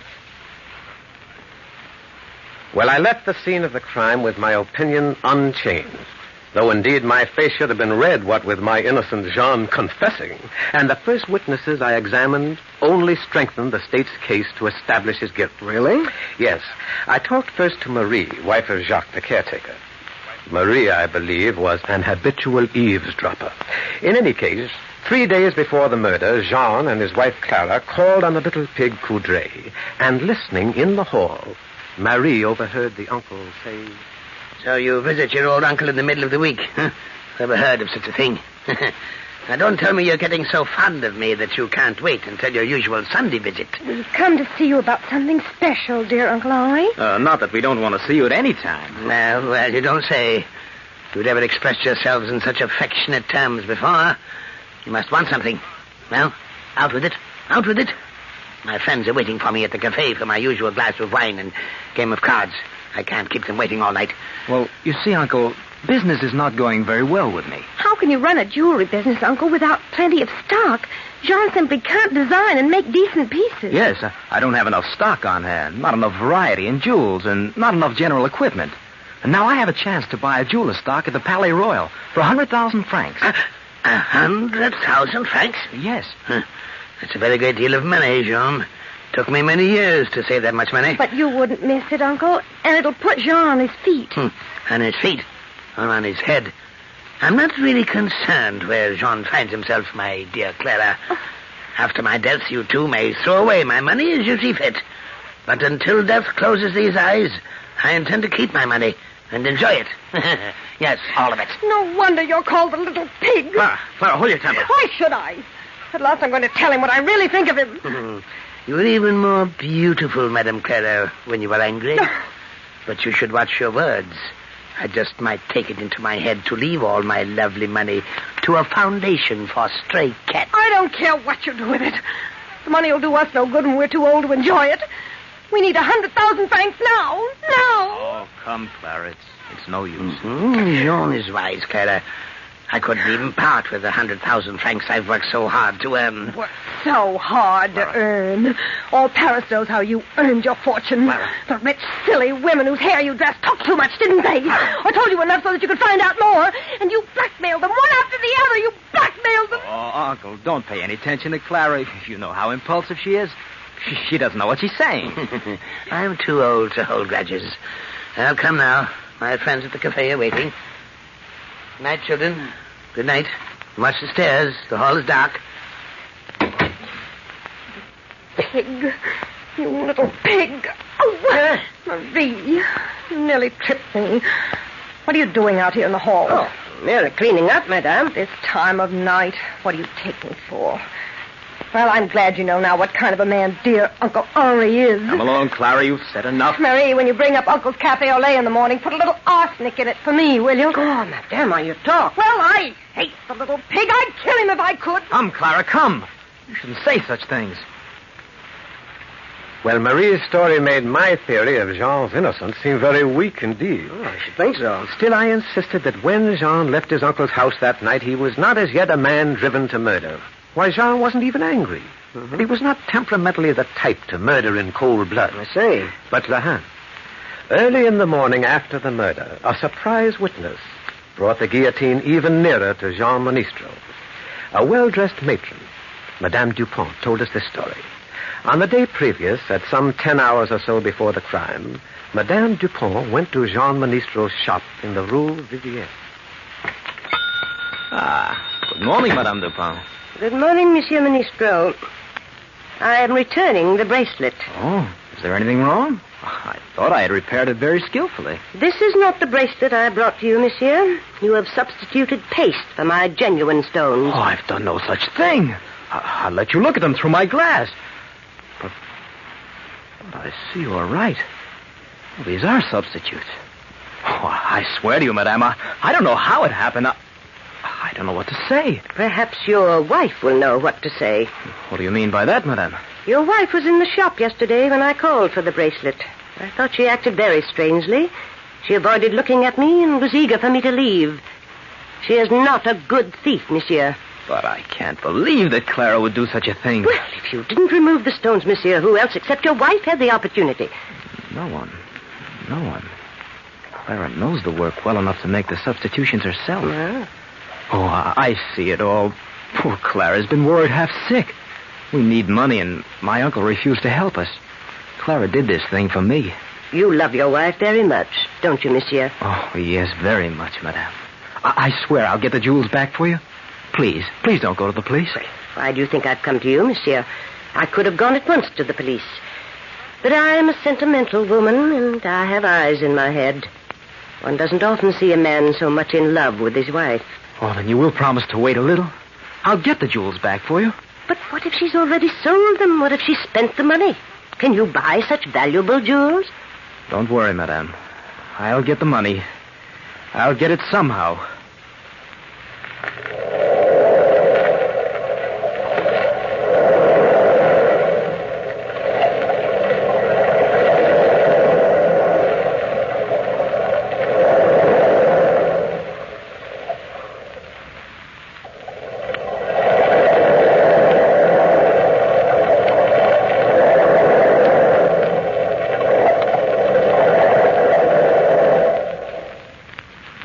And so, you see, Lahan, Madame Dupont furnished the state with the strongest possible motive in the case against Jean Ministro. Yes, I see. But doubt as to his guilt persistently tugged at my mind. It was still early morning, and Jean had not been examined since his confession on the previous night. I wanted to get to him before he became exhausted and confused with the questions of others. I found Jean sullen in his cell and unwilling to talk. I have nothing to say, monsieur. I've confessed. What more do you want? But why did you confess, Jean? That's a queer question. I guess the answer is, I'm a man who doesn't know how to hold out. Hadn't gotten away with a murder, I think... Jean, where did you buy the revolver you used? I had it in my possession a long time. Years, I guess. What did you do with it after you killed your uncle? I threw it into the Seine. Your little black dog, Coquette, misses you, Jean. She won't eat. I wish I could have her here with me. She was a one-man dog. Coquette followed me everywhere. Please go now, monsieur. I've no more to say to you. I left Jean now convinced that he was innocent. But where in all Paris would I find the guilty one? I decided next to go to the Rue Vivienne and call on Madame Clara. What can I do for you, monsieur? No one is here. I mean to say, poor monsieur is away and madame is just leaving. Well, who are you, young woman? Sybil, madame's maid. Now, if you wish to leave an order or if you wish to buy anything... I'm not here to buy, mademoiselle. I am Lecoq of the police department. Oh. I must speak to Madame Ministro. Oh, my goodness, monsieur. Right away. Madame. I'm right here, Sybil. I heard what the gentleman said. Down, Coquette. Go back in the room. Take him with you. Come on, Coquette. Like a good dog. Well, you have a very good watchdog, madame. Jewelers keep good watchdogs, monsieur. Does your dog never make up to strangers? No, never. Coquette really only likes my husband. Why are you here? I heard you say you're from the police department. Yes. Here is my identification. I see. Well, perhaps you know I've received a summons to appear at court this afternoon for examination. I must leave in a few moments. Yes, I know, but I wanted to speak to you before you left. Oh? Do you think your husband is innocent, madame? I'm sure of it. Jean couldn't kill a fly. So it has seemed to me. Jean is not the type to kill even a fly. But you know that your husband has confessed. I'm sure that Jean is convinced that I killed his uncle. He knew how I hated Uncle Henri. And then I did something foolish, monsieur. Oh? We needed money, and I borrowed some jewels. I believe that Jean found it out. But he didn't know that I still have the jewels, and I'm going to give them back to Madame Dupont. I'm sure he thought I was desperate, that I'd sold the jewels, spent the money, and then got frightened and killed his uncle, whom I hated, so that we could get the inheritance. You have your husband's reasoning pretty well figured out, haven't you, madame? Oh, but I know Jean so well. Did you kill his uncle? No, monsieur. And I have 3 witnesses that I was home that night. It was hot, and I asked 3 neighbor ladies in to have ice cream with me. They were here from 9 o'clock till after 10. Well, if you have 3 witnesses, you have indeed a perfect alibi. But where was your husband at that time? Well, it's quite unfortunate, but Jean went to see a workman about making some artificial pearls. Everything was unlucky that night for Jean. The workman wasn't at home. And I haven't been able to find anyone who saw Jean all evening. What time did he leave the house? About 8:30. And he came home about 10:30. I know what you're thinking. Jean was away at exactly the right time for him to have gone to his uncle's apartment and killed him and returned. But I know Jean's innocent. I know it. Where was the dog during the evening? Coquette? It's a funny question. Well, I didn't notice where the dog went. Still, I believe Coquette followed her master. Yes, I'm sure she must have followed Jean. Lahan, Madame Clara was from first to last a mystery to me. When I left the shop, I decided to question Madame Clara's neighbors and find out what they thought of her. They talked readily. A pretty woman, but extravagant. Madame Clara has admirers, lots of admirers. I don't know anything about her. Madame is discreet. She drove her husband to the crime, that's what I think. Yes, she had lots of admirers, but who can say one thing wrong about her? And while talking to Madame Clara's neighbors, the idea came to me, which I was sure would put me on the trail I was seeking. Well, what was that? I had already seen Madame leave the house, so I knew I could find the maid, Sybil, alone when I returned to the shop. Oh, Monsieur, Madame has left. Oh, well, that's unfortunate. Madame gave me the name of a friend of hers, and I've lost the card it was written on. Now, a bright girl like you wouldn't be so careless, would you, Sybil? Oh, Monsieur, you have a good memory. You remembered my name. Well, I couldn't easily forget. The name goes with such a pretty face. Oh, Monsieur, now you joke with me. No, Sybil, I'm entirely sincere before such youthful charm. Oh. And I can see how bright you are, too. I'll bet you can tell me the name of that gentleman. You know, he's the only man beside Monsieur Monistro himself, the only other person the dog Coquette would follow. Oh, you mean Monsieur Victor? Exactly, Victor. How silly of me to forget such a simple name. And his address was... Oh, let me think. Oh, Soudoy, number 23. It's not far from here. Yes, of course. It's hard to account for the affections of animals, isn't it? Now, Coquette is unfriendly to everyone, so I'm told, to everyone outside the immediate family, and yet she's so friendly with Monsieur Victor that she would actually follow him. Oh, well, you see, Monsieur Victor used to own Coquette, but he gave her as a present to Madame and Monsieur Ministro because they needed a watchdog. Oh, but Coquette still loves her former master. She often visits him. Well, that's a quaint habit, isn't it? But I suppose the Ministros must lock up the dog so she doesn't go off visiting at night. No, they don't bother to lock her up if they're staying home. No? Coquette often runs over to Monsieur Victor's after supper, around 7, and doesn't come back before 10. That is, if she can get out. Now, this week, Coquette's been a regular gadabout. She's been over to Monsieur Victor's every single night. I knew before I was out of the Rue Vivienne the course of action I would take. It was bold, but it would save weeks of investigation. As you know, Lahand, it's in my character to take risks, and when I'm near the solution of a case, I'm inclined to be dramatic. Yes, I know. And especially in a case like this, where the evidence is purely circumstantial. Well, it took 3 days to study the house and the habits of Monsieur Victor, and to make other careful preparations. But it was an uncanny and strange circumstance that finally turned the case. On the 4th night, according to plan, Monsieur Victor was kept out very late. When he reached his apartment, he went to bed promptly and then to sleep very quickly, for he had been drinking a great deal of wine. But presently, Monsieur Victor was awakened by a voice, by an unforgettable voice. Monsieur Victor, wake up. Wake up, Monsieur Victor. Who are you? You know who I am well enough. I am Andre Coudray, the old man you murdered. Go away. Go away, little pig. Leave me in peace. Why do you come every night like this? Why do you stand there and look at me like that with that ghastly smile and the cut in your throat? Oh, go away, go away. No, monsieur. It's no good hiding your head. I will come back and come back until I have driven you out of your mind. But what do you want? What do you want? Why did you kill me? Any man has a right to know why he was killed. If I tell you, will you go away? Will you promise never to come back? Yes, I promise. Now, tell me, and I will stay quite silently dead. All right. All right, I'll tell you. I love Clara. I dressed like Jean, took the dog Coquette to your house and killed you. And now Jean will go to the guillotine. Clara will inherit your money, and in time we shall be married. I killed 3 birds with 1 stone. Got rid of you, and Jean and Clara will have your money. Very clever, Monsieur Victor. And you wrote part of Jean's last name in my blood on the floor, didn't you? Yes, that finished it. Now go back.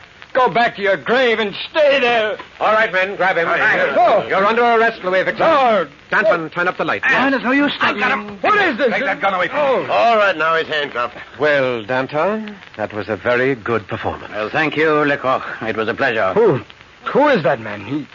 He's the image of Andre Coudray. This is Philippe Danton from the Comédie Française. How do you Very do? good actor. How do you do? Well rehearsed and perfectly made up. You know, I'm almost ashamed to work this ancient trick, having an actor pretend to be a ghost. But it did work. Oh, don't boast, Monsieur Lecoq. You had little to do with the success of your trick. The little pig Andre Coudray made your trick work. Are you trying to tell me that a dead man helped us? I believe he did. For the last 3 nights, I've dreamt a vivid dream, the same dream each night. I dreamt that Andre Coudray stood at the foot of my bed exactly as I saw this actor. Coudray did not speak in my dream, but when I heard his voice tonight, I was not surprised. I believe my dream had come true, that the apparition was really there, and that Andre Coudray wanted to know why I'd killed him, that if I told him, he would go and leave me in peace. What? Are you really telling me the truth, that you actually dreamed of seeing Henri Coudray as you saw the actor dancing tonight? Oh, what reason do I have to lie? You've got my confession now. It was not you, but the little pig Henri Coudray who trapped me. And so, Monsieur Lehand, that is my file number 23. Do you think it will give you a good story? Good story? It's amazing. Oh, by the way, you haven't told me how you came by the dog, Coquette. Oh, Coquette, come here. You may leave your corner now. Come here, girl. Jean Ministre was so grateful to me for releasing him from facing the guillotine that he insisted on giving me his dearest possession, Coquette. She's a fine little dog. Yes. You know, I'm afraid I'd make a poor detective. I lost sight of some of your clues. Now, what made you so sure that Jean Ministro was innocent? Well, sometimes the things that are not seen are near enough to put the eyes out. Yeah? You remember how I had observed that the night table, water, wine glass, and so on were all at the left side for convenience? But the letters we found on the floor, M-O-N-I-S, were at the right of the body, written with the right hand. Well, I later confirmed my first impression that Coudray was left-handed. And besides, the police commissioner had greeted me with the information that Coudray had been stabbed. But later, I asked Jean in his cell what he had done with the revolver, and he answered that he had thrown it into the river Seine. Well, I suppose Clara was convicted as Victor's accomplice, wasn't she? No, we suspected her, but suspicions are not proof. She denied knowing of Victor's affection for her, and we could get absolutely nothing against her. But always I have wondered, was Clara merely a clever, discreet woman and a good actress? Was she Victor's accomplice? What do you think?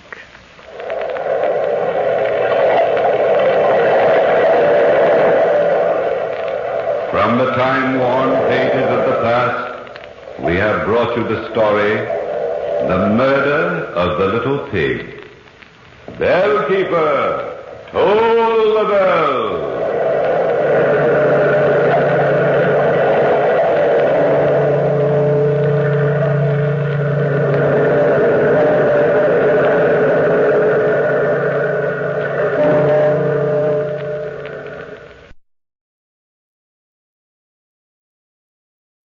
Incredible. Unbelievable. Yes, truth is often incredible, but you must believe. Listen to the weird circle.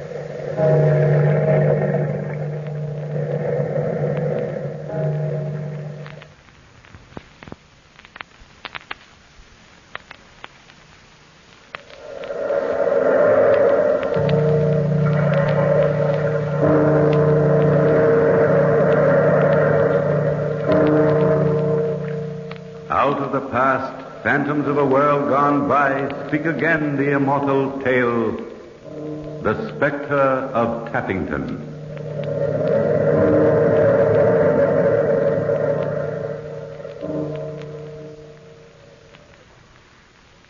This house, Tappington Everard, called Tapton for short, is an antiquated but commodious manor house in the English countryside of Kent.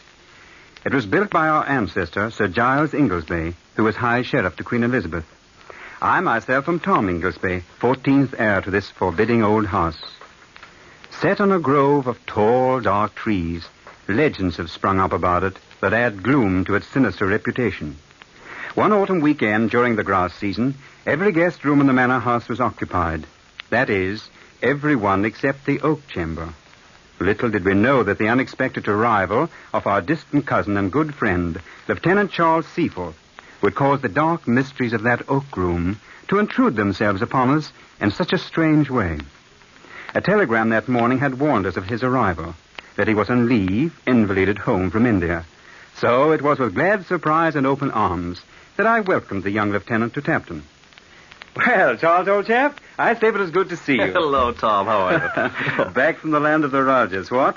Welcome to Tapton. Thanks, Tom. It's good to be back in England, and best of all, to be here with you and... And Carolyn. I know that mine are not the charms that bring you here, but those of my lively, lovely sister. Well, Here's your childhood heartthrob, almost falling down the stairs in her eagerness to greet you. Charles, my dear, how wonderful to have you here. Carolyn, you're lovelier than ever. Lovelier than I dreamed. May I kiss you? Of course, Charles. Oh, Charles, it must have been dreadful in India. Well, it was a bit of a show for a while. We heard you were on the wounded list. Oh, just a tap on the old bean, a touch of fever, but I'm fit now. You look wonderfully well, Charles. Thinner, perhaps just a bit older. A broth of a boy has come back to us a man, Carolyn. And what a man. Charles, dear, we've had to put you in the oak room. Yes, as our housekeeper, old Bollersby, puts it. The house is chock full up.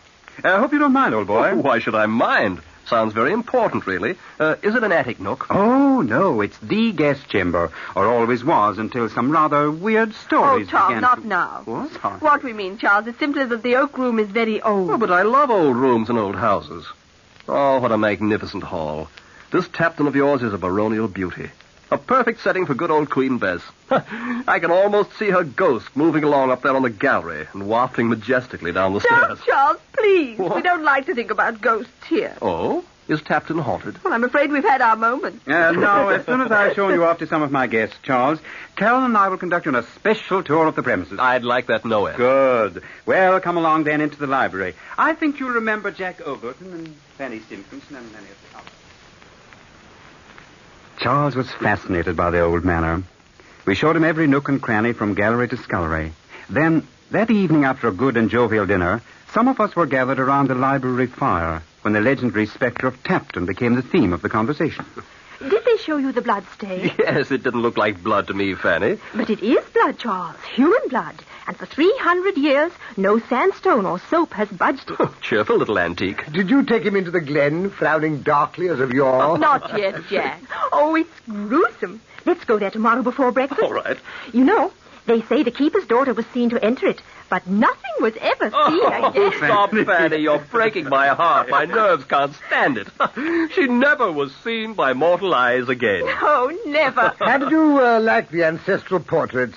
Nightmarish old codgers. Mr. Overton, sirrah, you speak of me ancestors. Oh, sorry, old fellow, but you must admit Sir Giles is no rose. I've seen his like in horror films. What's his history, Tom? Well, dark and dismal tradition has it that his wicked licentiousness was above the average even for those days. What was his special vice? Murder. Ooh, how thrilling.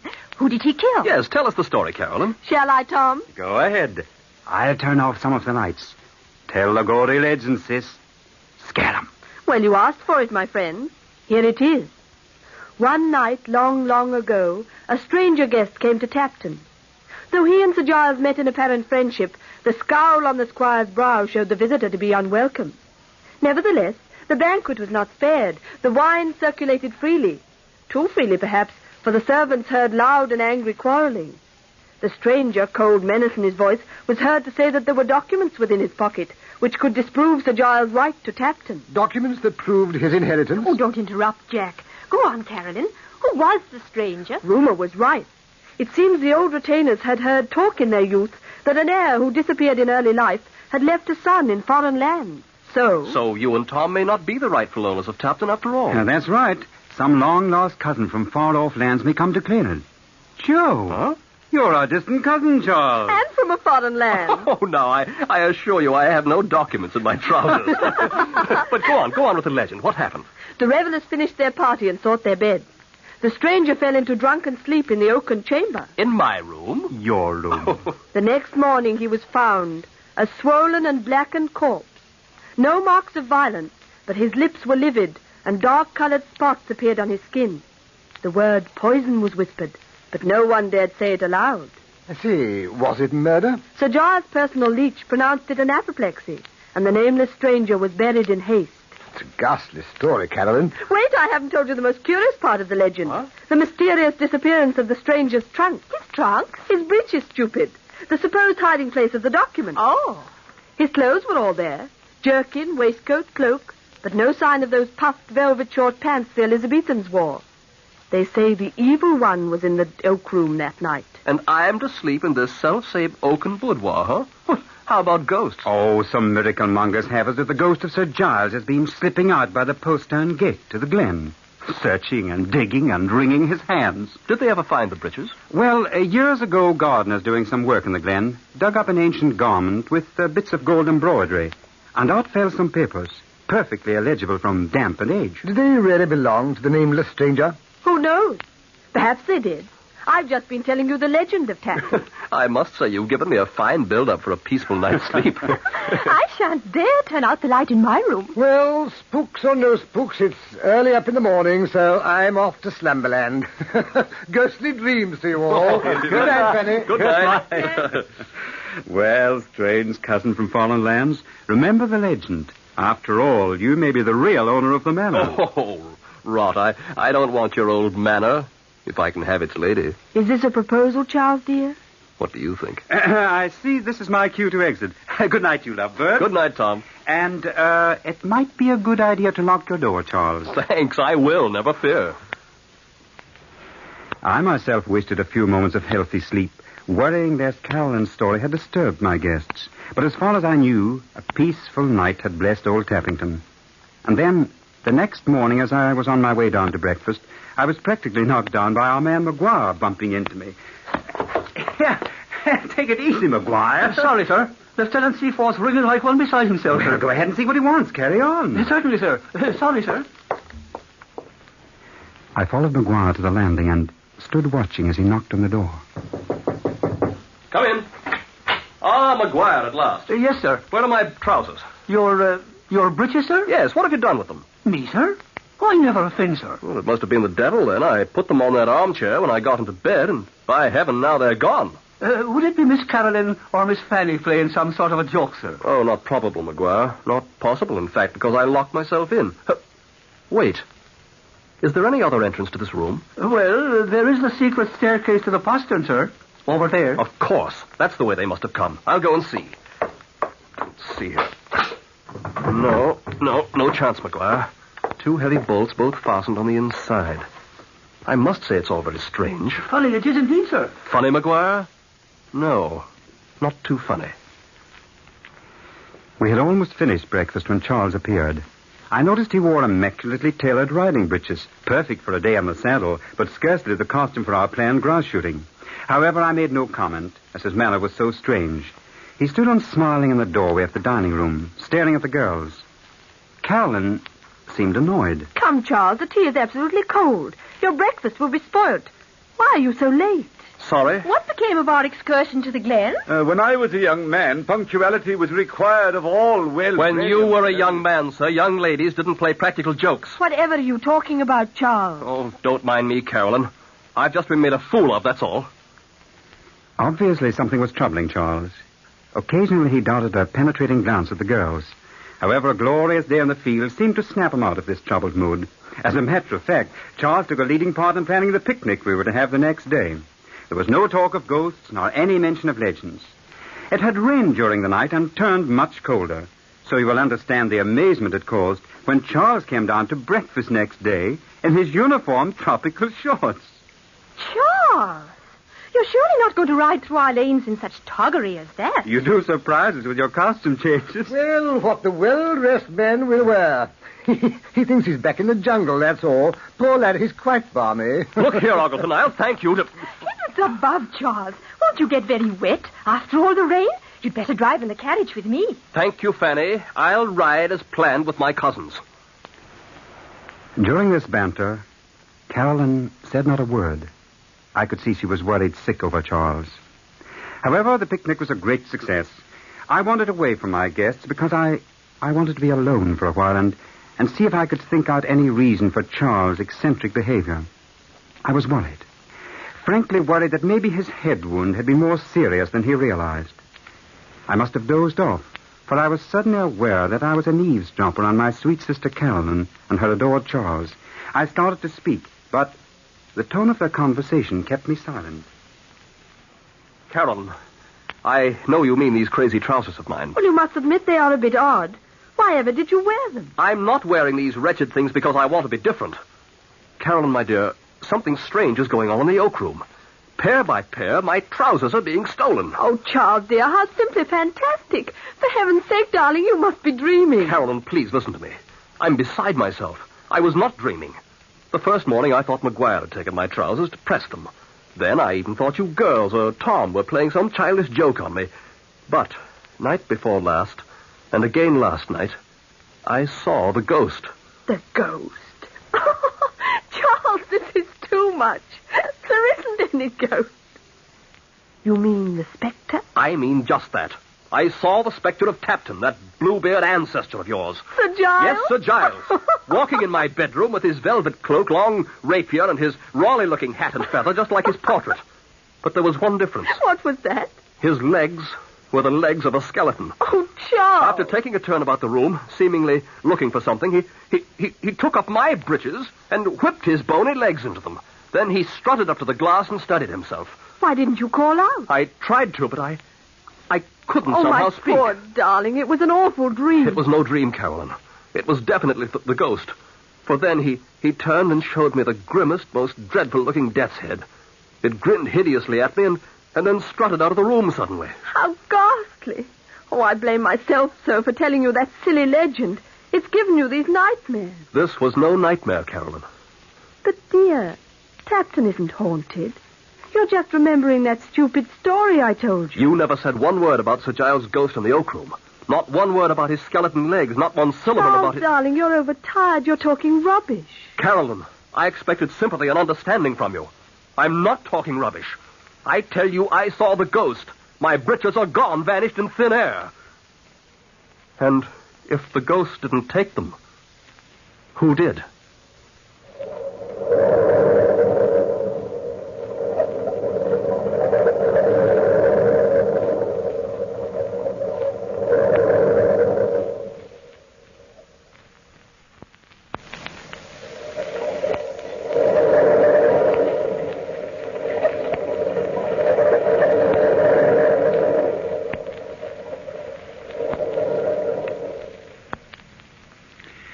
I had never thought seriously there could be a ghost at Tapton.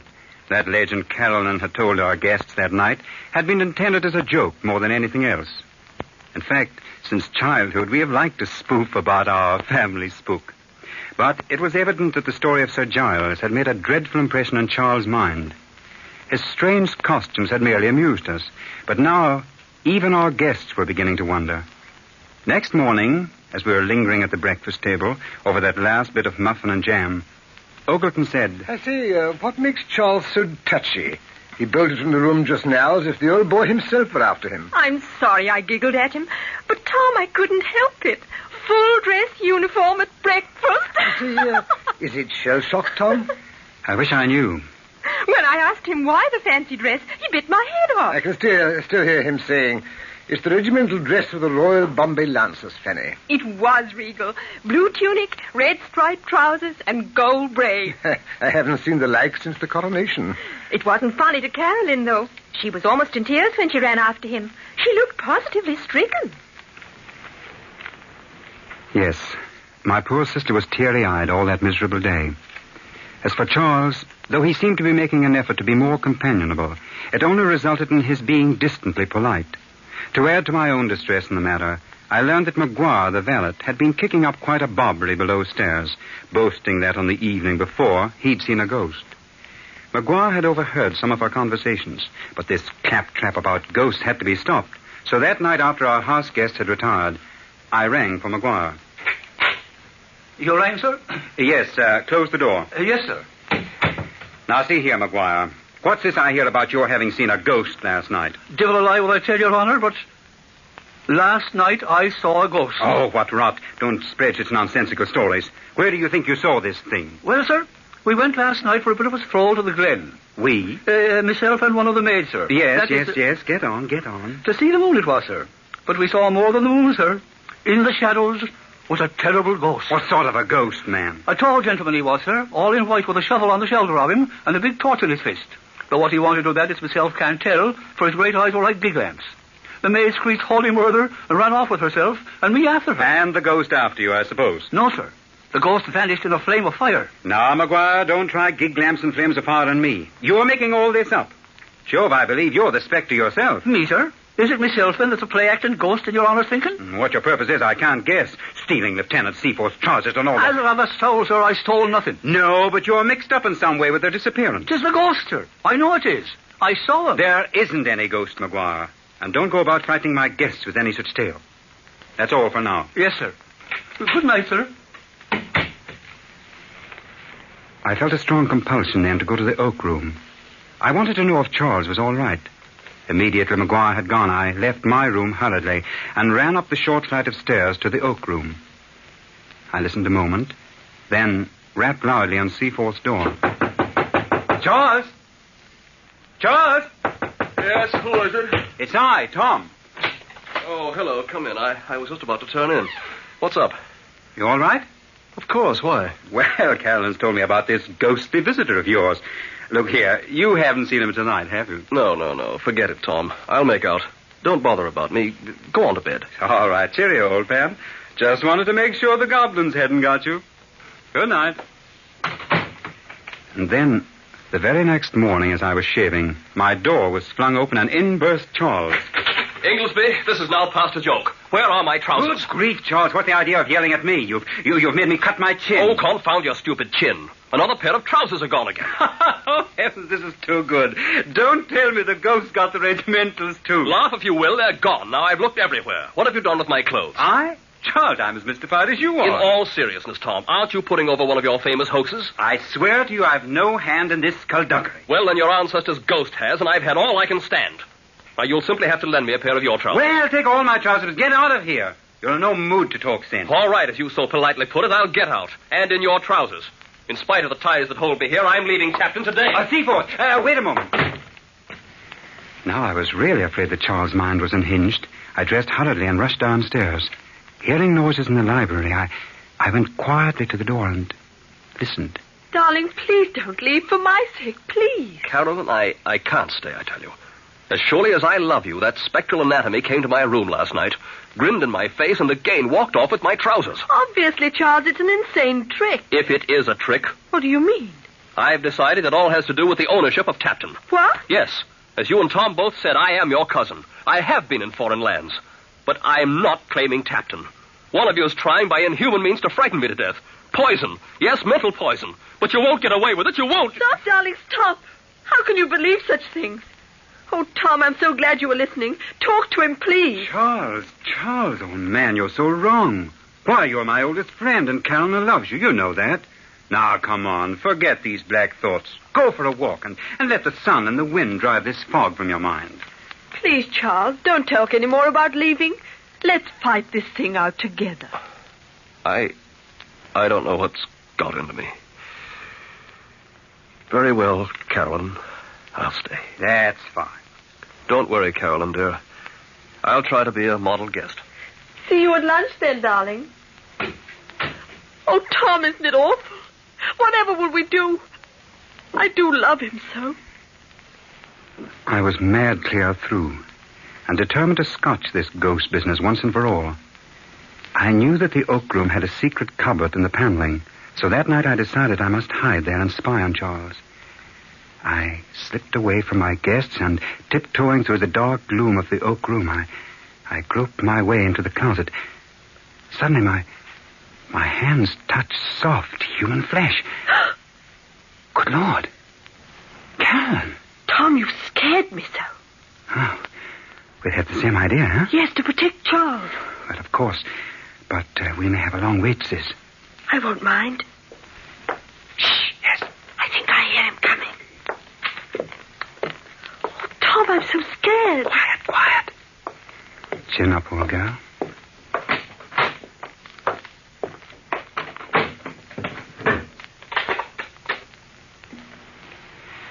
Charles got himself ready for bed, started to take off his trousers, then suddenly put them on again and flung himself into bed.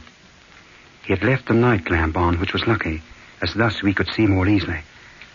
After waiting for what seemed hours, Carolyn suddenly touched my arm. Look, he's sitting up.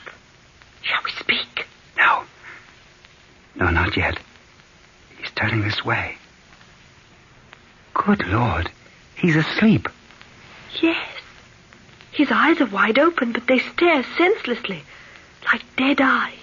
He's out of bed. Huh? What did you see looking for? He's got a torch. Why, he's looking at himself in the mirror.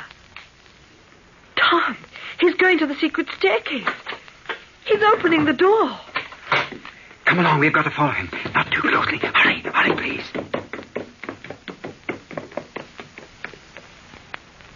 We hurried after him down the stairs and out to the postern gate. We saw him enter the glen, and then as we came closer, there was Charles with a spade, digging.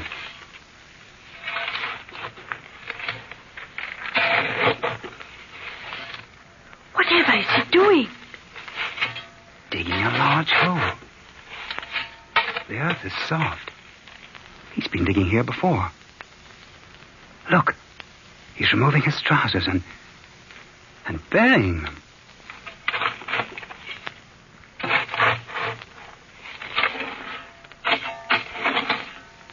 Tom, I can't stand it. It's too gruesome. Let's call out. No, wait a minute. Sleepwalkers have to be shocked out of their trance. I'll wake him as he turns towards us. Well, here he's coming now. Now. Oh. Tom, what have you done? You've killed him. But I hadn't killed him, though I had hit him harder than I realized. We called for help and carried him to the great hall. He was still unconscious when Dr. Austin arrived. We waited anxiously during his examination. Finally, the doctor came towards us. Well, Tom, our young lieutenant is coming around nicely. Oh, what a relief. Oh, Doctor, is he going to be all right? Of course, my dear. Then it was shell shock, Doctor? Not exactly. I think that head wound and the fever combined to give his subconscious overactive control of his mind. And when I hit him? Best thing you could have done. You put that subconscious in its place. I think it's safe to say that he won't sleepwalk anymore. Oh. Look at Charles. He's sitting up. What? Where? What? Oh, why are you all staring? Why am I here? Oh, my jaw. Don't try to speak, dear. You're all right now. Well, I should say I was. Why, I feel as if a load had been lifted from my heart.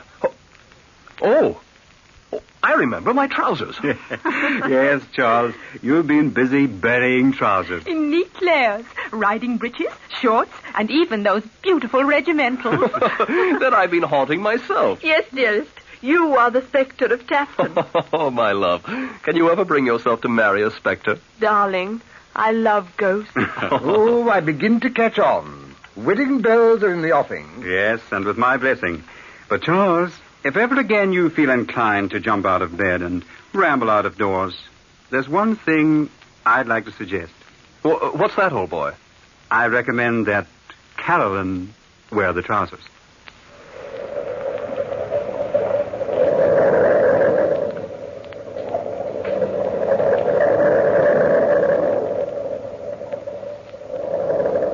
From the time-worn pages of the past, we have heard the immortal tale, The Spectre of Tappington.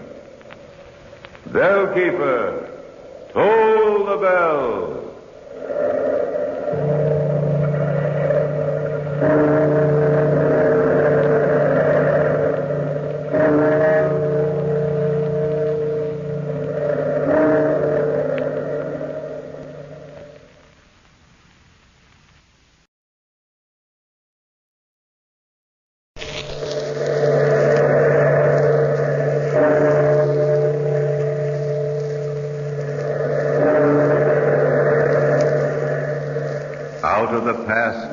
Phantoms of a world gone by, speak again the immortal tale, The Strange Judgment.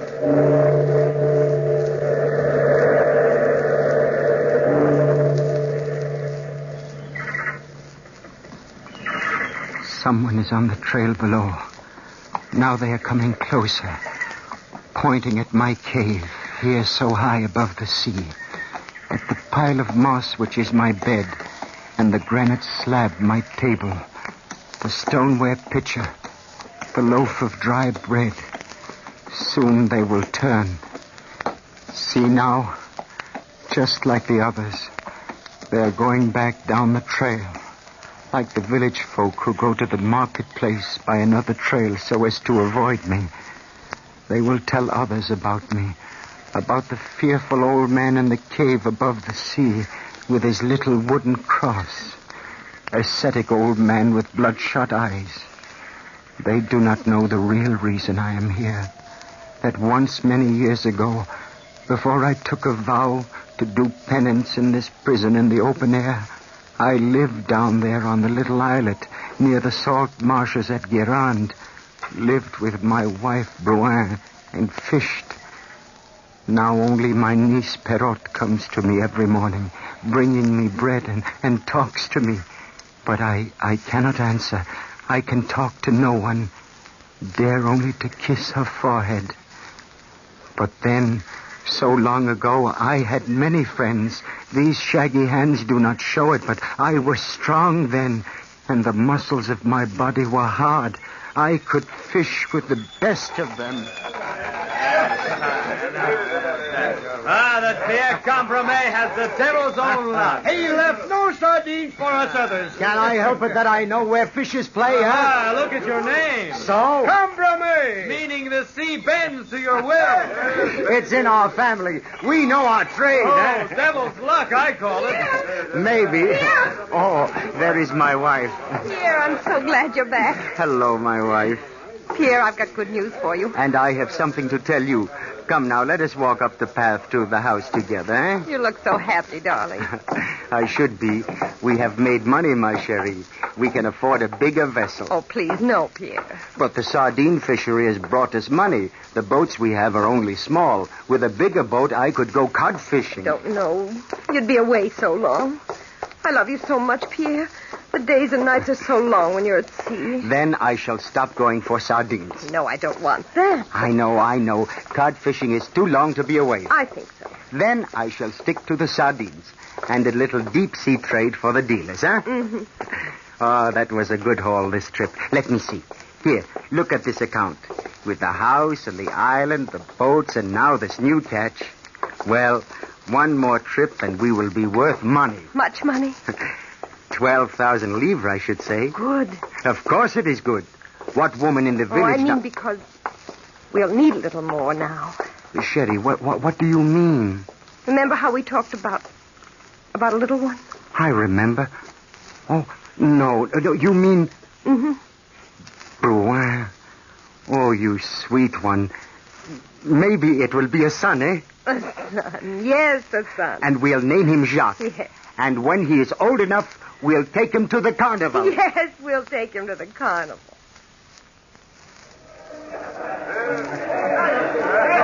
That is enough candy for today, Jacques. No, Papa. I want that peppermint cake. No, Jacques. Let him have it, Papa. Bruin, you are spoiling your boy. Here, please. Let me have half a dozen peppermint sticks, eh? That ought to satisfy.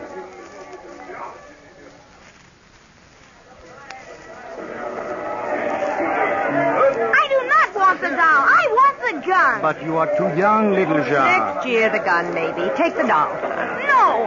I want the gun. I want the gun. You see, Bruin, he has a will of his own, that boy. Oh, I'll buy that gun there, please.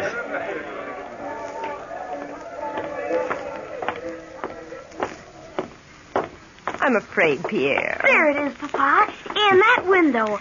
What a beautiful bicycle. Pierre. But, Mother, a boy of his age should have a bicycle. The others in the village have none. How now? Our Jacques is no ordinary boy. Here, this way. Step into the store with me. I will buy it for you now. Pierre, we're spoiling him. He's so young and he wants so much. We're spoiling him dreadfully. Oh, he will outgrow it. He is only 6. Wait until he is 10. He will not be spoiled when he is 10.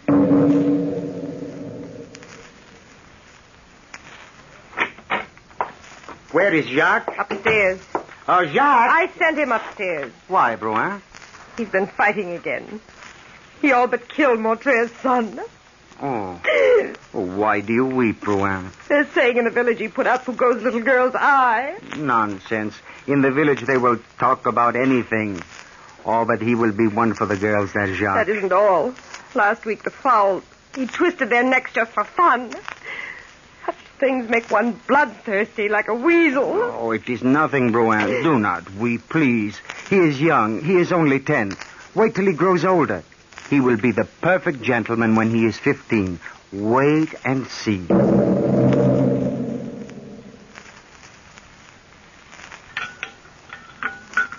on, sit down to supper, Pierre. Ah, the stew, it smells good. Pierre. Where is Jacques, eh? I don't know. Guérin, maybe, or Savenay. He's getting a little wild, Pierre. Oh, a boy of 15 needs to be active. It is natural. Pierre, remember the time you walked 20 leagues to repay a franc the dealer had overpaid you? Yeah, that was a walk, eh? Why isn't Jacques like that? I don't... You mean... Has our Jacques taken money? A little. I had a few coins and a jug in the cellar. Well, a young fellow needs money to carry on, I suppose. But that is not right. No, that is not right. Oh, he's still young. Maybe in a year or two he will be settled. Maybe he will not be so wild. Who knows? Maybe he will calm down.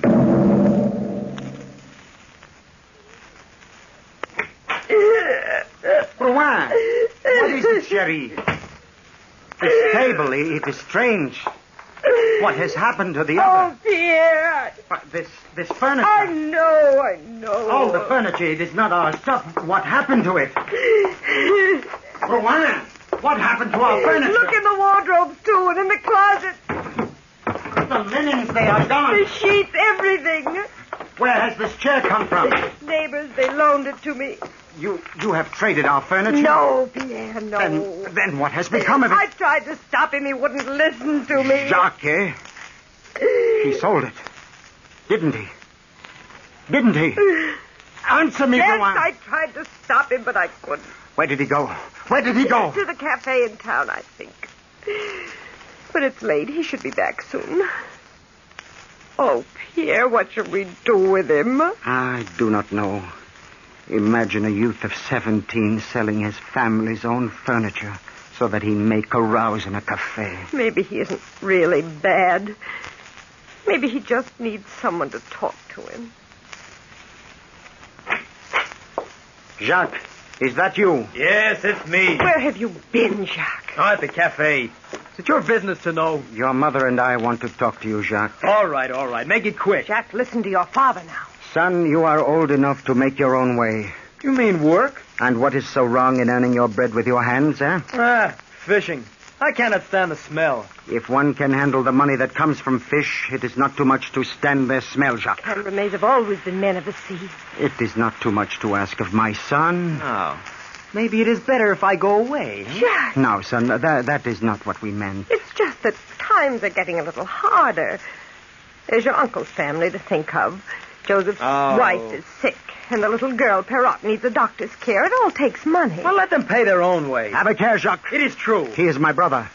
One must be loyal to his kin, whatever. And I say I am closer than your brother. Charity begins at home. If you were giving any money, then why not give it to me? We're already half poor from all your carryings on. Oh, say nothing of that, Cherie. But all you are asking of him is to lend a hand with the fishing, to earn the bread he eats and the money he spends. Will you be quiet, woman? You have put my father up to this. Have a care, Jacques. You are talking to your mother. Well, if it had not been for her, nothing would have been said about the furniture. Meddling old woman. Silence! No! Pierre, don't you kill him! Get up, Jacques. His head is cut. Suppose you've killed him.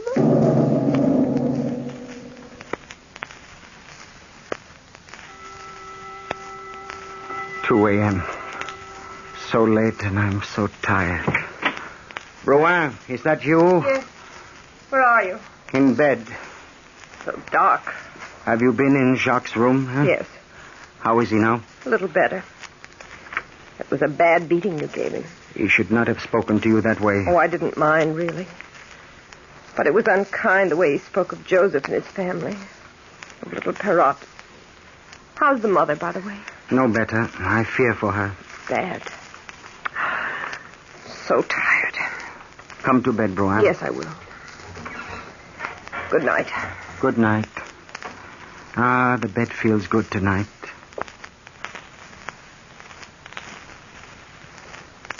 Pierre. What is it? There's someone in the room. A thief. Who is it? Who is it, I say? Light the candle, Pierre. Yes. Over that way. There. Jacques. Jacques! Jacques, what are you doing here? Why aren't you in bed, son? Answer me, Jacques. What are you doing in this room? Yes. What's that in his hand? Stay where you are. Both of you. It looks like... Hold the light higher, Pierre. Yes. It's a knife. Jacques, what are you doing with that knife? Stand back. Don't come near me. Put down that knife. You would murder us in our beds. Stand back, I warn you. You need a knife, Jacques. You wouldn't dare stab your own mother. I'll stab anybody. Anybody. Do you hear? Anybody!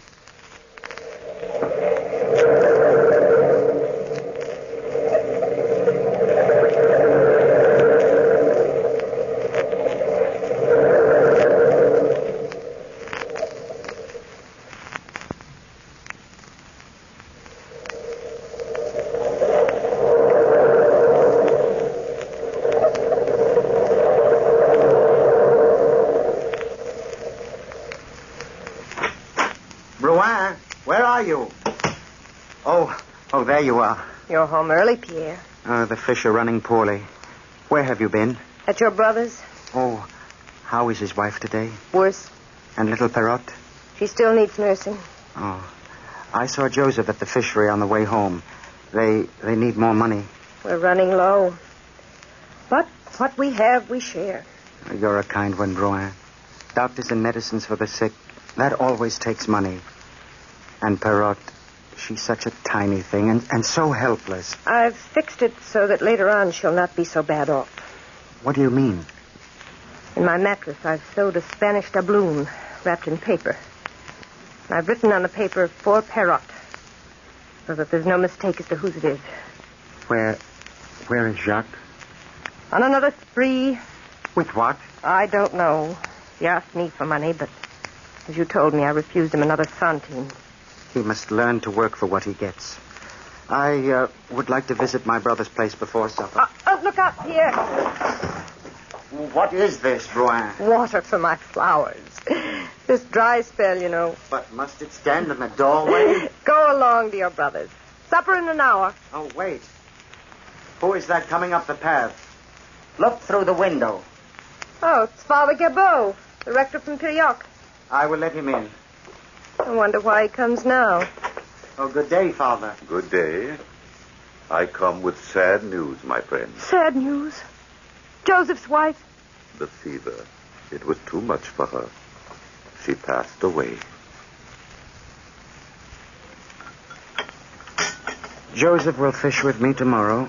Sardines running any better? Not yet. A break in the weather would be good. For my garden, too. It will be harder taking Joseph on this way. We'll manage. If Jacques would only lend a hand. More hands are needed in hard times. Every little catch helps. As long as there are fish for you to catch, we'll eat. But a man needs meat now and again.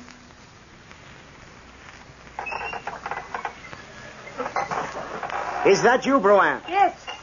Came down to the shore because I couldn't wait. I have something to tell you. I have something to tell you. Here. Look at this paper. I found it floating at the shore. My handwriting. For Perrot, it says. You know, then. The Spanish doubloon. Where is it? I don't know, Pierre. I looked for it this afternoon. I thought I'd take it to a safer place or give it to Perrot now when she needs it so much. But yes. It was not in the mattress. Jacques. He found your hiding place. Where are you going? I'm going to the cafe to find Jacques. To see if he took the coin. Go up to the house, Brouin. Go up and wait for me. Florent, have you seen my son, Jacques? He is in there, in the billiard room. Has he paid his score yet? Yes. Let me see with what he has paid you. Certainly. No, where is it? Oh, this coin, Pierre. My son paid you with that, eh? But naturally. No, I'll take it. Here is silver for it. You see, there is a cross marked on the coin. I have sentimental reasons for keeping it. I understand. You did not tell my son I was here. Eh? Oh, of course not. I thought... that is good. Thank you, Pierre. I thank you, Florent. Au revoir. Au revoir. Did you find him, Pierre? Yes. Where? At Florent's cafe. And the coin? Did you find the coin? Look, is this it? Yes. It has the cross on it. Right. Does he know? No. Florent brought it to me secretly after Jacques paid his bill. What are we going to do? Find your wedding gown, Brouin. You will have to wear it for what I plan.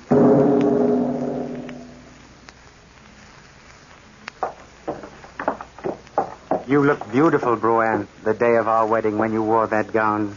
To think now I must wear it for this. Never mind. It is the custom. A mother and father in their wedding clothes shall judge an erring son. Fetch 2 candles from the kitchen, eh?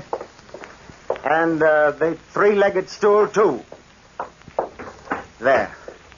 We shall sit as judge and jury on this side of the fire. There. Now Jacques will sit here opposite us. Now the candles, eh? There now. That gives enough light. That gun in the chimney corner, Pierre. Careful, it is loaded. Pierre, I'm afraid. What are you going to do? What must be, must be. But I... He is coming. It is either very dark or he's very drunk. Let him in, eh?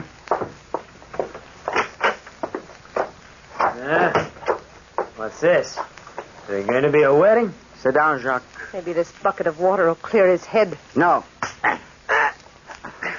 Sit down, Leave me alone. Jacques. Sit down on the stool there. Do as your father says. What is this? You have sinned against your mother and father. We are sitting in judgment over you. See here, you can't do this. The law won't. If you make any noise, if you stir, if you don't sit up like a mast on your stool, I will shoot you like a dog. He means what he says, Jack. What do you want? Here is a bit of paper. Look at it. Have you ever seen it? No. Look closer. At the handwriting. That is your mother's handwriting, is it not? I guess so. Guess so. You know it is. All right, yes. See what it says? For Perrot. It says for little Perrot, who has no mother, whose father is suffering hard times, who needs every centime anyone can offer. Well...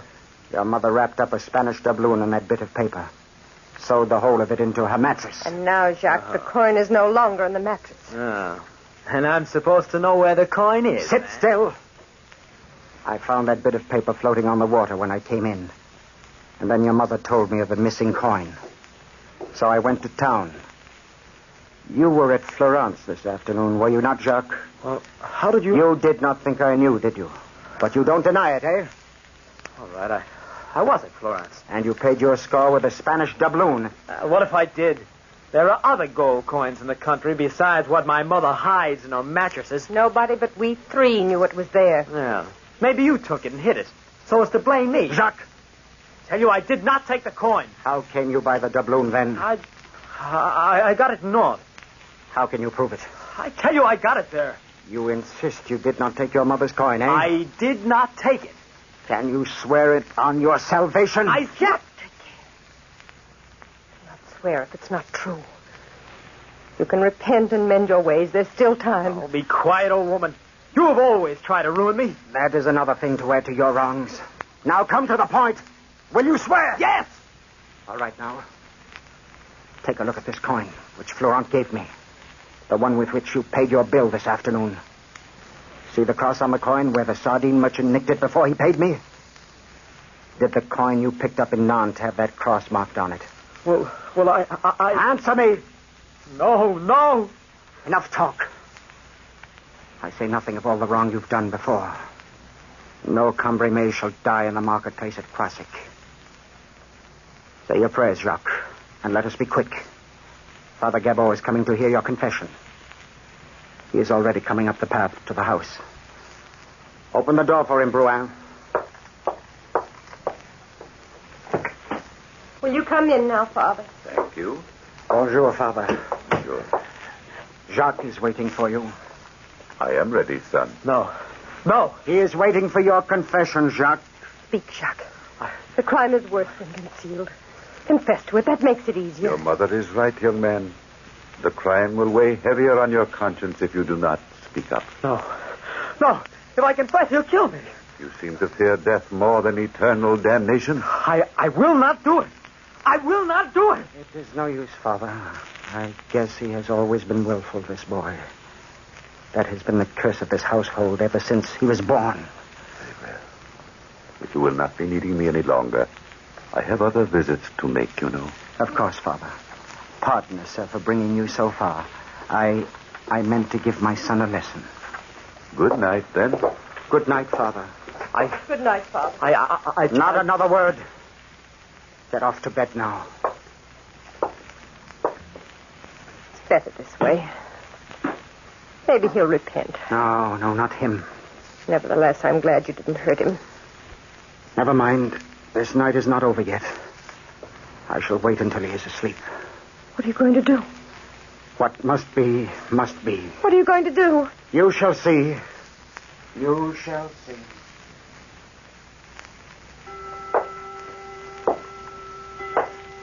Who's there? That light, I can't see. Who is it? Father. That rope. That strip of silk. What are you going to do to me? Yes! No! Don't do it! If you will not help me, I will do it alone. No! Don't come near me! No, let me go! Dead now. Tie his feet. There. Where are you taking him? What are you going to do with my son?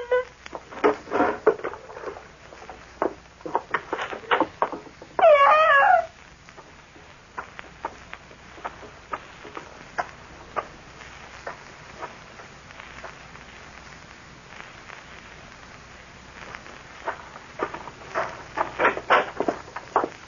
Pierre, what have you done with Jacques?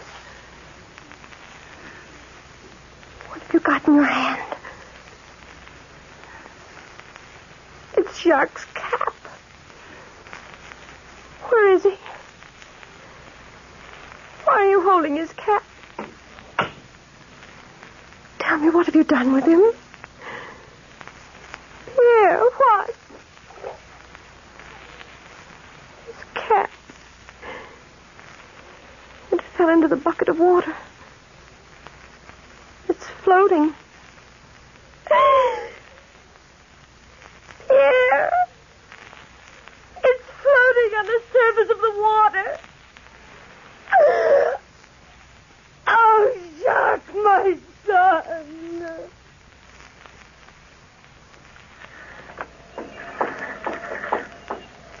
It broke my poor wife's heart. She died within a week, and I was never the same. The thought of what I had done haunts me. I could not fish by day. I could not sleep by night. In the end, my conscience drove me to go to see a priest. He refused me absolution until I promised to tell my story to a justice, which I did. He sentenced me to this. And here I sit, a man under a vow, doomed to watch over the water, to talk with no one, sitting, watching, waiting.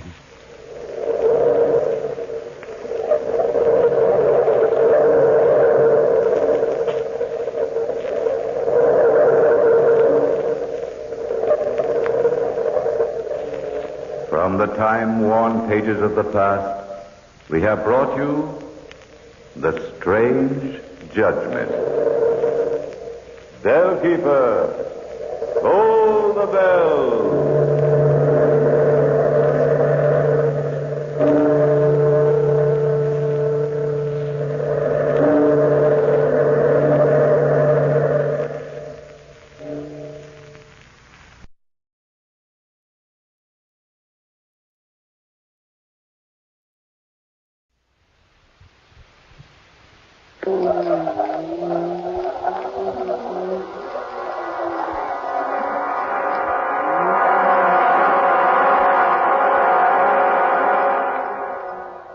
Dark fantasy.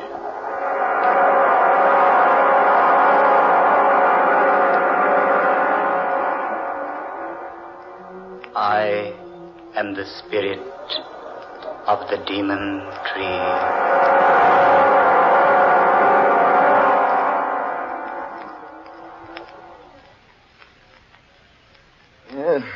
£3 on the Jack of Diamonds. You should tear your money up, Humphreys. It would last you longer. Perhaps you're right, Crane. But this way I get a sense of honest toil. I say, isn't anyone else betting? Oh, let's quit. I'm tired of losing. Oh, look here, old girl. Could I loan you a few pounds? No, thank you, Crane. I have enough to get me back to London. If we ever do get back. Now, why do you say that, Clara? It's only a matter of a stage getting through here to the resort, taking us out of this beastly place. Beastly place is right. Why people come here for a rest is more than I can determine. Honestly, I've never spent such an uncomfortable week in all my life. Well, think of me. I've been here 3. So have you, Humphreys. Oh, look here, you two. It's 3:00. They're expecting the stage around 8 tonight. What do you say the 3 of us go for a bit of a walk through the forest? I say, why not? Oh, here comes Danvers. Perhaps he'll join us. Anything to get away from this place. Good afternoon, Danvers. Greetings, good people. I take it you're no happier than when I left you a while ago. The place is as gloomy as a morgue. We've just agreed to take a walk in the forest back of the inn. You're invited to come along if you like. Sounds like a good enough way to pass the time. Oh, good. And we all go together. Besides, I'm quite interested in that forest out there. You remember, of course, the story the night clerk told us last evening? Yes, I don't like him. He talks through his nose. People should talk through their mouths. No. I mean, what he told us about the forest.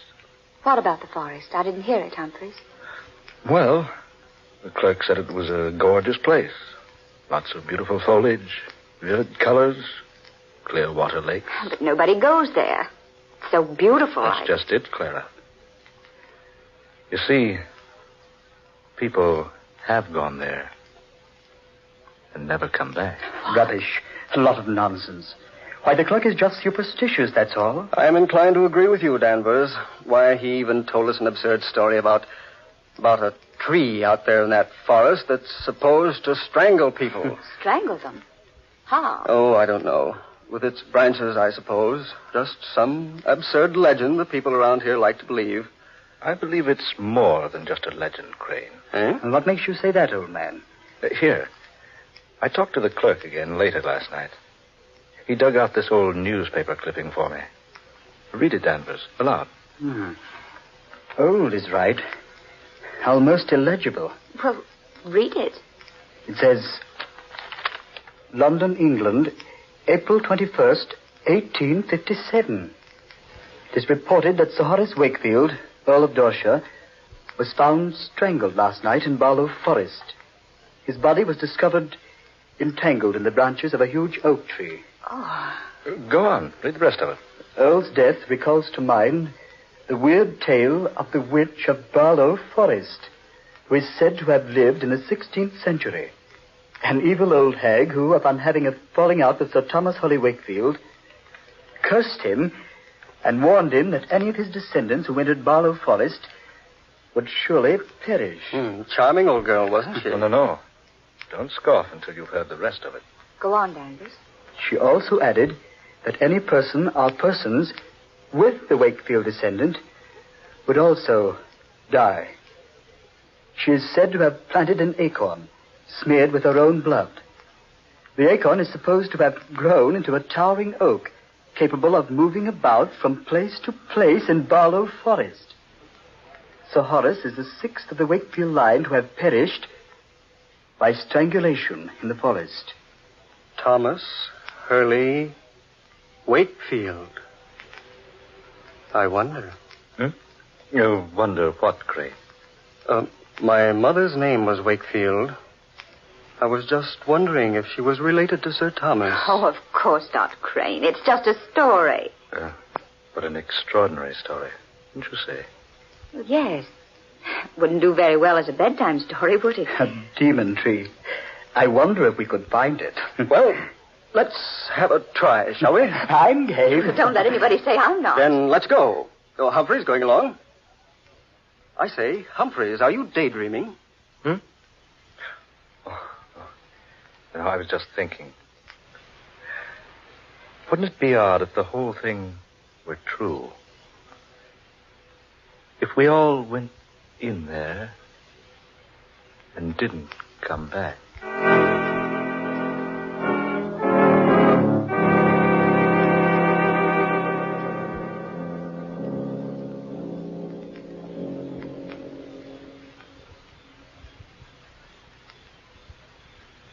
Well, do you gentlemen see any way we can get into that forest? It's as dense as Father Time's beard. Doesn't seem to be an opening anywhere. I think we can get in over here. Oh, all right. Coming, Danvers. There seems to be a footpath over here. Only one along this line of the forest. There, see? Oh, yes, you're right. Come on, I'll lead. We'd better remember the way back. It'd be hard to get out of here if we didn't know where this opening is. Don't worry, I'll remember it. I'm good at landmarks. Go ahead, Clara. I'm right behind you. I say, do any of you feel that? Feel what, Danvers? The chill. I feel like it's 20 degrees colder in this place. I feel that way, too. So do I. It's naturally cooler in the woods where the sun doesn't shine. But not this much cooler. I don't like this place. I'm for going back to the inn. Oh, let's get on ahead a little ways. I say, it is pretty in here. Pretty or not, it gives me the creeps. It isn't the kind of cold caused by climatic changes. What was that, Denver? I said it's a different kind of cold. It's the kind that creeps up your spine when some evil comes over you. Oh, now, Danvers, you're just letting that newspaper story play on your mind. Wait a minute, eh? Look! That tree there in front of us. It looks like a human giant. Jove! You're right, Danvers. I could swear it moved just a moment ago. It did move. I saw it, too. That's the strangest looking tree I ever saw. Look at that bark. I wonder if... Crane! What's wrong, man? I just touched the bark of that tree and it didn't feel like bark at all. What? No, it felt like human skin. Here, let me feel it. By heaven, it's true. It does feel like skin. Warm and smooth and soft. Yes. It feels that way to me, too. Here, Humphreys, you touch it. No, thanks. Go ahead, Humphreys. Feel it. I have no desire to. You see, I'm sure you're right. What's that? I feel that this is the demon tree of Barlow Forest. Humphreys. I think we've seen enough of this place, haven't we? Let's get back to the inn. Yes, let's. All right. Come on. I say, wait a minute. Have you noticed how dark it is? All of a sudden. The sun's behind a cloud, probably. It's impossible to see the sky through this foliage. It is darker. I can hardly see where I'm walking. Are you quite sure this is the right way? I don't remember this clearing. I don't either. Wait a minute. By heaven, this isn't the way. It must be. We're on the path, aren't we? No. No, I don't think we are. It's so dark. Do any of you have a flash? I certainly don't remember this clearing. I think... What was that? What was what, Crane? You'll think this is foolish, but I swear I felt the branch of a tree brush across my face and shoulder. That's impossible. There's not a tree within 50 feet of us. But I felt it, I tell you. It rustled like a branch covered with leaves, and yet it felt warm and soft, like human flesh. Crane, are you sure? Yes, look, we're lost here. It's dark as night, right in the middle of the afternoon. And we've lost the path and that tree. Easy, Crane. Keep your head, man. I'm getting out of here. I'm not going to stay here and be murdered. Crane! Stay with us. No. I'm going to find the path and get out of here. Crane, stay here. We'll find a way back. I don't want to stay here and die. I want to get away from this place. Crane, don't be a fool. Crane!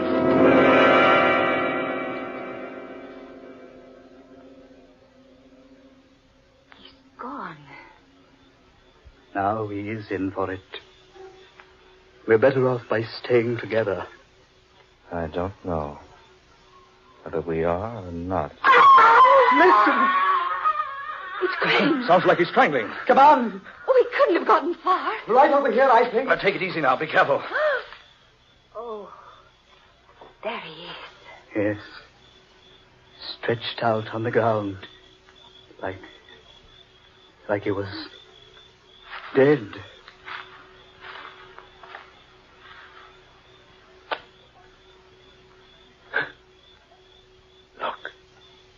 Look at him. Oh. Marks on his throat. Like hands would make. That wasn't done by hands. See? Stains on his skin. Green stains. Thomas Wakefield Crane. Oh, what a horrible way for him to die. Clara, that tree. This is where we first saw it. Now it's gone. Humphreys, you're right. This is where it was. I'm sure of it. Then what's happened to it? The important question is, what are we going to do with Crane? We'll have to leave him here till we can find a way out of this place. Poor Crane. It happened so quickly. One minute he was with us, and the next... We warned him not to leave us. Now, the three of us had better stay close together. Oh, yes, for heaven's sakes, let's not get separated. And do come on.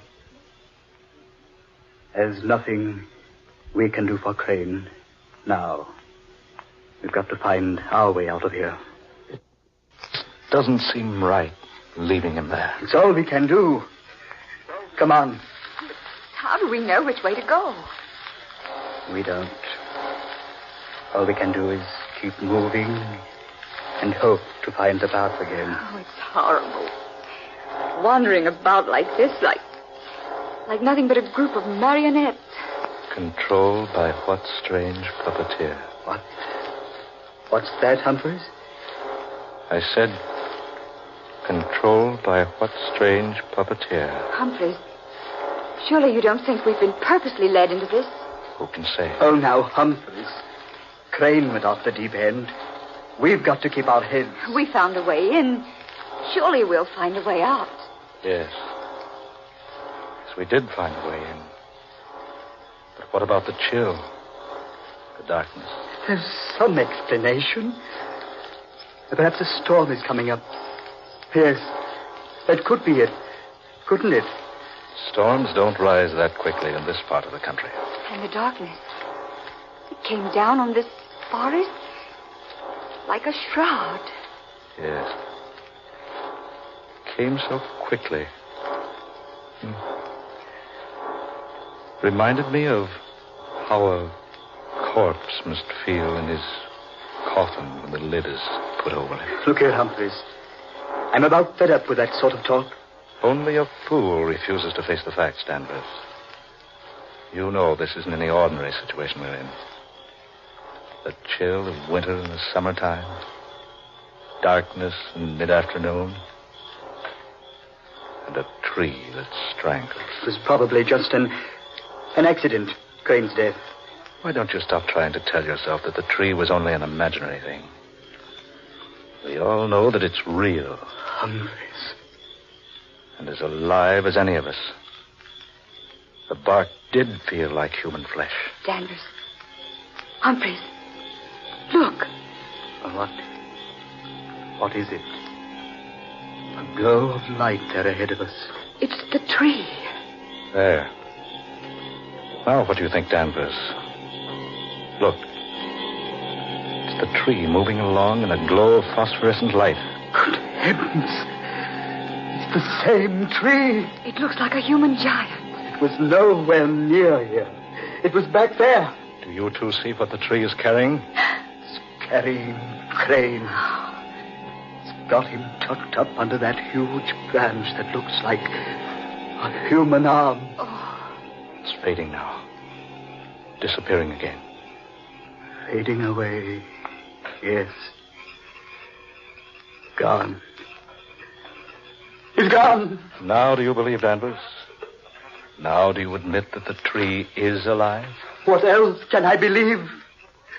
I don't know. Danvers, look out! He's fallen into a water pit. Oh. Help! Humphrey!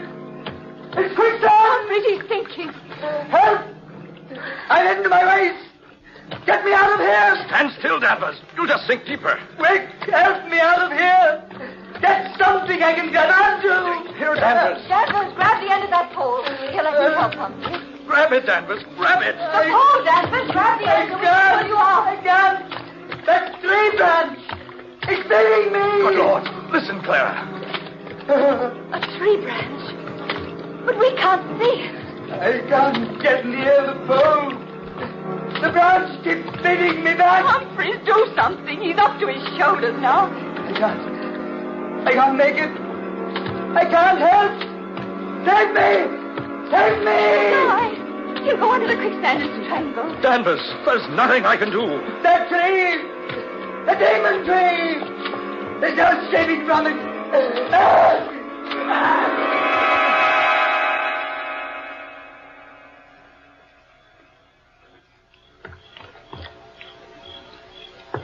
He's gone.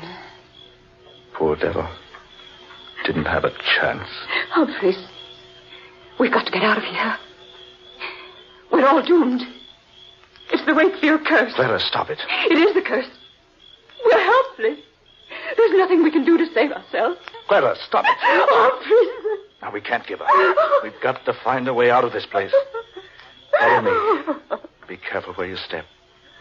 Whatever happens, keep your head, Clara, for heaven's sake.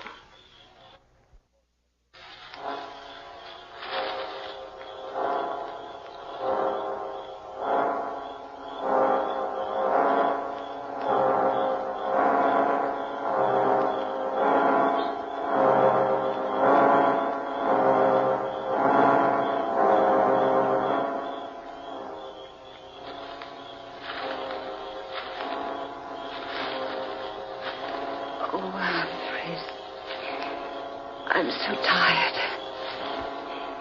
We've walked for hours. I say, it's getting a little lighter. Clara, up ahead there. Isn't that a path? What? Oh, you're right, Humphreys. It's the path we came in on. And look, there's an opening through the trees. Yes, I remember the landmarks. Oh, thank God for the light. Come on, Clara. Out of this place. There's nothing we can do for Danvers or Crane now.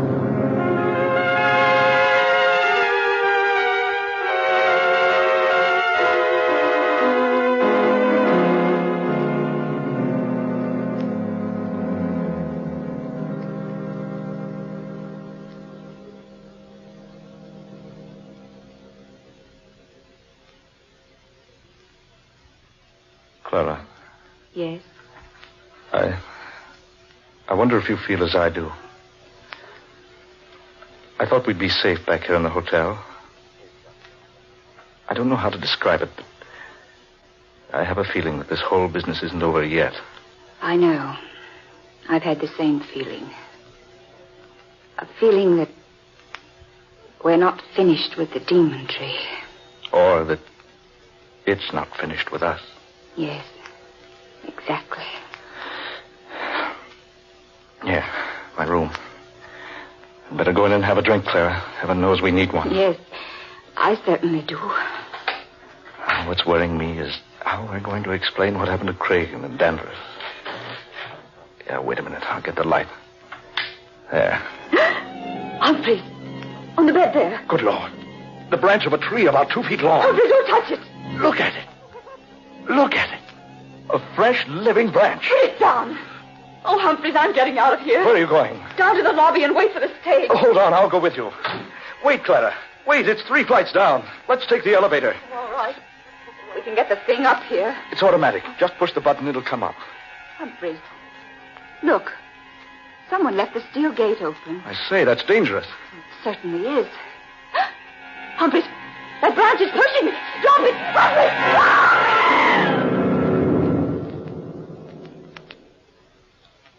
Good Lord. Clara! Clara! That branch! It pushed her down the shaft. It's after me. Get away! Get away! Help me! Help me, somebody! The tree!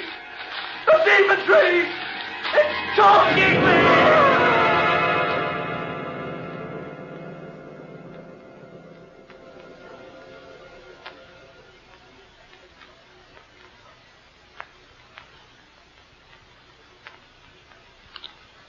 Any descendant of Sir Thomas Hurley Wakefield who enters Barlow Forest is doomed to die, and all who enter the forest with him are likewise doomed.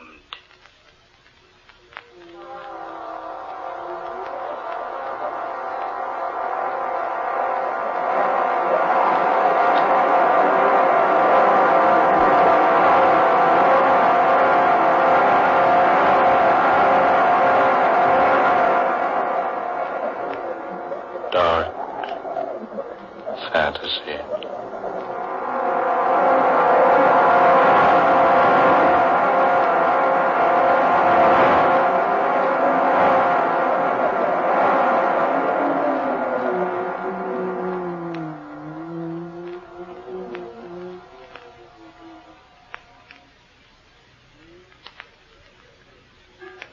You have just heard The Demon Tree, an original tale of dark fantasy by Scott Bishop. Tonight's cast included Eleanor Naylor Corrin as Clara, Ben Morris, who was Humphreys, Garland Moss took the part of Danvers, and Murillo Schofield was heard as Crane.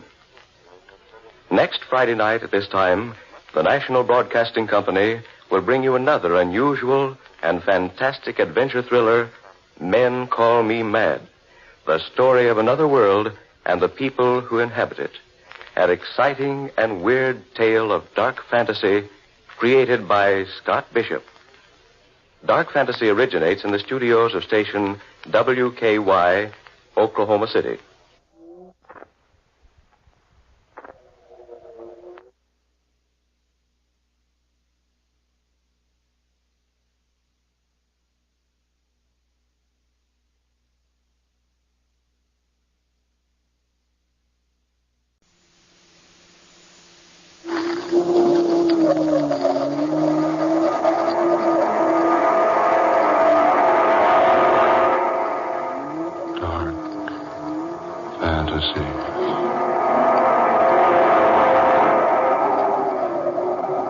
Death is a savage deity.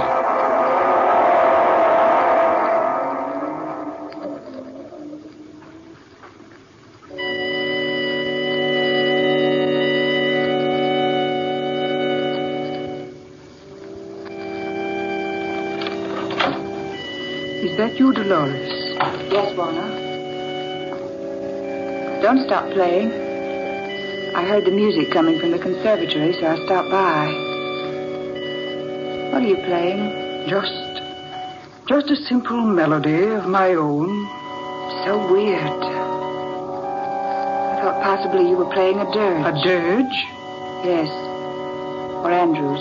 I fear neither dirge nor prayers nor candles burned on the altar will do Andrews any good. Oh, Warner, what made him do it? He was always so happy, so full of the love of life. Why did he do such a thing? He was blind. He couldn't stand the thought of being without the use of his eyes, so... Yes, but if only... I cautioned him. Over and over again, I warned him to take care of his eyes. But he wouldn't listen to me. Now he's dead. Poor Andrews.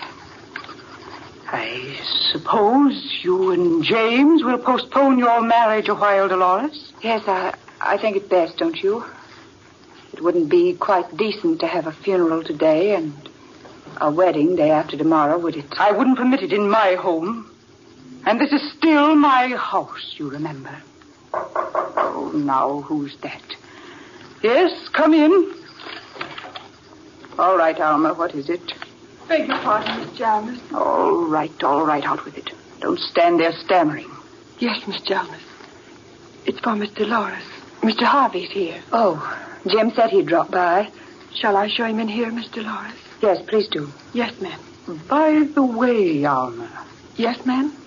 How does your head feel today? Not so good, ma'am. It ached me all night long. I didn't get much sleep to speak of. Perhaps you should go to a doctor, Emma. I did, Mr. Loris, yesterday. He said there was nothing wrong with me, but I know better. My head hurts something fierce all the time. Oh, I'm sorry. Thank you, ma'am. I'll show Mr. Harvey right in. Hello. Hello, Jim. Oh, Dolores, my dear, you look tired. How are you, Miss Jones? Very well, thank you. Oh, Jim, I'm glad you stopped by. We've rather had the doldrums around here the past day or so. Yes, I know. I thought I'd stop by now and be here for the funeral this afternoon. Poor Andrews. You loved him too, didn't you, Jim? Yes, dear. I guess I did. I've known Andrews almost as long as you have. Well, all I can say is I warned him again and again. If he'd only listened to Auntie, me... please. Jim, let's go outside and get some air. I've been in the house all day. All right, dear. You'd both better stay around close. I may need you. All right, Warner. We'll probably be in the garden. Very well. Oh, Jim. Yes? Remember about the lily pond? Oh, yes, of course I will. It's dangerous, you know. Be careful of it, Jim. Don't get too near to its edge. Yes, I'll remember. Come, dear.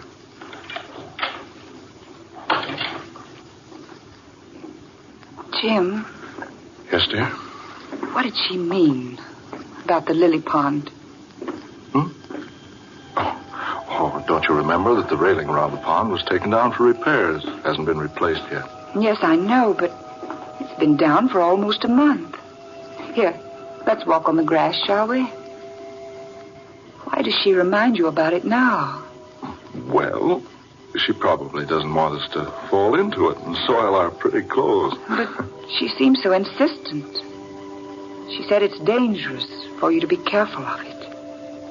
For you not to go too near its edge. You, Jim, not me. Oh, she meant both of us, silly. She just addressed me because she wants me to take care of you. Does she? Why, of course she does. What do you mean? Jim, I've had the impression for a long time now that she doesn't want us to be married. Oh, nonsense. She's delighted. No, she's not delighted. But Dolores... I've wanted to tell you this for a long time. But I've hesitated to say anything. I thought I might have been mistaken. Now I know it's true. She hates you, Jim. Juana hates me?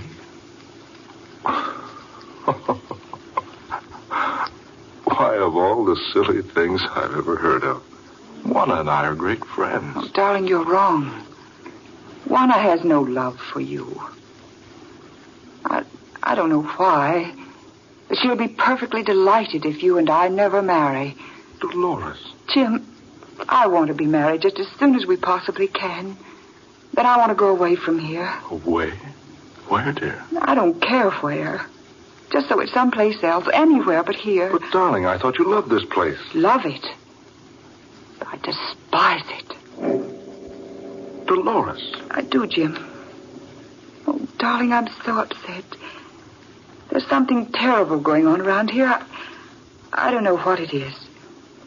But it was responsible for Andrew's death. Darling, how can you say that? Because I know. You know what? There was nothing wrong with Andrew's eyes. What? No. Nothing at all wrong with them. But he went blind. The autopsy proved it. Well, that's why... I know. He died blind, yes. But I went with him to an optometrist about a week ago.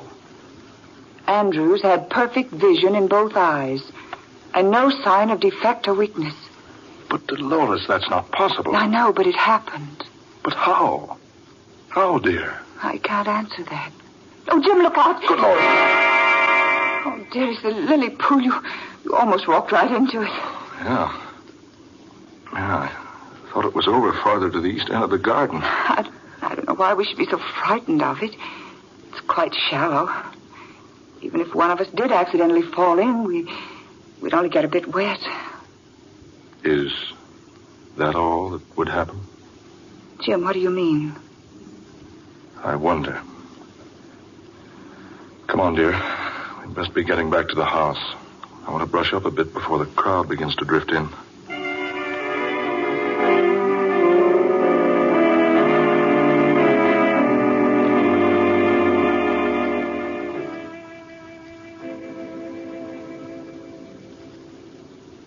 Dolores, will you play the organ a while? I'd like some music.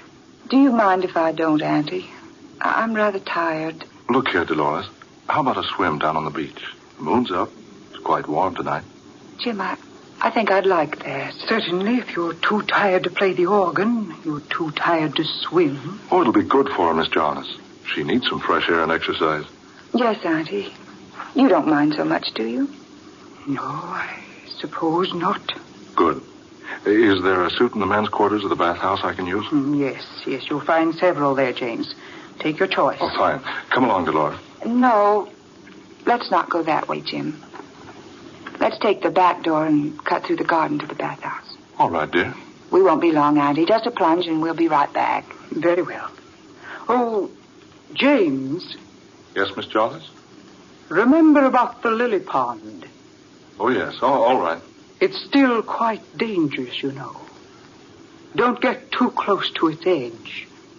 You may fall into it. Yes, all right. We'll be careful, Miss Jarnes. We can see it all right in the moonlight. Come on, Jim. There. You see? She keeps reminding you about the lily pond. Oh, well, that just proves she doesn't want anything to happen to me. I told you she doesn't dislike me. Jim, don't you think for a moment she doesn't. She dislikes you terribly. I think she even dislikes me. But why? Good heavens, Dolores. She took you in when you were a mere infant, less than 3 years old. She's kept you. Clothes, a fine home, everything. Yes, I know it. Still, she hates me. Dolores, I don't understand. If you've known this all along, why didn't you say something to me about it? Because it's just recently she's changed. I don't know why she's changed, but she has. Well, dear, suppose we forget everything for a while. This has been a trying day for all of us. Come on. I'll race you down to the bathhouse.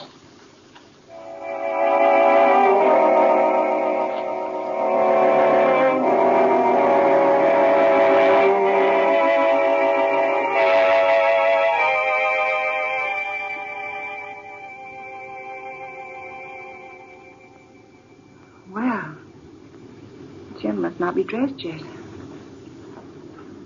odd. He has plenty of time. Jim? Jim, do you hear me? Are you in the bathhouse, Jim? Jim? What's that over there? Surely it got... Oh, no. Jim? Jim! The lily pond. His head beneath the water. The lily stems around his throat. Oh, Jim! Jim, my darling, what happened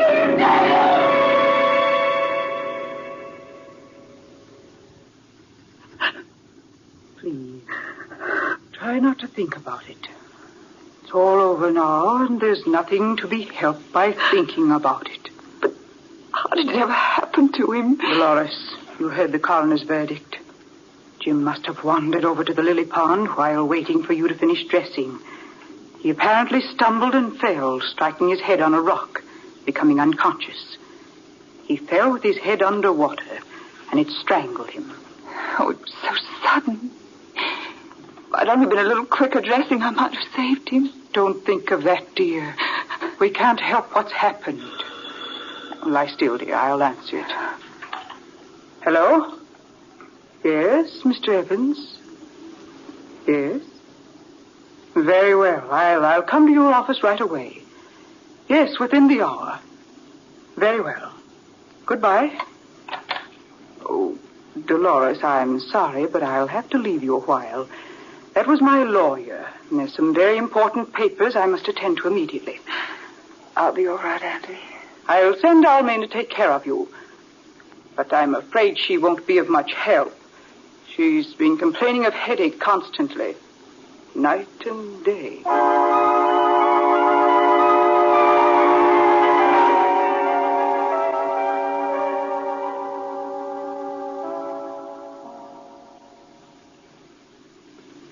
Did you call me, Miss Dolores? Yes, several times. You were so long answering. I'm sorry, Miss Dolores. I was downstairs. Can I do something for you, ma'am? Yes, Alma. I want the key to this room. That room, Miss Dolores? Yes, and I want it right away. My aunt has kept this room locked for 18 years. She's always told me she wants no one in there because her father died in that room. Yes, ma'am. That's it. Nothing else. I'm not so sure. I intend to go inside that room now. Get me the key. Oh, Miss Dolores, I beg you, ma'am. Don't go into that room. Whatever you do, ma'am, in the name of heaven, don't go into that room. Why not? Tell me, Alma. What's in there? It's frightful, ma'am. Please listen to me. My head's a splitting. I'm a sick woman. I'm almost a dead woman. But with the life that's left in me, I plead with you not to enter that room. Alma, stop this nonsense. It's not nonsense, miss. There's worse than the devil in there. Alma, do you have the key? Answer me. Do you have the key to that room? Yes, ma'am. That I have. I stole it from Miss Jarvis a month ago. Then let me have it. Give it to me. At once. I'll open the door.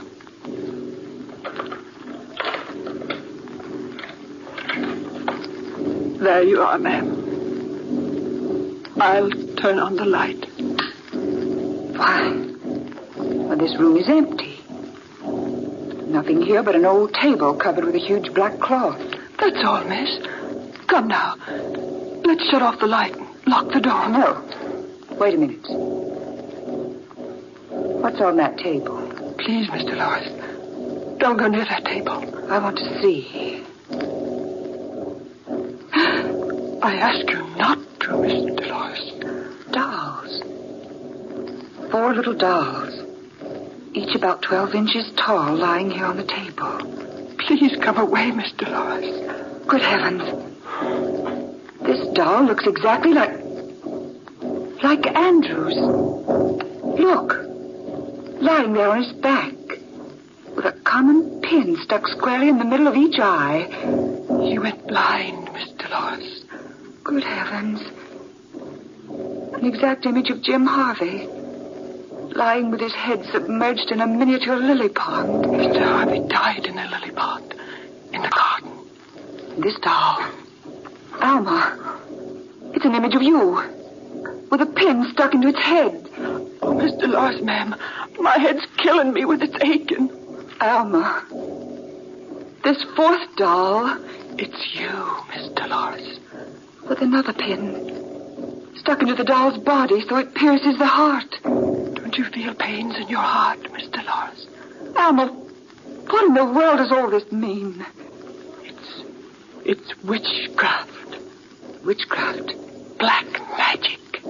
But I don't understand. It's Miss Jarvis, your aunt. First, she convinced Andrews he was going blind. Then she convinced Mr. Harvey he'd die in the lily pond. And now she's trying to kill me with a headache. And you with a heart attack. But how? How? They use it where she came from, miss. Where she came from years ago. Where was that? Haiti. Haiti? Yes. When you've got an enemy in Haiti, you want to get rid of him. You make a doll that looks like him. You put hair from his head on the doll's head. Cloth from his clothes for the doll's clothes. Then you stick a pin in the part of the enemy you want to make hurt. And it works. Alma. It does, Miss Dolores. Look at Andrews. Blind because of the hex. Look at Mr. Harvey, dead in the lily pond. Look at me with my terrible headache. And the pin sticking in the head of that doll. We'll pull out the pin. Oh, no, don't. If you do that, I'm sure to die. Right away. Alma, tell me how you know all this. I've been listening, Miss Dolores, and watching. For years, I've been watching and listening. And, oh, Miss Dolores. Alma, what's wrong? Alma, speak to me. Are you all right? Alma, she's dead.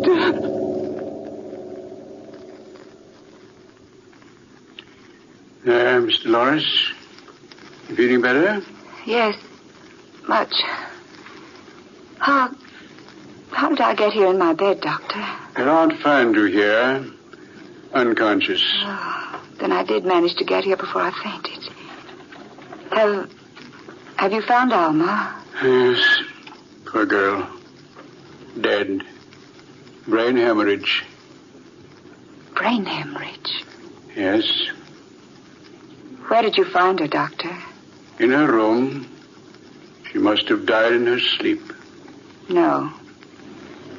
No, she didn't die in her bed. My aunt must have placed her there. Dolores, you know the truth. Do you, Dr. Seabrook? I've known it for years. I've been watching Warner, your aunt, for years. When Andrews died, I became suspicious. When your fiancée perished in the lily pond, I was convinced. Convinced that Warner was using her ancient jungle powers. What? Let me tell you a story. She was married to a wealthy plantation owner in Haiti about 18 years ago. One day, she decided to rid herself of him.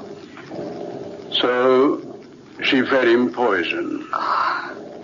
When he realized what she had done to him, he went off into the jungle to die. But first, he made a will, leaving all his money and property to the baby daughter of his closest friend, a man who died of jungle fever and whose baby had been taken to America by friends. Juana's husband left his fortune to that baby girl. That girl, my dear, was you.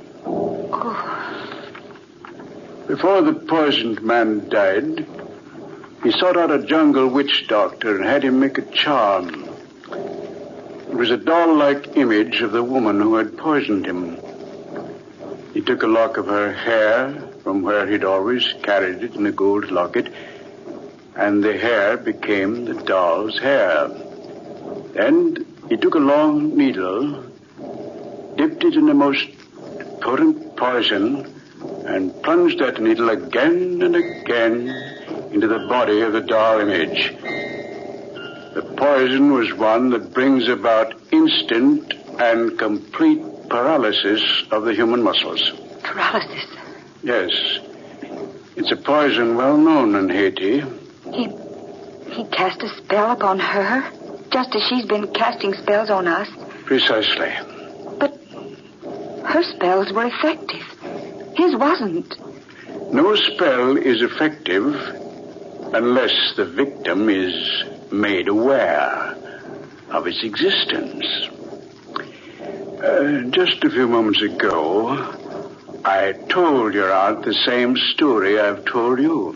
You mean you told her about the spell that was cast upon her years ago? In an offhand manner. I passed it on to her as just a story I'd heard from a friend of mine in Haiti. I pretended I didn't know that she was involved. Where is she now? You feel like getting up? Yes, I'm all right. This door leads to your aunt's room, doesn't it? Yes, it's not locked. Here? Is she in here? Yes, she's in there. Oh, she's ill. And Juana, Joanna. Doctor, look at her. The spell she cast upon you is broken now. Your aunt is dead. But look at her. Yes. She died instantly of complete paralysis.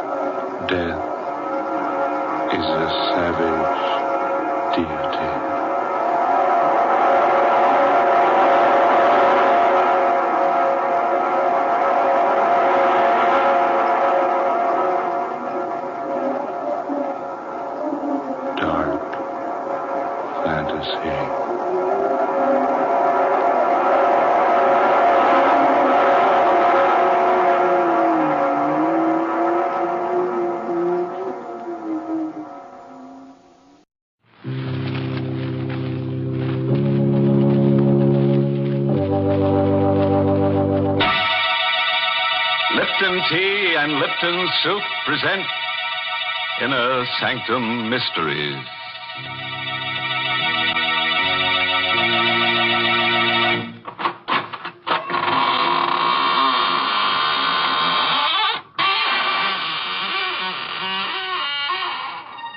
Good evening, friend. This is your host of the Inner Sanctum inviting you in through the squeaking door. Come on in. Have your picture taken with the corpse. You'll look good next to him. Poor fellow was a photographer. Passed on last winter while taking a picture. Yes, died of overexposure. Awful, isn't it? Enough to make your camera shudder. Well, let's gather around the coffin now for a nice, happy picture. Watch the body. Watch the body. Oh, dear. We'll have to take that again. Someone moved. And I think it was the corpse.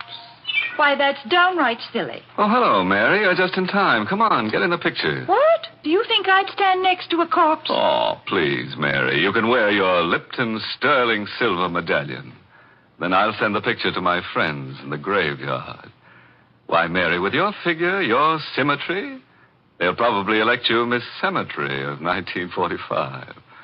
Wouldn't that be nice? Hmm? Thank you, but I can do without that honor. And as far as the sterling silver medallion is concerned, it's mighty popular right now. I've been getting hundreds of letters from ladies all over the country telling me how much they appreciate it. You see, the medallion is made of real sterling silver.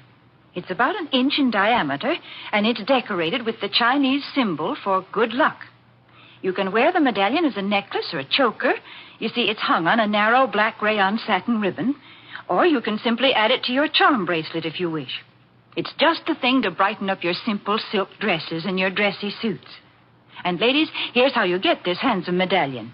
Just send 25 cents and the box top from a package of Lipton's, the tea with the brisk flavor, to Lipton Tea, Box 92.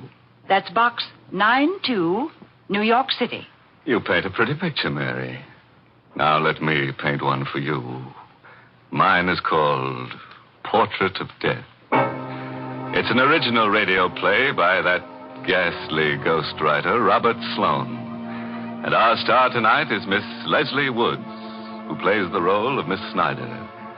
And listen, if you've never sat for a portrait, you'd better not sit alone for Portrait of Death. In the dim light of a misty old art dealer's gallery, a somber portrait has just been sold at auction to a man by the name of Mason. Magnificent painting, isn't it? There's never been anything like it, Mr. Mason. But if you don't mind my saying so, I think you've paid a stiff price for it. I couldn't let that woman in the black dress outbid me. Look at those colors. Expression on the girl's face. Yes. The detail in the background. Really is a work of art. Technically speaking, yes. But the portrait has a strange history, Mr. Mason. Strange and sinister. What do you mean? Well, people say it's brought bad luck to every one of its owners. Oh, come now, Fräulein. Well, it may be just a story, but at least this much of it is true. The day this portrait was finished, the artist died by his own hand. And the model who posed for him died, too, by her own hand. So that's why he painted her in black. Yes. He knew she was going to die. He even painted 2 graves into the background of the picture, you see? 1 grave's for him, 1 for her. Remarkable. Now you know why the painting is called Portrait of Death, Mr. Mason. It meant death for the artist, the model, and, oddly enough, for many of its owners. I'm sorry you bought it, Mr. Mason. I'm sorry you bought it, too, Mr. Mason. You shouldn't have taken it away from me. I beg your pardon. Don't you remember me? Oh, yes. Yes, of course. You're the woman I was bidding against. I still want the painting, Mr. Mason. And I beg you to sell it to me at a price I can afford. I warn you, it can only bring you harm. I'm sorry, Miss Snyder. The painting is not for sale.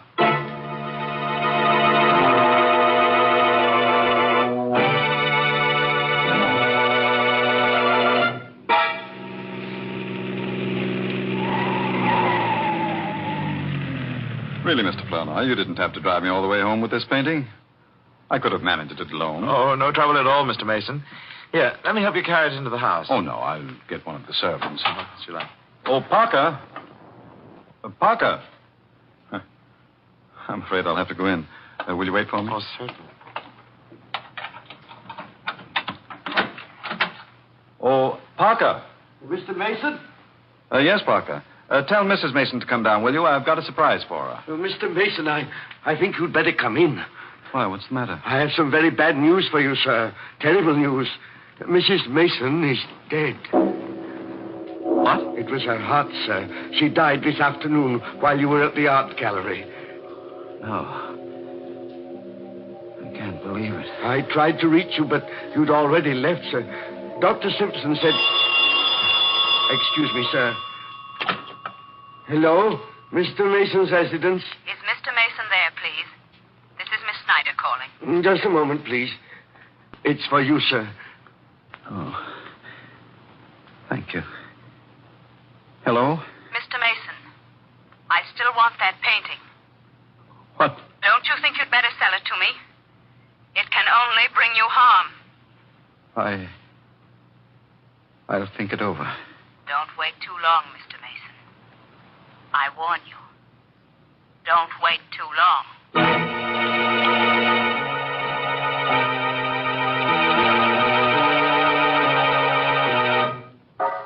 You ought to go to bed, sir. You haven't had any sleep for days. I'm all right, Parker. But it can't do any good to sit in this room and stare at that painting. Parker, doesn't the portrait look a little different today than it did when I brought it into the house? I don't think so, sir. The expression on the girl's face is a little deeper. A little more understanding. The background,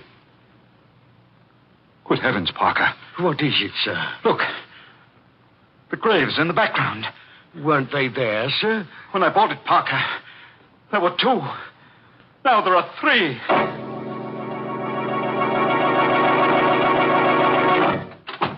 I'm so glad you could come out here, Mr. Flournoy. I had to speak to you. I came as soon as I could. Did you bring the catalog? Oh, yes, I did, Mr. Mason. What is it? What's wrong? Let me see a picture of that portrait, please. Yes, of course. Portrait. Here it is. Portrait of Death. There. I was right. There were only 2 graves in the original painting. Well, of course, Mr. Mason. I told you there were 2 the day you bought it. But now there are 3, Flournoy. 3 graves. What? Come. I'll show you. Oh, Mr. Mason, please. There are 3, I tell you. The 3rd one's been there ever since my wife died. But that's impossible. You must be imagining. Leave yourself, Flournoy. Here. 1, 2, 3. Mr. Mason. Why are you looking at me like that? You need a rest. A rest? What are you talking about? Don't you understand? There are only 2 graves in that portrait. The 3rd one is in your mind. You mean there isn't a 3rd grave on this painting? No. You've been under such a strain these past few days. I must be losing my mind. Oh, no, I'm sure it isn't as serious as all that. It's only natural for you to be upset about your wife. I want to get rid of the portrait. I want to sell it. Right away. Well, I don't know how soon I can dispose of it for you, Mr. Mason. Under the circumstances, it might be hard to arrange a That woman sale. will buy it, won't she? Who? That woman who's been pestering me for it. Why don't you get in touch with her? I will, first thing in the morning. No, I won't wait until morning. I want that portrait out of this house tonight.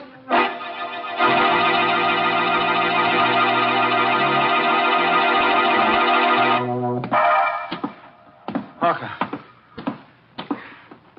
Where are you going with that painting? Why, I was taking it to the garage, sir. What for? You said you didn't want it in the house tonight. I thought I might return it to the dealer. Mr. Flournoy hasn't called back yet? No, sir. Well, I'll take it to him myself. Is the car ready? Yes, sir, but I hardly think you ought to go alone, Mr. Mason. You're in no condition. I brought that portrait into this house, and I'll take it back alone.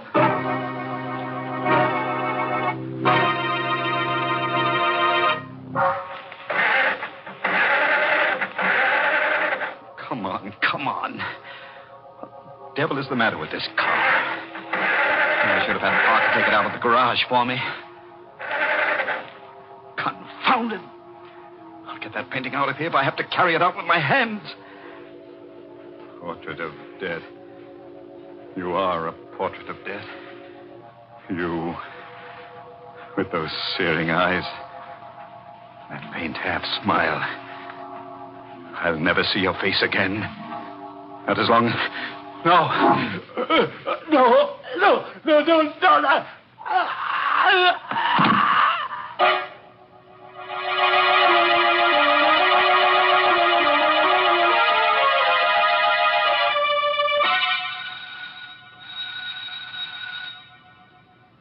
This is a strange time of night to go calling for a painting, Mr. Flournoy. Mr. Mason told me to get in touch with you right away, Miss Snyder. He was determined to have you pick up the portrait tonight. Well, I hope he isn't asleep. Yes. Nobody seems to be answering the door. Oh, wait a moment. There's a light in the garage. Oh, good heavens, what was that? It sounded like a scream from the back of the house. Come on, we better hurry. Come on, Miss Snyder. There's somebody in the garage. Why, hey, Parker. Yes, What's the matter, Parker? Why'd you scream? It's Mr. Mason, sir. He's dead. What? I just found him, sir, slumped over on the floor of the car. How awful. Maybe he was asphyxiated. No, the motor wasn't running, sir. It's the portrait. The portrait killed him, just as it did the other. It does seem strange. He came to the garage about an hour ago, carrying the painting in his arms. Well, didn't you help him? He wouldn't let me, sir. He insisted on being alone. That's strange. Look at these marks on his neck. As if he'd been strangled with a fine chain. Or a woman's necklace. What do you mean by that? Nothing. Did you think I was accusing you, Miss Snyder? I don't know. Good heavens, Mr. Flournoy. Look at the portrait. Oh, what's wrong? The necklace, sir. The necklace that was painted on the girl's throat. It's gone.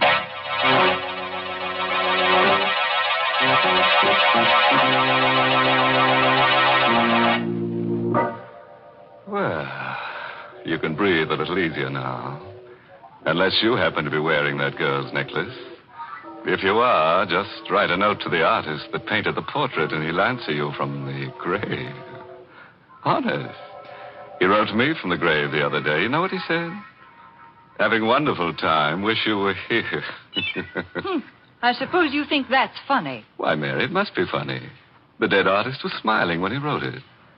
Oh, but then he's always smiling. You see, he's a grinning skull.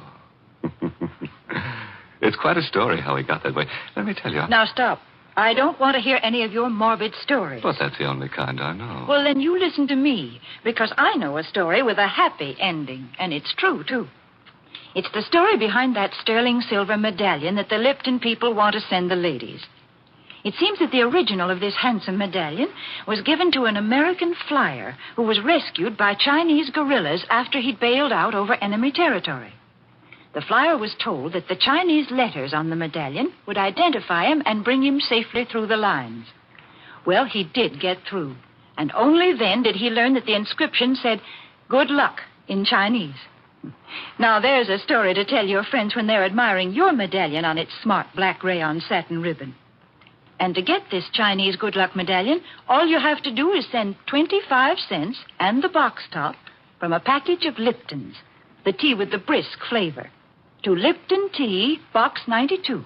That's Box 92 in New York City. Well, let's get back to that there cover girl on the Portrait of Death. It's 6 months now since she strangled old man Mason with that necklace of hers and put the Indian sign on his late wife. Parker's still around, though. And so is that character Flanoy, who at the moment is disposing of the ill-fated portrait for Mr. Mason's estate. Mr. Davis, I believe you're the only man in the world who wants this painting. And I really can't see why you want it, knowing its history. Mr. Flanoy, that kind of history doesn't mean a thing to me. Oh. May I take it with me now? Oh, certainly. Parker. Yes, sir? Would you be good enough to help Mr. Davis with the painting? If you don't mind, sir, I'd rather not touch it. I haven't seen it since Mr. Mason died, and I don't care to see it now, sir. All right, Parker. I'll help you, Mr. Davis. Thank you very much. It's a very heavy frame, you know. It's really too heavy. Wait, that's incredible. What is it, Mr. Flanoy? What's wrong? Parker, you say you haven't touched this painting since Mr. Mason died? No, sir. Well, look at it. The girl is wearing her necklace again.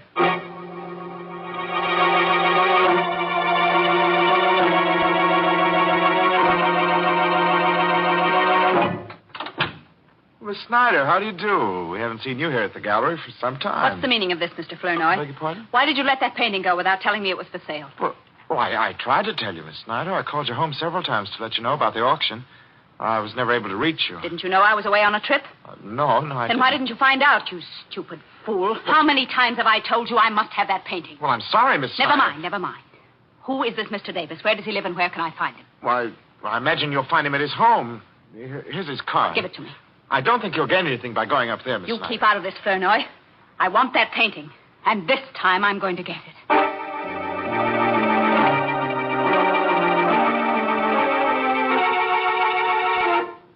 I'm very sorry, Miss Snyder, but nothing you can say will persuade me to part with the painting. Mr. Davis, your stubbornness may cost you your life, you know. I'm afraid I'll have to risk it. I'm very anxious to find out exactly how he died. And if he was murdered, I'm going to see that the killer is brought to justice. The killer is the painting, Mr. Davis. And you will find that out very soon, just as the others did. Are you threatening me? I am giving you one more chance to live. One more chance to sell me the portrait at the price you paid for it. If I refuse? If you don't sell it to me now, Mr. Davis, I will buy it after your death. Forgive me for not showing you to the door, Miss Snyder, but I hardly think... Never mind, I'll go myself. No, you don't have to. Parker. Yes, sir? Parker, what are you doing here? Oh, didn't you know, Miss Snyder? I'm Mr. Davis's new butler.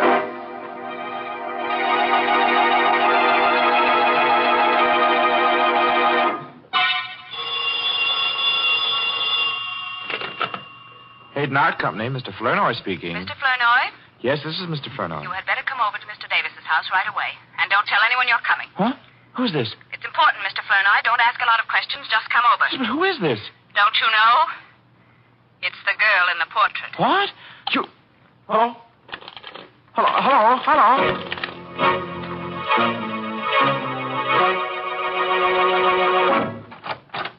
Come in, Mr. Flanoy. I thought it was you on the phone. Why didn't you tell me? I didn't want to mention any names. Come in, will you? All right. What's the hurry? What's this all about? I'll tell you in a minute. Does anyone know you came here? No, I don't think so. Good. What are you doing here? And where's Parker and Mr. Davis? Parker's left. He's gone away. I found a note from him on the foyer table there. Well, what about Mr. Davis? He's in the library. Well... Wait a moment. Don't go in there yet. He's dead. Mr. Davis? Yes, Mr. Davis. It's horrible, Flanoy. His head has been cut off. What do you mean? What happened? I don't know. I found him lying there on the library floor when I got here. He must have been killed with the axe from that suit of armor you see. The armor's toppled over, and the falling axe must have landed on his neck. It would have to fall from a good height to sever his head, Miss Snyder. Well, the armor was mounted on a pedestal, and you can see for yourself how heavy that axe is.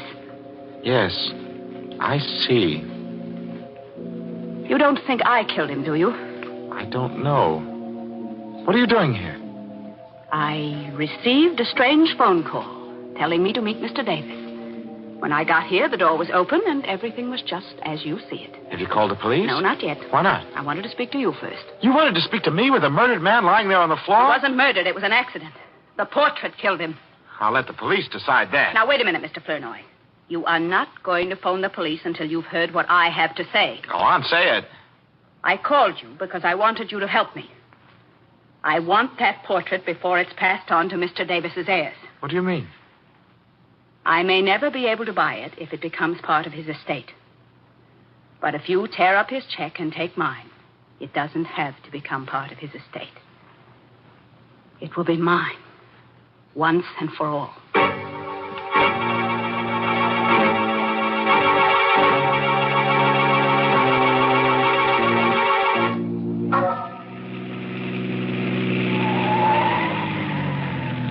Mr. Flournoy? What? Mr. Flournoy? Why, Parker. What are you doing outside Miss Snyder's house? I've been waiting for her, sir. Have you any idea where she is? Why do you want to know? She left a photograph at Mr. Davis's house last night, and I've come to return it. Well, I'll take it to her, Parker. If you don't mind, sir, I'll return it myself. Is it that important? The photograph is a picture of the woman in the portrait.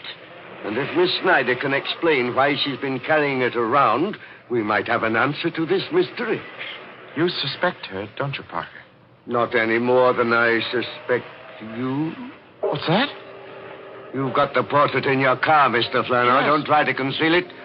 I recognize that frame anywhere. I'm not trying to conceal it. I'm trying to find out what your game is. I have no game. Then why did you leave that note saying you were going away? What note? Oh, don't lie to me, Parker. I saw it myself on the foyer table. You must be mistaken, sir. Today is my day off. I left the house early this morning, and I didn't write a note. Well, if you're telling the truth, then I know who did write that note. Only I've got to prove it before I can take your word. Oh, wait a moment, Mr. Flournoy. Where are you going? I'm going into the house for this painting. I'm going to set a trap for Miss Snyder. I'll go with you. What for? To help you carry the painting, Why? of course. But you'll spoil everything if you're seen, Parker. Then I won't be seen. I'll hide. What's the matter, Mr. Flournoy? You're not afraid of me, are you? I don't know. Every time this painting has brought misfortune to anyone, you've been alone in the house with the victim.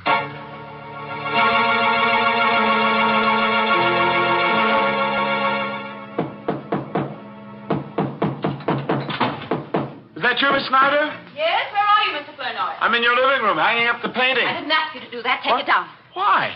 Take it down, I say. I don't want it in my living room. I don't want it in this house. Well, I don't understand. Then why did you buy it? Mr. Flournoy, I have been after that portrait for years. And now that I've got it, I'm going to destroy it. You're going to do what? There is a curse on that painting. There really is.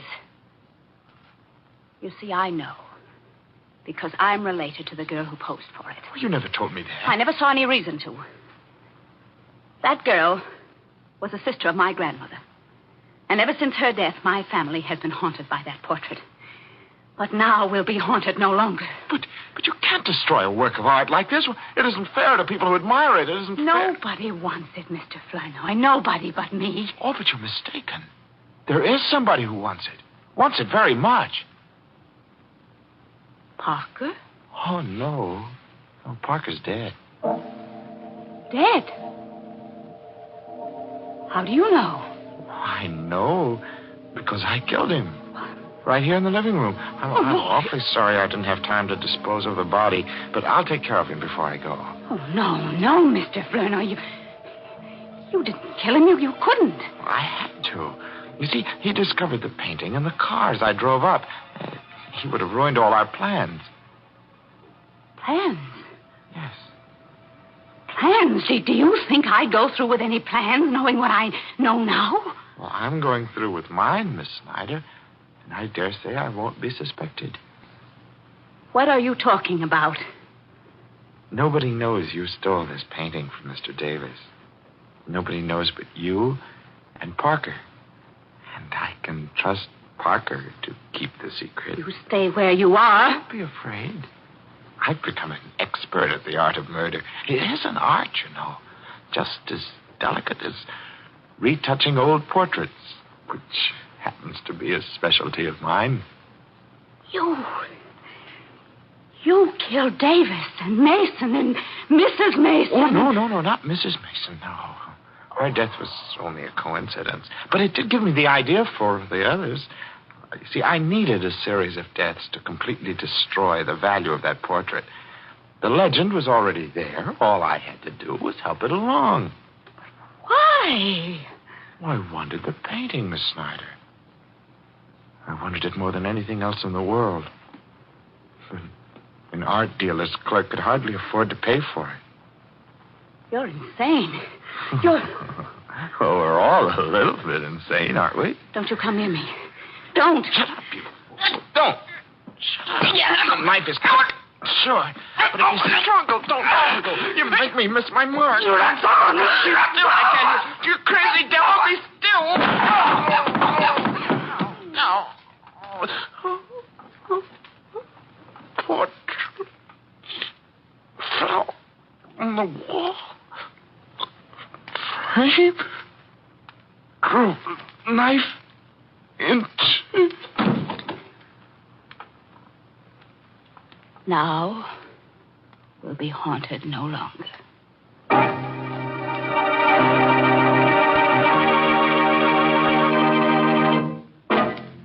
Poor old Flournoy, framed by a portrait. Still, it's better than being boiled in oils.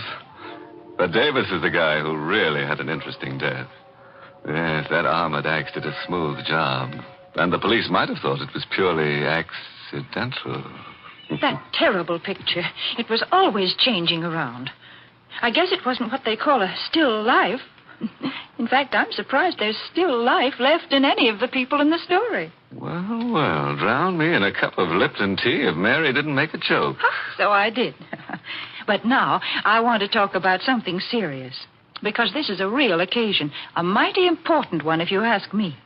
You know, folks, I heard just the other day that this coming Saturday, June 16th, is an anniversary for some people in the United States Army that deserve all the credit we can give them. They're the Quartermaster Corps. They make delivery under fire on all fronts. And they're 170 years old. Yes, think of it. The Quartermaster Corps was created in 1775 by the Continental Congress. You know, I'm a woman, not a businessman or a soldier. But I know what it is to keep every single little thing on hand that's going to be used by a whole army. It's hard enough to get food and matches and things for a family. But when you have to take care of a shopping list that has things on it like 11 million field jackets and 10 million blankets, 100 million pairs of shoes, trucks, and all of the good wholesome foods that keep our men in fighting trim, well, that's a real job. And the men of the Quartermaster Corps not only do all that work, but they do fighting, too. That's why these men are called the Fighting Quartermaster Corps. That certainly is a name to be proud of.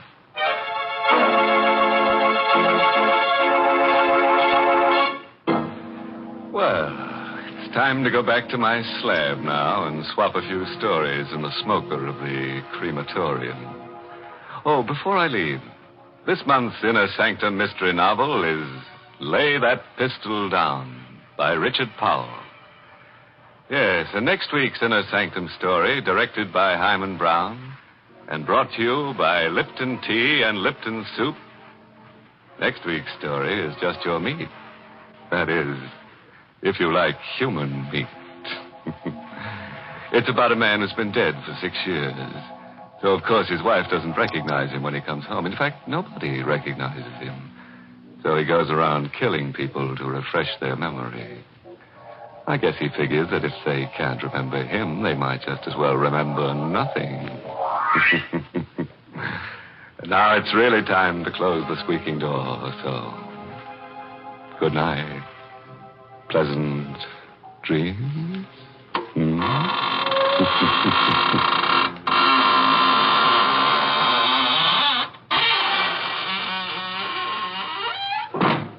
Folks, it's wonderful how simple cooking is these days. When I was a girl, my mother used to spend a good many hours making a pot of noodle soup. But now, we have Lipton's noodle soup mix. When you use Lipton's, you just empty the contents of the package into boiling water, and in no time at all, soup's on. And what delicious chickeny tasting soup it is. Yes, Lipton's has an old-fashioned homemade flavor, and it's brim full of tender golden egg noodles. Of course, sometimes it's hard to get in some stores these days, but there's lots of good things scarce in wartime. So, folks, don't forget to ask for Lipton's noodle soup. And don't forget to tune in next Tuesday night for another Inner Sanctum Mystery. This is CBS, the Columbia Broadcasting System.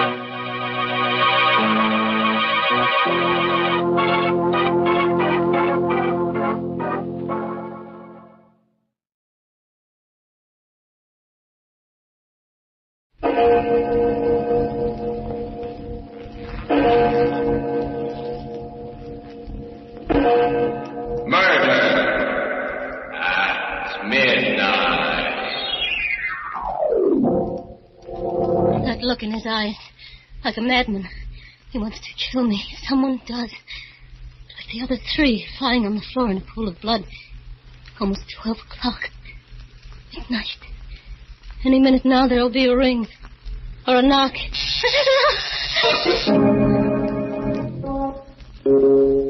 Midnight. The witching hour when the night is darkest. Our fears the strongest. And our strength at its lowest ebb. Midnight, when the graves gape open and death strikes. How? You'll learn the answer in just a minute in The Creeper.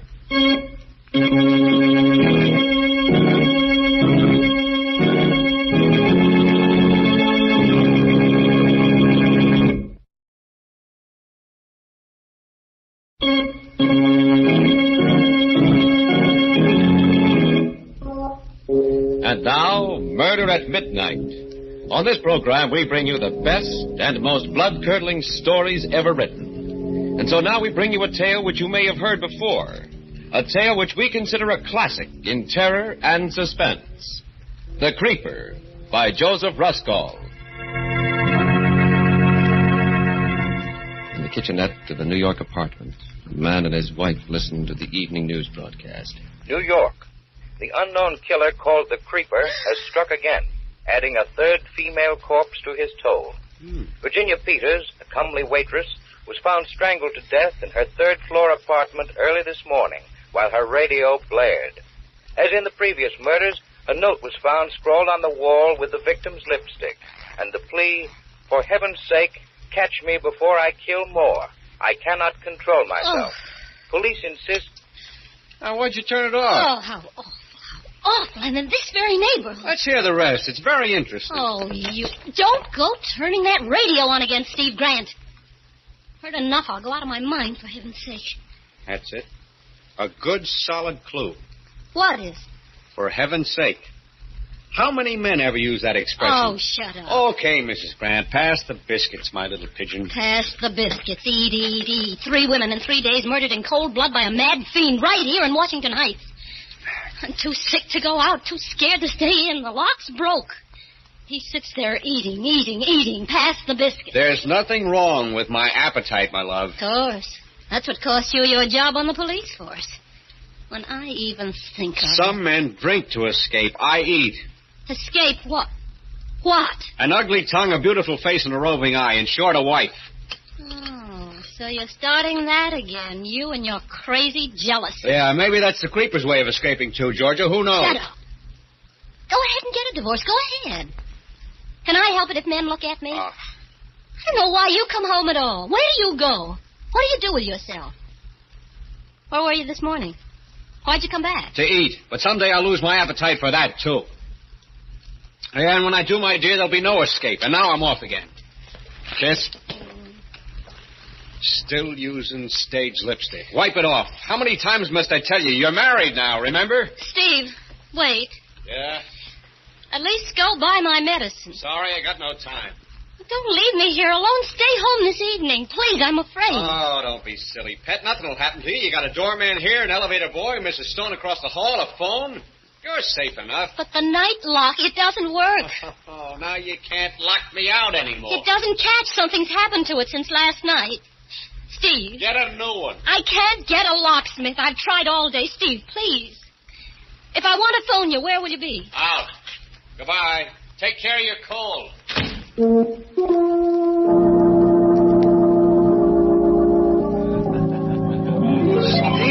Grant. Huh? Well, if it isn't old Pearly Chase, how are you? Here you got thrown off the force, Steve. Yeah, I hear you got thrown off the news, Pearly. You heard wrong. I wasn't fired. I was just warned. I wasn't fired either, just suspended for 3 days, eating a lamb chop at Casey's when I should have been ringing in from the box of the 162nd with all that trouble up there. On my way to headquarters now for reinstatement. I eat too much, my trouble is. I drink too much. Here you're living up at the Heights, Steve. Yeah. That's funny, me too. Yeah?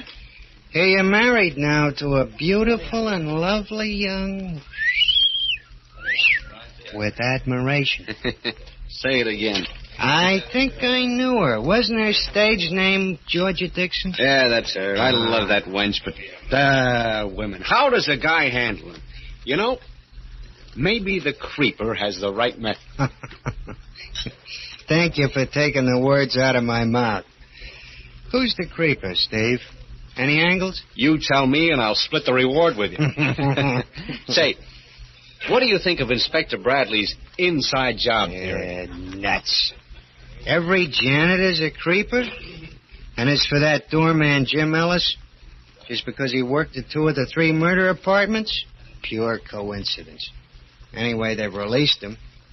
One thing, though, and I don't think even Bradley's put it together yet. Yeah? In all 3 cases, just before the creeper struck, the door locks had already been tampered with. You don't say. You got a theory? Well, sure. I mean, you take that note on the wall.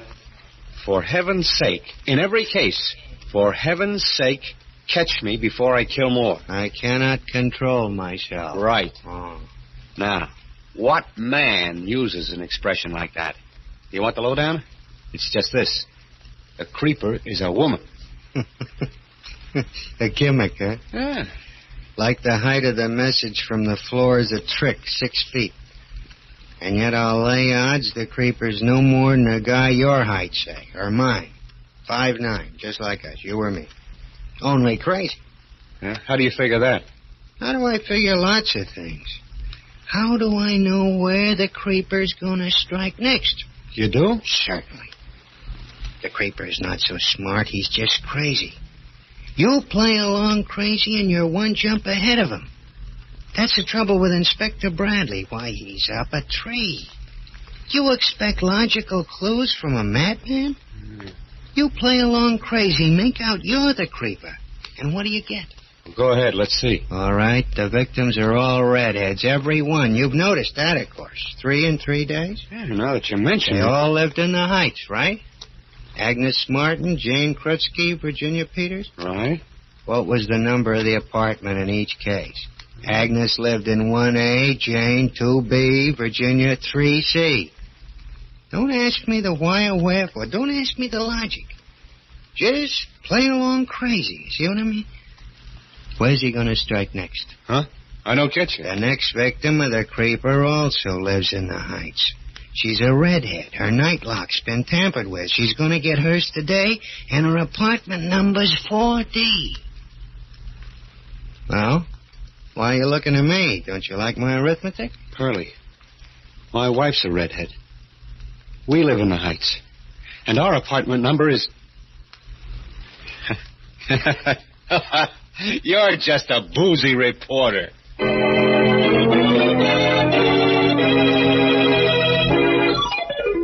Your apartment number? 4D, I told you. 4D, of course. It's pretty late, but I'll have it delivered. I was busy admiring your lipstick, Mrs. Grant. I've nothing like it in stock. 4D, I should have guessed it anyway. Why? Well, a face is a number. Believe me, since you've moved into the neighborhood, Mrs. Grant, for me it has a special number, like Double Dandy Delicious Dream. 4 Ds, you see? Go on. Bet you tell that to every customer. Female. I'm a ladies' man? Like the creeper? What did I say? What's going on in this block? Raw nerves, you can't joke. The creeper, that's all I hear all day. It's mass hysteria. There ain't such an animal. You don't think so? I assure you, Mrs. Grant, it's a fairy tale for circulation of the tabloids. I'll send you a prescription up with the boy. No, I'll just wait here for it. Well, it'll take some time. You should go right home and stay there if you're just getting over the flu. I'll tell you what. I'll deliver it myself. It'll be a pleasure. No. I'll wait. I may not go right back. I don't want to be there alone. I'm afraid. Very well. Suit yourself. Have a seat. For heaven's sake, stop me before I kill more. What? I cannot control myself. Wait! I was only joking, Mrs. Grant. Wait, Mrs. Grant, your prescription.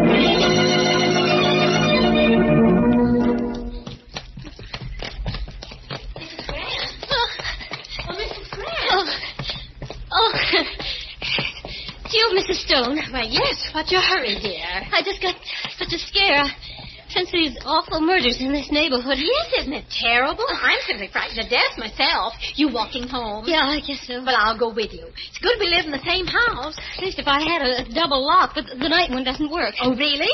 Well, I have a chain lock besides, and still the way it is, I sit and shiver when there's a sound at the door.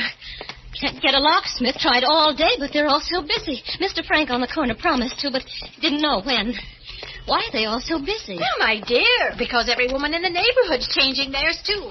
Simply a nightmare. Oh, but don't you worry. We'll stay together this evening. Mr. Stone's out, too.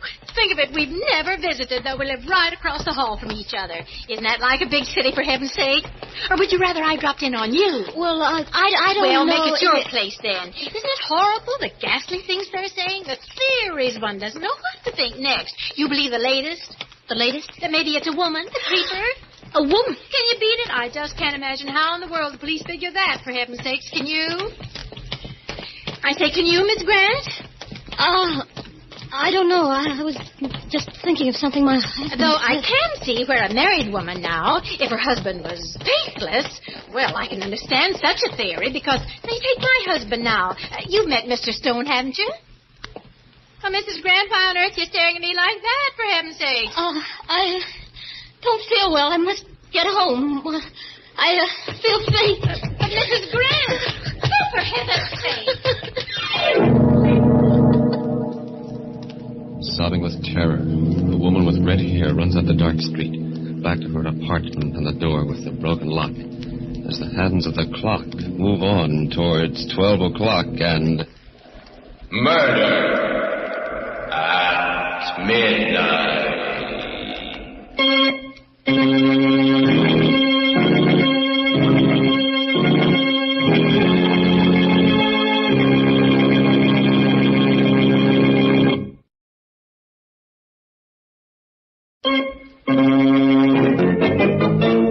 And now, back to Murder at Midnight and The Creeper.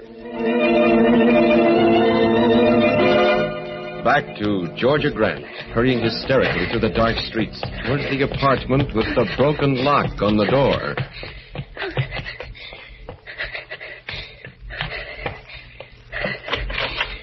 Good evening, ma'am. Out late, aren't you?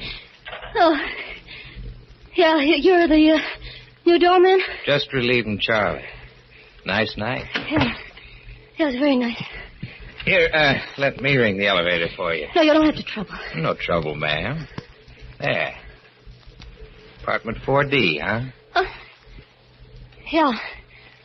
How did you know? Doesn't take long. When will this elevator come? Coming now. Terrible things, ma'am. The happenings. What? The creeper. It's sort of... Going up?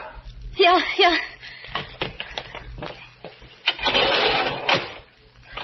Up and down, up and down.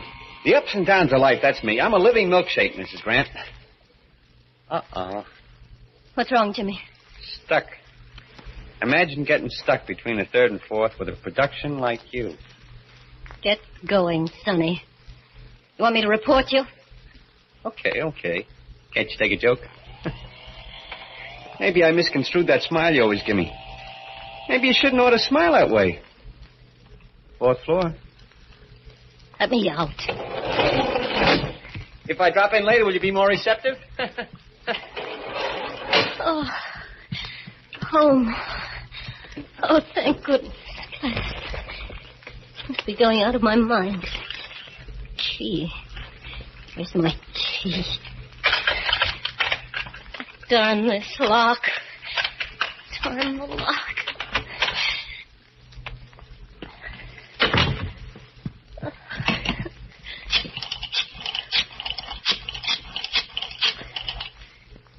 Hello. Is the locksmith in yet? Well, I want to know how soon I can get my lock changed. Yes, I know it's late, but he promised. This is Mrs. Grant. Yes, 4D, yes. I know you just explained to me, but I must... Georgia? Yes?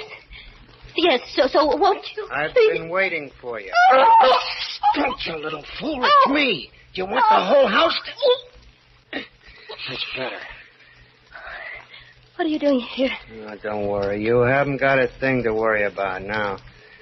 I've come to protect you. Give me the phone. Hello? Never mind about the lock, thank you. Sit down. Make yourself at home. Been waiting here for you. Long time no see, Georgia. What do you want, Pearlie? Me? A headline. Your husband wants, too. He wants I should keep an eye on you. What's that? Sure. You didn't think Steve and I were acquainted, did you? Oh, yes. From way back. Just met him at a bar. I don't believe you. What do you mean, keep an eye on me? Oh, just in case the creep... Oh.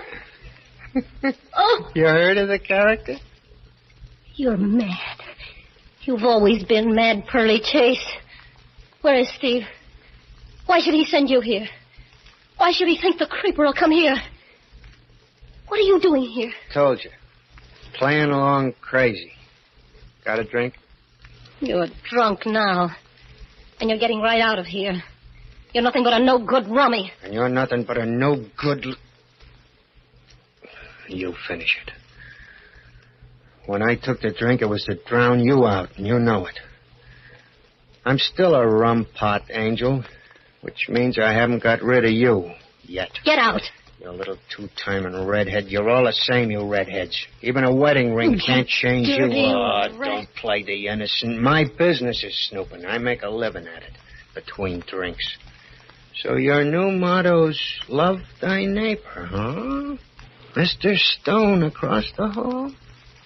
Poor dumb Steve. I'm warning you. Get out or I'll call the police. Stay where you are. All right, Pearlie. What are you doing with that gun? I wouldn't pick up that phone if I were you. You see, there's a big reward for the creeper and a heck of an exclusive, and I don't want to share it. I'm riding a hunch.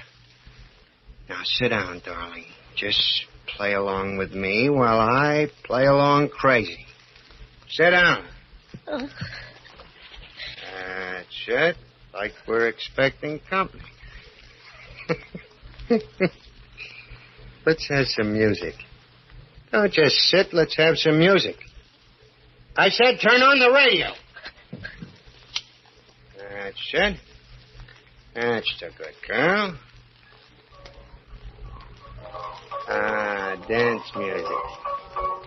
Let's dance. Give me your arm. Let's dance. Like old times. Round and around like my brain. Why you trembling? I still love you, you little fool. Ask me why. I love you. I love you, you lovely redhead. I could kill you and you deserve it. With the radio on, you could scream and no one would hear. I could put my hand on your throat like this and I could strangle you. Why are you crying? Stop it. I'm here to protect you. Stop crying. Cut it, I said. Cut it out. I can't stand it. I never could. Okay. You want me to leave? All right, I will. It's your funeral. What am I saving you for, anyway? Where's my hat? In a few minutes, there'll be a knock or a ring, or the door will just open. And you'll be lying in a pool of blood, like the other three. Goodbye, my worthless. Give my regards to the creeper.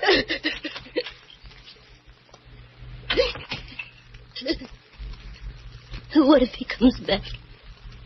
He wants to kill me. Somebody wants to kill me. I must lie down. My head is splitting.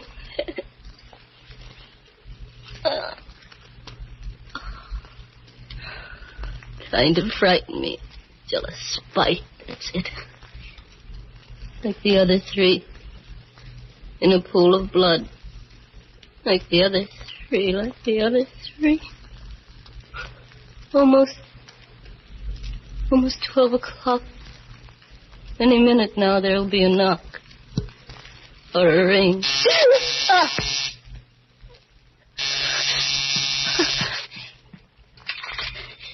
Yes? This is the doorman, Mrs. Grant. Yes? The druggist is here with a medicine. Shall I let him up? A medicine? Yes, let it... No. Don't let that man up. Want me to bring it up? No. I'm perfectly all right. I don't need any... I don't need it, you hear? Don't you dare come up. Don't tell him.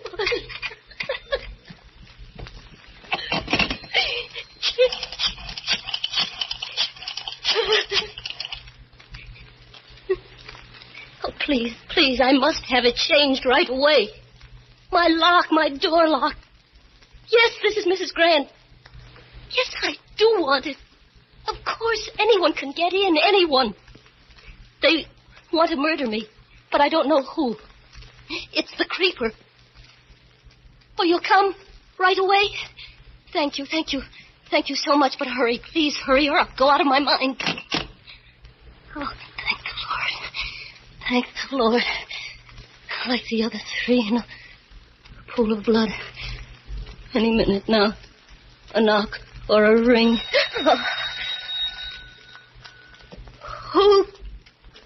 Who's there? It's me, dear. Mrs. Stone. Oh, what do you want? I've been worried about you. Are you ill? No, I'm all right, Mrs. Stone. I'm feeling fine. Open up, dear. Don't you want me to keep you company? No, thank you. I was just... Oh, stop that. Do let me in, silly and weird. No, please, go away. I'm going to sleep. Go away. You hear me? Go away. Hello. Hello, Georgia. You all right? Oh, Steve.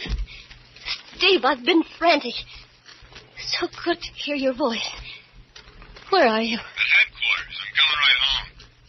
Sweetheart, is anything wrong? You said No, not now. Not when I hear you, Steve. I don't know what came over me all day. I've been imagining things so silly. My nerves. Sorry about supper tonight, honey. I wasn't myself. My job had me down, but now everything's Of course. Forgive me, Steve. I've been bad, wicked. Oh, darling, if you knew what I've gone through tonight, the most dreadful state. And then that... Steve, did you send someone here today? Pearlie Chase? Then you did? Yeah, to keep you company. Isn't he still with you? No, I just got rid of him. Oh, I wish you hadn't. He's an all right guy. Smart reporter. Lives in the neighborhood, too. Honey, it sounds cockeyed. I mean, Pearlie's theory, but I was kind of worried when I got to thinking, so... Listen, Georgia. Yes. Don't let anyone in the house till I get home. No, I won't, Steve. Not anyone, do you hear? Not anyone. Oh, Steve, wait. What? Wait, Steve, it's, thank goodness at last now I can breathe easy. Darling, just a minute. Georgia. Hello, George. Mr. Frank? Mr. Frank. Thank goodness you've come. Please, step in. It's the lock on this door. I want... Just a moment. My husband's on the phone. Hear me, Georgia. Steve? Yeah, what happened? There was something else I wanted to tell you. It's all right, darling. Everything's all right now, Steve. You needn't worry. Didn't I just hear you talking to someone? Was that somebody at the door? No, it's no one, dear. It's just Mr. Frank, the locksmith. What a load. Georgia, listen, Georgia. That's what I was going to tell you. What is... The police are on a new trail. They think maybe a locksmith. Georgia, you're listening? They think maybe the creeper's a locksmith. Get him out, quick. What nice lipstick you Georgia, use, can you Mrs. Grant. Yes. Very nice lipstick. Georgia. Very nice. Can you hear me, Georgia? Georgia, Georgia. Hello, Georgia. Hello? Hello, who's this? Hurry. Catch me before I kill more. For heaven's sake.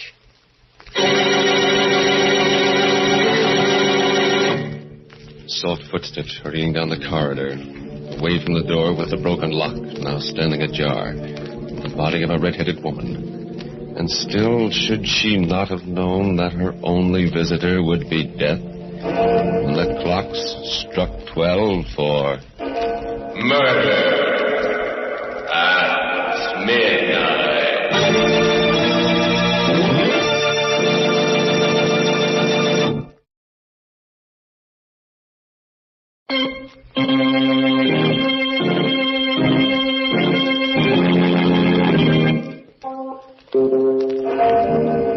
Remember to be with us again when death knocks at the door, wearing a familiar face, and the clocks strike 12 for murder at midnight. The part of Georgia was played by Ann Shepard. With music by Charles Paul, Murder at Midnight was directed by Anton M. Leader.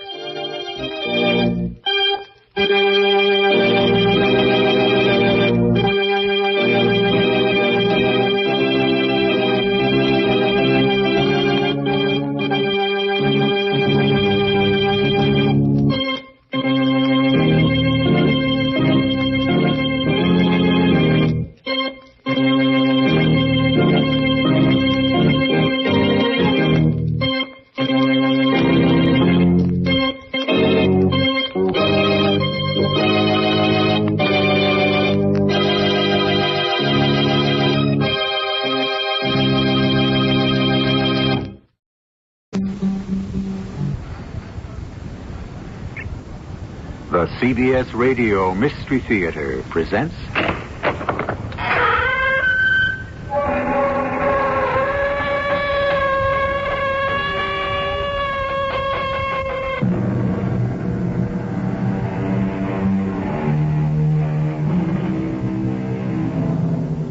Come in.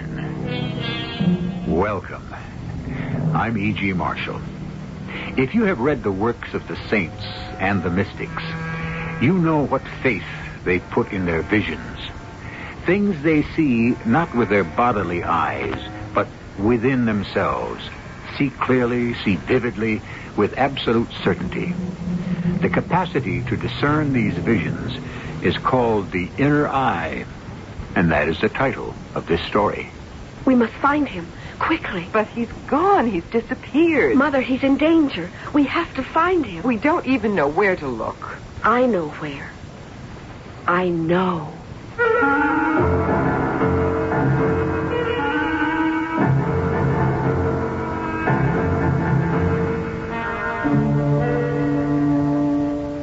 Our mystery drama, The Inner Eye, was written especially for the Mystery Theater by Elspeth Eric and stars Roberta Maxwell. I'll be back shortly with Act One.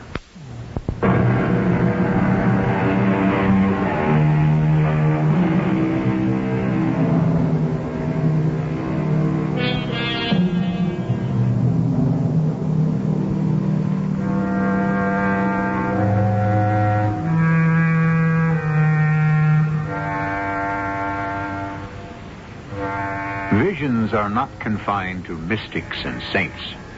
The painter who suddenly sees the ultimate structure of his work of art. The novelist who senses the perfect conclusion to his book. The scientist who is abruptly convinced of the correct equation he has been seeking. All these and many others have visions in which they know they can believe completely. Betsy, don't you love me? You know I do, Carl. Well? But just to run off like that... Don't you see how fantastic it'll be? Paris, Rome, maybe. Or we could go to Spain. Madrid or Seville or Portugal. We could go to Portugal. But how are we supposed to live in those places? Oh, we'd live. We don't speak Spanish or Italian. We'd learn. We could pick it up. What would we live on? We'd find something. Who'd hire us? You're a real bring-down, you know that? I don't mean to be. It's just that... Why don't you think about how fantastic it'll be?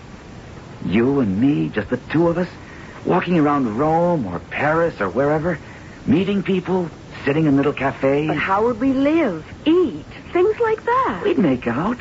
We'd make out fabulously. I don't see how.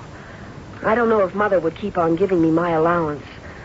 She doesn't like you very much, Carl. You know that. Yeah, she's got it in for me because I spent a month in a sanitarium. Holy cow, it was only a month. It's not just the sanitarium. It's all the times you've quit your jobs, walked out. Well, the jobs were no good. Now you want to quit this one. Mother's going to think... The deuce with your mother.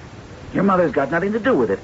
This is just you and me. If she cuts off my allowance... I'll go to work. Doing what? Something. I'll do something. Don't you worry about that.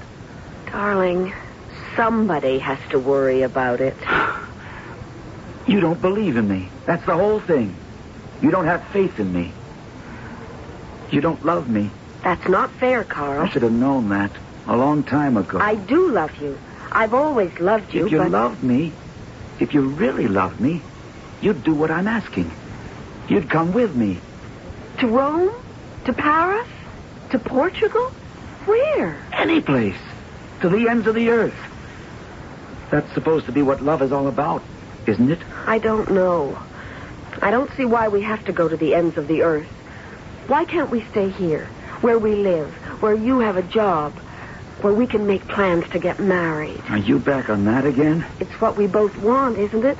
To get married, have a little house, children someday. Isn't that what we want? It's what I want.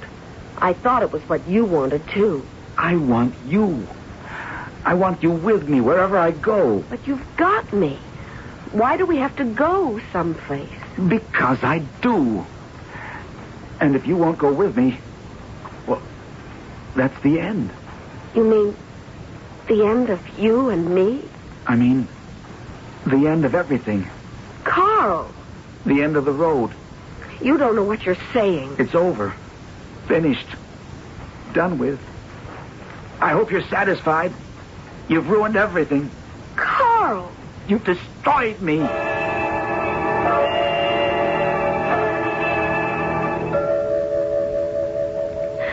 He said it's the end. We're washed up, finished.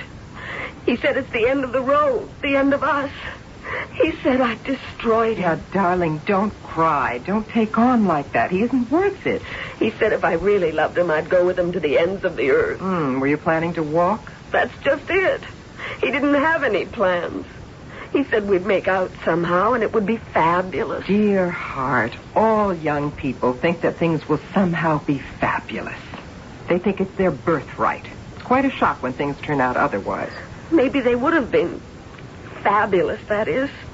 Paris, Rome, all that. Yes, I think growing up is nothing but reaching the conclusion that nothing is going to be fabulous. All right, maybe, but not fabulous. I don't want to believe that. Nobody wants to believe it, which doesn't keep it from being true. Now, come on, Betsy. Dry your eyes, take a hot bath. Maybe we'll do something nice. Go shopping, see a movie. I can't. You can if you try. Now, take your clothes off and I'll start your bath. Go on now. You'll see. You're going to love it. Oh, Carl.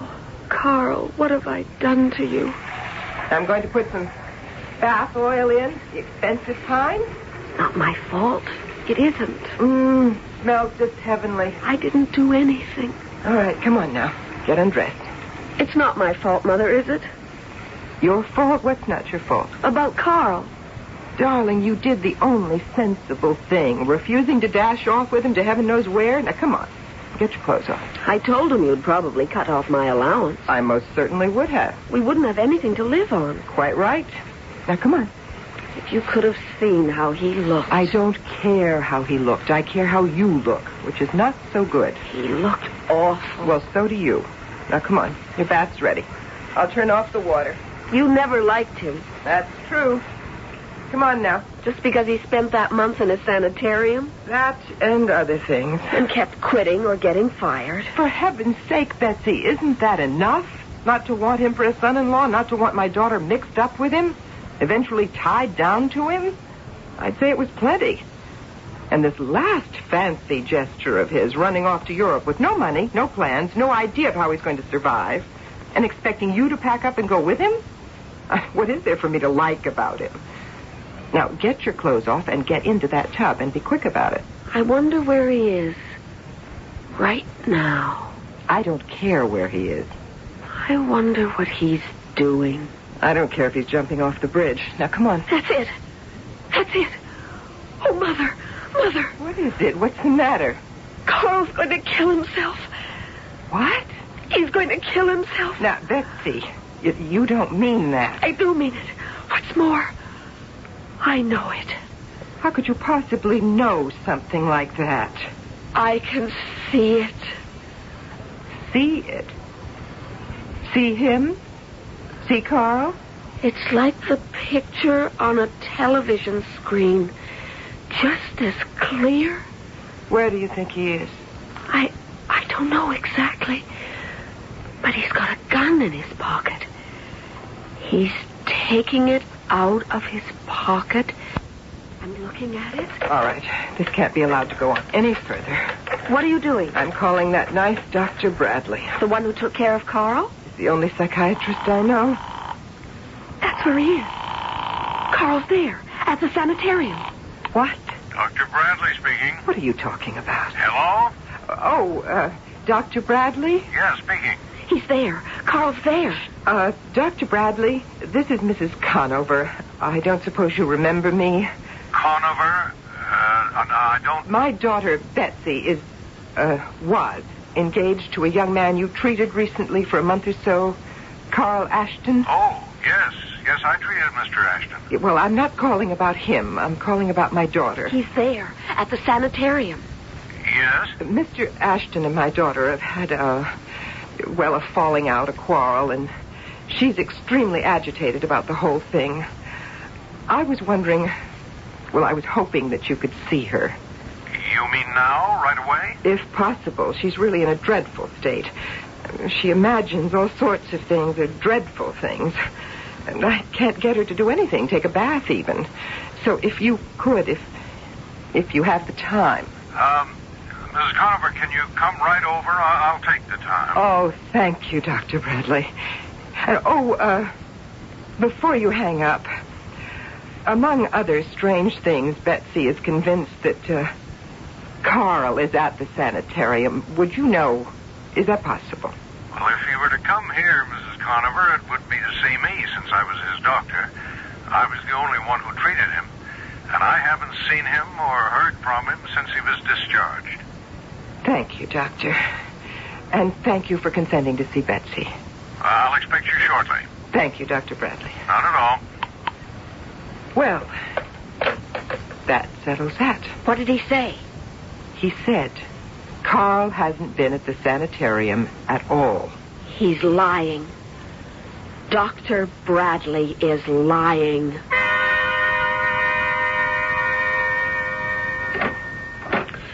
Mrs. Conover, come in, please. And your daughter? Thank you. Come on, Betsy. Please sit down, both of you. I don't want to sit down.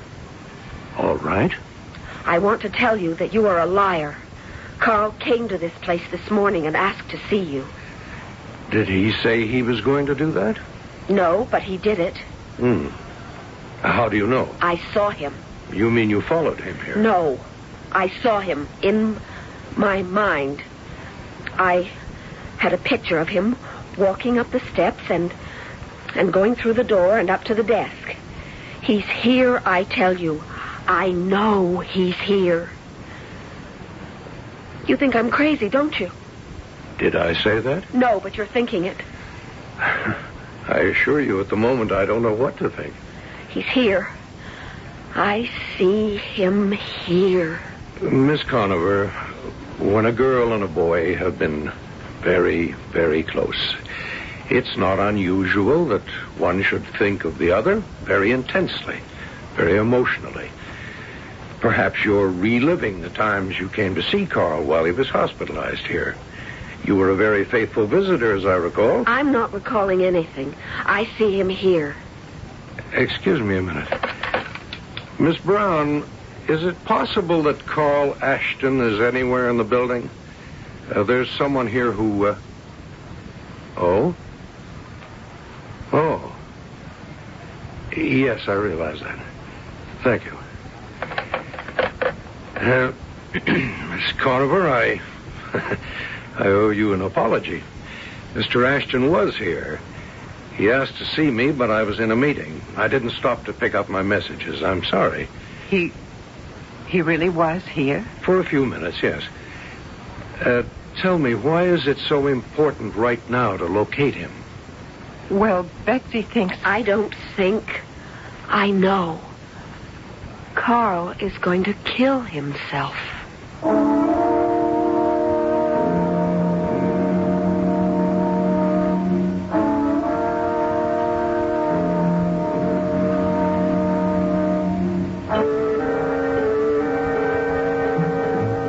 You see, saints and mystics are not the only ones who can see with the inner eye. It is not necessary to have practiced meditation, transcendental or otherwise, in order to have visions. The most prosaic, the most practical, the most mundane of God's creatures can experience this phenomenon, possibly more than once. I'll be back shortly with Act 2.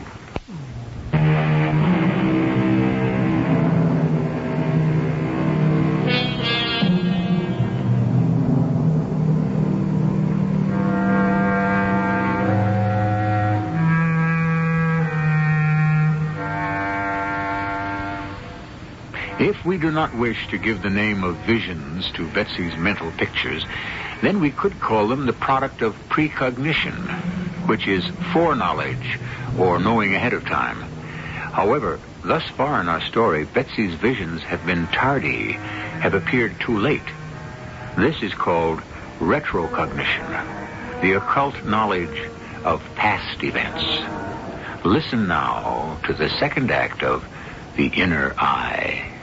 Now, Miss Conover, let's be sensible about this. Doctor, you can't reason with her. I've tried. It's true. I know it. Carl has a gun. It's in his overcoat pocket. What makes you so sure? Have you ever known him to carry a gun? No, but he has one now. And he's going to use it. He's going to use it on himself. I know it. I can see it. Miss Conover, Carl was my patient. I saw him daily for an entire month. In all that time, I never detected any suicidal tendencies. He was suffering from a mild case of agoraphobia, a fear of open spaces. As far as I could tell, this cleared up completely. Well, it must have. He was planning to leave the country, go to Paris or Rome. Was he? That's interesting. Well, they quarreled about it. He wanted Betsy to go with him. Without money, without prospects. He said they'd make out somehow, and it would be fabulous. I had a fantasy like that myself when I was 20. Oh, thank the good Lord my daughter had better sense than to go along with it. Yes, a very steady young girl. Well, that's what I've always thought, but now I'm not so sure. After they quarreled, Betsy began having these hallucinations. They are not hallucinations. How dare you call them whatever you like. These, convictions? That Carl was going to do away with himself, that we must find him. And finally that he was here at the sanitarium. Now that's when I called you, not on Carl's account, on hers. She was becoming quite frantic. But now it would seem that her hallucinations, quote unquote, were not completely without foundation. You see? Carl was here at the sanitarium earlier. That could certainly be mere coincidence. Yes, it could be. Well, it is, isn't it? Mrs. Conover, there are many mental processes that we know little or nothing about. This could be one of them. Well, it all sounds very weird to me. How can you sit there and talk about me as though I wasn't here? As though I was out of my mind and didn't count? No one thinks you're out of your mind, Betsy. I am very much in my mind. Don't you understand that? I'm trying to. Are you? Are you really? I really am. Thank you, Dr. Bradley. Thank you very much. Betsy, I didn't mean to suggest for one moment... Wait. I see him. It's Carl. Oh, yes. It's Carl. He's in a big room. A great big room with a lot of furniture in it and people. Furniture and people. He's... Yes, Betsy? He's sitting at a desk. He's writing a note.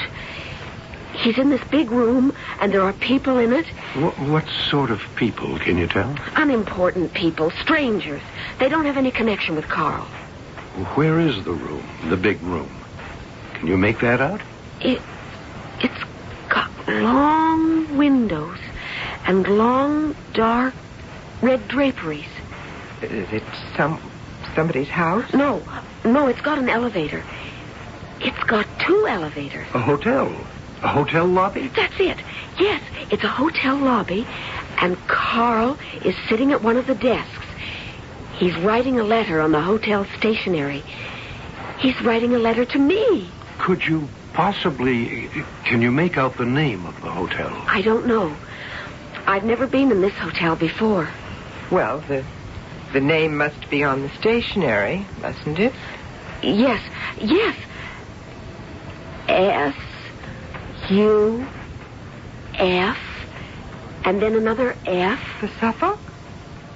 The Hotel Suffolk? Yes, the Suffolk.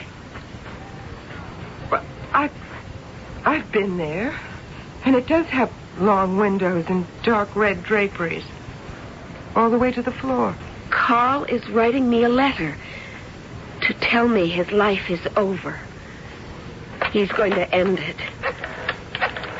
What are you doing, Dr. Bradley? Calling the Suffolk Hotel. If what you say is true... It is true. Then we'd better move quickly to stop him. Hotel Suffolk? Is this the desk? Yes, sir. Can I help you? Well, I hope you can. This is something of an emergency. Can you tell me if there's a young man sitting at one of your desks writing a letter? There are 2 young men in the lobby. Another's just come in. Did you want someone paid? No, what I want is to locate a young man seated at a desk writing a letter on hotel stationery. No, there's no one sitting at a desk. I see. Thank you. The desk clerk says there's no one in the lobby writing a letter or sitting at a desk. But he's there. He's there. I know he's there. Doctor, I think I ought to drive her to the hotel just to show her that Carl is not there. All right, I'll come with you. Oh, would you? It's my afternoon off. I'd be glad to devote it to you and your daughter and this mystery.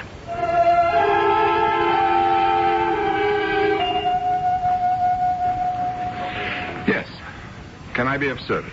Yes, I called about 15 minutes ago asking about a young man seated at a writing table. Oh, yes. It was you I talked to. Yes, and I wish you'd left your name. I'd have called you back, because right after you hung up, a young man did come in, and he asked me for some hotel stationery. Carl. Which, of course, I gave him, and he went over to one of our desks here in the lobby and started to write. It was Carl. If I'd only known where to reach you... What did the young man look like? Medium height, blonde hair, blue eyes, I think. Yes, that's Carl. Tell me, did he seem at all agitated? Well, now, I guess you could say agitated, anxious. Yes, you could say that. He was writing a letter to me. The main point is, where is he now? Well, he wrote only a brief note, put it in an envelope, and sealed it. Purchased a stamp from the stamp machine and posted the letter over there in the mailbox by the elevators. And then he went out. If you'd only given me your name and number, I'd have only been too happy to... He was saying goodbye to me. Is there any chance of getting our hands on that letter? Oh, no. You couldn't open the mailbox. It's terribly important. That would be interfering with the United States mail. But you see, we think... anyway, my daughter thinks the young man may be on the verge of... well, doing away with himself, so you can see why... Well, we can't interfere with the United States mail, madam, but... Yes? What? The postman's due here in about half hour to pick up the mail. When he opens the box, he might... well, I don't know what the regulations are. We've never run up against anything like this before, but he might let you have the letter. I say he might, with the proper identification. Dr. Bradley, what do you think? Would he let us see the letter? I rather doubt it. Still, we could wait around and ask him. It's only half an hour. He's very prompt as a rule. A lot can happen in half an hour. You're beginning to think that all of Betsy's premonitions are real, aren't you? Frankly, Mrs. Conover, I don't know what to think. We don't even know for certain that it was Carl who was here who wrote the letter. I mean, there must be lots of blonde, blue-eyed young men coming in here. Miss Conover, what do you think? Why, where is she? She was just here. Where could she have gone to? Mother, Dr. Bradley, look what I found. It's Carl's fountain pen. Where in the world? It was lying on the desk over there. Well, that settles it. It was Carl who was here, and Carl who wrote the letter.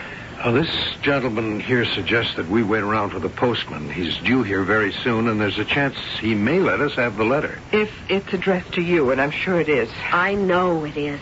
Should we wait, do you think? Betsy, it's up to you. No. No, the letter's just to say goodbye. It wouldn't tell us where he is. Within what? But I know where he is. You do? You're sure? I'm positive. I can see him. He's at the police station.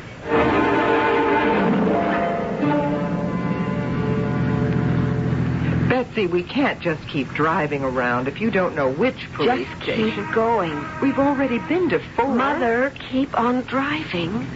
I'll find it. Perhaps if we phoned headquarters, central headquarters, they could tell us something. I don't know what, but something. Yes, let's do that. No. We're almost there. Just keep going. It all seems so futile. Turn left at the next red light. I hope you don't expect me to run through the light. I don't care if you do. Well, I care. Police are going to think we're crazy enough without that. Not if Carl's there, Mrs. Conover. Well, no. Not if he is actually there. Mother, don't stop. Just be patient, Betsy. It will turn green in a minute. You don't care about Carl. You never liked him. You don't care if he lives or dies. Now, that's not true that I don't care if he lives or dies. The light's changing. Go on, Mother. Turn left. Left. You don't want me to crash into one of those cars, do you? Oh. This is the street. This is the right street. I know it is. Just keep going. The police station will be on the right-hand side. It's not far from here. Betsy, will you try to control yourself? You're almost there. I can tell. You're making me nervous. It's very hard to drive. Would you like me to drive, Mrs. Conover? Oh, would you? No, there isn't time. I will just pull over. We can exchange seats. Mother, there isn't time, and we're almost there. Yeah, perhaps you better drive right on, Mrs. Conover. All right, if you say so. Slow down a little, Mother. It's going to be on the right. Pretty soon now. It's a low red brick building with a green light in front. Well, you keep your eye out for it. I'm having a hard enough time just driving. We'll watch for it. There it is. There it is. See it? I see it. Yes, you were right, Betsy. Well, let's all pray it's the right one. It is. It is. Pull up, Mother. We're here. All right. Come on, hurry. We are coming, darling. We're right behind you. No. Wait, stop. Betsy. What is it? What's the matter? Listen. You're white as a sheet. Be quiet. Listen. What in the world? Child, what is it? What is the matter? Didn't you hear it? Hear what? What did you hear, Betsy? A shot. A gunshot. We're too late.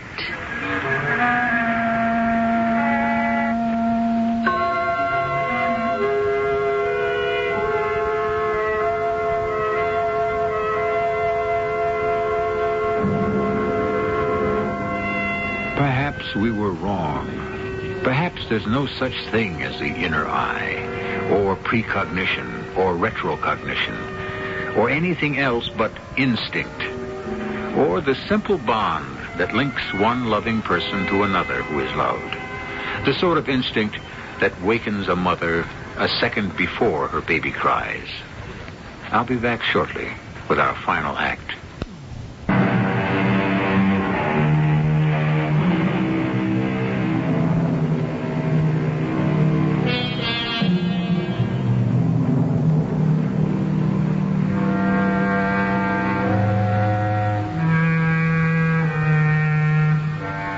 If we have discarded the conception of an inner eye, if we scoff at the notion of precognition and retrocognition too, and agree to settle for the word instinct, then what is instinct? The dictionary says it is the natural and unreasoning prompting to action. Well then, if it is natural and if it is unreasoning, then why not call it the inner eye? What are we going to tell the police sergeant? Obviously, Carl's not here. He was here. I saw him here. I must say, Betsy, every time you've seen him someplace, when we get there, he's gone. I can't help that. No, of course you can't. I don't suppose you've got a vision of where he is now. No. But I heard the gun go off. I heard it just as clearly as though I was standing next to him. You folks wanted to see me? Oh, yes, Sergeant. We Mrs. Conover? You tell him. I'm embarrassed to. Yes. Oh, this young lady here had a quarrel with her sweetheart. Uh-huh. They parted, and the young man went off in a rather disturbed state of mind. Uh-huh. The young lady formed the conviction that he intended to take his own life. Because they had a fight? I know it sounds exaggerated, but... It certainly does. She saw him, in her mind's eye, that is, with a gun in his pocket. He got a permit? No. That is, we don't know. Actually, we don't know for sure that he has a gun. He has a gun in the pocket of his overcoat. Well, anyway, the young lady said she saw him in her own mind at the sanitarium where I am the attending physician. The boy was a patient for a month a while back. He's some kind of a nut? Oh, no, not at all. He was discharged as cured. Well, the young lady's mother called me to see if the boy was there, and I said no, because I hadn't seen him. But when they arrived at the sanitarium, it developed that he had been there, briefly. So? Well, the point I'm trying to make, Sergeant, is that the young lady couldn't possibly have known that her sweetheart did come to the sanitarium. She just sort of sensed it. Uh-huh. And then in my office, she had another flash of insight, I guess you'd call it, that he was in a certain hotel writing her a letter. I called the hotel. The boy wasn't there, but we decided to go there anyway, and when we got there, the desk clerk said that right after my phone call, a young man had come in, asked for hotel stationery, gone to a desk, and written a short note. To me. We assume it was to her. And we're sure it was her sweetheart who wrote it because we found his fountain pen on the desk. Well, what about the letter? We thought of waiting around for the postman to arrive and open the box. He wouldn't have given it to you without a special order. Yes, well, we decided not to wait anyhow because the young lady suddenly got a flash of intuition that he was here. Uh-huh. So we drove over. And we started to come inside, but just a few minutes ago, outside on the sidewalk, the young lady heard, she thought she heard, no, she heard something. She heard a shot. A shot, huh? She thinks the boy has shot himself. Uh-huh. Well, what do you want from me? Well, I know the whole story sounds a little bizarre, Sergeant. I mean, all we have to go on are this young lady's impressions, feelings, convictions. But they've been so accurate in the long run, we thought we could come in and ask, has there been a young man here today? Yeah. Now, there was a crazy kid come in here a couple hours ago. Talked to him myself. Well, I tried to. Couldn't make sense out of what he was trying to tell me. After a while, he just ran out. We get a lot of those kinds. You wouldn't have any idea where he might have gone? No, not the foggiest. That's too bad. Never mind. It's all right. Get an ambulance. Who, me? He's not very far from here, and he's not dead. He's just wounded. Get an ambulance. Hurry up. He's bleeding. Oh, I can't do that, little girl. You don't even know where the fella is. You don't even know if he shot himself. I can't send out one of our ambulances on a chase like that with nothing to go on. But you have to. You have to. Never mind, Betsy. I'll take care of this. May I use your phone, Sergeant? Go ahead.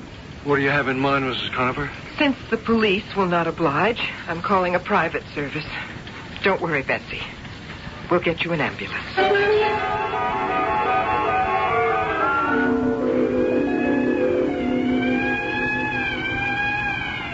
You gotta tell me where to go. Just go straight ahead till I tell you to stop. It sure is crazy. He's lying in an alley. You know, the kind of an alley they have to get to a service entrance. That kind. How much further? Not far. Just keep going. He shot himself in the shoulder. You wouldn't know which one, I suppose. Of course. His right one. Driver, turn down this next street to the right. I hope you know what you're doing. That's all I can say. He must have put the gun to his head and then lost his nerve or something. Or changed his mind. Driver, stop right up ahead. That big building. Gotcha. By the alley. Come on. We're coming. I certainly hope... He's bleeding. Hey, you want me? Of course. Oh, look. There he is. There he is, all right. How did you know? I just knew. Shot in the shoulder. Bullet went clean through his right shoulder.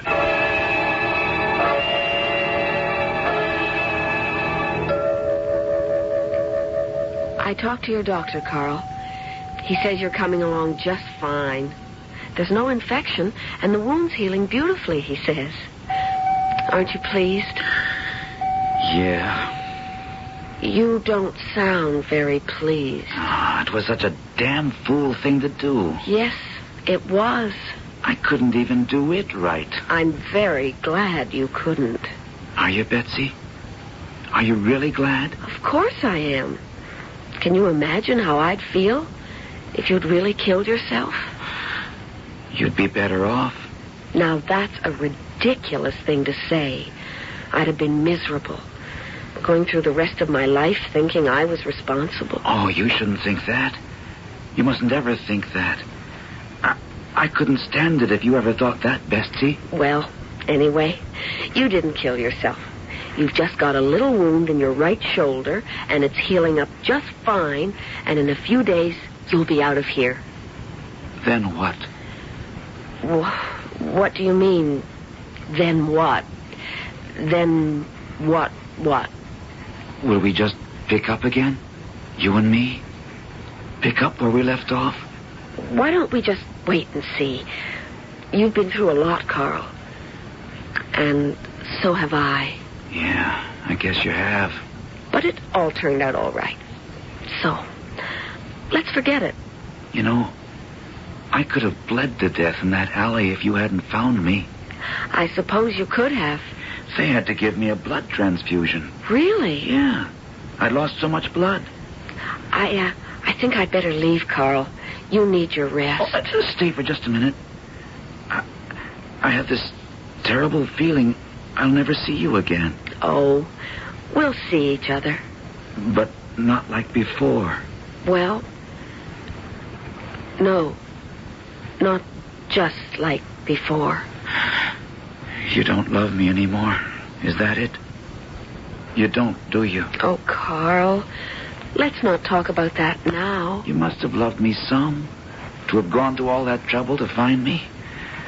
It couldn't have been easy. No, it wasn't easy. How did you do it? How did you know to go to that alley, on that street? I don't see how you did it. And with an ambulance and all. I mean, it's weird. It's uncanny how you knew where to go. I guess it is. So tell me, how did you do it? I don't want to talk about it right now. Someday I'll tell you. If I can remember how it was.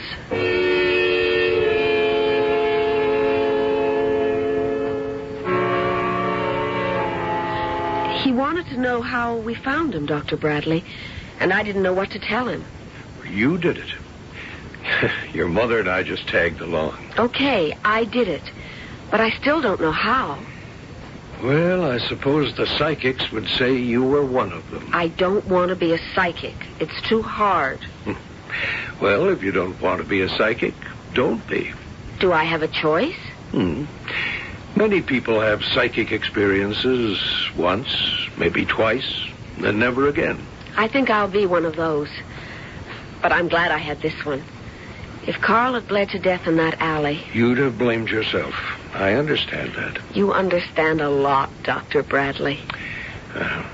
It's part of my profession to understand, or try to. I'm so grateful to you for going along with me, humoring me.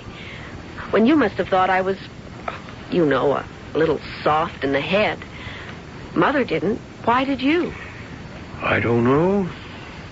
Maybe because I like the look of your soft little head. The independent way you carry it. Oh, come on. That wouldn't be the reason. Does there have to be a reason? I always thought there had to be. You may be right. But do we always have to know the reason? Can't we just go along on instinct? You did, you know. Me? I did. When you went along with your visions, with the pictures you saw in your inner eye. Is that what I did? I think so. Now, I ought to tell you that I, too, am having a vision. Really? Are you? What is it? Well, I see myself in a very attractive, very quiet little restaurant, sitting at a table with a very polite, nice waiter waiting to take my order. And across the table from me is a girl, a very pretty young girl, with a very pretty little head, which she holds very high. And I'm trying desperately to make a good impression on this young girl, with the proud, independent little head, because... Because why? Because I want very much for her to like me. I see. Oh, excuse me. Yes, Miss Brown, what is it? Oh, wants to see me? Well, ask him to come in. It's the sergeant from the police station. Says it's urgent. I thought you might as well hear what he has to say. Come in, Sergeant. Thank you. You remember Miss Conover, of course? Sure. How are you? I'm fine, thank you. I'm glad you're here, Miss Conover. I've got something that may help clear up part of the little mystery in regard to your young man. Remember you said you saw him writing a letter in that hotel? Well, he was writing a letter, all right. Only it wasn't a letter to you. It wasn't? I was sure. No, it was to me. Seems your young man had embezzled some money from the firm he worked for. Oh, he'd put the money back, all right. But one of his co-workers was threatening to expose him. He was scared to death of the publicity. And that's why... That's why he wanted to run away. Mm-hmm. And when you wouldn't run away with him, he tried to kill himself. That's all there in the letter. You can read it for yourself. And you too, Doctor. Thank you, Sergeant. That's about all, I guess. I'll be getting back to work. Well, thank you for this, Sergeant. It's all right. Thought you ought to know. Well, it would seem your psychic abilities are not infallible after all. It would seem that way, wouldn't it? And you know what? I'm glad.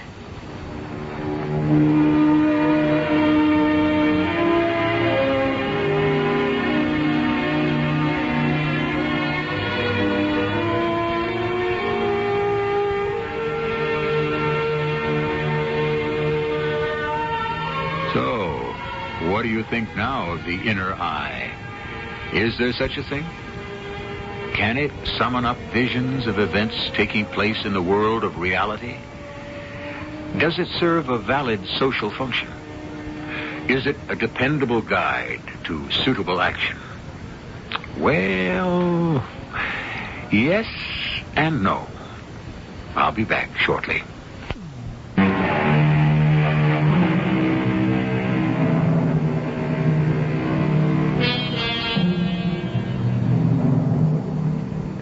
If you want my extremely humble opinion on the validity of the inner eye concept, it is this.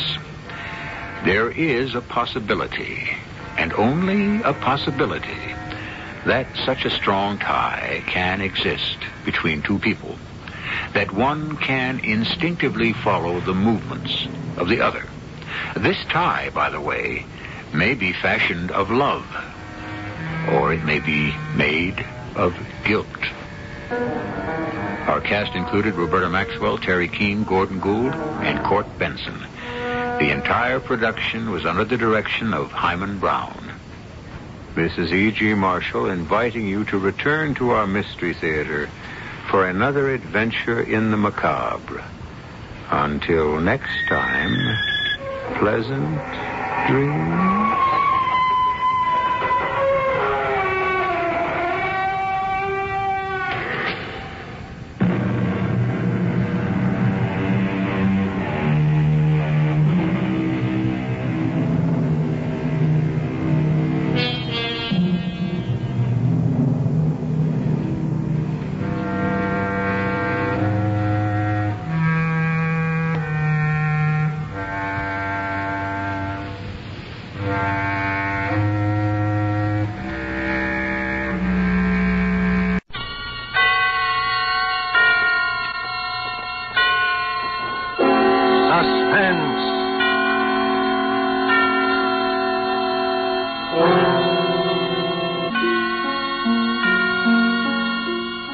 This is the Man in Black, here to introduce this half hour of suspense.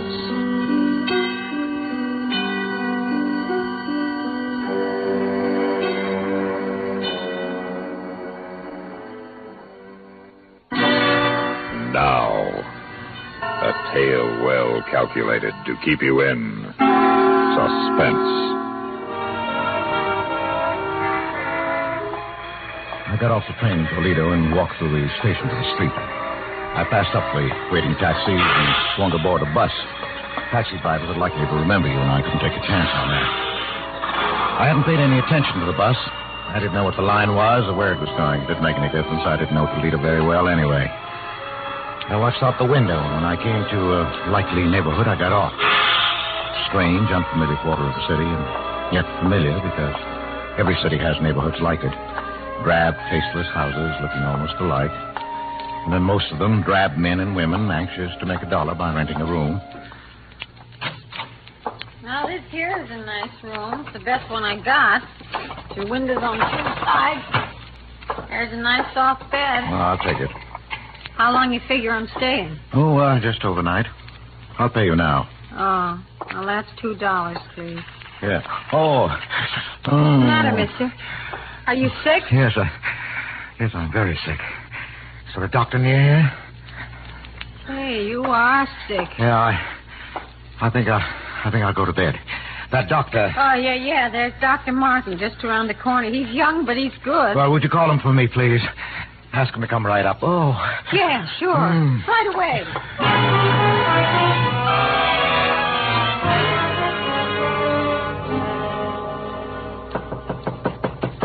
Come in. I'm Dr. Martin. You're Mr. My name is Wentworth, Doctor. James Wentworth. Oh, yes. I just got into town. I'm afraid I'm in for my old trouble again. Oh, what's that, Mr. Wentworth? Trigeminal neuralgia. Ah. I've had bad attacks before. Just where is the pain? Yeah. And here. Oh, yes. Now, if you'll... No, don't touch it. It's like a red-hot iron, even the draft of air. I know. Really, you should have that nerve operated. Yes, I'm going to have it down when I get home. Oh, and where's that? Cleveland. Cleveland. I know a lot of men there. Who's your doctor? Dr. Fletcher. Lawrence Fletcher. No, Andrew. Andrew R. Fletcher. I don't recall him. But he's waiting to clear up a heart condition before he operates. Oh, yes, very sound. Now, how did this attack come on? Oh, the way they always do. I was shaving, and I touched the nerve with the razor. Oh, yes, the trigger point. It's very typical. Now, that doesn't help me when that nerve starts jumping. When will you be back in Cleveland? About 3 days. I'll give you a prescription. This is morphine, 1/4 grain. You've taken it before? Yes, that's the only thing that gives me any relief. Then I don't have to tell you about it. I'll drop this off at the drugstore and have them send it up. Well, thank you, Doctor. Tell him to hurry. And I'd better give you a shot right now. Huh? You know, Doctor, I think the pain isn't so bad now. I don't like to take more than I have to. Oh, well, if you're sure you can get along. Well, yes, I can make out all right. I'll hold the tablets until later.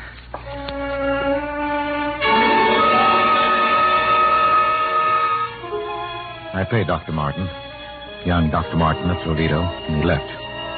I waited for the package to arrive from the drugstore. Then I stayed the night so the landlady wouldn't think it was peculiar. In the morning, I got on the train and went back to Cleveland, to the hospital with the little white tablets in my pocket. The little white tablets with which I would kill Louise.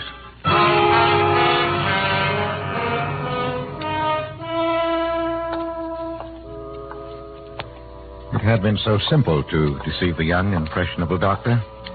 So simple to counterfeit the symptoms that I'd seen Louise react to for 4 years now. It would keep her in bed for 4 years more. Great. For 20.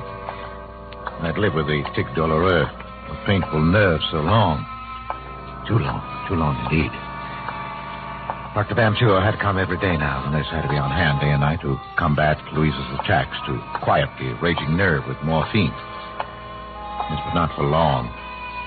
In my pocket were the little white tablets that would bring her peace. I went into the hospital kitchen. Oh, hello, Mr. Baker. Oh, hello, Nellie. I'd like to bring Mrs. Baker a milk. Of course. I just give it a touch of the fire to take the chill out. I've missed you. Been away, I hear, Mr. Baker. Yes, I had to go out of town. And you ask me it's a good thing. For you, I mean. You needed a change. The hospital day after day. It was telling on you. Oh, I don't think so. Yes, it was. I could see. You're a good man, Mr. Baker. Believe me, it's like a sage you're bearing your trials. Not like some others I could mention. Well, isn't the milk ready, Nellie? It is. There we are. Spoonful of sugar. Just the way Mrs. Baker likes it. Well, thank you, Nellie. And give Mrs. Baker my regards. Yes, I'll do that, Nellie.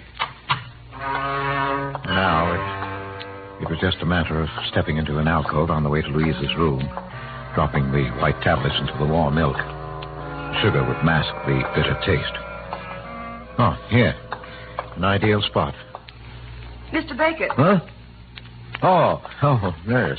Did I startle you? I didn't mean to. No, of course not. Oh, bringing Mrs. Baker a milk, I see. Well, I'm going up there myself. May I keep you company? Yes, of course. Nurse White walked beside me to Louise's room. The chance that the night was gone. Another night of pain for Louise. I felt a sudden anger at the nurse. And a moment later, I realized how unreasonable it was. It was hard to be angry with anyone so curt, so alive, so beautiful. Even in her severe uniform, she managed to remain feminine, provocative. There was always a flower at her shoulder. Today, it was a sprig of flowering dogwood, and her quiet, unprofessional perfume was an exciting tingle in my nostrils. And then, we were in front of Louise's door. Hello, Mrs. Baker. Look what I brought you. Albert, dear. Hello, darling. Oh, I'm so glad you're back, darling. I missed you. I missed you, too. Here's your milk. You never forget, do you, Albert? How was your day? Just fine. Wasn't it, Miss White? Oh, yes, Mrs. Baker. A very good day, all things considered. Well, I'm glad. I brought you something else, Louise. Oh, the locket. Oh, thank you, Albert, for remembering. Look, nurse, isn't it beautiful? Oh, it is. It's an old piece, isn't it? It belonged to my mother. I had to hunt all over the house for it. Whatever gave you the sudden notion you wanted it anyway? I don't know. I've had a feeling I'll be joining Mother soon. Oh, Louise, please don't talk that way. Now, Mrs. Baker, you're going to be up on your feet before you know it. And that's almost enough talking tonight, Mr. Baker. No. Mrs. Baker, do you want me to leave a tablet for you? Yes, thank you, dear. Here you are. I hope you don't need to take it. Well, good night. Good night, Miss White. The tablet. You've been taking it every night? Well, I try not to. But lately, the pain is... Yes, I know. Oh, Albert, dear, you deserve something better than this. Please, dear. Now, your nose to the grindstone to pay for the doctors and nurses. Oh, don't worry. A little handball at the club, and then this room. Yes, but you're going to get better, dear. You must believe the doctor. That's what Pauline says. Pauline? The nurse. Oh, yes, of course. Oh, is she looking out for you all right? She's a dear. And very pretty, don't you think? Pretty? Yes, I suppose so. I hadn't noticed. I used to be pretty. You used to embarrass me sometimes, the way you looked at me. But you're still beautiful, Louise. You'll always be. I'm sorry, dear. I won't talk like that again. You'd better go now, Albert. I'll try to sleep. Yes. Well, good night, dear. I'll see you tomorrow.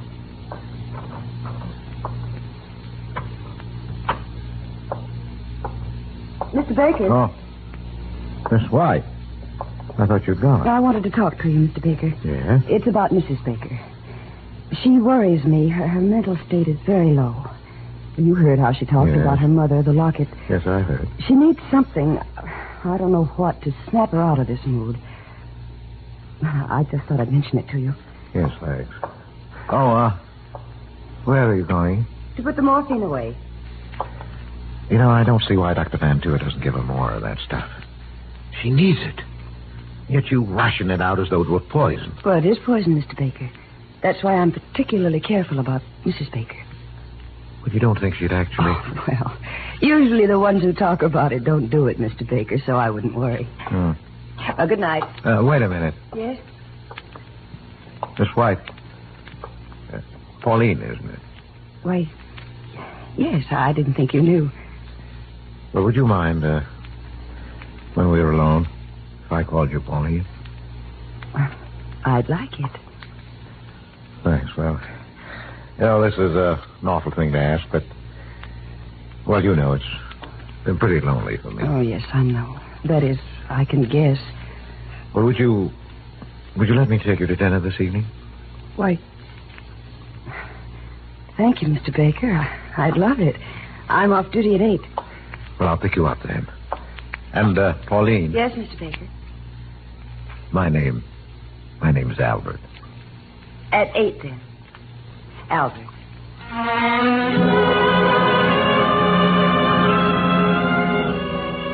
My heart sang. She was perfect. Everything's perfect.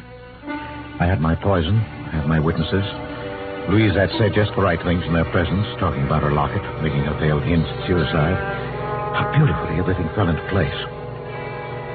I started toward the lobby door when I heard my name. Oh, Baker. I say, Baker. Oh, Dr. Van Tour. How are you? Oh, fine. Say, I want you to meet someone. This is Dr. Martin of Toledo. I looked at him, at the man who stepped forward to shake hands with me, and my mouth went dry. This was Dr. Martin of Toledo who had given me my murder prescription. The eager, bumptious young man who stood there now looking straight into my eyes and saying... Hello. How's that bad nerve of yours? I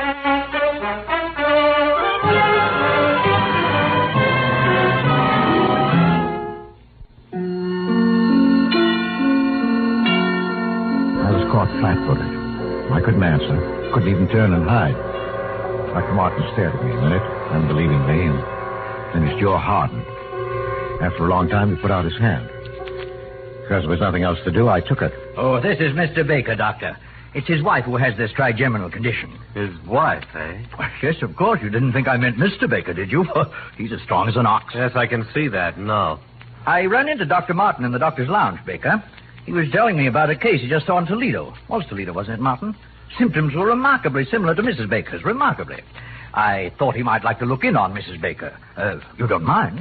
She's sleeping, I think. Oh, it's too bad. Well, another time perhaps, eh, Doctor? Oh, yes, certainly, Doctor. Well, I've got to run. Glad I ran into you, Martin. Have lunch sometime, eh? Yes, glad to. I'll see you later, Baker. Yeah, sure, Doctor, sure. I'll have to be going myself now, Mr. Baker. Wait, Doctor. I want to talk to you. Don't see that there's anything to talk about. Yes, but there is. I want you to know that what happened in Toledo yesterday. You don't have to explain. I understand. Do you understand? You didn't say anything, Dr. Van Tour. Well, why should I? It's none of my business. None of your business? Of course. I admit I didn't have you tagged as an addict. Addict? Yes. You don't look like one, and that trick of refusing an immediate shot, well, I'm going to hand it to you. You fooled me completely. And using your wife's symptoms. Very clever. I don't doubt you can get a supply whenever you need it with that routine. Oh, no. I assure you. Please, don't bother to lie to me. I guess I ought to thank you for teaching me that trick. It won't work again on this baby, believe me. And now, if you'll excuse me, Mr. Baker, or Mr. Wentworth, I'm heading for a spot of handball. Oh, wait. Yes? No hard feelings? No, of course not. Look, Doctor, if you really mean that about no hard feelings, and if you haven't got a partner, well, I play a pretty good game. Now, that's what I call a switch, anyway. All right, hop in.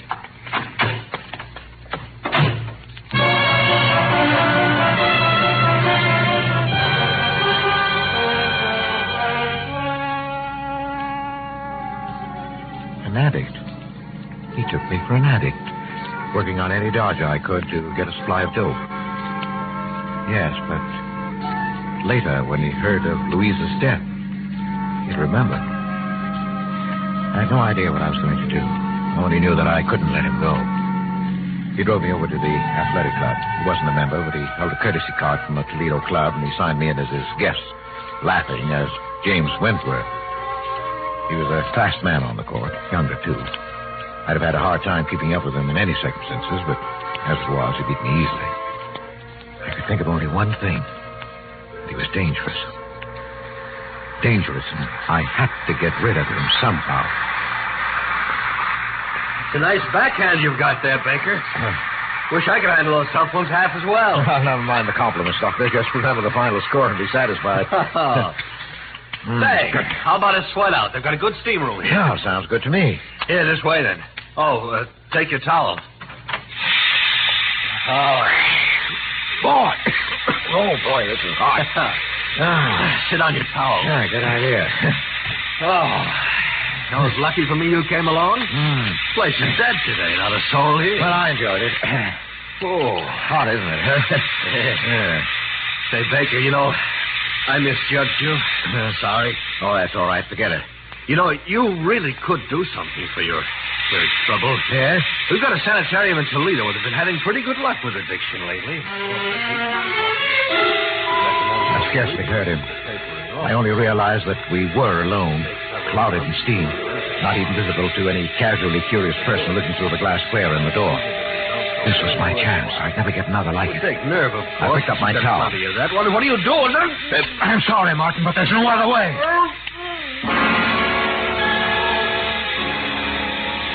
I whipped my towel over his head and got behind it where his flaming arms couldn't reach me.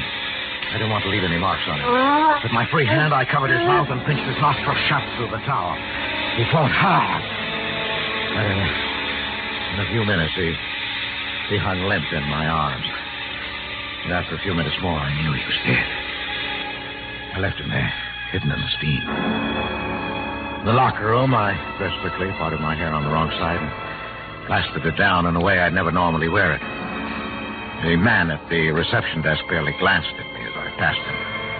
Later, when they found Martin, they'd look for a man named Wentworth. I'd never find him because he didn't exist.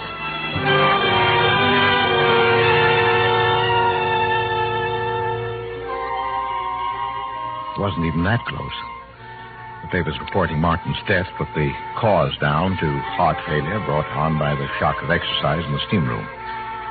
They didn't mention a companion. It wasn't important. And I waited anyway. A week. Waited and watched carefully. Because now not only Louise's future was at stake, but my own and Pauline's. There's the nurse's quarters, darling. Better not come any nearer. Oh, Pauline, dearest. I know, darling, I know. Oh, you must let go now. I'm late already. No. Albert. No, yes, dear. I'm leaving the hospital. I'm taking a job in Chicago. You know what? Yes. This is hopeless. I can't stand it. Taking care of your wife, smiling at her, seeing the two of you together. But you can't do it. I couldn't live without you. Now that I found you... What do you think this is going to do to me? But I can't. When are you going? I'm giving notice tomorrow. Tomorrow? Oh, my darling. Goodbye. Pauline!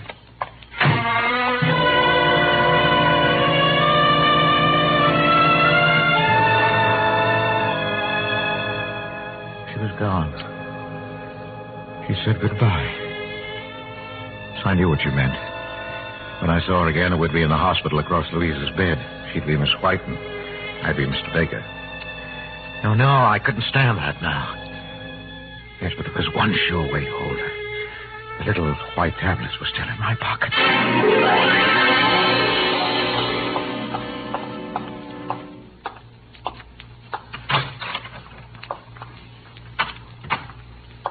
Louise? Albert, dear. I brought you your milk. Oh, thank you, dear. Hold this, will you, please? What's that? Oh, your locket. It's beautiful, isn't it? Who shall I leave it to, I wonder? Miss White. She's a sweet girl. Oh, Louise, now don't talk that way. Louise, you're not going to... I'd like her to have it. I'll take the milk now, Albert.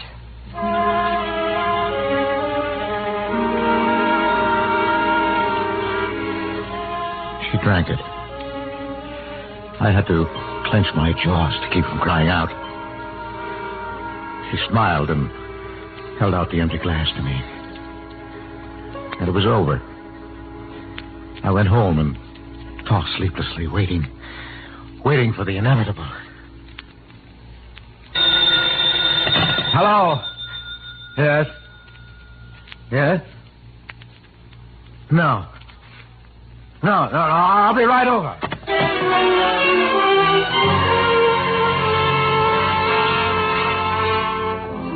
Dr. Van Tour was outside Louise's room, and a white-faced Pauline and Nellie from the kitchen as I hurried up the corridor. Oh, Baker. Oh, Doctor, can I go in? No. Baker, your wife is dead. What? Dead? Oh, but I don't understand. I thought she was improving, that you planned to operate. She died of an overdose of morphine. Oh, Mr. Baker, I'm terribly sorry. I am too, Mr. Baker. Yes, but how could she get it? That's what I intend to find out. She took it in this glass of milk. There are traces left. Nellie here says you brought it up to her. I didn't want to, Mr. No, that's Baker. all right, Nellie. Well, of course I took it up. I did every night. Everybody in the hospital knows that. Yes, I knew it also. Was anybody in the room when you brought it? No. Just Louise. And you saw her drink the milk? No, Doctor. She didn't drink it then, not until after I'd gone. She did that frequently. But that's right, Doctor. Yes, I know that, too. Only last night, before she drank it, she managed to dissolve in it a lethal dose of morphine. I've checked the hospital supply. Every tablet is accounted for. We keep a very strict count, you know. Yes, I know that. Have you anything to say, Baker? Well, I hardly know. I'm stunned. Doctor, what do you mean? Surely you're not accusing Mr. Baker. I'm not accusing anyone. That will be up to the police. Now, wait a minute, Doctor. You're making a mistake. It seems perfectly clear. Yes, but I didn't kill her. Oh, no? Then how did she die? Well, she took her own life. She'd hinted more than once. Miss White, you remember? Yes, Doctor. I spoke to Mr. Baker about it myself. You know she was very depressed. That's true, nurse, but the morphine, it must have come from the outside. We'd have missed it. No, wait a minute. The tablet you left for her each night. Yes, I ordered that. For what of it? Instead of taking it, she saved it. But she must have. It's the only way it could have happened. Well, that's it, Doctor. It must be. For the past week, she's been exhausted and drawn in the morning, yet the tablets were always gone. Well, if that's the case, nurse, how does it happen that you failed to find them? She couldn't leave her bed. You bathed her and changed the linen every day. The locket. The locket? Yes. Yes, of course. You remember Miss White? She made such a point of asking me to bring it to her. And then the way she talked about joining her mother. Yes, I do. I do remember. She wanted you to have the locket, Pauline. It was her last wish. Now, where is it? I have it here. It's clutched in her hand. Let's...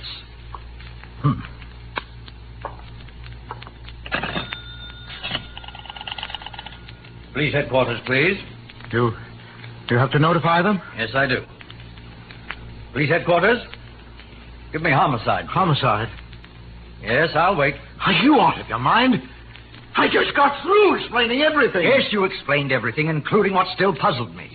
You see, Baker, you were right about this locket. Your wife did have a reason for wanting it. Look, I'll open it. You see? It's full. 1, 2, 3, 4, 5, 6, 7 quarter-grain morphine tablets that she saved at the cost of 7 nights of agony. And she would have taken them last night. Only you beat her to it.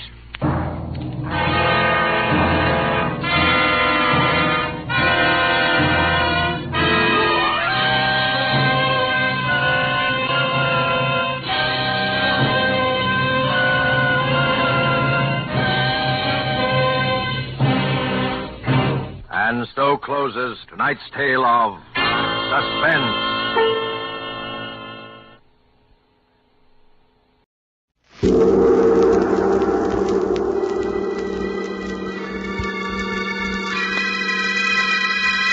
The Sealed Book.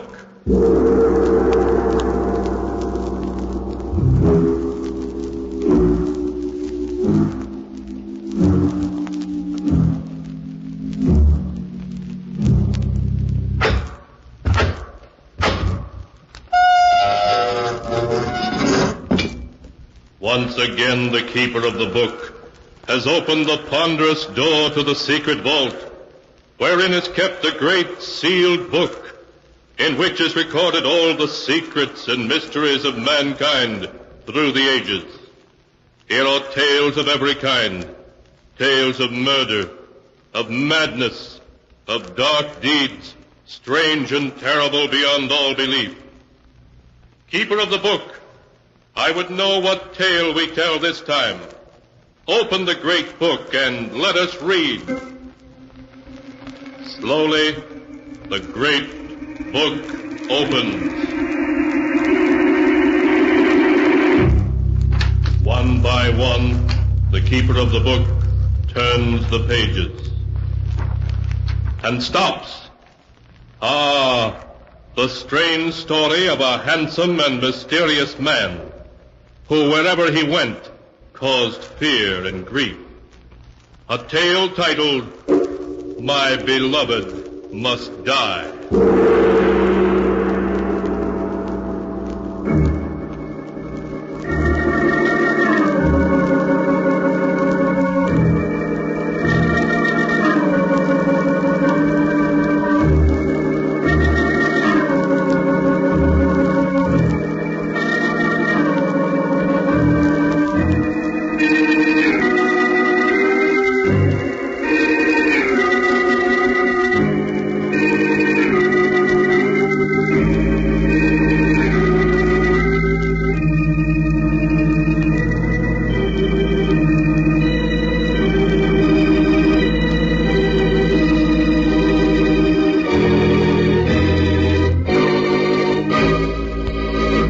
Here is the tale, My Beloved Must Die, as it is written in the pages of the sealed book.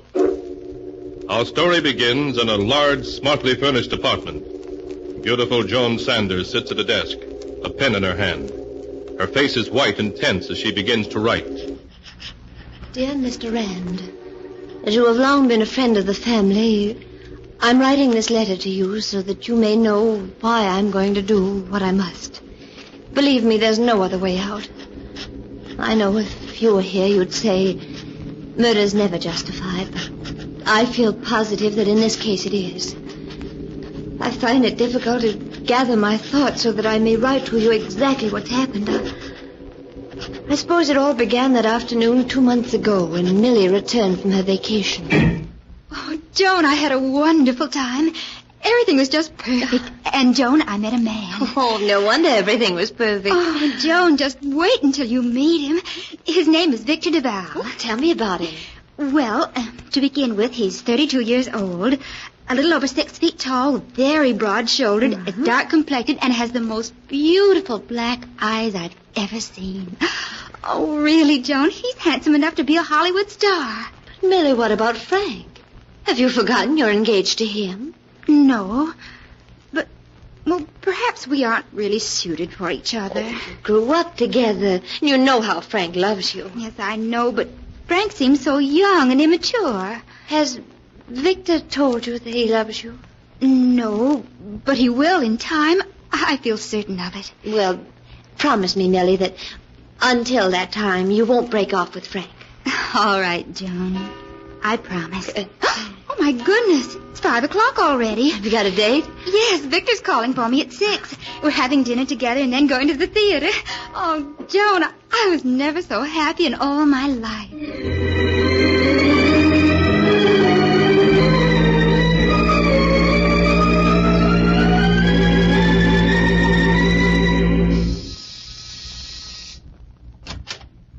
Good evening. You must be Joan, Millie's sister. Yes. And, of course, you're Victor. Come in, won't you? Thank you. Millie isn't quite finished dressing. You'll forgive me for staring, but I didn't believe anyone could be as beautiful as Millie until you opened that door. Oh, you're very kind. Oh, here are some flowers I brought for you. For me? Yes. Frankly, I want Millie's sister to like me. Hello, Victor. Millie. Millie, you're a vision of loveliness in that white gown. Here. This should go well with it. Oh, Victor. What a beautiful blue orchid. Thank you so much. Just matches the shade of your eyes. This is going to be a perfect evening. I just know it is. Isn't it, Victor?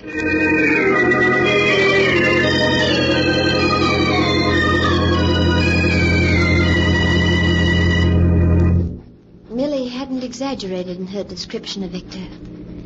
There was something about him that set him apart from other men. It was more than his looks, his voice. Perhaps it was his extraordinary eyes. They were very large, deep, black eyes. And when he looked at you, they seemed to exert a hidden power, an almost hypnotic power. Whatever it was that set Victor apart from other men, you sensed it the moment you saw him. Later that evening, the doorbell rang. I opened the door to find Frank there. Hello, Frank. Can I see Millie a moment, Joan? Well, she isn't here. She's gone out for the evening. Gone out? With Duval? Why, yes. So that's why she refused to see me tonight. Might have known it. What do you think of Duval? Well, I only saw him for a few minutes. He seems very nice. You women are all alike. We're all taken in by his good looks and his fine manners. But I tell you, he's not to be trusted. Something strange about him. Strange about him? Well, what do you mean? It's hard to put into words. Wherever Duval goes, trouble seems to follow. But Duval apparently has nothing to do with it. Somehow I always have a feeling he's behind it. Oh, Frank, aren't you letting your imagination run away with you? All right, I may be wrong. But I want you to promise me one thing. You'll, keep a close watch on Millie. I don't want to see anything happen to her that she'll regret.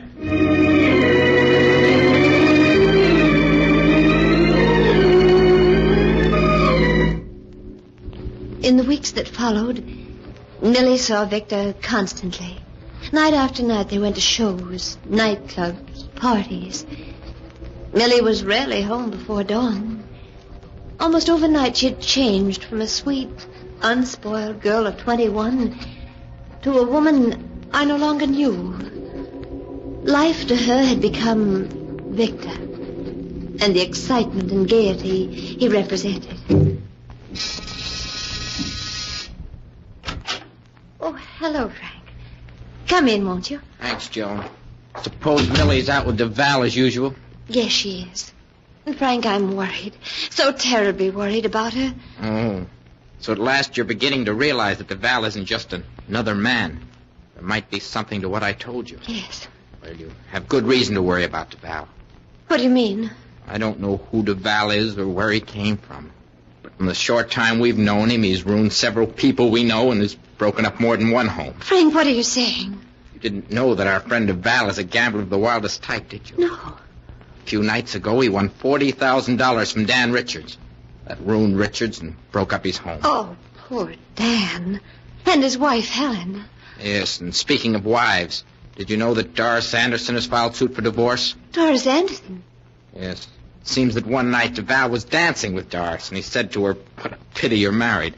Now Doris is in Reno. Oh, Frank, it just doesn't seem possible that anyone could want to do such things. Joan knows there are only a few things that DeVal has caused. Everywhere he goes, he seems to create attention, bring about trouble, delights in it. I tell you, there's something unnatural about him. Frank, what can we do? I was hoping that if we just let Millie alone, she'd get over this infatuation for DeVal, but she hasn't. I'm going to wait here until she returns. Then we're going to have it out, once and for all.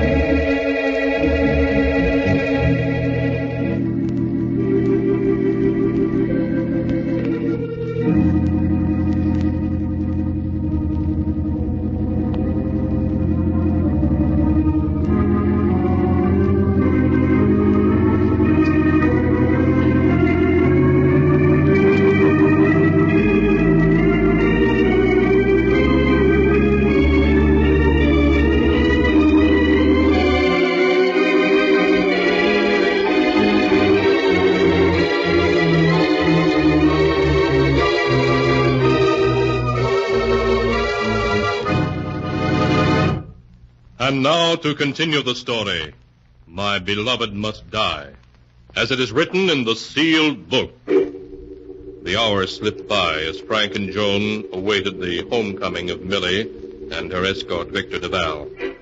A little after 3 a.m., the door to the apartment was quietly opened, and Millie slipped in, followed by Victor. Good evening, Joan. Joan, I didn't expect to find... Frank, what are you doing here at 3 o'clock in the morning? It's time you and I had a little talk, Millie. Frank, you're not going to lecture me, are you? Millie, you must listen to me. Can't you see what DeVal's doing to you? He's making you cold and cynical like himself. There's something evil about him.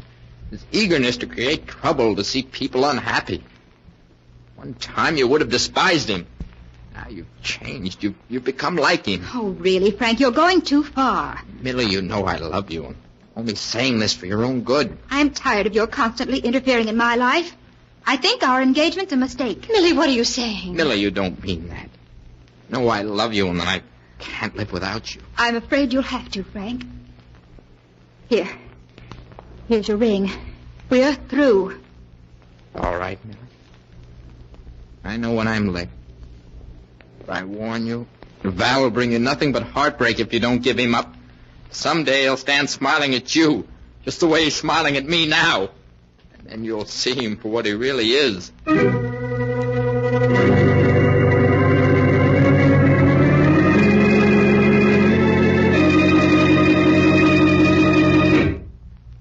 Morning, Joan. Anything in the morning paper? Joan, what's wrong? You're so pale.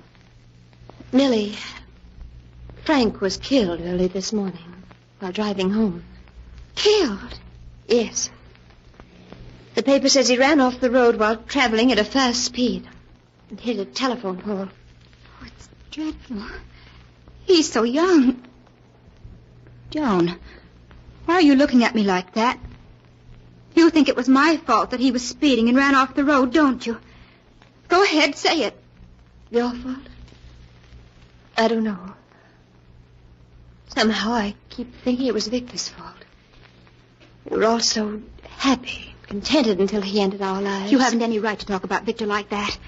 You know I love him. Oh, he's cast a spell over you as he has over so many others. And in the end, it can only lead to disaster for you as it has for Frank. Victor's evil, I know that now. Stop saying that. Do you hear? Stop saying that. He isn't evil, and I'll never give him up.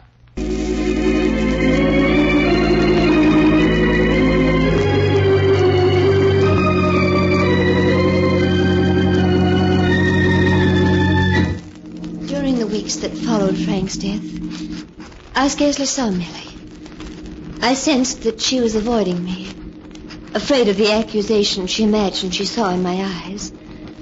I knew that she was still seeing Victor every night. I began to hear stories from a dozen sources about the two of them and the life that Millie was leading.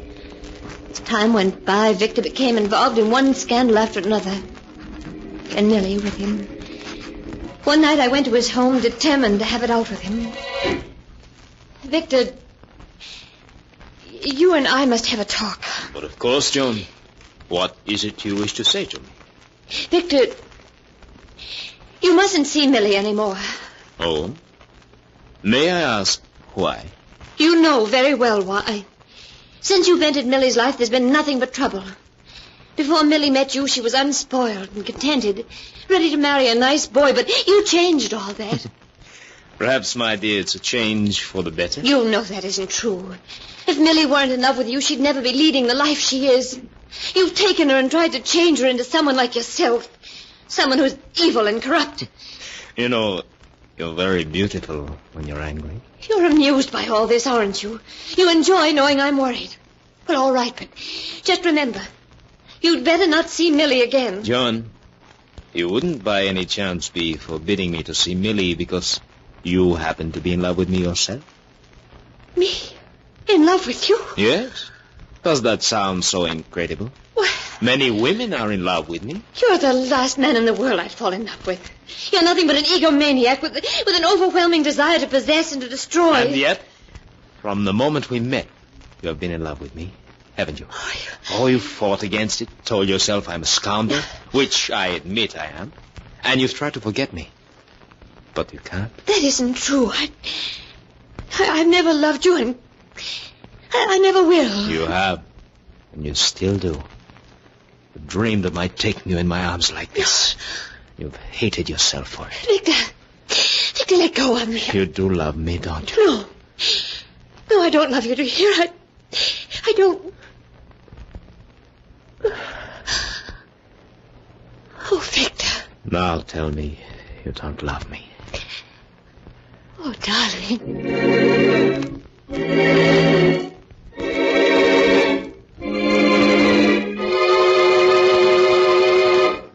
Even now, a month after that night that Victor took me into his arms, I'm confused.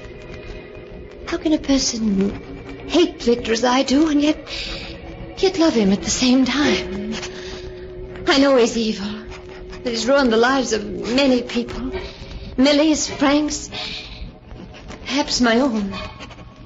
Yet in spite of that, when I'm with him, it doesn't seem to matter. When he called at the apartment a few nights later, I was happy to see him. Victor. Good evening, John.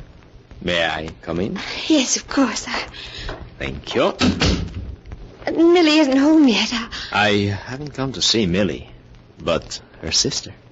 Oh, what did you want to see me about, Victor? About us? Oh, Victor, you must forget what happened that night. Perhaps I do love you. I don't know, but in any case, it isn't fair to Millie.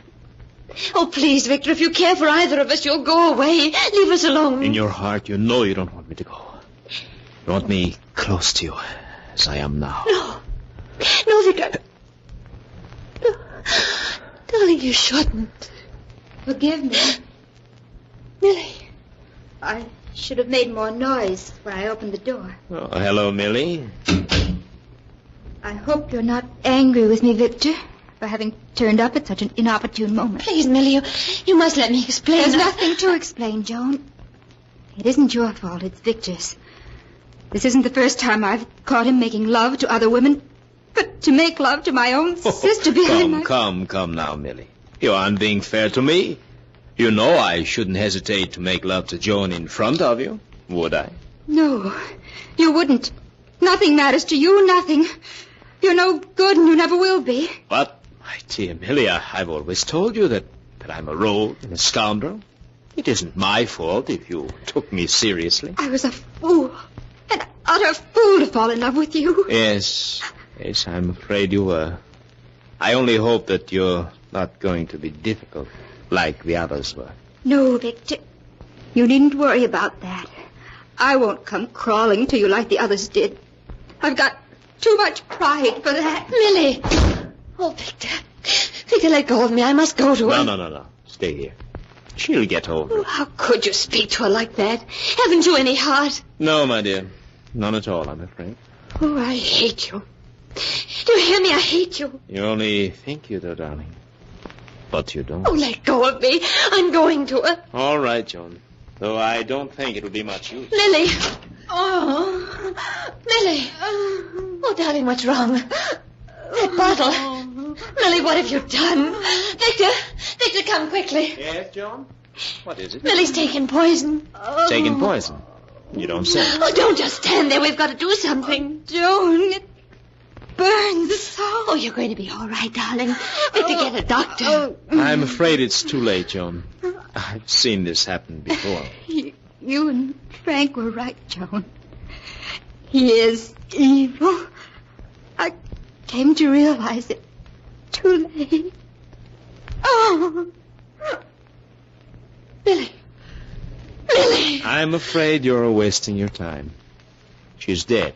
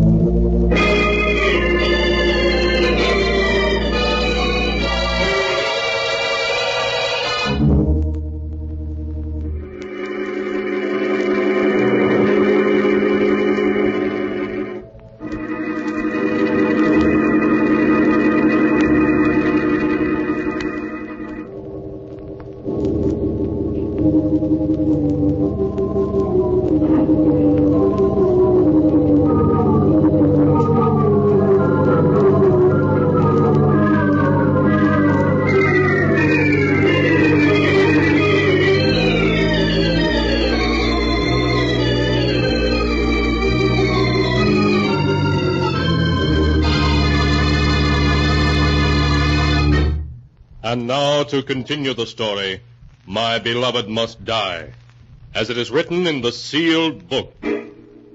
Joan Sanders, her face white and tense, sits at her desk, writing to a family friend, explaining why she is going to do what she must. It's been a month now since Millie died.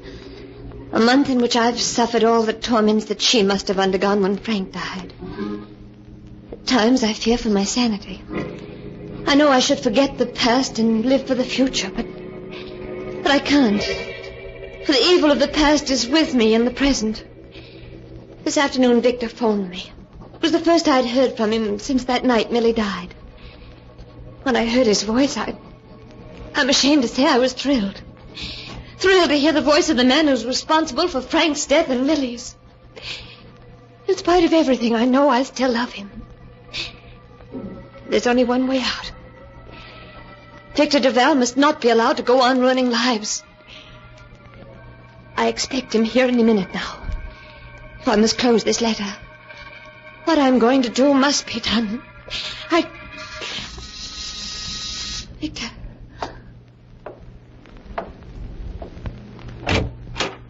Hello, Joan. Victor. Come in, won't you? Thank you. You're not looking very well, Joan. Have you been ill? Yes. Ever since Millie's death. You shouldn't think about it, Joan. It's in the past. You don't feel the slightest twinge of remorse, do you? Not the slightest, darling. Now, what about changing into an evening gown so that we can do the town? Oh, you're heartless. Inhuman. There's no other way out. My dear, whatever are you talking about? This, Victor. A gun. Yes, Victor. Don't be foolish, my darling. Put the gun away and get dressed, eh? I could hardly miss you at this distance. Well, what are you waiting for? Why don't you shoot? Even knowing you're going to die doesn't frighten you, does it? No, my darling, no. You see, nothing in this world frightens me. Not even death. Oh, you are inhuman. That horrible smile on your face. Scoffing at me, at everyone. You live only to hurt and to destroy, don't you? Yes, I despise you all. Every human being. Your righteousness, your smugness, your futile attempts to achieve happiness. There's nothing I delight in more than to send you down into defeat. Watch you suffer. Kill each other, commit suicide. Oh, you fiend. Yes. Well, you've done your last evil deed. Why don't you fall? I've shot you. Evidently, you missed. Well, I won't miss this time.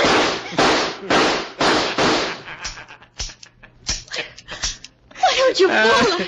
Your gun seems to be empty. Oh, I couldn't have missed you. I couldn't have. No, you didn't miss me. Then why aren't you dead? No one can kill me. No one. Joan, don't you know who I am? Who are you? Look into my eyes. Look deeply. Now, do you know with whom you have fallen in love?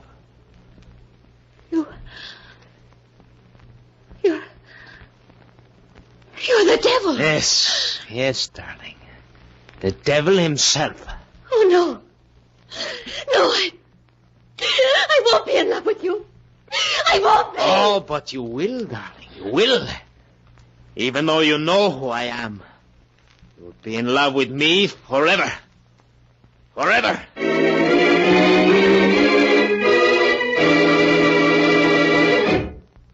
And so ends the tale. My beloved must die, as it is written in the sealed book. A few days after Joan Sanders had unsuccessfully attempted to kill Victor Duval, she suffered a nervous breakdown. When the doctors questioned her, she kept repeating over and over that she'd fallen in love with the devil.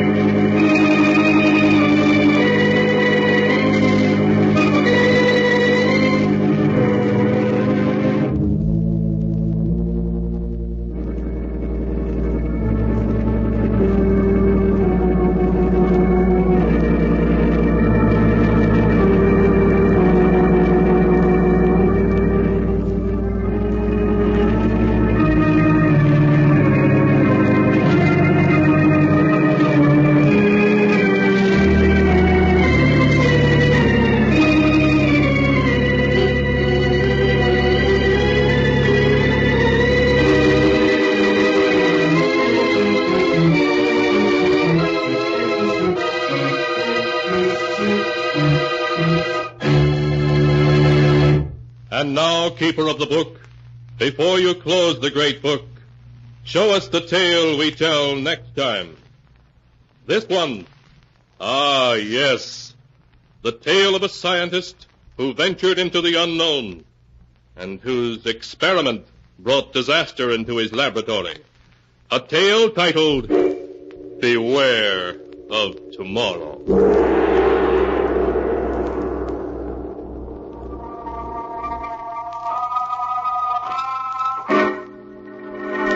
Be sure to be